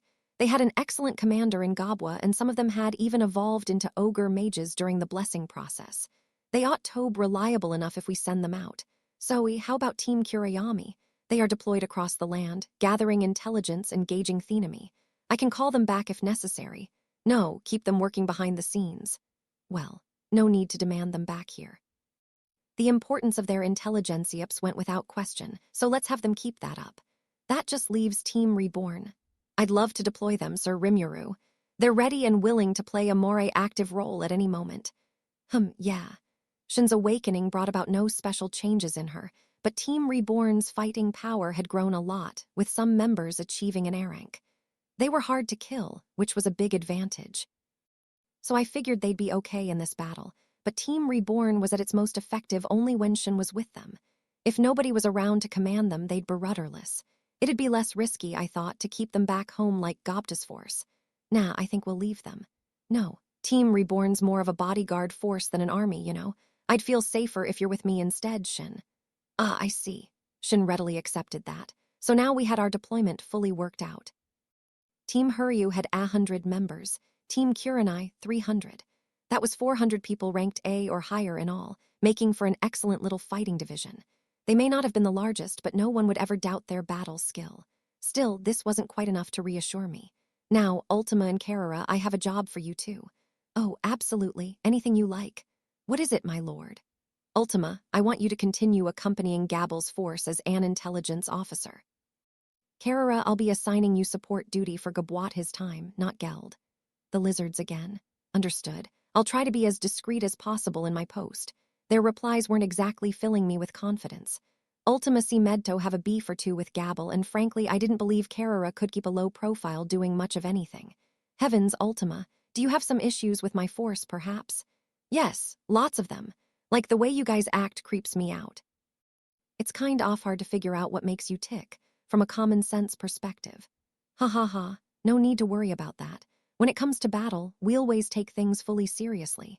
And you call experimenting with the hostile fire of enemies in the middle of war being serious? Don't be silly. It's wise to try every possible tactic in order to gain an advantage in battle. Experimentation is part of that, and it's something all office should take seriously, I think. No, it's something you should finish up before battle begins. Why do we even have to lecture you about this? I suppose having a beef or two with him is understandable.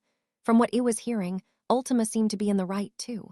I'm sorry, but do you think you could put up with it this time, at least? If those are your orders, Sir Rimuru, I'll do my best with them.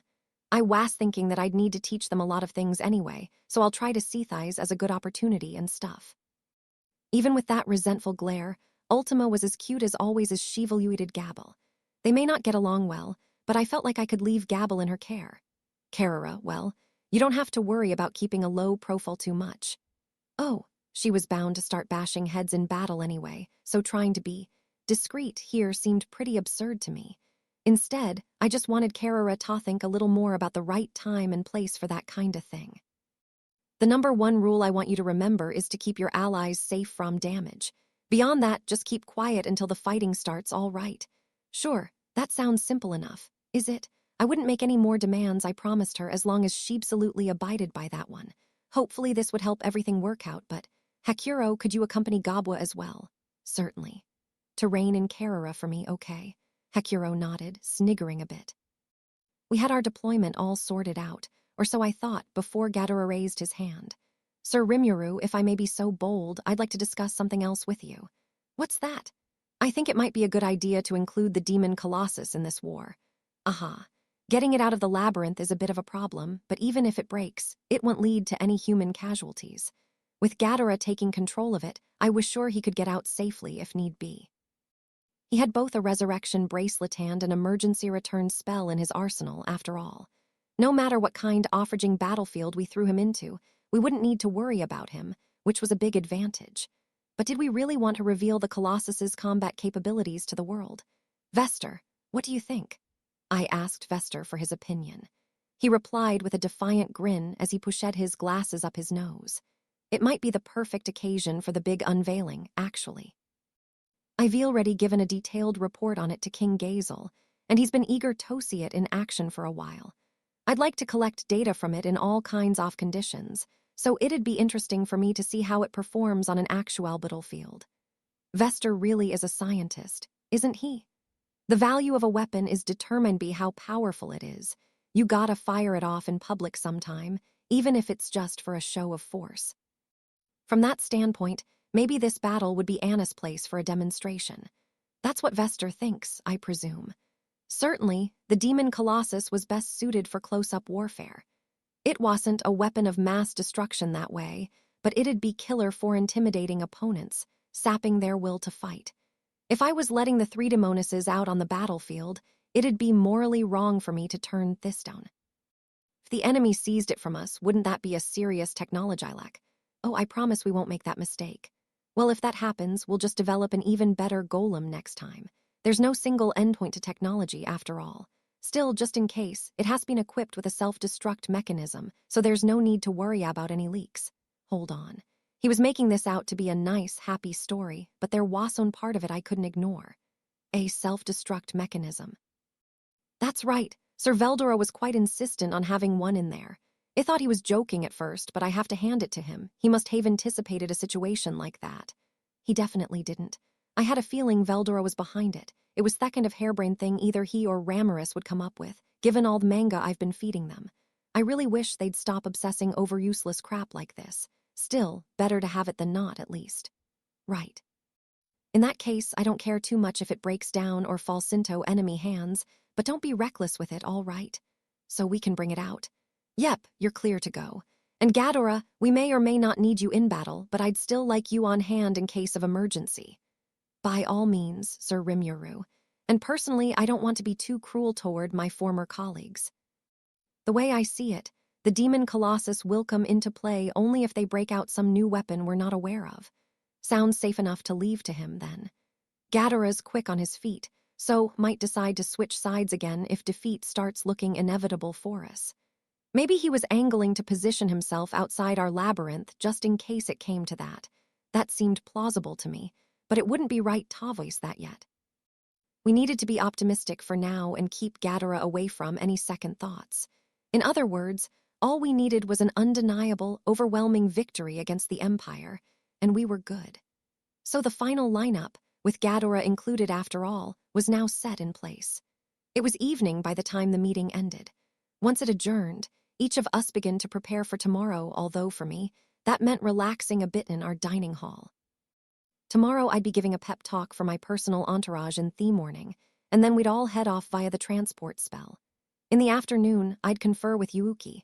Laplace was going to take me to him, so we'd have plenty of time to spare. This would just be a day trip for me, so I didn't have a whole lot to prep for. I certainly didn't need to bring a gift for Yuuki or whatnot. I figured we should keep things casual. Are you sure you should be so blithe about this? I bet it's fine. And what about you? You sure you should be leaving Mamaji and Alvis alone right now? Benimaru was with me in the dining hall. Being a newlywed and all, I wanted him to have as much relaxing home time as possible. That was why I asked about his wives, but Benimaru just chuckled at me. They told me they're taking a cooking lesson from Shuna today. I heard they have an informal agreement not to try to one-up each other, but thanks to that, they've shooed me away from the house for now. Whoa. Not exactly the happiest, most carefree way to kick off a marriage, is it?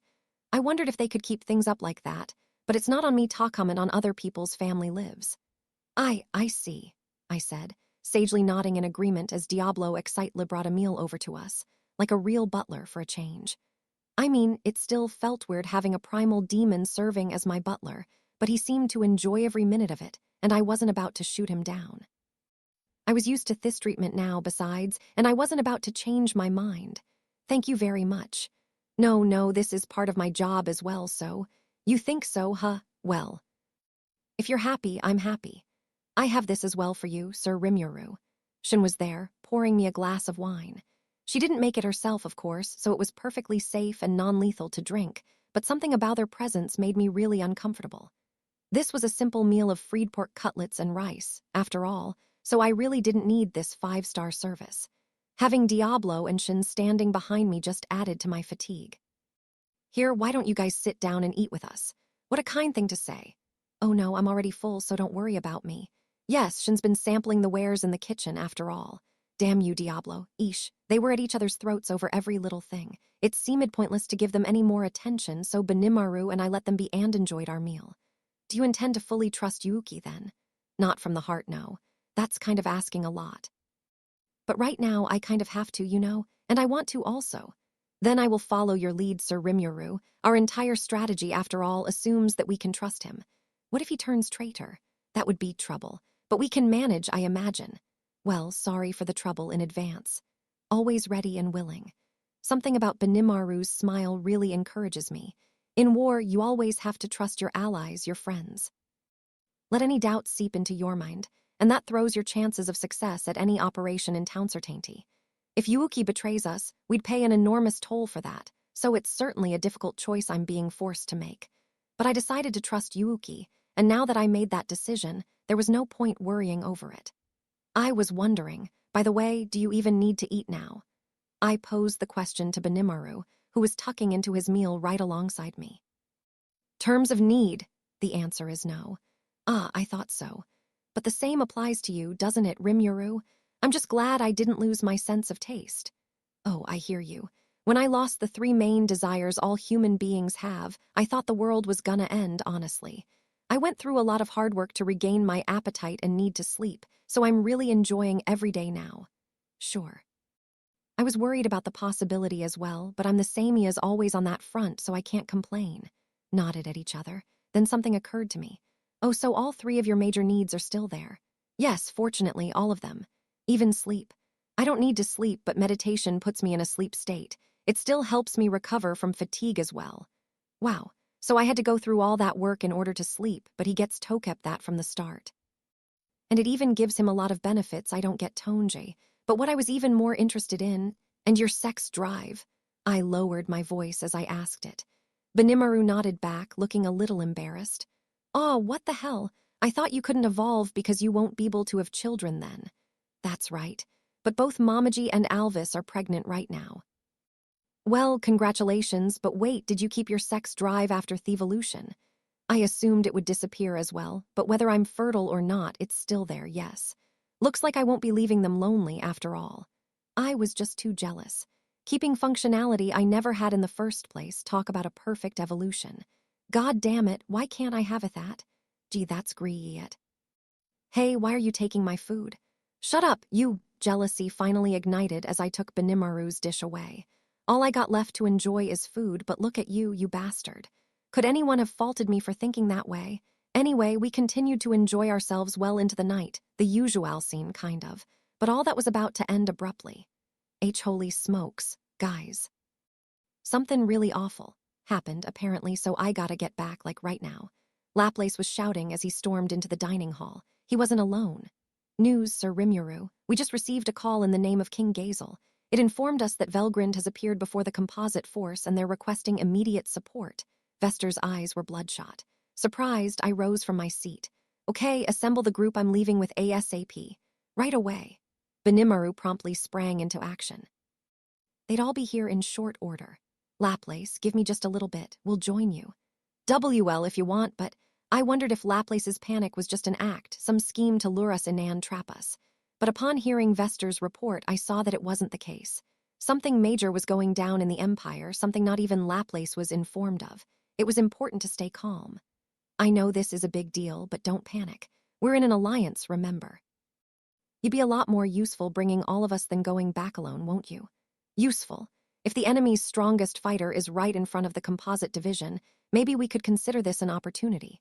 Reportedly, someone attacked Yuuki as well, but if we can beat all of them now, it'd give us a decisive advantage in our negotiations. With that in mind, I decided to ask Laplace for more details. What happened, exactly? After a few moments of hesitation, Laplace answered me. Well, Ter reached out to me. She said our team's president, Lady Cagali, was callin' for me, 'cause Kondo and his team were attacking them. Lieutenant Kondo, one of the guys on my watch-out for list. Probably good to team up with Laplace and beat him up now. But what E wondered about is whether Yuuki's force wasn't able to fend these guys off, and why.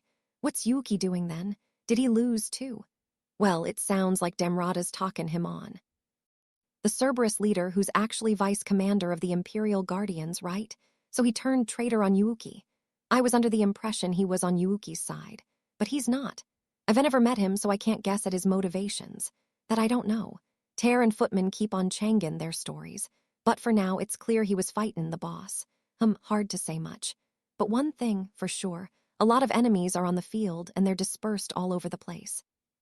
Job 1 was to gain an accurate bead on the situation. Not wanting to waste any time, I deployed Argus, the Eye of God, on the spot.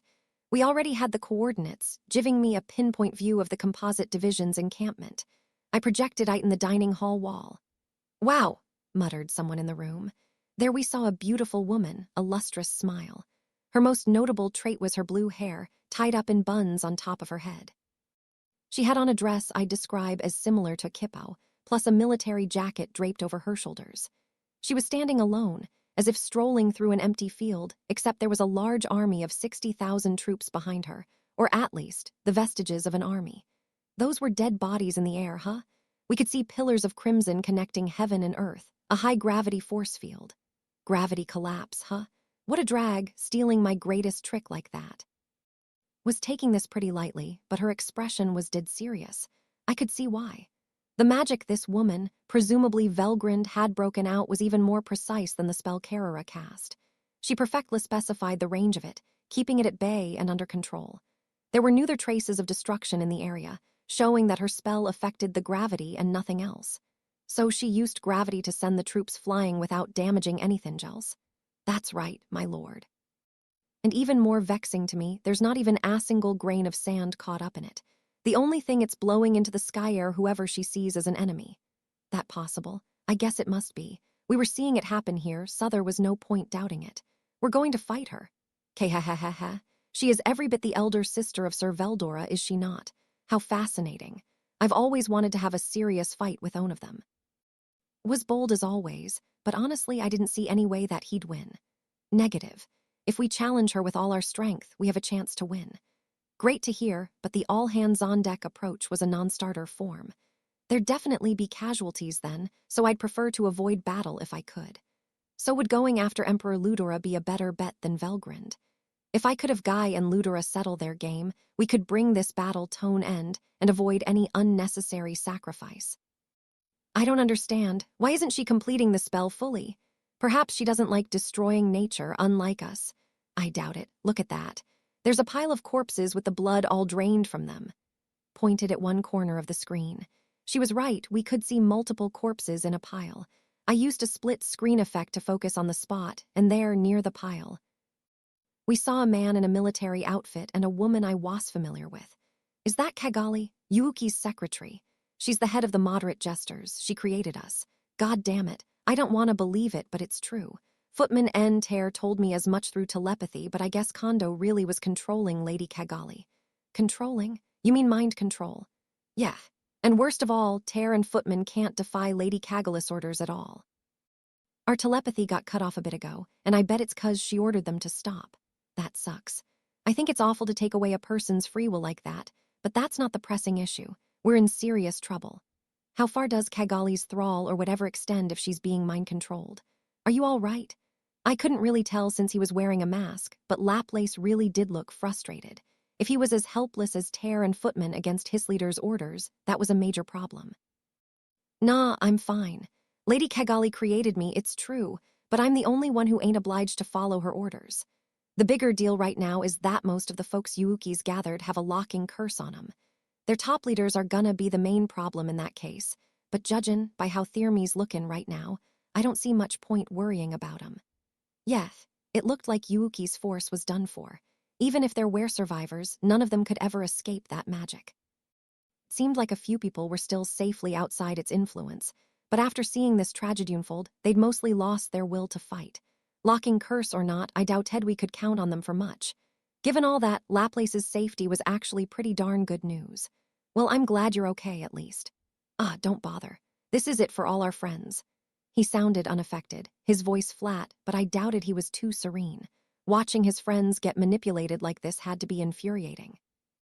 That much, I'm sure, was genuine. Instead of saying anything, I patted Laplace on the shoulder. He gave me a surprised look. But isn't it too early to give up? I asked, trying to sound naturally cheerful. Kigali's not dead or anything. If that guy Kondo is controlling her, we can just defeat the source to bring her back to normal. I'm sure Yuyuki's still fighting too, so let's get over there and help them rise back up. Some of it might have been empty consolation, but it beats being all pessimistic about this. We can always wallow in despair later. What can we do right now? That's what's important. You're a funny guy, you know that? Saying the same kind of things my boss does. It's humans who persecuted and exiled us, and now it's humans gonna help us, huh? What a pain. I thought I could detect Laplace smiling beneath his mask. I'm a monster, you know, but yeah, slime or not, I used to be human. Maybe it's not worth bringing up, but hey, mind if I ask you something? What is it? What do you want to do as a demon lord? Oh, that. Well, my answer, been the same for a while. Ever since I was reincarnated into this world, I've only had one ambition. I'm gonna make it so we can all live happily together. That's why I've created this town, this nation, and built relationships with all these other nations. Beyond that, I'd like to value diversity and get along with everyone who shares in my tastes and interests. Not thinking about talking over the world or whatever. Nah, too much work. But if you conquer the world, you can do whatever you want with it. Yes, but I'd get all bored, you know. The more ideas you come up with, the more possibilities that'll open up, and the more fun you'll have creating fun stuff you never thought possible. Right. Laplace puzzled over my impassioned plea. Then he started waving his hands as if in panic. That's crazy, man. What do you mean, fun stuff? I wasn't talking about that. I was talking about you talking over the world. He doesn't get it, does he? Well, what if I got to do whatever I wanted? Does that mean it's okay for him to execute mind control on people? Or do you think it's better to be controlled like Kigali is right now? And no, but I think it's important that we preserve the rights to free speech, thought, and expression. That connects to respect for basic human rights overall. It creates diversity, and it's the driving force for all kinds of cultural development. That's just gonna create more selfish bastards, ain't it? You can't get people on the same page that way. How are you supposed to steer a country like that? He had a point. The greatest weakness of democracy, I think, lies in how to separate national interests from the feelings of individuals. But that counts as diversity, too. It's fine. We can figure out how to do it together later. I'm basically a selfish bastard, too, and I sure don't want this nation to go in a direction I'm not on board for. I'm perfectly fine being a big talker and nothing else. Rain, do natural, as the saying goes. I'll do what I've always done, and luckily for me, I have a lot of role models in this world. Luminous's way of using religion as a cover for her rule and Elmesia's positioning herself as absolute ruler up top were both helpful references. Still, I have a long way to go, so I didn't need to decide who I'd be right this minute. That's why political issues and stuff can wait. Right now, what's more important is cultural development. Entertainment, you see. Without that, developing this country is pointless. This was a really key point, one I hoped would show up on the exams in our future history classes. If I wanted people to lead interesting lives, we needed to produce a ton of entertainment. That's why I didn't want any restrictions on people's ideas or speech. Laplace stared at me in puzzlement as I explained this. I don't get it. It's beyond my understanding. The boss, he promised me he'd conquer the world and make it a good place to live. That's why I believed in him and Yuuki. But what the hell's up with you? What do you mean? You're just mocking him, ain't ya? With that namby-pamby stuff. Not mocking him, dude. I'm just saying that world domination doesn't sound as fun as you think, and it's a lot harder than you think, too. That finally silenced Laplace for a bit. Then, yeah, I know that. He sat limply on the floor, his head turned toward the magical screen. There we saw that pile of bodies, Kigali standing in front of it. You asked what we were doing over there earlier, huh? Well, I'll tell ya. The biggest secret out there, but I'll tell ya. I think you know that we're all walking dead, but I'm gonna tell you about how she's gonna increase our numbers. Wait, this does sound important. Whoa, calm down. This isn't something you should be talking about in our dining hall, is it? Who cares? Now ain't the time for that. You see, we were created by Lady Kagali's hand. That's what she was capable of as Curse Lord Gatharin, up the corpses of the dead and their lingering grudges to create a powerful magic born. It's called Dead Birthday, a kind of forbidden curse of magic. Call it a dining hall, but technically it's reserved for cabinet-class officials. No civilians were in here, though I have to say, Laplace was really taking the plunge, revealing classified secrets in a place like this. The Enlai people left were Benimaru back from delivering orders. Zoe, Diablo, Shin, Hekuro, the three demonesses, and Vester, who had been watching the video feed with us. Gabble had also returned from giving orders at some point. This was serious stuff, but fortunately nobody was here who I didn't want listening in on it. My, that spell name certainly brings back memories. You know it, Diablo. It was useful having such a magic nerd like Diablo around. Good thing Hugh is familiar with this.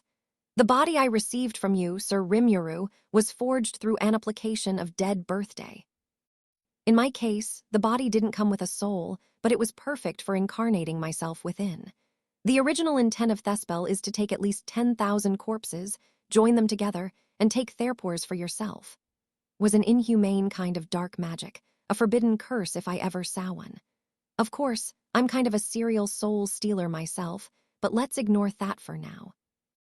If Kagali here is trying to make their power her own, does she want to imbue the resulting body with the will of someone in particular? It depends, but I think it's safe to assume so.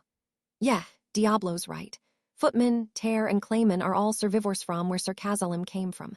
Once they lost their homeland, they resorted to these forbidden arts so they'd never forget the humiliation. Like my hunch was correct then, which means that if they complete this spell, it'd be a pretty bad scene.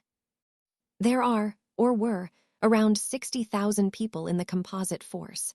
If you got that much material to work with, you know.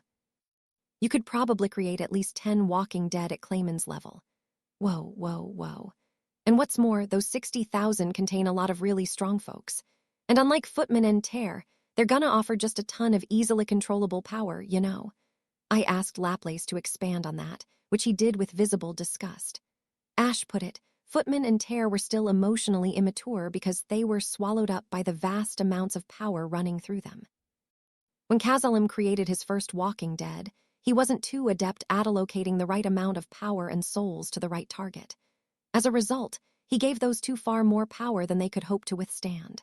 Then, learning from his mistakes, Kazalim created Clayman, which became a resounding success. That being said, Tear and Footman weren't exactly failures.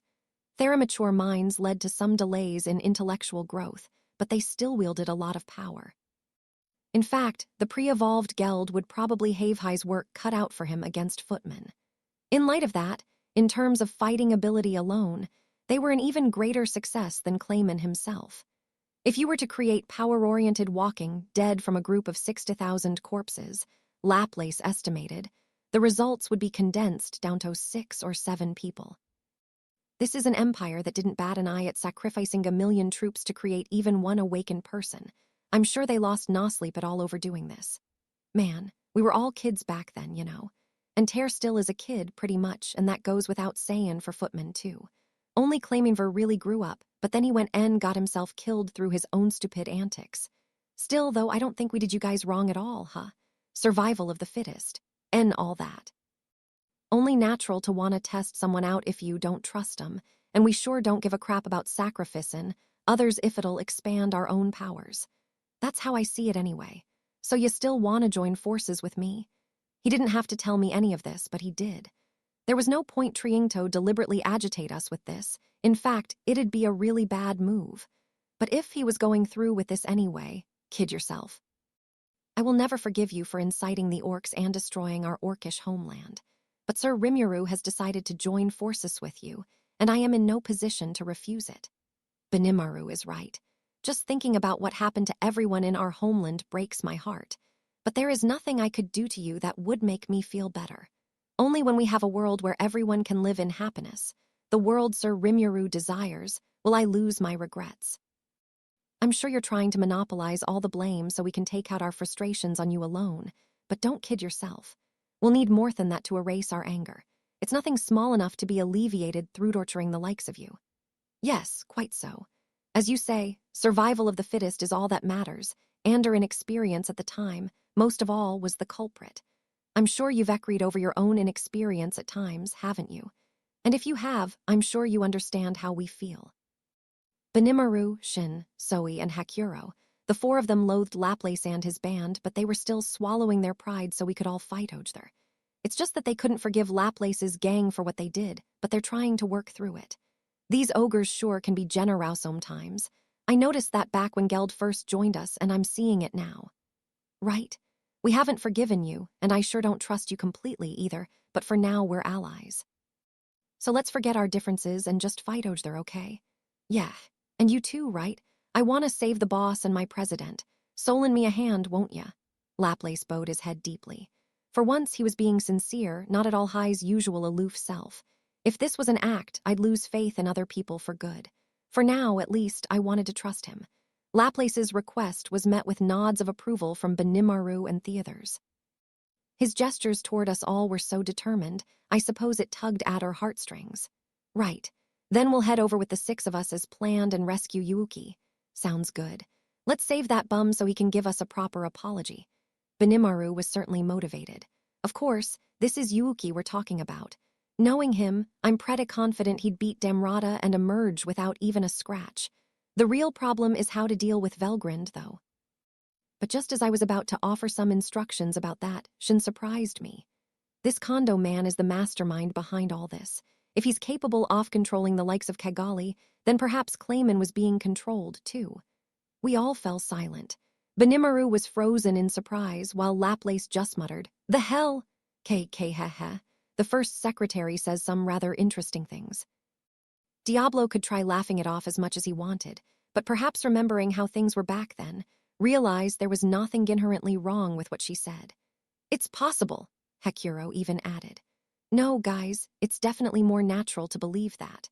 According to Laplace, Yuuki had given orders to Clayman to lie low and not cause trouble. The whole bit with the orcs was one thing, but Clayman's descent into insanity after that wasn't at all what Yuuki wanted from him.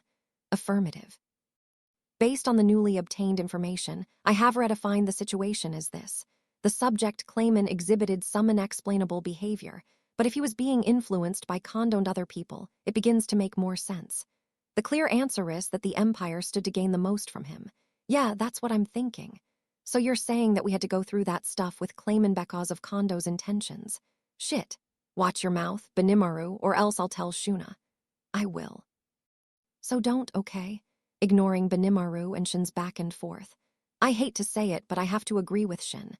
I tried to perform an analysis of his criminal psychology, but there was something unclear about Clayman's behavior. I saw signs that he was in a hurry to move his forces for some reason, even though he should have acted more cautiously. I at first thought it was merely his stupidity in action, but it would make sense if there was a third party intervening. Whoa. Diablo's got the same opinion as Raphael. Guess there's not outing it now. I don't know what the truth is, but let's assume Kondo controlled Clayman and act based on that. If you're paired up with Kondo, be aware of the possibility that he'll try to take over your mind. Yes, Sir Rimuru. I might be wasting my time with that warning, but it's better than saying nothing. Anyway, we really do need to watch for this Kondo guy. If we're not careful, he might be an even greater threat than Velgrind. So I had everyone keep Kondo in mind so we were all prepared. Now, let's summarize our plan. Gabble, I want you and your team to answer King Gazel's request for help. Don't try fighting Velgrind, though. She's enough of a danger for you and the other leaders, but she'll massacre your soldiers, probably. That is very clear to me, my lord. Not even I would ever dare challenge a true dragon. Ho, ho, ho. No, we're no match for her. And Hakuro seemed to understand that well enough. The purpose of sending their reinforcements was mainly to buy time. Once we rescued Yuuki, we'd then be handling Velgrind ourselves. But should we leave them to that ceremony? Ultima asked. She was referring to the dead birthday thing Kigali was working on, I supposed. I wouldn't worry about that, Diablo informed me. It takes a great deal of time before that forbidden spell is triggered, at least 2 hours per Walking Dead created, and more than that if you're stuffing more energy into it. Hadn't even been an hour since the ritual began. We'd first have to meet with Yuuki, then beat Emperor Ludora, and then if we hurried back. Diablo's right if we're talking about the usual procedure, but Lady Kigali's using a kind of workaround. A workaround, wait. Ah, right, Velgrind is helping her. Seemed to get what this meant. But no one else did, and we really didn't have time for long-winded explanations any longer. Okay, so how much time do we have? K-ha-ha-ha-ha. At worst, they could create several Walking Dead in 2 hours. Hours, huh? Could we defeat Emperor Ludera in just that amount off time? No point worrying over it. We just have to do it, and that's that. I look toward Laplace. And you're the strongest of her creations so far, right? Better than Clayman anyway. And despite the others being geared for strength or whatever, you sure seem stronger than them. Well, I was specially made, you see. Well, my group's ignoring Kagali's spell, then. Are you sure about that? Gabble seemed surprised. Yeah, think about it, Gabble. Laplace is pretty strong, but he's not an insurmountable opponent. The other two, I'm sure all of you could beat easily. That was how I saw it. Laplace may be hiding his strength, but he can't fool my eyes. Basically, it didn't feel to me that he had awakened to an ultimate skill. Gabble would have a tough time, but I think Zoe's an even match for him. So if Kagali could create Walking Dead as good as Laplace, that'd be a drag, but anything less than that seemed pretty manageable to me. We can't just leave them be. They could become a threat if left to grow up. But I don't see this as something I absolutely had to intervene in. Velgrind is contributing to this spell, then all the better for us. If possible, try to prod her so she can't concentrate on it. If you can't, then Yao can just leave her. I mean, no point stirring up that hornet's nest. Gabble and Hakuro exchanged a glance, then nodded, seemingly convinced. And also, just in case, if she decides to turn on you guys or King Gazel, then I want Ultima and Carrera to take her on. I figured as the most powerful of all my staff, Ultima and Carrera could buy time even against someone like Velgrind. I could ignore whatever happened with Kagali's ritual, but if Velgrind makes a move, the whole army would be decimated. I had to avoid that. So that's why I gave the order. Thanks for counting on us. Sir Veldora's sister or not, I'm not gonna give her any quarter. Yeah, we'll see if we can win once we feel her out. I got one heck of a winning streak going, so I'm gonna get as much enjoyment out off thighs as I can. Sounded like I could count on Ultima and Carrera for this. I'll just pretend that I didn't hear about the loss to Zijin. So I thought we had a plan, but one moment, please. I think Ultima and Carrera alone will not be enough against Lady Velgrind. I know this is rude of me after offering to guide you, but I was wondering if I could tackle her as well. Now Testarossa was throwing her hat into the ring. This was a bit troublesome to me. It was an appealing proposal, but if we were striking the core of the imperial capital, I wanted to attempt it with as much firepower as I could gather. This was an emperor even Guy recognized as a worthy rival, and he had at least 4 single digits guarding him. If we were taking on someone that high up, I really didn't want to lose Testarossa. At the same time, though, if she could buy some time with Velgrind for us, that'd be pretty helpful as well. So maybe I should take Gadora then. Allow me to take her place, if you could. It will help us buy at least a little bit of time, and I think it would improve our chances. That was Zoe making the offer, and it sounded like a reasonable one. At the very least, it seemed better than taking Gadora. With Benimaru, Shin, Zoe, and Diablo, I felt decently sure we could take on pretty much anybody. Okay, let's go with that. Don't disappoint me, Zoe. Yes, my lord. The main purpose of Gabble's team was to buy time and, if possible, eliminate enemy forces, Kondo included. If things went really awry, that was where the demonesses came in. That I thought was about the best we could-o. Right, that settles it then. And again, Gabble, don't have your team get killed before we get back. Yes, sir. And so our policy was somewhat hurriedly decided upon. It was at this moment that Vester, who had been watching the screen the whole time, hoarsely shouted out, "Whoa, King Gazel has arrived, it looks like." I looked myself, and there I saw the Pegasus Knights flying in from up high. Hurry. Rendezvous with Gazel's team before they take damage and tell them about our strategy. Leave it to me. I promise you that I, Gabble, will perform this lofty task with sheerly the utmost of brilliance. Great. Now, everybody, let's get moving. I gave out the order, and then one long, long night began for us. After teleporting Gabble's group away, we joined Laplace on our way to the imperial capital. I would be taking human form from the start, so I could deal with whatever came our way. Okay, we're here. This is our secret base over in, where's this? It was magic that took us here, but Laplace immediately began acting strange. Even at this point, I was having a terribly bad premonition. Looking around, I found ourselves in a vast hall like none in my own nation. It was lined with intricately carved columns and covered with expensive-looking carpet. I could almost mistake it for a royal audience chamber in an imperial castle, but there was something not quite right about it. Dude. W8. No. Usually when I do this thing, it always takes me to the right place. This ain't never happened before. Laplace looked pretty panicky as I glared at him. He didn't seem to be lying, but if he wasn't, what the hell was going on here? After a few more swivels of my head, I saw a raised platform about 50 yards away. Something resembling a king's throne was on it, so I guessed it really was some royal chamber. An important-looking person was seated on the chair, and next to him was a beautiful blue-haired woman. There was no mistaking the distinctive buns her hair was tied into. It had to be Velgrind herself. Velgrind? Wait, wasn't she on the battlefield just now? She can't be her too, can she? Teleportation could get her here in time, but that doesn't seem to be the case. Benimaru looked just as confused as I was, and Zoe and Shin weren't much different. Are we surrounded then? It appears to be a trap. Broke the bad news to us. I noticed it about the same time he did. Dozens of other people were in this chamber, and they all seemed powerful tome. Damn you, Laplace, you were trying to ensnare us the whole time. Zoe wasted no time confronting our would-be traitor, but he was the last thing on Laplace's mind. That's loony. You interfered with my spell. How's that even possible? Laplace was completely befuddled. Guess he wasn't expecting this either. This didn't strike me as a trap on his part. As we warily eyed the circumstances we were in, a man approached us. Hey, Laplace, thanks so much for coming. I couldn't be happier to see you tricking the demon Lord Rimuru and his friends like this. Was Yuuki, dressed in his imperial military uniform and smiling. Be boss. Wait, what's going on? Ahaha, you can quit the act now. Once we get rid of the demon lord in here, we win, right? Yuuki's words instantly enraged Shin and Zoe, but Benimaru, and surprisingly Diablo as well, remained calm as they listened to him and Laplace speak. It was impressive to see, actually. You guys believed Laplace too. Oh, no. I was thinking of running him through once those two let their guards down.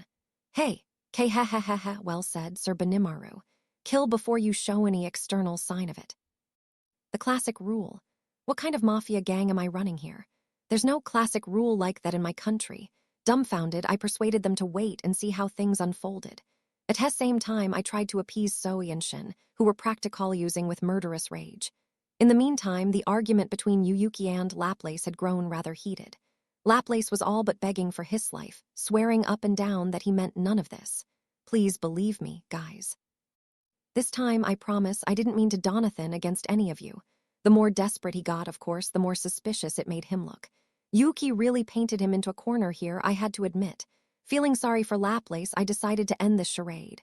Hey, calm down, I said, patting him on the shoulder a couple times. That guy's Yuuki, but he's also not Yuuki, is he? Huh. Unfortunately, I have to assume that Kondo's controlling him. Demrata beat him. Maybe Kondo sneaked up on him during the fight. Either way, having a mind control expert among the enemy was really starting to make things complicated. If I didn't believe that, we would have been stabbing at each other's throats by now. Oh, right, yeah. Like, it's fun to fool other folks, but when I'm Theffel, man, does it grind my gears. Gotta love that personality. Finding out I trusted him pepped him right up, it looked like. But it didn't improve our predicament at all. We were still surrounded, and we were still in crisis mode. TSH, didn't expect you to see through it that easily. Here I was hoping you'd be so lost and confused that you'd turn your blades on each other. Brainwashed or not, Yuuki was just as mean-spirited as ever. I'm sure that's how he is at the core, and I like to think I'm mature enough to not let it bother me. Your Majesty, I regret to inform you that my strategy has failed. It was just a silly sideshow anyway. Very good. Now, before battle begins, I was hoping we could have a little chat. Once Yuuki addressed the person sitting on the platform, the figure stood up and began to walk. Yuuki meekly moved to the side to clear the way for him. Clearly, he was now a loyal vassal of Emperor Ludora. I couldn't completely dismiss the idea that it was all an act, but I'd better not be too optimistic about that. Velgrind followed Ludora, as if accompanying him. She looked like a normal human being, apart from her sheer beauty, but clearly that was for camouflage purposes. Myself, I could see it. She had encased herself and Themen in front of her in a thin barrier that shut off all possible interaction with the other side. What intimidation. I highly doubt she's a fake. I agree. Up close, it's amazing just looking at her, Benimaru replied, nodding at my words.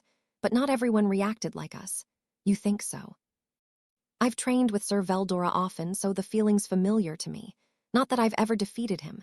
Shin, you've been training with him too. And by training, She must be an actual battle in the labyrinth. If they were fighting to the death in there, I could only hope she got some good results from it. But if you can't win, it's kind of meaningless, isn't it? It wasn't really a boast, but it wasn't her being a sore loser either.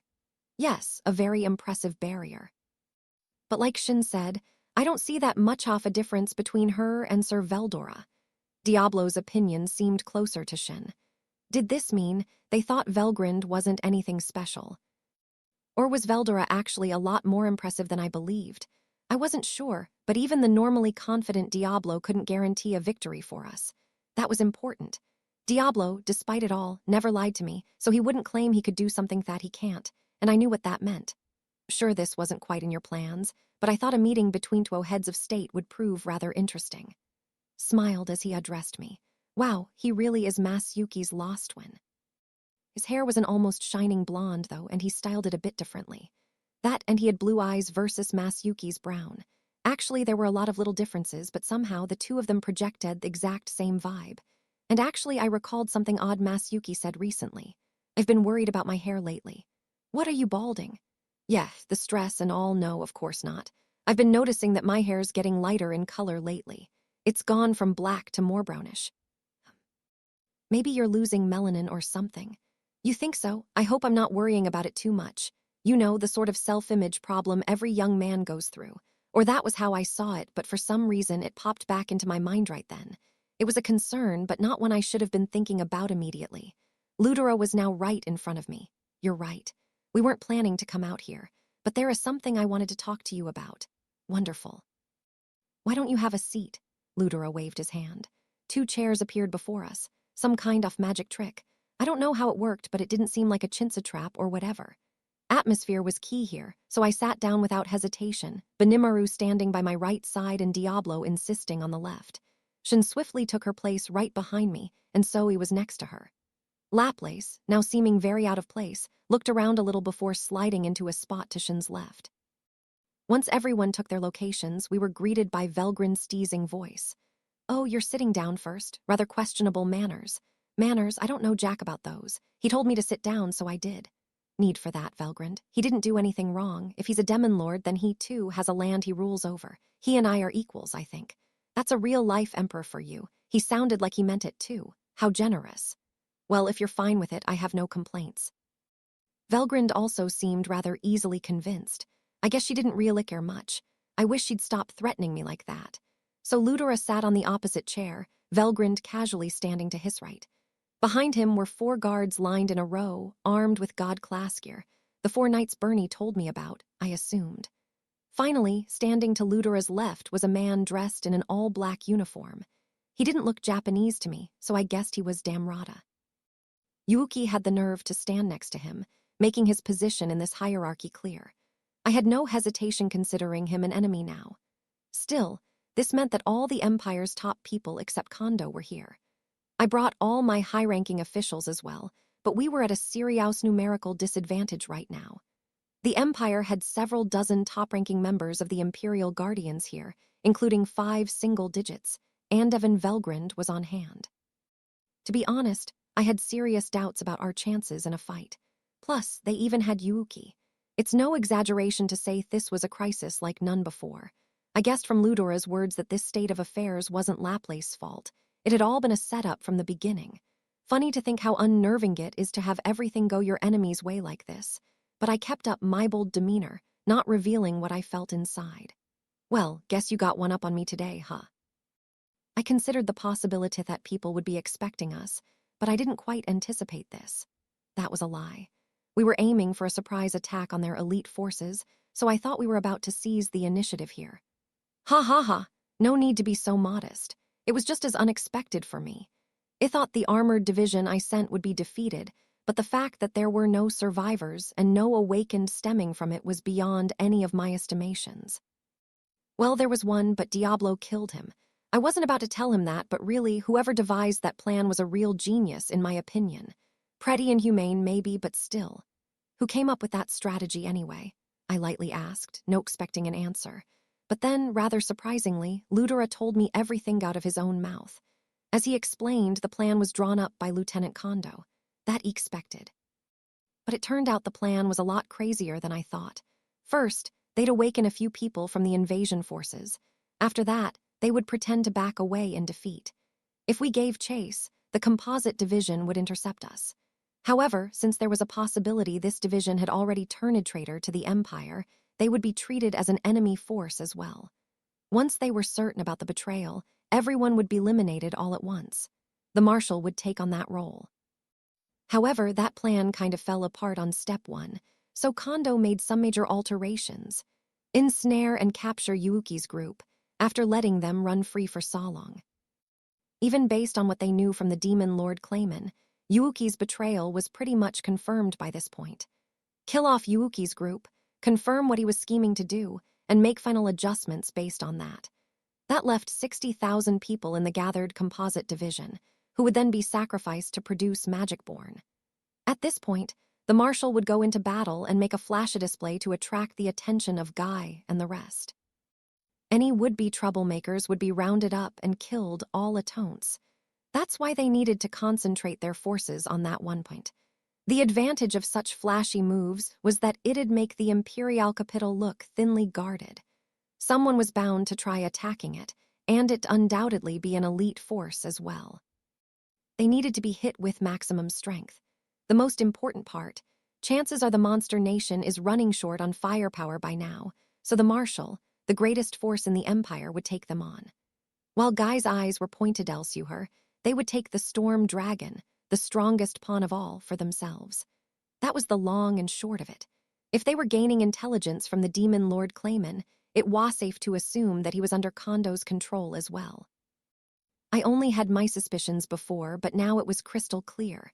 That wasn't even the important thing, though. I was shocked he revealed all that information, but let's not worry about that. There was a certain point that brought up, one that sent a shiver down my spine. Whoa, I thought, wait a minute. How many marshals or Velgrins would they need to carry out this plan? That's right. I always did find it strange that Velgrind was unleashed on the east city of the Dwarven Kingdom, where the current battle was raging. So who's this woman in front of me? Detected. Her ultimate skill grants her the ability to create a multiple identical existences of herself. It is called parallel existence. I spoke the words Raphael gave me, although I wished they were wrong. But reality was merciless as always. Oh, you're aware of it. How clever of you. Belgrin's smile was as beautiful as it was terrifying. The more you want to be wrong about something, the more correct you turn out to be, huh? My unvarnished take on this was, how the hell am I gonna beat that? No wonder Testarossa was sure she couldn't pull it off. I was so comfortable with this before because I figured I could call on Veldora here to even the odds. Now, though, I understand that I can't even count on that. According to Raphael, parallel existence is an extremely dangerous poor. To the uninformed, it may not seem much different from Zoe's replications. In his case, he can control several replications at the same time. It's impossible to tell who's the real one, and no matter how many replications you beat down, that'll never hurt Zoe himself. He could also keep churning them out as long as he had enough magicules, which kind of seemed like cheating to me. That's because there's no difference in physical ability between Zoe and his replications, so it really is like having multiple Zoes on the field. But let's take a peek behind the curtain. Controlling multiple replications at once is actually pretty tricky. Theskel doesn't split his consciousness at all. Instead, he uses thought communication to operate the copies of himself without a time lag. He also uses mind accelerate to adjust his reaction times, so it only looks like they're all moving independently without any issues. I don't use replications too often myself, because this is really an incredibly difficult trick to pull off. Zoe, meanwhile, is a true master of his game and one of the most thoughtful people I know. An amateur like me could never handle it as well as him. And one other thing, the replications' physical abilities match the caster's body, but their magical abilities always lose out by comparison. The copied bodies don't have full access to the caster's skills. That's why Zoe's replications can only use skills that don't consume much magic power. And that's why, if you knew that little secret, it wasn't too hard to tell which replication is actually the real thing. If you're defeated, of course, your replications instantly disappear as well, so it's definitely not an invincibility code or anything. Meanwhile, with the parallel existence skill Velgrind had, she could divide bits of her consciousness into every copy. Copy wasn't even the right term any longer. It was simply like having multiple versions of your real self. It meant that even if you killed one of them, as long as there's at least one other alternate of hers left, that could serve as her main one. Plus, she didn't have to split up her magic force at all. Every alternate was connected with the main body, so she could replenish as much magic power as she wanted on any version of herself. There's a limit, of course, to how much magic she has overall, so the more bodies she is out, the more that reduces the maximum magic each individual one can tap. Normally, you'd see that as a weakness to leverage, but this was a true dragon, notorious for having scads of magicules. She could replenish her alternates faster than they could use up magic, so even amodicum of usage wouldn't mean much. Frankly, I have no idea how to defeat her. I'm not Testarossa, but I can't blame her for publicly avowing that she couldn't win. I returned Velgrin's gaze, giving as arrogant a smile as I could. Well, thank you. I've got a really talented partner, and when it comes to smarts, he's tough to beat. So I guess you think you've trapped us, but can you tell us what you want? In situations like these, bluffing is about all I got left. I had to make them think I knew exactly what they were up to. If it put them off guard enough to far me, I had it made. But it was clearly not gonna work out that way. Aren't you rather confident? The way you refuse to admit defeat reminds me so much of my brother. Veldora, I imagine. Having a sister like this must have been a real pain to him. Do you see now, Rimuru? I thought I heard him say, but Ludora was talking, so I had to pay attention. What I want. Well, if you're that convinced of your intelligence, I don't think I need to tell you, do I? That's not really helpful, If they wanted to rub us out, they'd be fighting by now. If they instead set up a round table of sorts, that meant there was room for negotiation. I think the answer here might just be that they're trying to win us over to their side. Affirmative. This is believed to be correct. However, they may also be stalling for time. In that case, they may be attempting toadfeet the subject Veldora Tempest and add him to their fold. Hey, I did pretty good there, didn't I? I'm half right, at least. Certainly, in Kondo's plans, Marshal Velgrind would be taking control off Veldora. I didn't pay it much attention because I assumed it was impossible at this juncture. But if she had a parallel existence running around, was Velgrind on her way to storm the labyrinth right this minute? It was now an urgent question, so I contacted Veldora through our soul corridor. Hey, how's it going? You fool, now is not the time for casual greetings. Things are, rather hectic in here. My sister is pursuing me. She is outside the labyrinth right now, but at this rate, she is going to storm inside. Yep, sounds pretty busy. You gonna be okay? I will have to come out for her. That would beat her laying waste to the labyrinth to reach me. Parallel existence or not, I really didn't think Veldora would lose, so I decided to give him permission to exercise his full force. All right, I'll take full responsibility for the fallout, so just do something about Velgrind for me. Can you do that? Oh ho, well in that case, allow me to handle everything for you. Quahahaha. Great.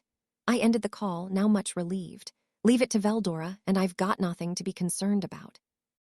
That, and I now understood what Ludorasplin was. Time to return to the bargaining table. Mission right now is to try winning us over. And also, you're trying to buy time with this meeting so we won't interfere with your fight against Veldora, right? I tried to look as smug as possible as I laid it on them. Ludora gave this elated smile. Ah, you're such an entertaining person. It'd be fun to have you matchwits with Tatsuya, but there's no time for more diversions right now. If you already know that much, then I don't need to explain matters further, do I? I want you to join us and serve under me. Do it, and I'll guarantee your sovereignty and grant you the title of Archduke. Ludora, if you appoint a non-blood relative Archduke, you know the nobles will wail over it. I'll live. That's how worth it he is to me if he cooperates. Not just a duke, but an Archduke. I think you're supposed to be in the Emperor's bloodline, and the title dies with you, and stuff like that.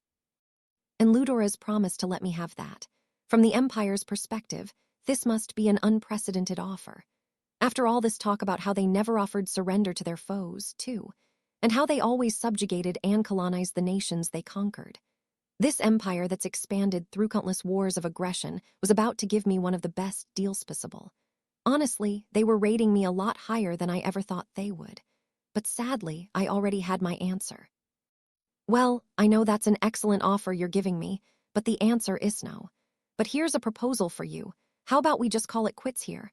I don't need reparations or anything, but I'd like us to sign a non-aggression treaty with each other. how nobody here gave a second thought to the sacrifices they demanded from those who served them. It'd be nothing short of suicidal form to give in. If I kidded myself into thinking I'd be the first exception in the Empire's long history, it'd be my one-way ticket to ruin. So I firmly refused Ludura's offer. What's more, since I had the chance and all, I expressed my own request to him. Personally, we hadn't suffered any damage, so I wasn't gonna ask for an apology or anything. As long as Thai swear not to mess with us any longer, I'm willing to just sweep this invasion under the rug. I'm sure some people would complain about that. Beaut if we can settle this without any more bloodshed. I think that's the best approach. I know I was going too easy on them, and I know I couldn't rely much on promises.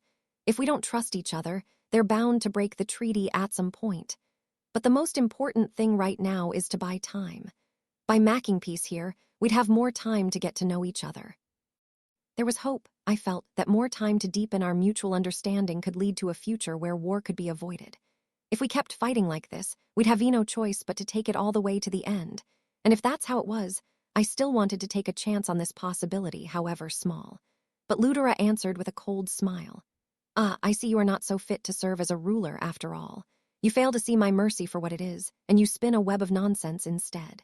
So cocky. Ludura's made every possible concession for you, and you've thrown it all away. They reacted like they had the absolute advantage here, despite having just lost an army of 1 million. They don't really feel, deep down, that they have lost at all. All the soldiers and officers who perished thanks to his orders were no great shakes. Something about that really frightened me. I believe that human beings are creatures who can learn to understand each other. That over time, they will organize themselves into a single will and work together to create a better world. But to achieve that, it is first essential to unify the world through overwhelming military force.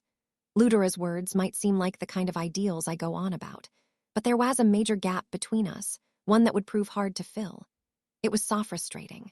We both started at the same point, but he reached the exact opposite conclusion. I now had all the proof I needed of that. I wondered for a moment if he was even more of an idealist than I was. But he was. He claims that only his own righteousness can bring about true justice.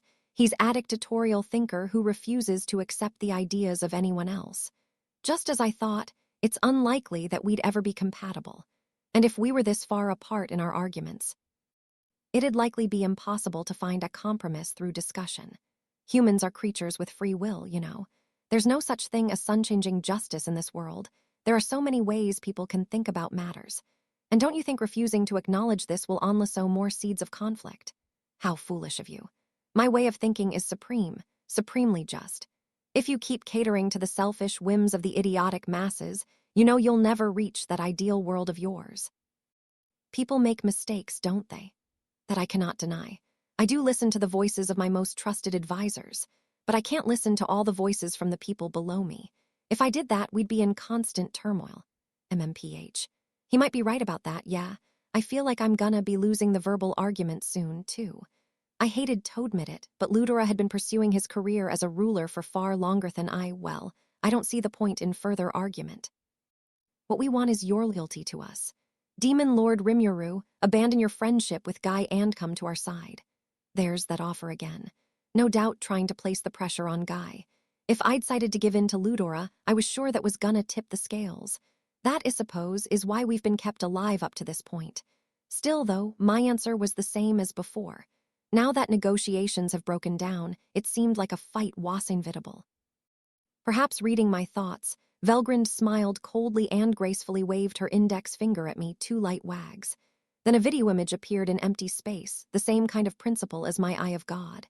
It showed the current state of battle. What I saw there was shocking. Testarossa, Ultima, and Carrera had all fallen in front of Velgrind. The 3 demonesses, the best fighting force our nation enjoyed, had just been defeated by one person. Way, I muttered to myself. In the video, I could see the 3 of them standing up again. They hadn't lost the will to fight yet, but they were struggling against an insurmountable difference in ability. They couldn't hold out much longer, that much was clear. Do you see how your faithful primals perform before me? I'd suggest you think carefully. Someone as smart as you should understand that I'm still going easy on them. She didn't need to go into detail. This was a threat. If Velgrind wanted to, She could easily hurt more than just these three. I don't know what's motivating them, but Ludura's team has made every concession they could for me sake. Now, I could see that Gabble's forces didn't have any time to help the three Demonuses. Airships littered the skis above the battlefield, Imperial troops swarming down from them. Kondo's forces were on the ground as well. Yuki's former comrades, with the exception of Kagali who was continuing in with the ritual, were fighting with them against the Dwarven army. And footmen, too. Laplace's shout made me notice those masked annoyances fighting for Thenemy as well. It was a chaotic scene, and it didn't look very good for my side. We had hit rock bottom. I could feel Benimaru's concern for me, but I just couldn't give in. I know what you're trying to do. If you could rope me in, that'd be a much easier way to recruit Veldora after all. He's a real free spirit as Yauno, so no way he'd take orders from higher-ups like you. He tends to mostly listen to me these days, but still, he loses his temper a lot. Maybe he has trouble dealing with me or something. I dunno. Anyway, that's probably why Ludura wants me so bad. After some consideration, I decided to throw the invitation back in his face. Then I tried to find another way out, but I am not interested in negotiation. Give me a yes or a no. Now I was confronted with a choice. If I refused, I'd be plunged into a battle I had little chance of winning. But if I accepted, it'd be throwing myself into a fight I didn't want. I'd be following the will of someone else instead of my own, and it could lead to all kinds of losses later. You know, you say that we can all unite into one and create a better world that way, but is that a world where everyone can be happy? What? Whether war and hunger are eradicated or not, if your free will's taken from you, then what's the point of living? What you're trying to do is take away the potential of all the world's people. Have you ever thought about that? Their potential. There's no need for that. Give people freedom, and it could lead them down the path to ruin. It's not what I want, and it's far from what Guy wants as well. So it's only natural that someone must manage them so they don't stray from the correct path, isn't it? I understand that to a certain extent. I won't deny it at all. But are Yao going to find happiness there? I suppose that, in the big picture, what I'm trying to do is essentially manage humanity. But I still think that, to some extent, you have to leave things to the will of the people. If you're too overprotective, you'll rob them of any opportunity to grow. People are stronger than we think, and I really don't feel we need to control them every step of the way. Happiness. What kind of naive nonsense is that? No matter how much sacrifice it takes, it must be made for the sake of everlasting peace. You don't need the permission of people who fail to understand even that. A little patience is necessary, after all, for the great joy coming for all of us. I could see his point, but I still couldn't agree with it. Ludura was trying to turn his eyes away from the individuals who make up a society. That just didn't seem right to me at all. Well, I can't abide by that.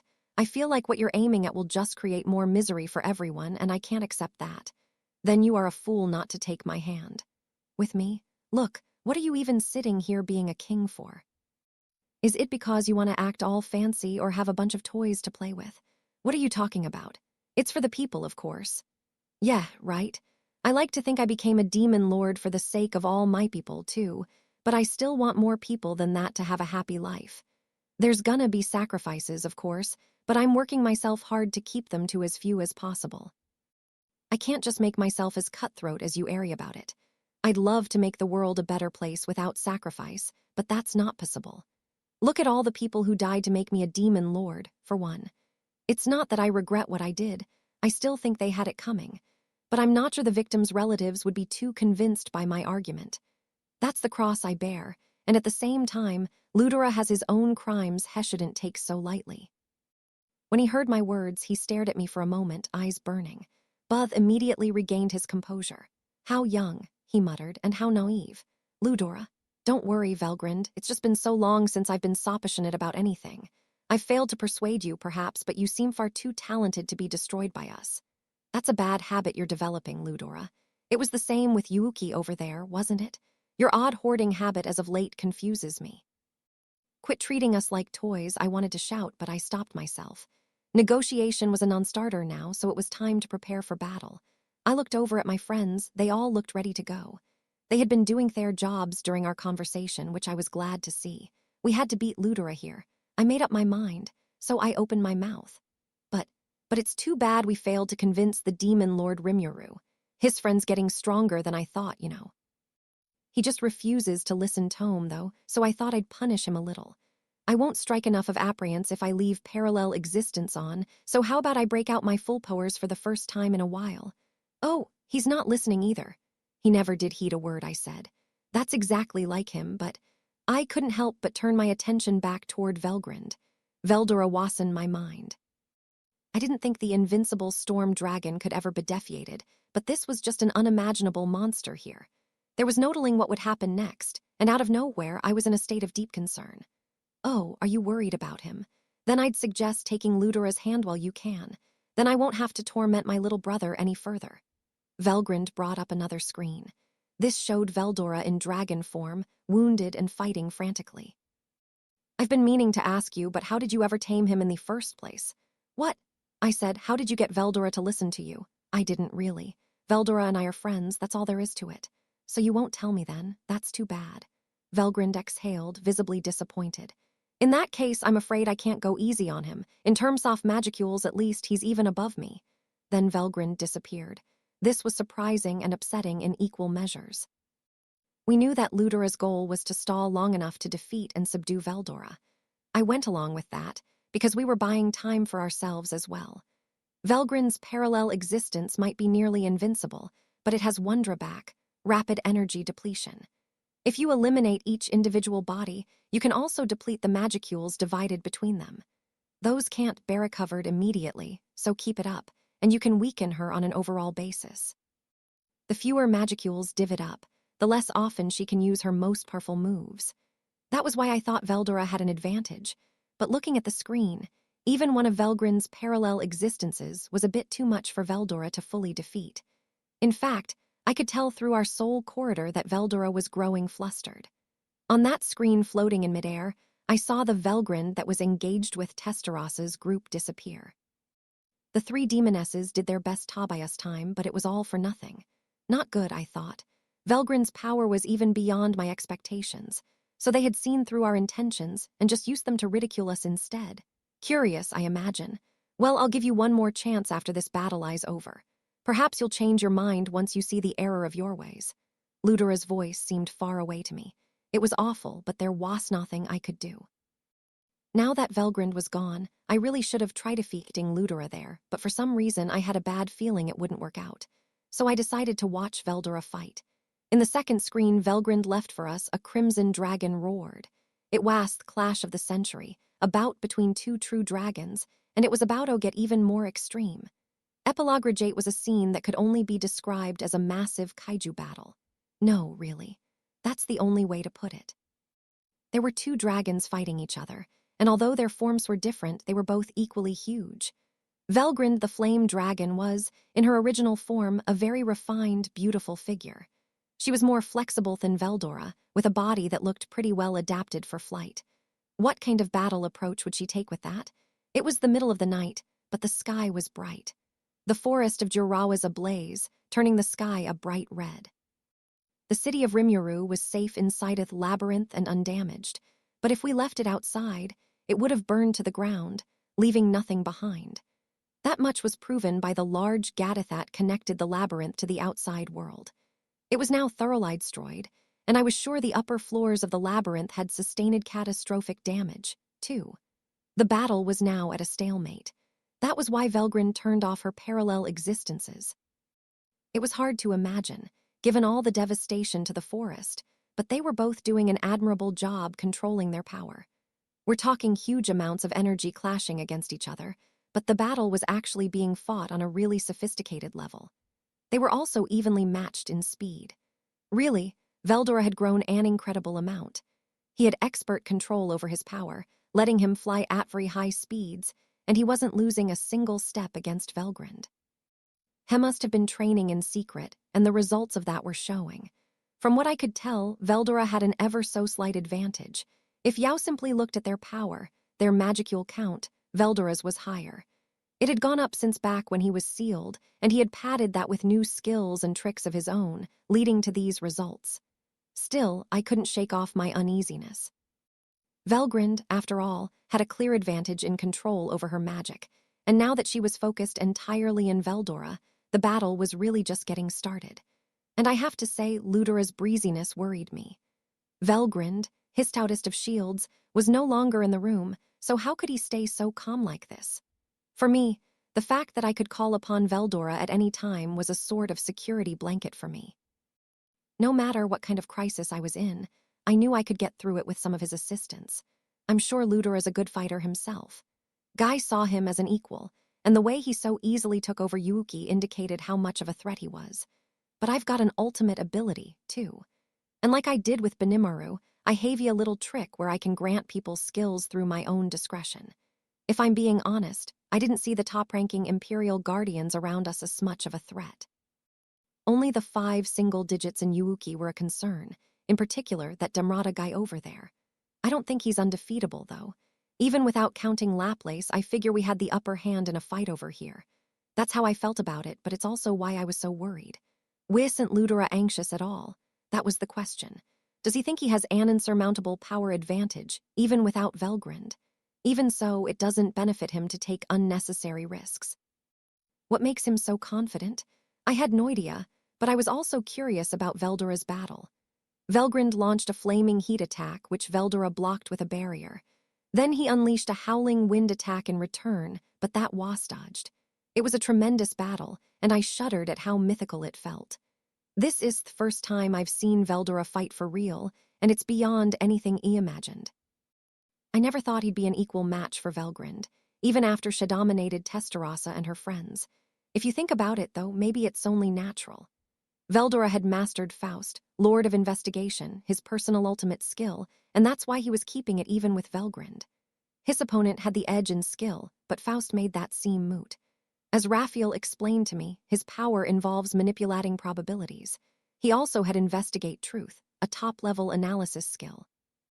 With that, he can immediately gauge all his enemies' abilities and respond appropriately. It's so specialized for combat that I don't even get why it exists. Honestly, I was wondering if there was anyone who could beat Veldor after mastering Faust. That's why I never doubted his victory. Even now, he was unleashing an invisible attack on Velgrind. I couldn't see it on the screen, so it looked like Velgrind was suddenly hit by something out of nowhere. But I knew. This was one of the special moves he created, something he called Storm Blast. He'd been constantly bragging about it, Tome, but actually seeing it in action made me a believer. At first, it just looks like a bunch of meaningless energy waves that happen to intersect at a given point. But by the time the effect comes into play, it's already too late. You've already been hit by that point, so it's impossible to avoid or defend against. It's just totally wacko, this thing he developed. The fact that each individual wave does nothing by itself makes it easily overlooked, so if you don't know what's coming, it's a deadly attack. Storm Blast made a square hit on Velgrind, too. I was glad to see Veldora perform as I hoped. It was a relief. But just when I was convinced that he had it in the bag, things started to happen quickly, and in the exact wrong direction. Suddenly, an airship appeared in the battlefield. At its bow stood a man in a different uniform from the rest. It was Lieutenant Kondo. I hurriedly turned my attention to the first screen. Kondo and his team, who should have been standing there, were gone. The ritual had ended the moment Velgrind canceled out of parallel existence. I was apparently so engrossed in all this that I failed to notice. Report. Forbidden Curse. Dead birthday completed approximately 1 minute ago.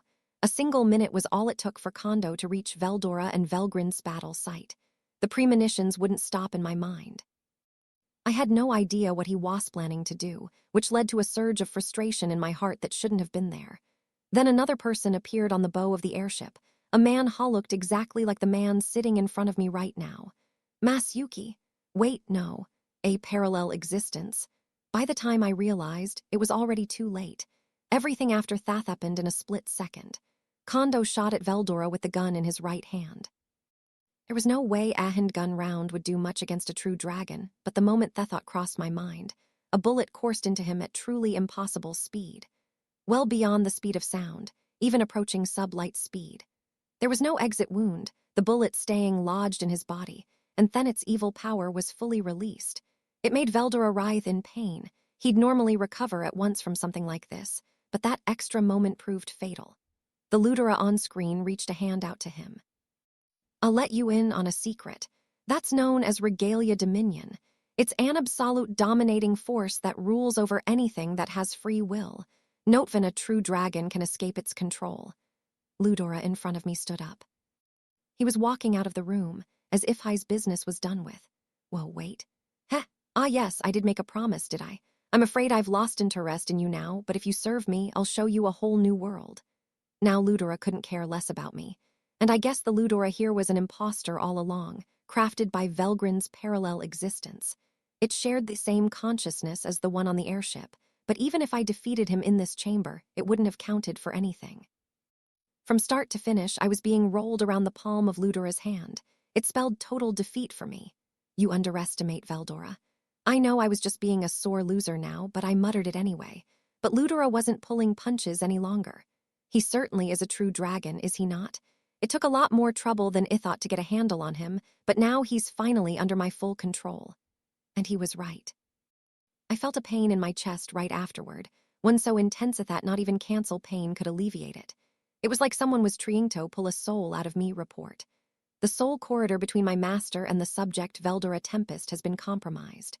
As a result, the skills Summon Storm Dragon and Restore Storm Dragon, derived from the ultimate skill Veldora, Lord of the Storm, are no longer available.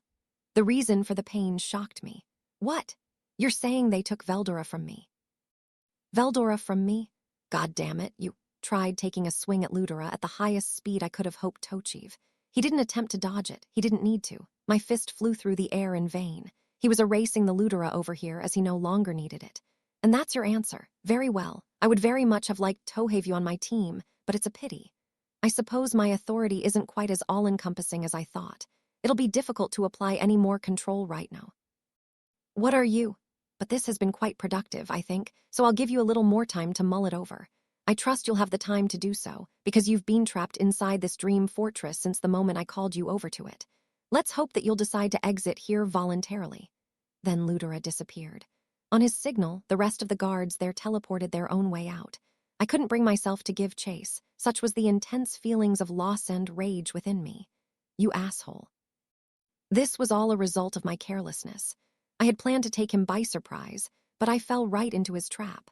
I thought I had a wary eye on Laplace, but they had anticipated that all along and devised an insidious ruse to take advantage of it. I didn't need Ludora to go over it in fine detail. I knew the moment I was called over here. We were currently inside an isolated distortion in space, and getting out would be a formidable job.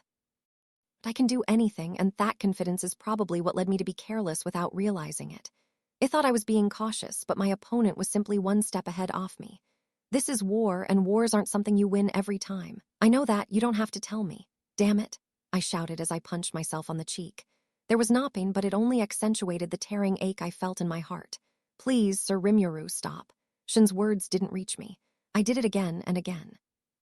Then on Thefirth's shot, Shin stopped me from behind. Not just her, Benimaru, Zoe, and even Diablo rushed over to hold me down. I'm sorry, I just lost sight of myself. I know I lose my temper too easily. So thanks, guys, I have my composure back. That was a lie. Over and over, the anger poured into my brain. Still, I stood up, trying to quiet my raging thoughts. I was punching myself with everything I had, but my face was undamaged. Before Shin, Benimaru, or anyone else could react, Raphael was defending me against myself. It made me realize all over again just how much everyone was protecting me. That's why, more than ever, I just didn't feel like I could forgive myself. My anger kept brimming over the walls around my heart, as if to make up for the sense of loss. I wondered where I should even try to channel all Thissenger know. Now I knew. This was war. You don't want to let up right now. So don't I take them on with all the power I have? Was this just me venting my anger? Maybe, but so what? The Empire's pissed me off. If you want me, you can have me. I'll give you my destruction and call it a blessing.